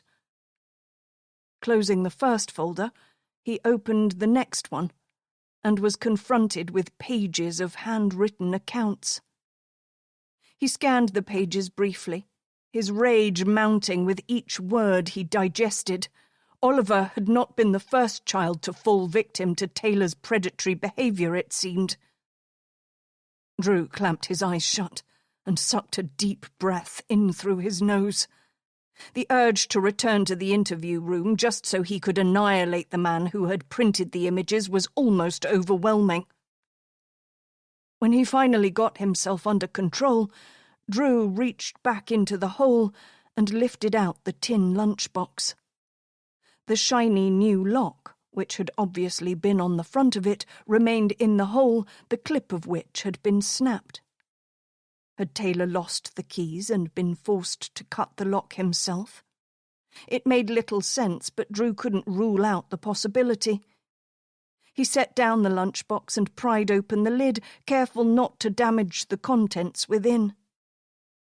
It took him a moment to realize that the box contained 20 to 30 Polaroid pictures. The grainy images were initially indistinct, and Drew flipped through the pictures quickly until a flash of washed-out purple caught the corner of his eye. He paused and raised the picture closer to his face so he could study it more closely. Oliver Poole lay on a cement floor, his eyes closed, arms wrapped around the same brown teddy he'd been clutching when they found him in the woods. Bile swept up the back of Drew's throat, and he let the picture drop back into the box before he half scrambled, half fell backwards into the corner of the shed. He closed his eyes, but he couldn't rid himself of the images. They crowded out his brain until he couldn't tell where the images started and the memory of what they'd found in the woods began. It made no sense. Taylor had been in hospital, and yet there was no denying the fact that the photos had been found in the same shed he'd tried to hang himself in. He turned the pictures over and found a note scrawled across the back. It took him a moment to decipher the spidery handwriting, but when it did, it brought a fresh wave of nausea racing up his throat. "This is our little secret." His hands shook as he pulled the phone from his pocket and dialed D.I. Appleton's number. She answered after the first ring. "Are you—" Drew cut her off before she could finish the sentence. "I need Soko's down to the shed where Taylor tried to hang himself yesterday." "I don't understand. Why would you—" "Melissa, he has pictures." Drew cleared his throat abruptly and fought to get his temper under control. "I came to the shed because I had a hunch. I found some pictures here and a few other items that need to be processed by a forensics team." "Done," Melissa said. "Drew, what pictures?" He knew what she was asking him, and he contemplated lying but changed his mind. She would know soon enough anyway. "Exactly what you'd expect from someone like him." He squeezed his eyes shut and pinched a gloved finger to the bridge of his nose. "But that's not all. There are pictures of Oliver." "Christ," Melissa swore. "He has indecent images of the Poole boy." "No, I can't be certain, but I'm almost sure that the pictures are of Oliver shortly before and directly after his death." Silence swept down the line. "Drew, how is that possible?" He shrugged, and then remembered she couldn't see him. "I have no idea.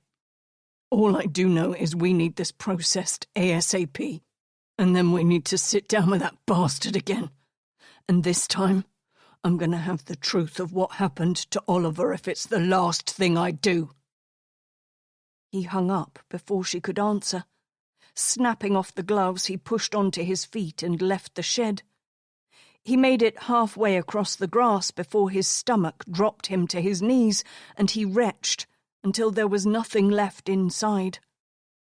The icy ground seeped through his trousers, freezing him to the bone. And still, it felt like something that was happening to someone else, someone far removed from the situation at hand. He'd witnessed horrors before. This was different. This was a child, an innocent boy who had died, scared and alone, at the hands of some lunatic. And that was after everything Taylor had done to him. Drew's chest constricted. He would get justice for Oliver, no matter what it took, no matter the cost. He deserved that much at least. Shakily, Drew stood. Taylor would pay for what he'd done. Drew would see to that much. Chapter 40. Sitting at the desk in the corner of the office, Harriet flipped through the pages of the diary Martina had let her look through. She'd already jotted down some questions, and as soon as Martina returned, she was hoping to persuade the DC to take her to Marjorie's house. "You find anything useful?" Martina's voice made her jump, and Harriet straightened up in the chair. "Maybe," Harriet said. Would it be possible to visit Marjorie? The moment the words left her mouth, Harriet could tell the other woman wasn't at all comfortable with the idea. I don't think so. Hasn't she been through enough? If we keep bothering her, then... It's just some of the names in the diary. Well, she never attached a surname to them, and if we're going to get a complete picture, then we need to know all the people in play at the time. Martina shook her head. I just don't see how upsetting her again is going to push us further. That wouldn't be my intention. Harriet cut off as the door to the office slammed open and Drew strode in. His normally dark hair was grey with dust and dirt. His jacket was the same, his hands blackened from whatever he'd been digging around in. Harriet pushed up from her seat and met his gaze head-on. What happened? Are you... I'm fine, he said briskly. I need to see Melissa. Have you seen her? Harriet shook her head. Not since she went into her office. I've been a little preoccupied. With what? Drew's tone instantly made her bristle. The Jack Campbell case, she said. But Drew's blank expression told her he did not know what she was talking about. The other body found in the woods? The skeleton? Drew asked, incredulity straining his voice. You're telling me you've put aside the murder of Oliver Poole so you can work on a cold case? It's an active investigation, Martina interjected coldly, and Dr. Quinn offered to assist me and I gladly took her up on her offer. Drew narrowed his eyes at the DC. You're not even supposed to be here, he said. Don't you have an office back in York? Drew, I don't think that's appropriate, Harriet said, folding her arms over her chest. My job is to consult, and that's what I'm doing. You work for our team, he retorted. Harriet watched as he flexed his fists down by his side. Tell me what happened. He shook his head. If you think a 20-year-old cold case is more important than the murder we've just had, that's your business, he said.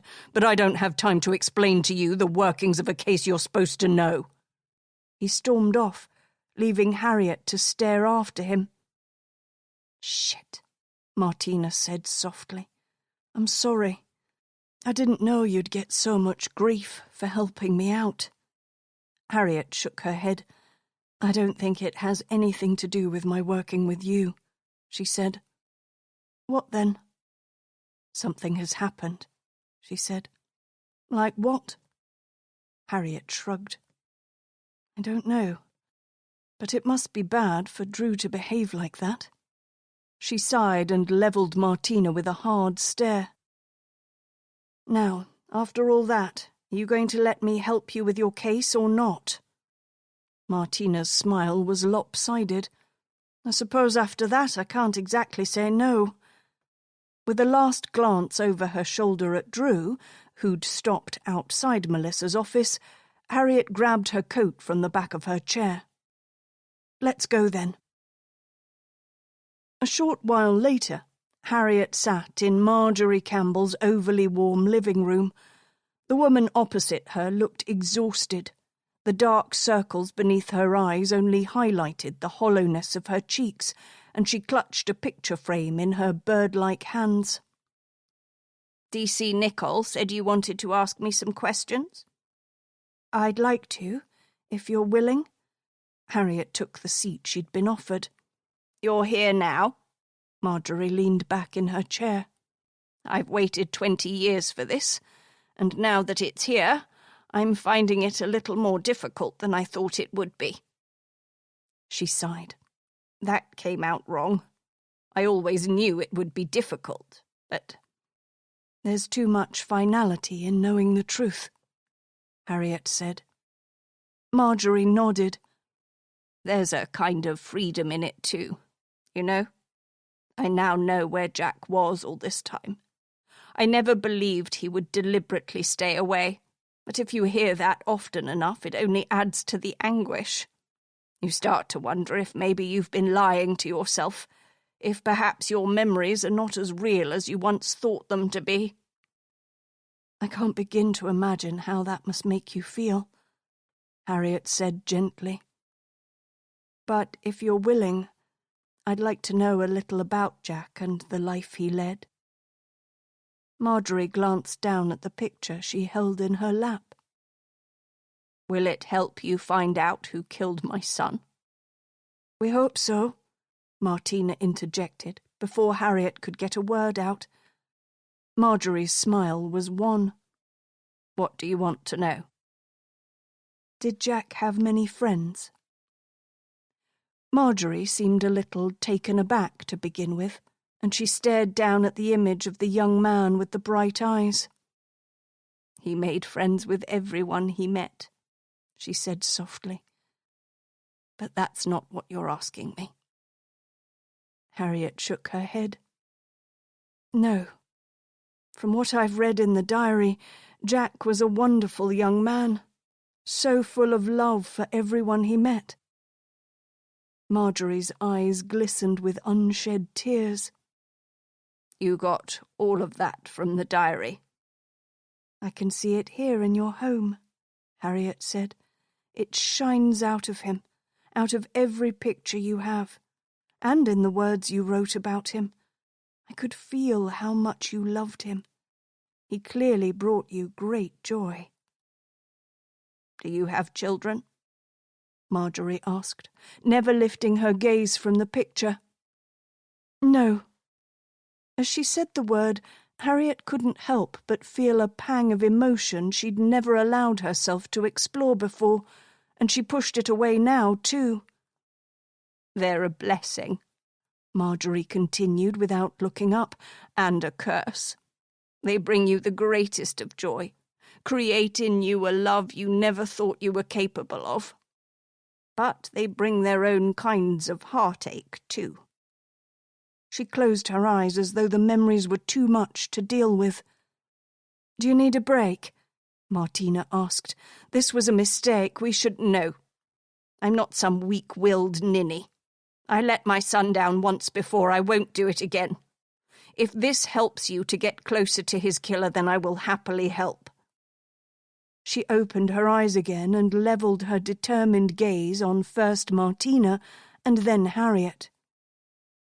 All this to say Jack didn't have many friends, and that broke my heart. I tried to give my son everything he wanted.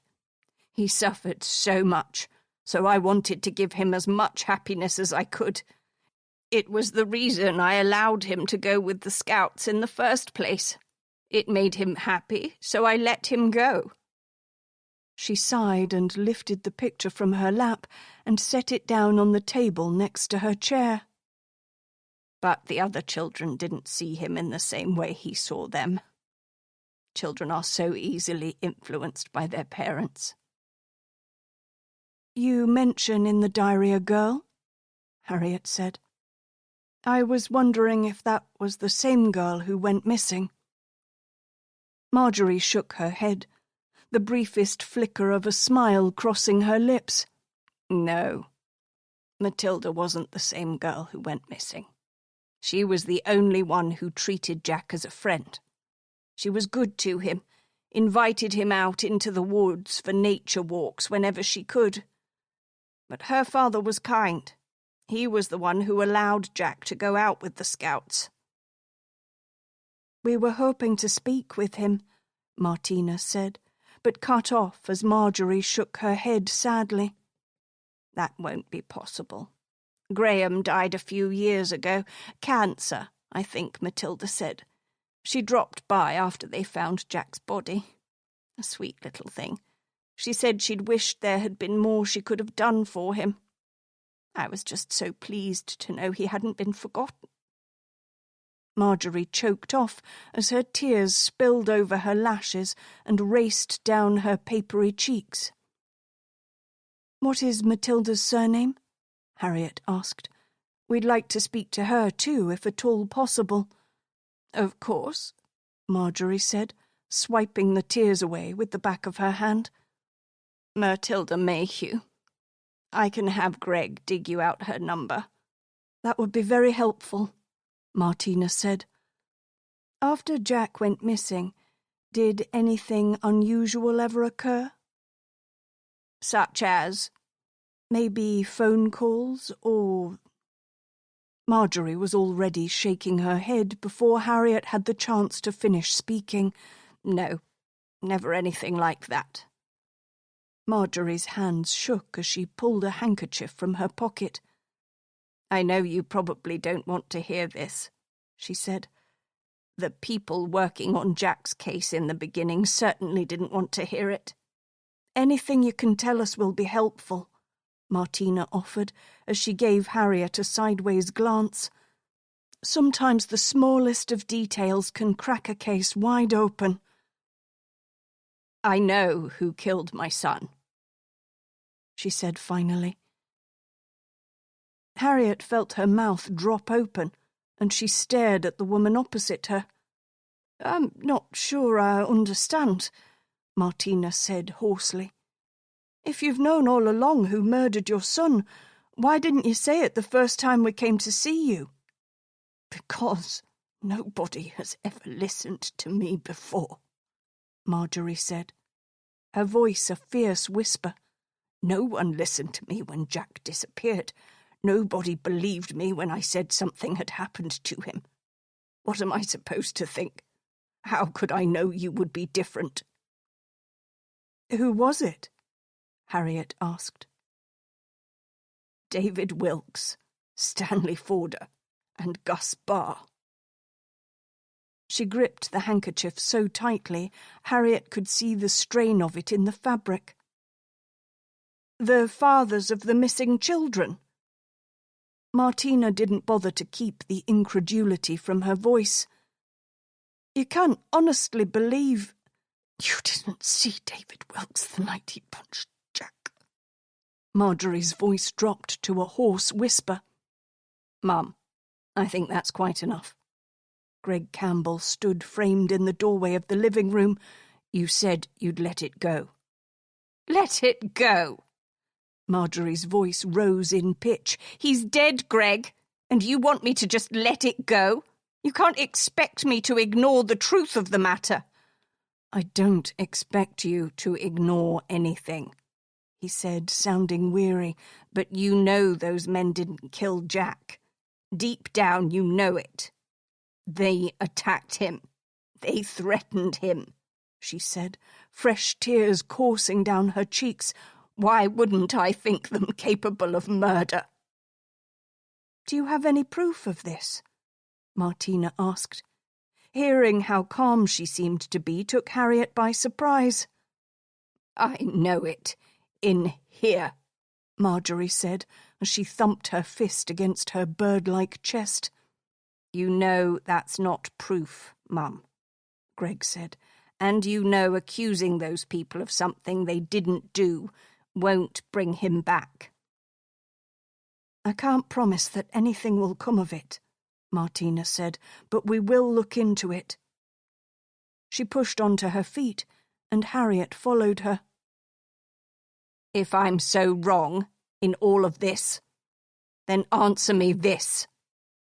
There was a triumphant note in Marjorie's voice as she spoke. Harriet could feel her stomach sink as she waited for the grieving woman to drop her bombshell. If those men are so innocent, then why is it Stanley Forder's grandson, who was found murdered in those woods in the exact place where they put Jack? How do you know this? Harriet got the question out before Martina could say anything. This is a small area, Marjorie said. Bad news travels fast. Mum, this is serious, Greg said, aghast. As far as we're aware, there's no connection between the pool boy and your son, Martina said. Marjorie shook her head. Then you don't know the full truth, because Karen Poole is the older sister of Alison Forder, the little girl who disappeared all those years ago. She only became Poole when she married Carl.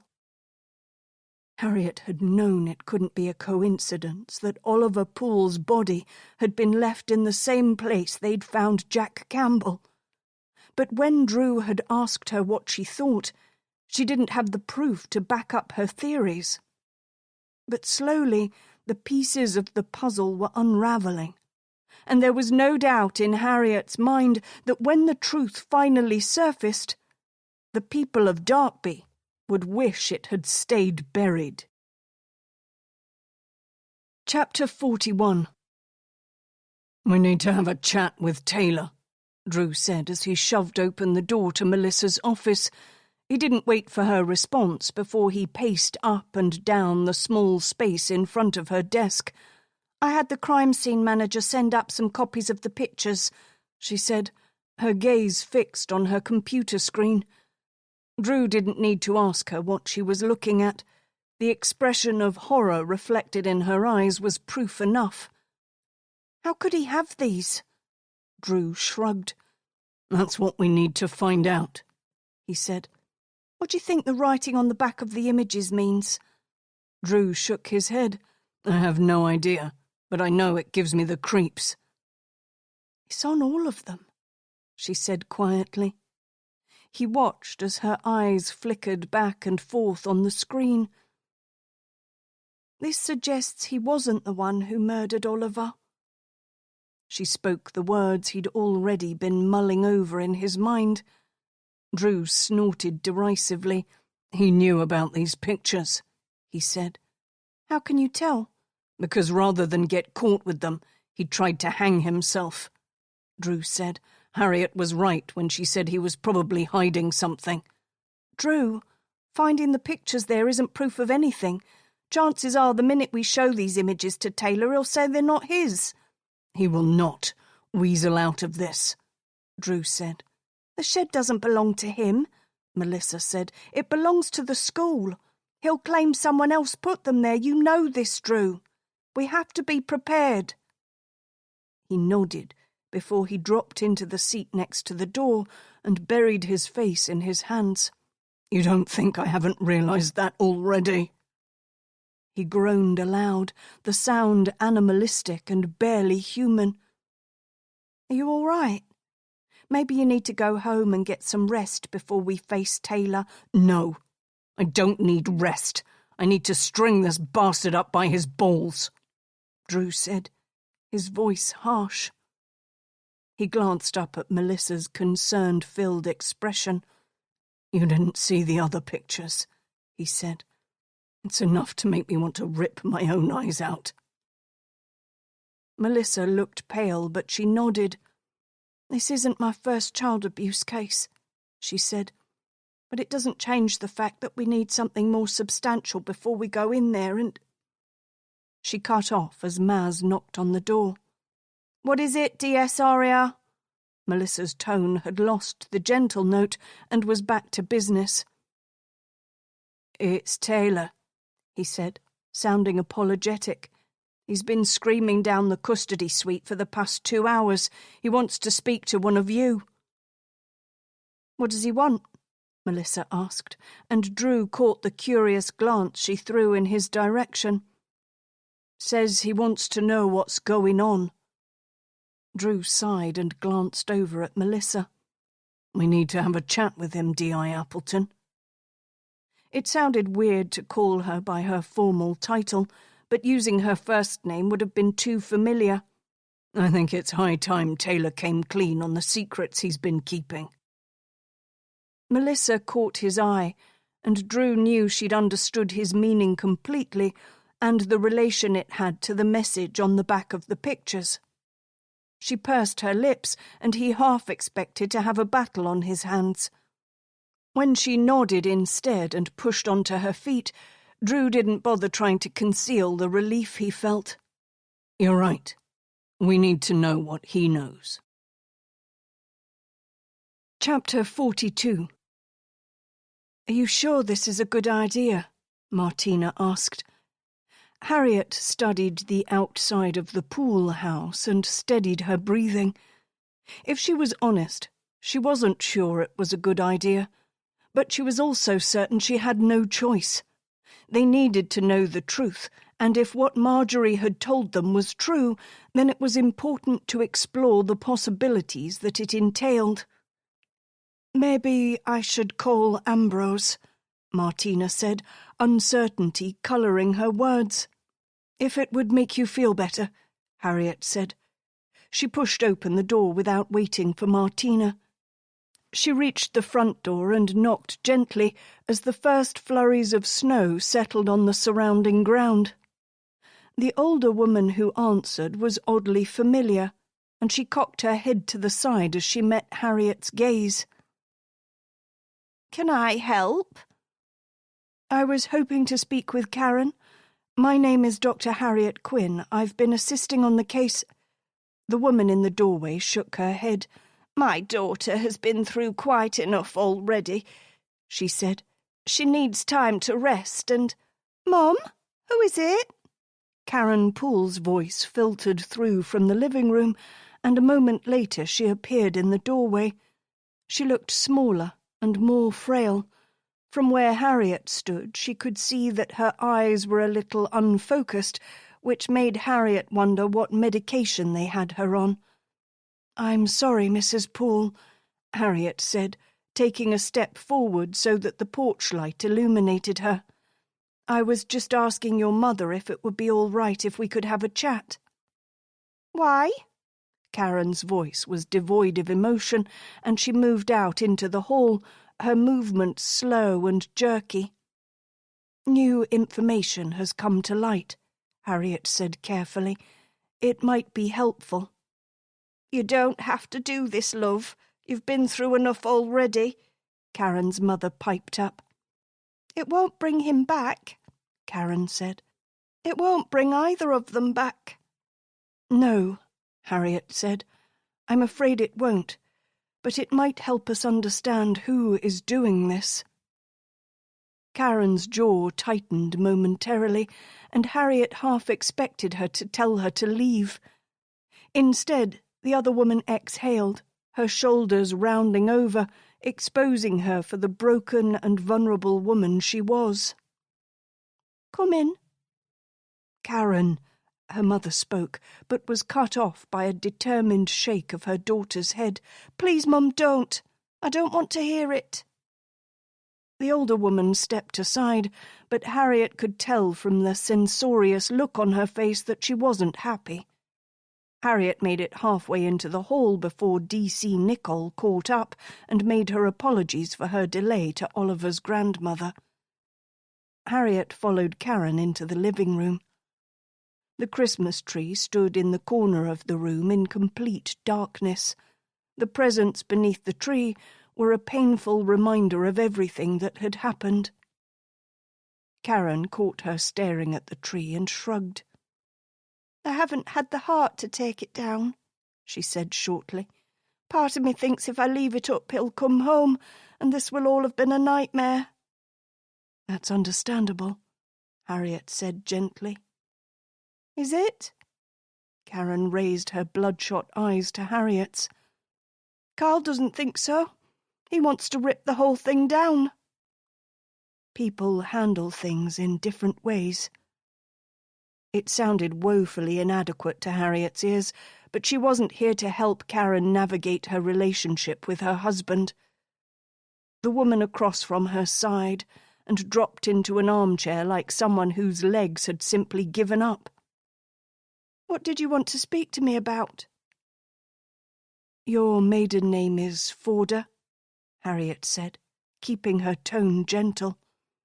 Karen nodded and stared down at the tissue she'd pulled from the sleeve of her cardigan. "What does that have to do with Oliver?" "So your sister was Alison Forder?" Karen met Harriet's gaze. "What has Alison got to do with any of this?" Harriet sighed. "We don't think what happened to Oliver was a coincidence." Karen stared at her. "I don't believe this," her mother said from her place in the doorway to the living room. "You can't be serious about this." "Please, Mrs. Forder," Martina said. "We just have a few questions." "No," Mrs. Forder said emphatically. 2 spots of colour appeared high on her cheeks, and her eyes flashed with rage. "I won't stand for this. I won't. You think there's a connection between Oliver's death and Alison's disappearance all those years ago? Karen spoke slowly, as though she was struggling to digest the words. We're exploring the possibility, Harriet said. We spoke to Marjorie Campbell. Karen's gaze flitted to her mother as the older woman stumbled in the doorway. Mum? Mrs. Forder's short gasp as she clutched her chest made Harriet think she knew something she wasn't saying. This is ridiculous, Mrs. Forder said, but her words came out sounding strangled. As you know, Alison and the other 2 children weren't the only people to go missing. Harriet studied the expressions of the women in front of her and was rewarded by the flash of guilt that crossed Mrs. Forder's face. Jack Campbell also disappeared a short while after the disappearance of your sister, Harriet said, directing her statement at Karen, who was at that moment shredding the tissue in her lap into confetti. I don't know what... Karen tried to speak, but Martina cut her off. Oliver was found in the same spot where Jack's body was discovered, in the same spot where your son found the body. The sentence hung in the air. Karen looked over at her mother, whose colour had completely drained from her face. Mum? I'm getting your father, Mrs. Forder said before she disappeared into the hall. Martina glanced at Harriet before she followed the older woman out. Karen, I know this is painful, but I need you to tell me what you know. Karen stared down at the tissue. I'm not the one you should be speaking to, she whispered. Chapter 43. Then who? Harriet asked, sitting forward on the edge of her chair. What's going on here? The booming voice of Stanley Forder echoed in the hall and made Karen shrink back against her chair. Harriet glanced up at the man who stood in the doorway. He wouldn't, she surmised, have looked out of place on a rugby pitch. His broad shoulders brushed against the door frame as he stepped into the room, and Harriet was fairly certain he would have to duck if he didn't want to bump his head on the low-hanging light fixture. My name is Dr. Harriet Quinn. She pushed onto her feet and extended her hand towards the man, who was rapidly turning an unnatural shade of cerise pink. I don't care who you are, he said. You've upset my wife, and I come in here to find you badgering my daughter too. Are you all so inept at your jobs that you feel compelled to bother grieving families? That's not what I'm doing, Harriet said mildly. As I told your daughter, we've discovered some new information. I don't care what you think you've found. He spoke over her. I want you to leave my family alone. Dad, Karen said, her voice pitched low, but it was at least steady. Don't worry, sweetheart. I'll deal with this, and then... Karen shook her head. What, like you dealt with Jack Campbell? The large man took a step backward, as though his daughter had struck him a blow rather than just ask him a question. What did you say? You heard me. I might not know everything that happened in the woods that night. You and Mum did a good job of shielding me from the worst of it. But I know something happened, and now... Karen's voice broke. And now Oliver is dead because of it. You can't honestly believe... All I know, Dad, is that you did something to Jack Campbell, and he never got to go home. And now Oliver... My Oliver... Karen's open palm slapped against the upper part of her chest, the sound echoing in the silence of the room like a gunshot. Is gone. Dead. Murdered. My beautiful boy is gone, and we both know it's because of what you did all those years ago. She squeezed her eyes shut against the tears that had started to course down her cheeks. Karen, love, Just tell them! Do that much!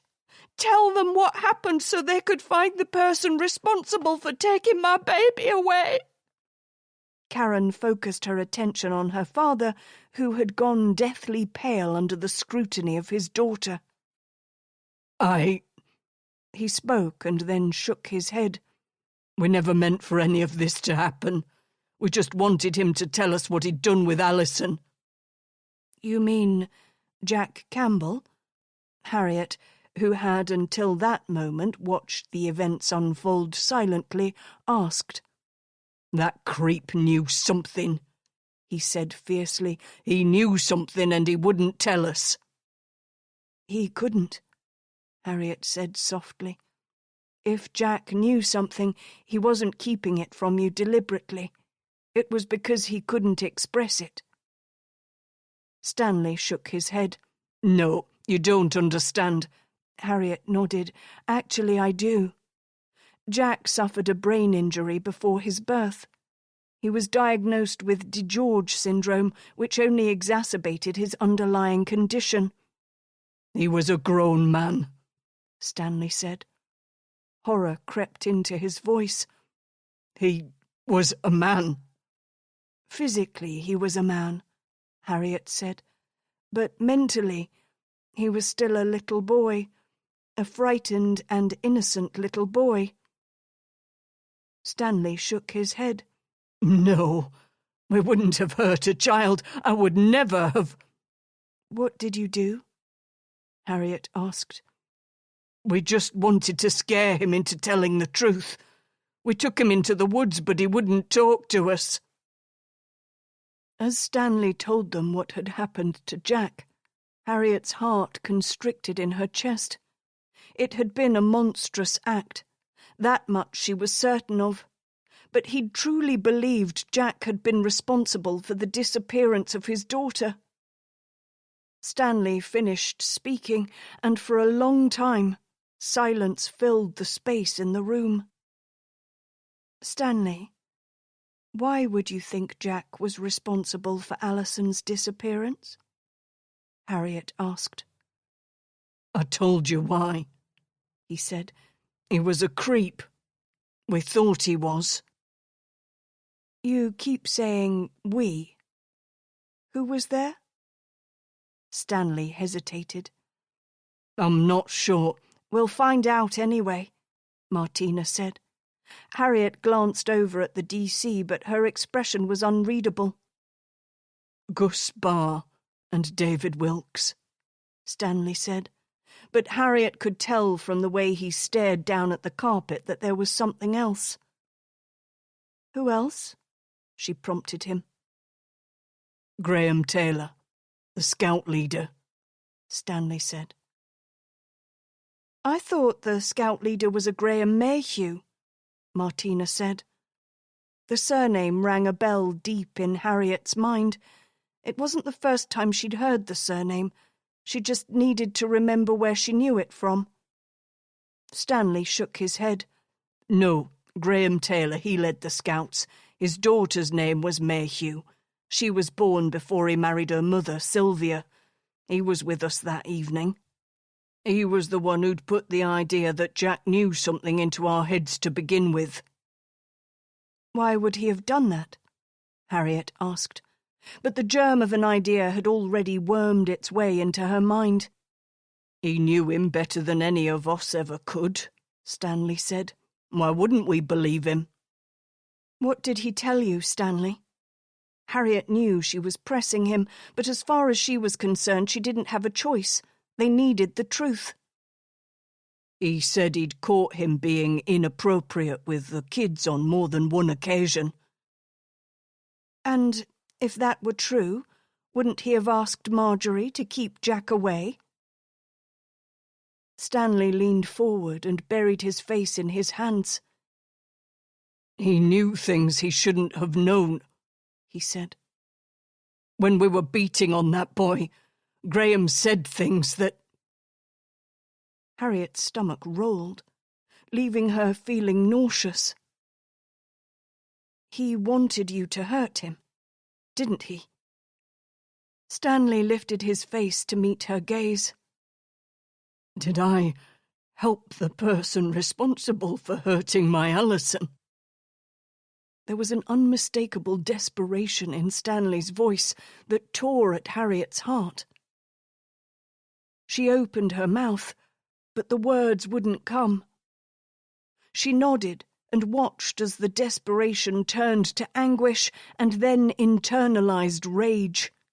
Stanley's shoulders began to shake first, and then his entire body trembled.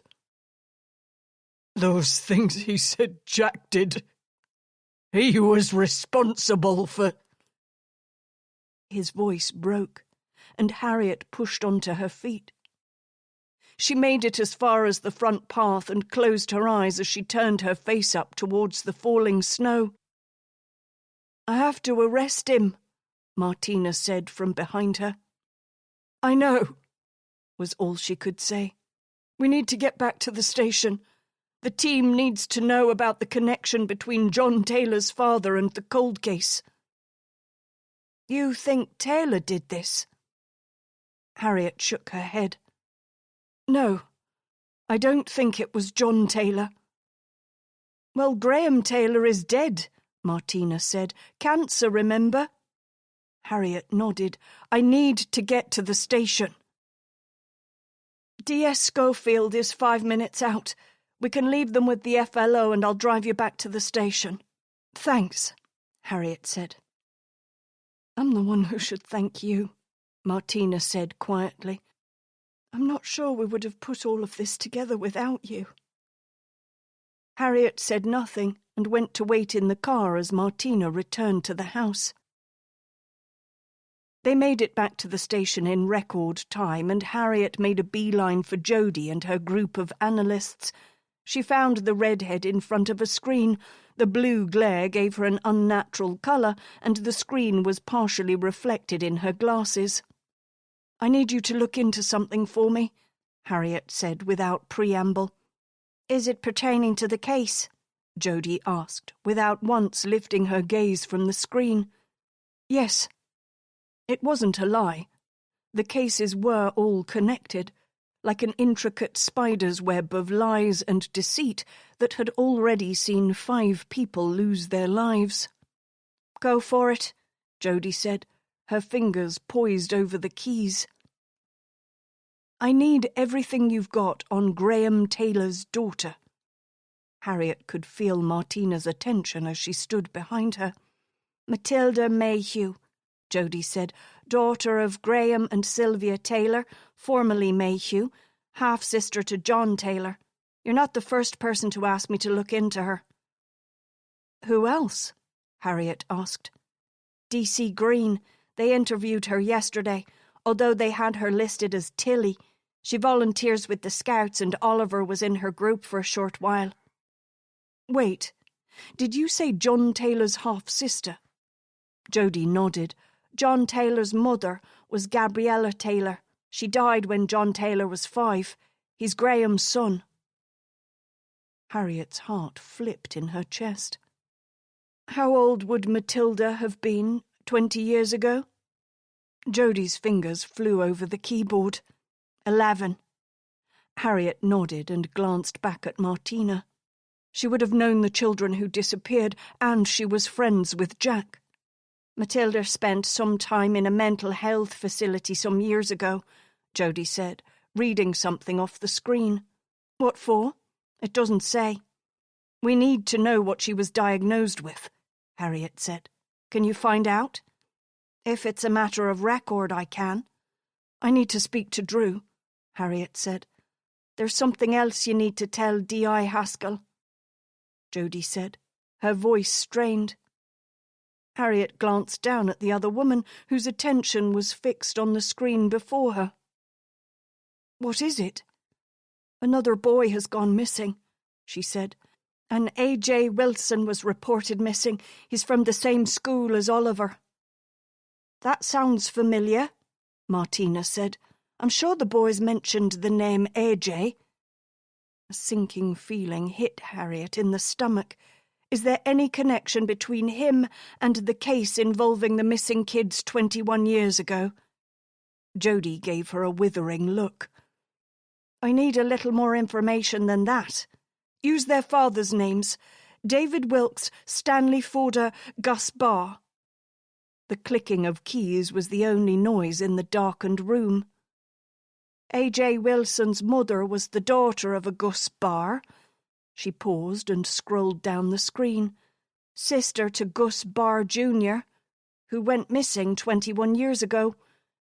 She glanced up at Harriet. Does that help? Chapter 44.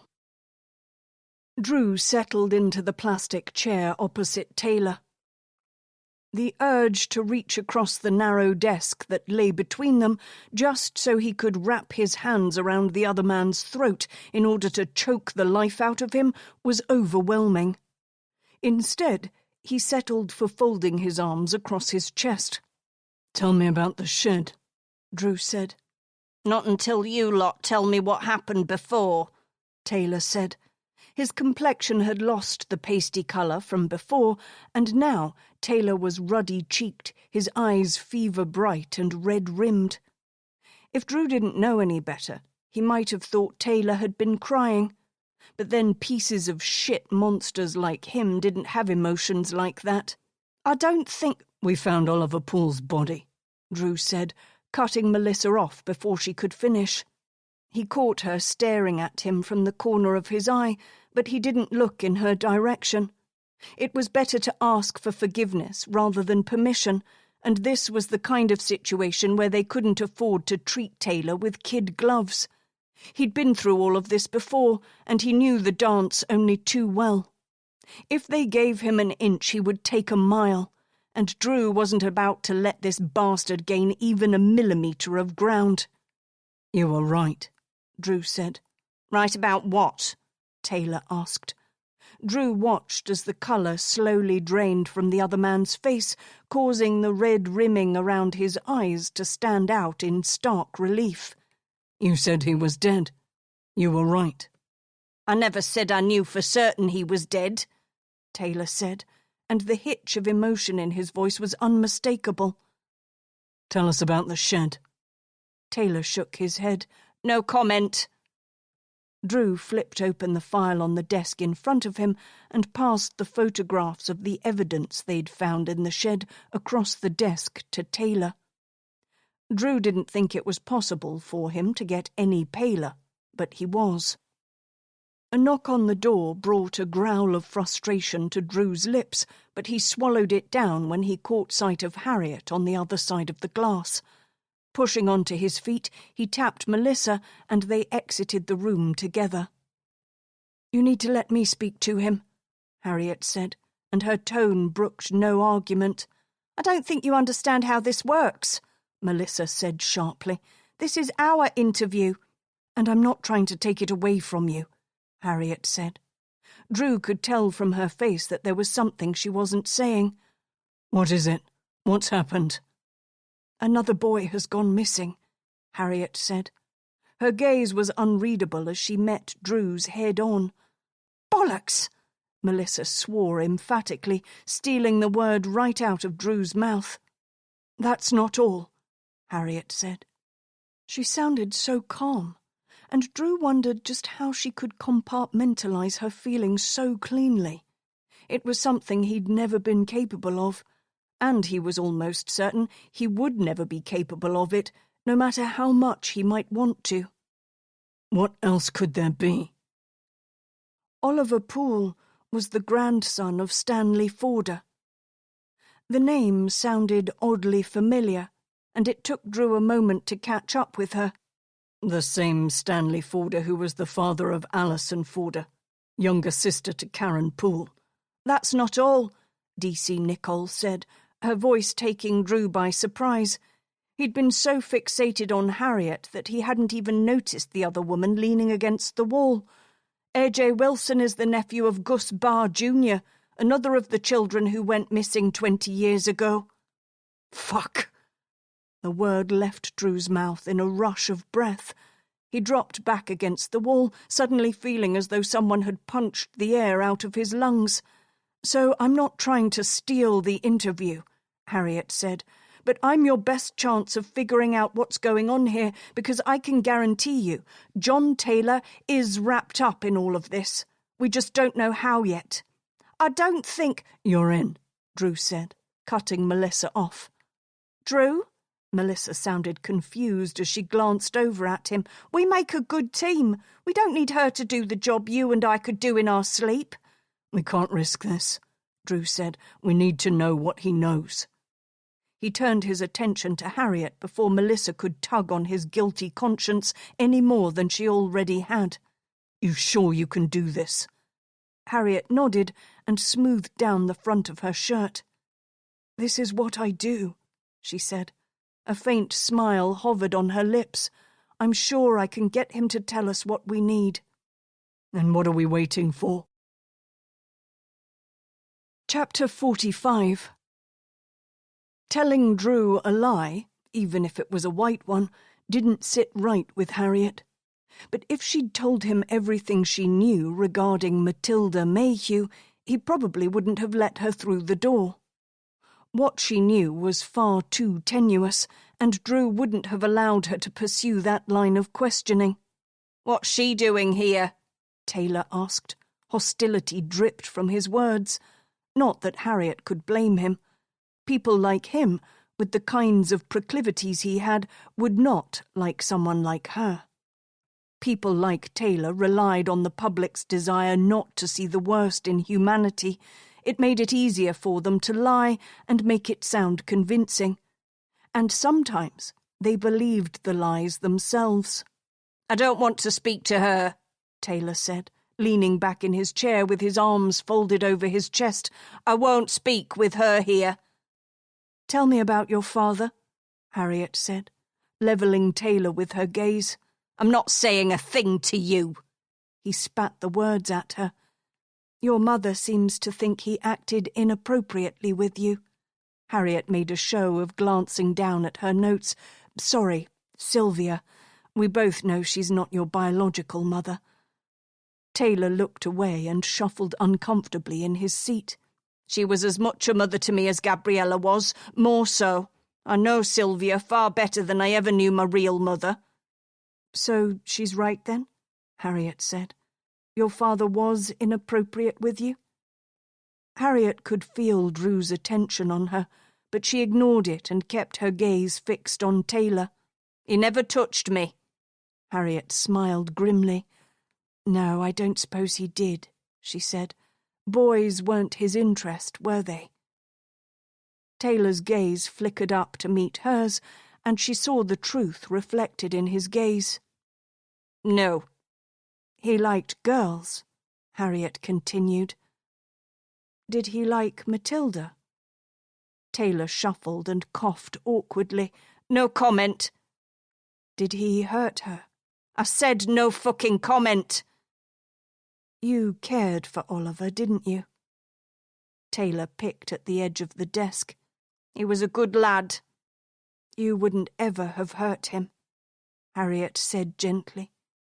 Her proximity to Drew made it easy for her to feel him as he stiffened in his chair. It was obvious he didn't like what she had to say, but that couldn't be helped. She would do whatever it took to get the truth from Taylor. "Of course not." Taylor lifted his gaze to hers. "Did you love him?" Your father loved Matilda, didn't he?" The colour drained from Taylor's face. "It's not the same." "His love. It hurt her, didn't it? Did she tell you what he was doing?" Harriet trailed off as she saw the flicker of guilt in Taylor's eyes. "Another boy is missing," Drew said. Fear filled Taylor's eyes. "Who is it this time?" A.J. Wilson, Harriet said. She pulled the school picture they had of the teenager from her file. Disgust rolled through her as she noted the way Taylor's eyes fixed on the boy. It only confirmed her suspicion. "Did you love A.J. too?" Taylor kept his eyes trained on the boy, but the nod of his head was unmistakable. "We cared about each other," he said, his voice hoarse with unspoken emotion. Why would Matilda do this? The question didn't surprise Taylor. The resignation in his eyes as he sat back in his chair was unmistakable. "She wants to hurt me," he said. "She can't hurt him, so she wants to hurt me instead." Instead, or as well? Taylor met Harriet's gaze, and this time the surprise in his face was unmistakable. "How do you—" "He made you help," Harriet said softly. "Didn't he?" Taylor looked sick and stared down at his hands. "I never wanted to. I didn't like girls. I tried to tell him I—" "Did your father make you help when he killed Allison Stanley, Gus Barr Jr., and Stephen Wilkes, too?" Taylor placed his arms on the table and buried his face in them. "He made me help get rid of the bodies." "And what about Jack Campbell?" Taylor nodded miserably. "He made us go back and finish the job. Had me dig the grave." "And Matilda? How does she fit into all of this?" "I think she suspected. But—" He trailed off. "But what?" Drew asked, his voice low and controlled. "But he made sure she'd keep quiet. When she lost the baby when she was 14, she started having issues. She'd fly into these uncontrolled rages. Lose time." Taylor trailed off. "She went away for a while, and when she came back she was her old self. He'd moved on by then, left us all in the lurch and moved away to another area. Things were better." Harriet sat and listened to everything he had to say and fought to keep her calm. After all, it was her job to listen without judgment. But hearing Taylor lay the whole sorry tale out for them tested even the limits of her empathy. "The pictures.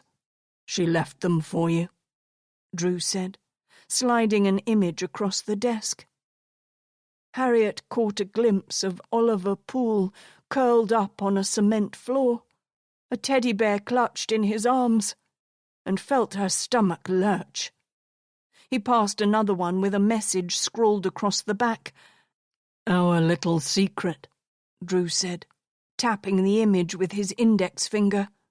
"That means something, doesn't it?" "It's what he used to say to her," Taylor said. "What he said to us both. It was always our little secret." "Where would she take AJ?" Harriet asked. "To the same place it all began," Taylor said, staring down at the picture. "The old Scouts' den. It's where he used to take Matilda and the others. You'll find the other 3 there too, under the flagstones at the back. It was where he had me bury them." Drew was out of the chair before Harriet could move. The door slammed after him as he went to prepare the team to search for AJ and Matilda. "You think I'm a monster, don't you?" Taylor said. "It's not my place," Harriet said. "But what you did to those children—" "I never hurt them." "You did the same thing to them that your father did to Matilda. You caused that same damage. There's no denying it." He shook his head. "I loved them." "They were children, just like you were, just like Matilda." Taylor choked over a sob and buried his face in his hands as Harriet stood. "I'm not the only one to blame. She's not innocent either," he said, before Harriet had the chance to leave the room. "She knew." Harriet stepped out into the hall and closed the door gently behind her. Chapter 46. It had been difficult to give the order that they needed an armed response team, But that didn't mean it wasn't the right one. His body thrummed with excitement as he waited. The entire place had been silent since they'd arrived, but anticipation laced the air. To Drew, it almost felt as though the entire forest itself was holding its breath, just waiting for them to make their move. Uniformed police had been arriving in drips and drabs since they'd got into position, but there was still no sign of the cavalry, and it was making Drew antsy. Going in there without proper backup could screw everything up. The old scout's den was covered in thick green peeling paint, revealing the rotted wood beneath. As Drew stared up at it, he couldn't help but think it was just more proof of how rotten the entire family had been. "We should be out in front," Melissa said, her fury evident in her voice. "They should be here already." Drew glanced down at his watch and nodded. She was right. They should have been here, but the snow had fallen more heavily since they'd left the office, making the roads almost impossible to navigate. He pulled his phone from his pocket.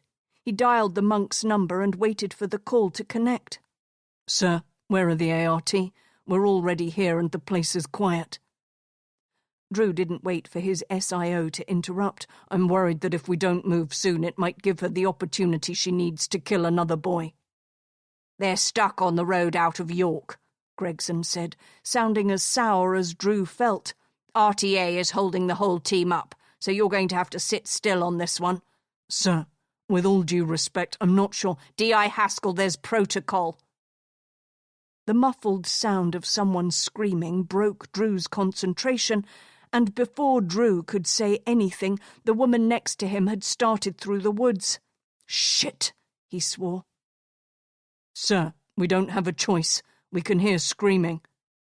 Drew ended the call before the monk could offer him further guidance. Whatever Matilda was doing in there was causing A.J. Wilson to cry out, and he would not wait around in the woods and wait for her to kill him.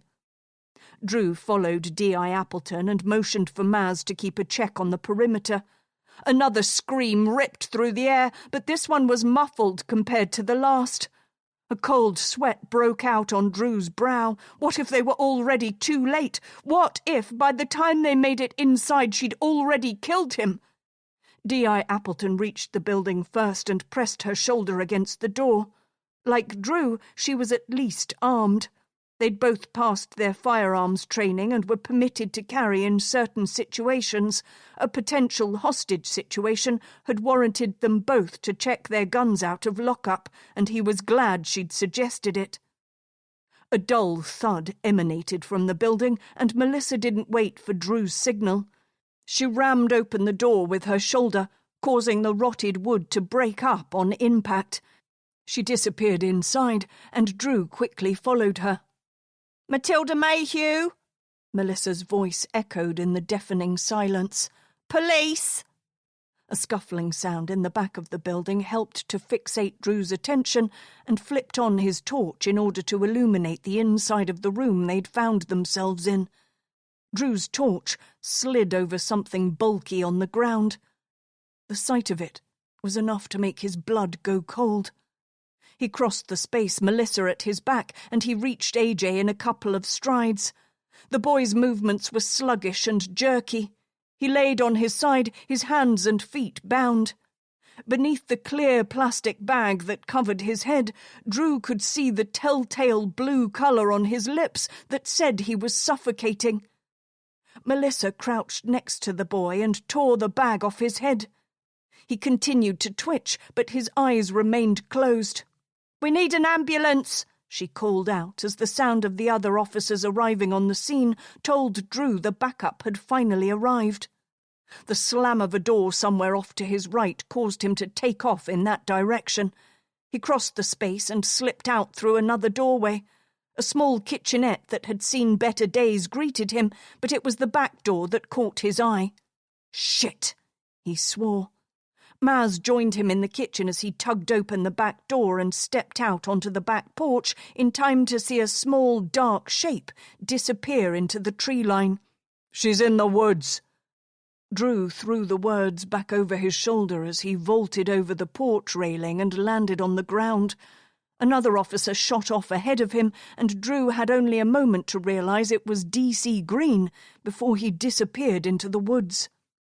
Drew followed. Despite the uneven ground, he kept his pace steady, but he was no match for the woman who'd spent most of her life heading up a scout troop and hanging out in the woods. Within a couple of minutes, the heavy snowfall and the darkening skies meant he'd grown completely disorientated. Pausing, he strained for any sounds that might tell him he was at least on the right path. The only sound was that of the snow as it fell around him, muffling every noise in the forest. Lifting his torch, he swept it up and over the trees surrounding him, and felt his stomach drop into his boots. Hundreds of pairs of eyes were reflected back at him. He turned, and the hairs on the back of his neck rose as he realized the eyes were behind him, too. He took a tentative step forward, putting him within touching distance of the nearest pair of eyes, and was chagrined to find they weren't eyes at all, but bike reflectors. "What the fuck?" Drew whispered. A muffled grunt, followed by a thud, sent him further into the forest. "Matilda, it's D.I. Haskell. There's no use." Drew cut off, the words dying on his lips as he spotted the dark, hunched shape of D.C. Green on the trail ahead of him. "Tim?" Drew called out as he closed in on the young detective's position. He was rewarded with a low moan. Staying alert, Drew crouched next to the young man and reached out to him. He touched his shoulder, and Drew's hand came away sticky and wet. In the torchlight, D.C. Green's blood appeared black. Taking a firmer grip on his shoulder, Drew rolled him onto his back and found that the snow beneath Green was stained red. Fumbling for his radio, Drew dropped the torch. He hit the big red emergency button, his sticky fingers sliding over the surface of it. "Come on, Green." Drew's voice was ragged as he tried to put pressure on the multiple wounds that decorated Green's torso. Timothy coughed, foamy blood splattering onto his chin. His eyes were too wide. Drew knew shock when he saw it. "Shit, Timothy." The DC reached out, his hand grabbing blindly at Drew's arm as he tried to support the young officer. The radio in Drew's hand crackled. "You're safe," he said. "I've got you. You're safe." Chapter 47. Sitting in the station later that night, Harriet stared down at the paperwork on the desk in front of her. The words were impossible to decipher, each one sliding into the next so that it was nothing more than a blur. Everyone in the room was still holding their breath, waiting for news on both A.J. Wilson and D.C. Green. "No news is good news," Olivia said as she set a cup of coffee next to Harriet's elbow and took a seat opposite her. "Sorry? The saying, 'No news is good news.' Just because we haven't heard how they're doing doesn't mean it's bad news." There was a haunted look in Olivia's eyes as she glanced down at the file Harriet had been studying. "You don't need to go through that tonight. It can wait." "I need to do something," Harriet said, "and trying to figure out where Matilda has gone seems like the best use of my time." It seemed like the only use of her time. Sitting waiting for the others to get back had been torture, and when she'd heard what had happened to D.C. Green and the way they'd found A.J., well, it only made her feel even more useless than before. "She'll have found somewhere she feels safe," Olivia said. "I'm not so sure," Harriet said. "As far as she's concerned, she has nothing left to lose. Well, Anna Wilkes is safe and accounted for, so it's not as though we have to worry about another kid disappearing." From the corner of her eyes, Harriet spotted Jody making her way through the desks towards them. You wanted to know why she was in a mental health facility, Jodie said, speaking before she even made it to their side.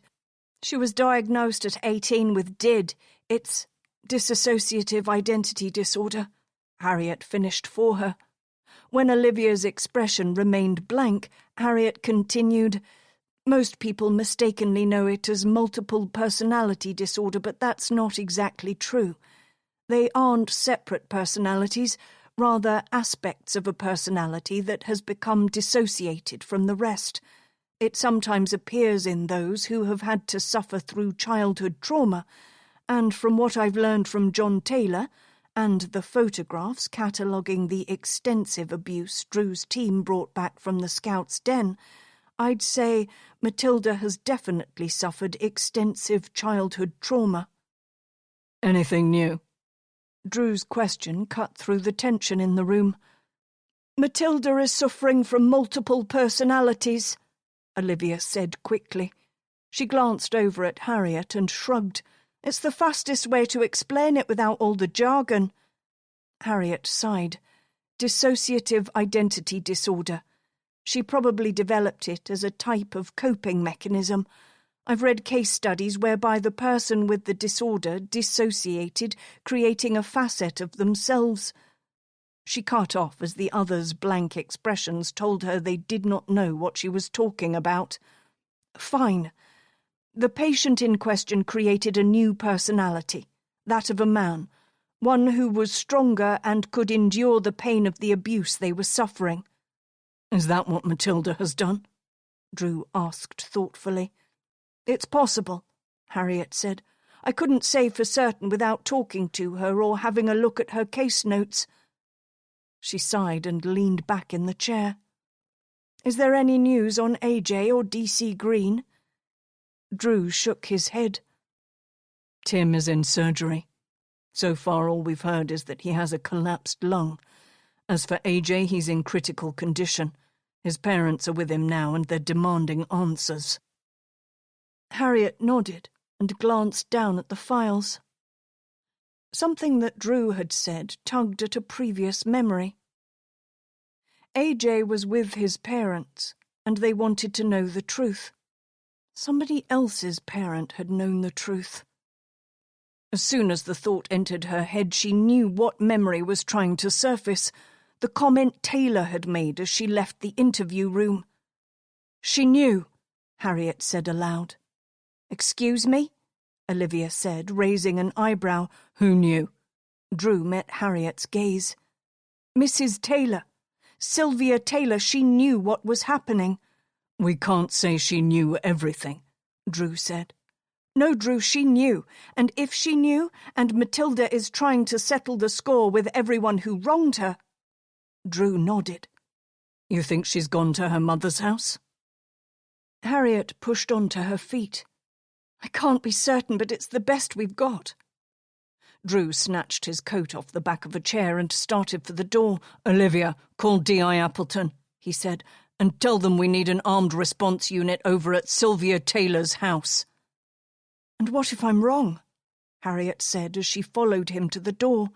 We'll cross that bridge if we come to it, Drew said.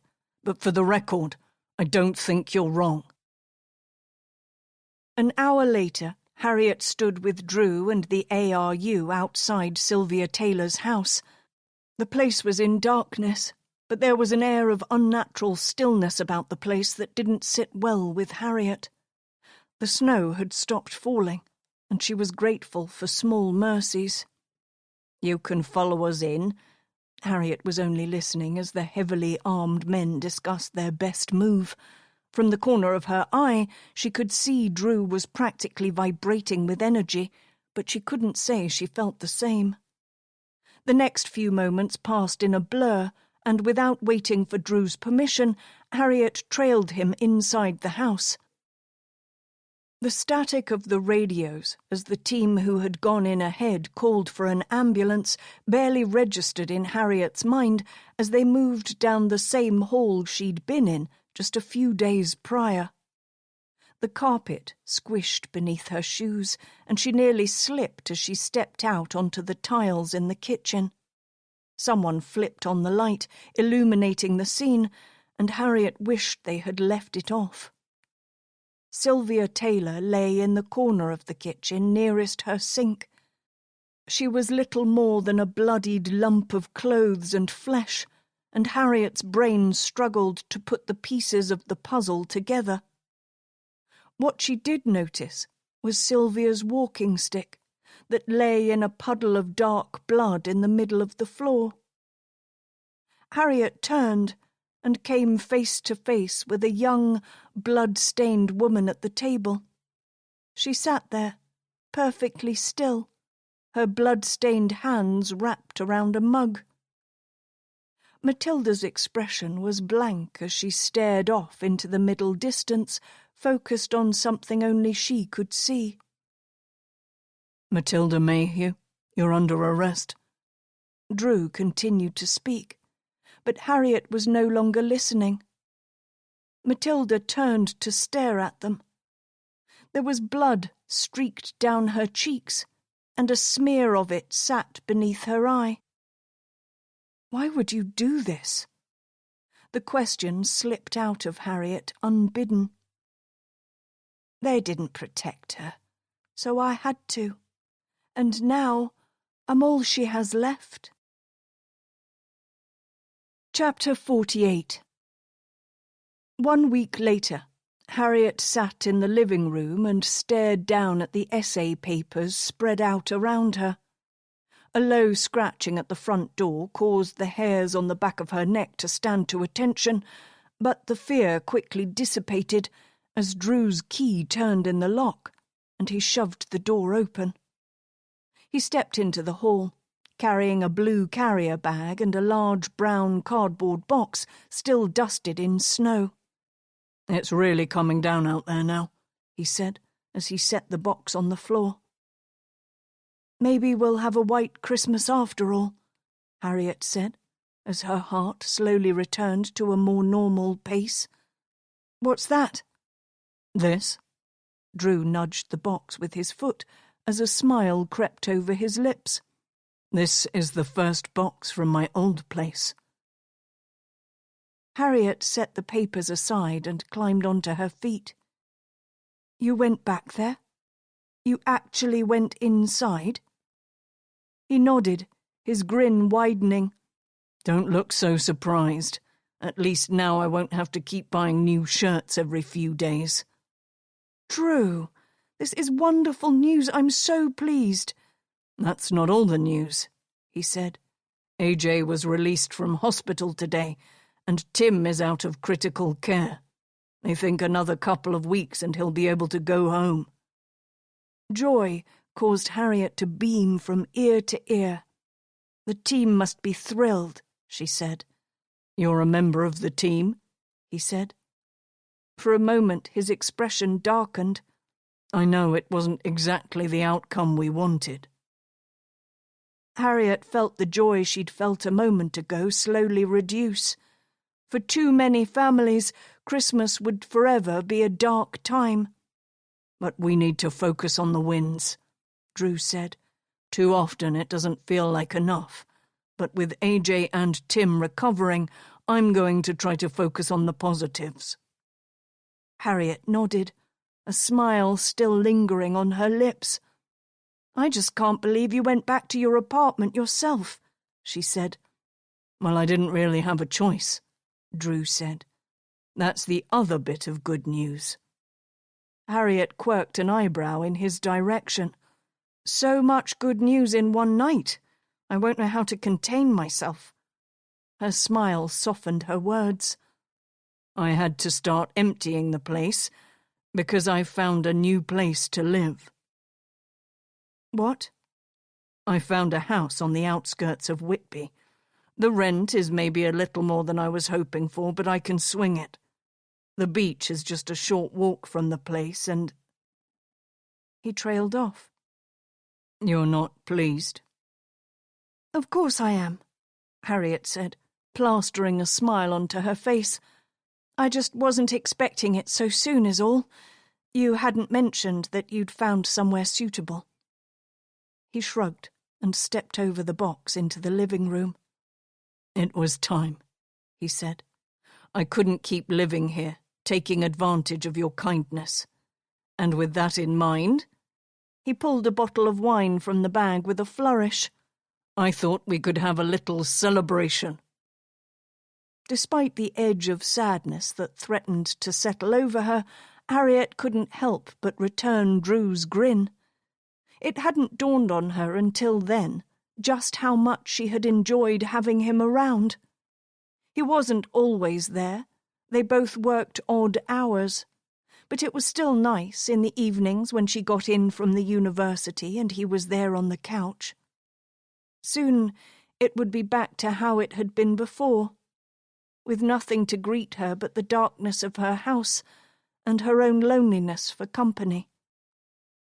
"I'll get the glasses," she said.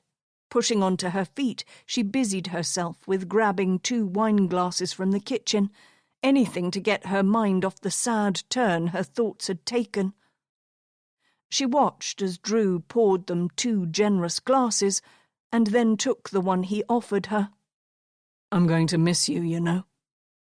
His smile was wide, causing the dimple in his cheek to appear. It was a rare occurrence, but Harriet had learned to savour the times when it did, and this was no exception. "You'll be happy to have your quiet time back," he said, "without me blundering in and out of here at all hours." Drew lifted his glass to meet hers, so that they clinked as they connected.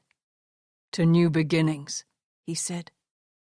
"New beginnings," Harriet echoed. "And friendship," Harriet said with a smile as she took a sip of the wine. She had never liked change, and if she was honest, she'd have much preferred if some things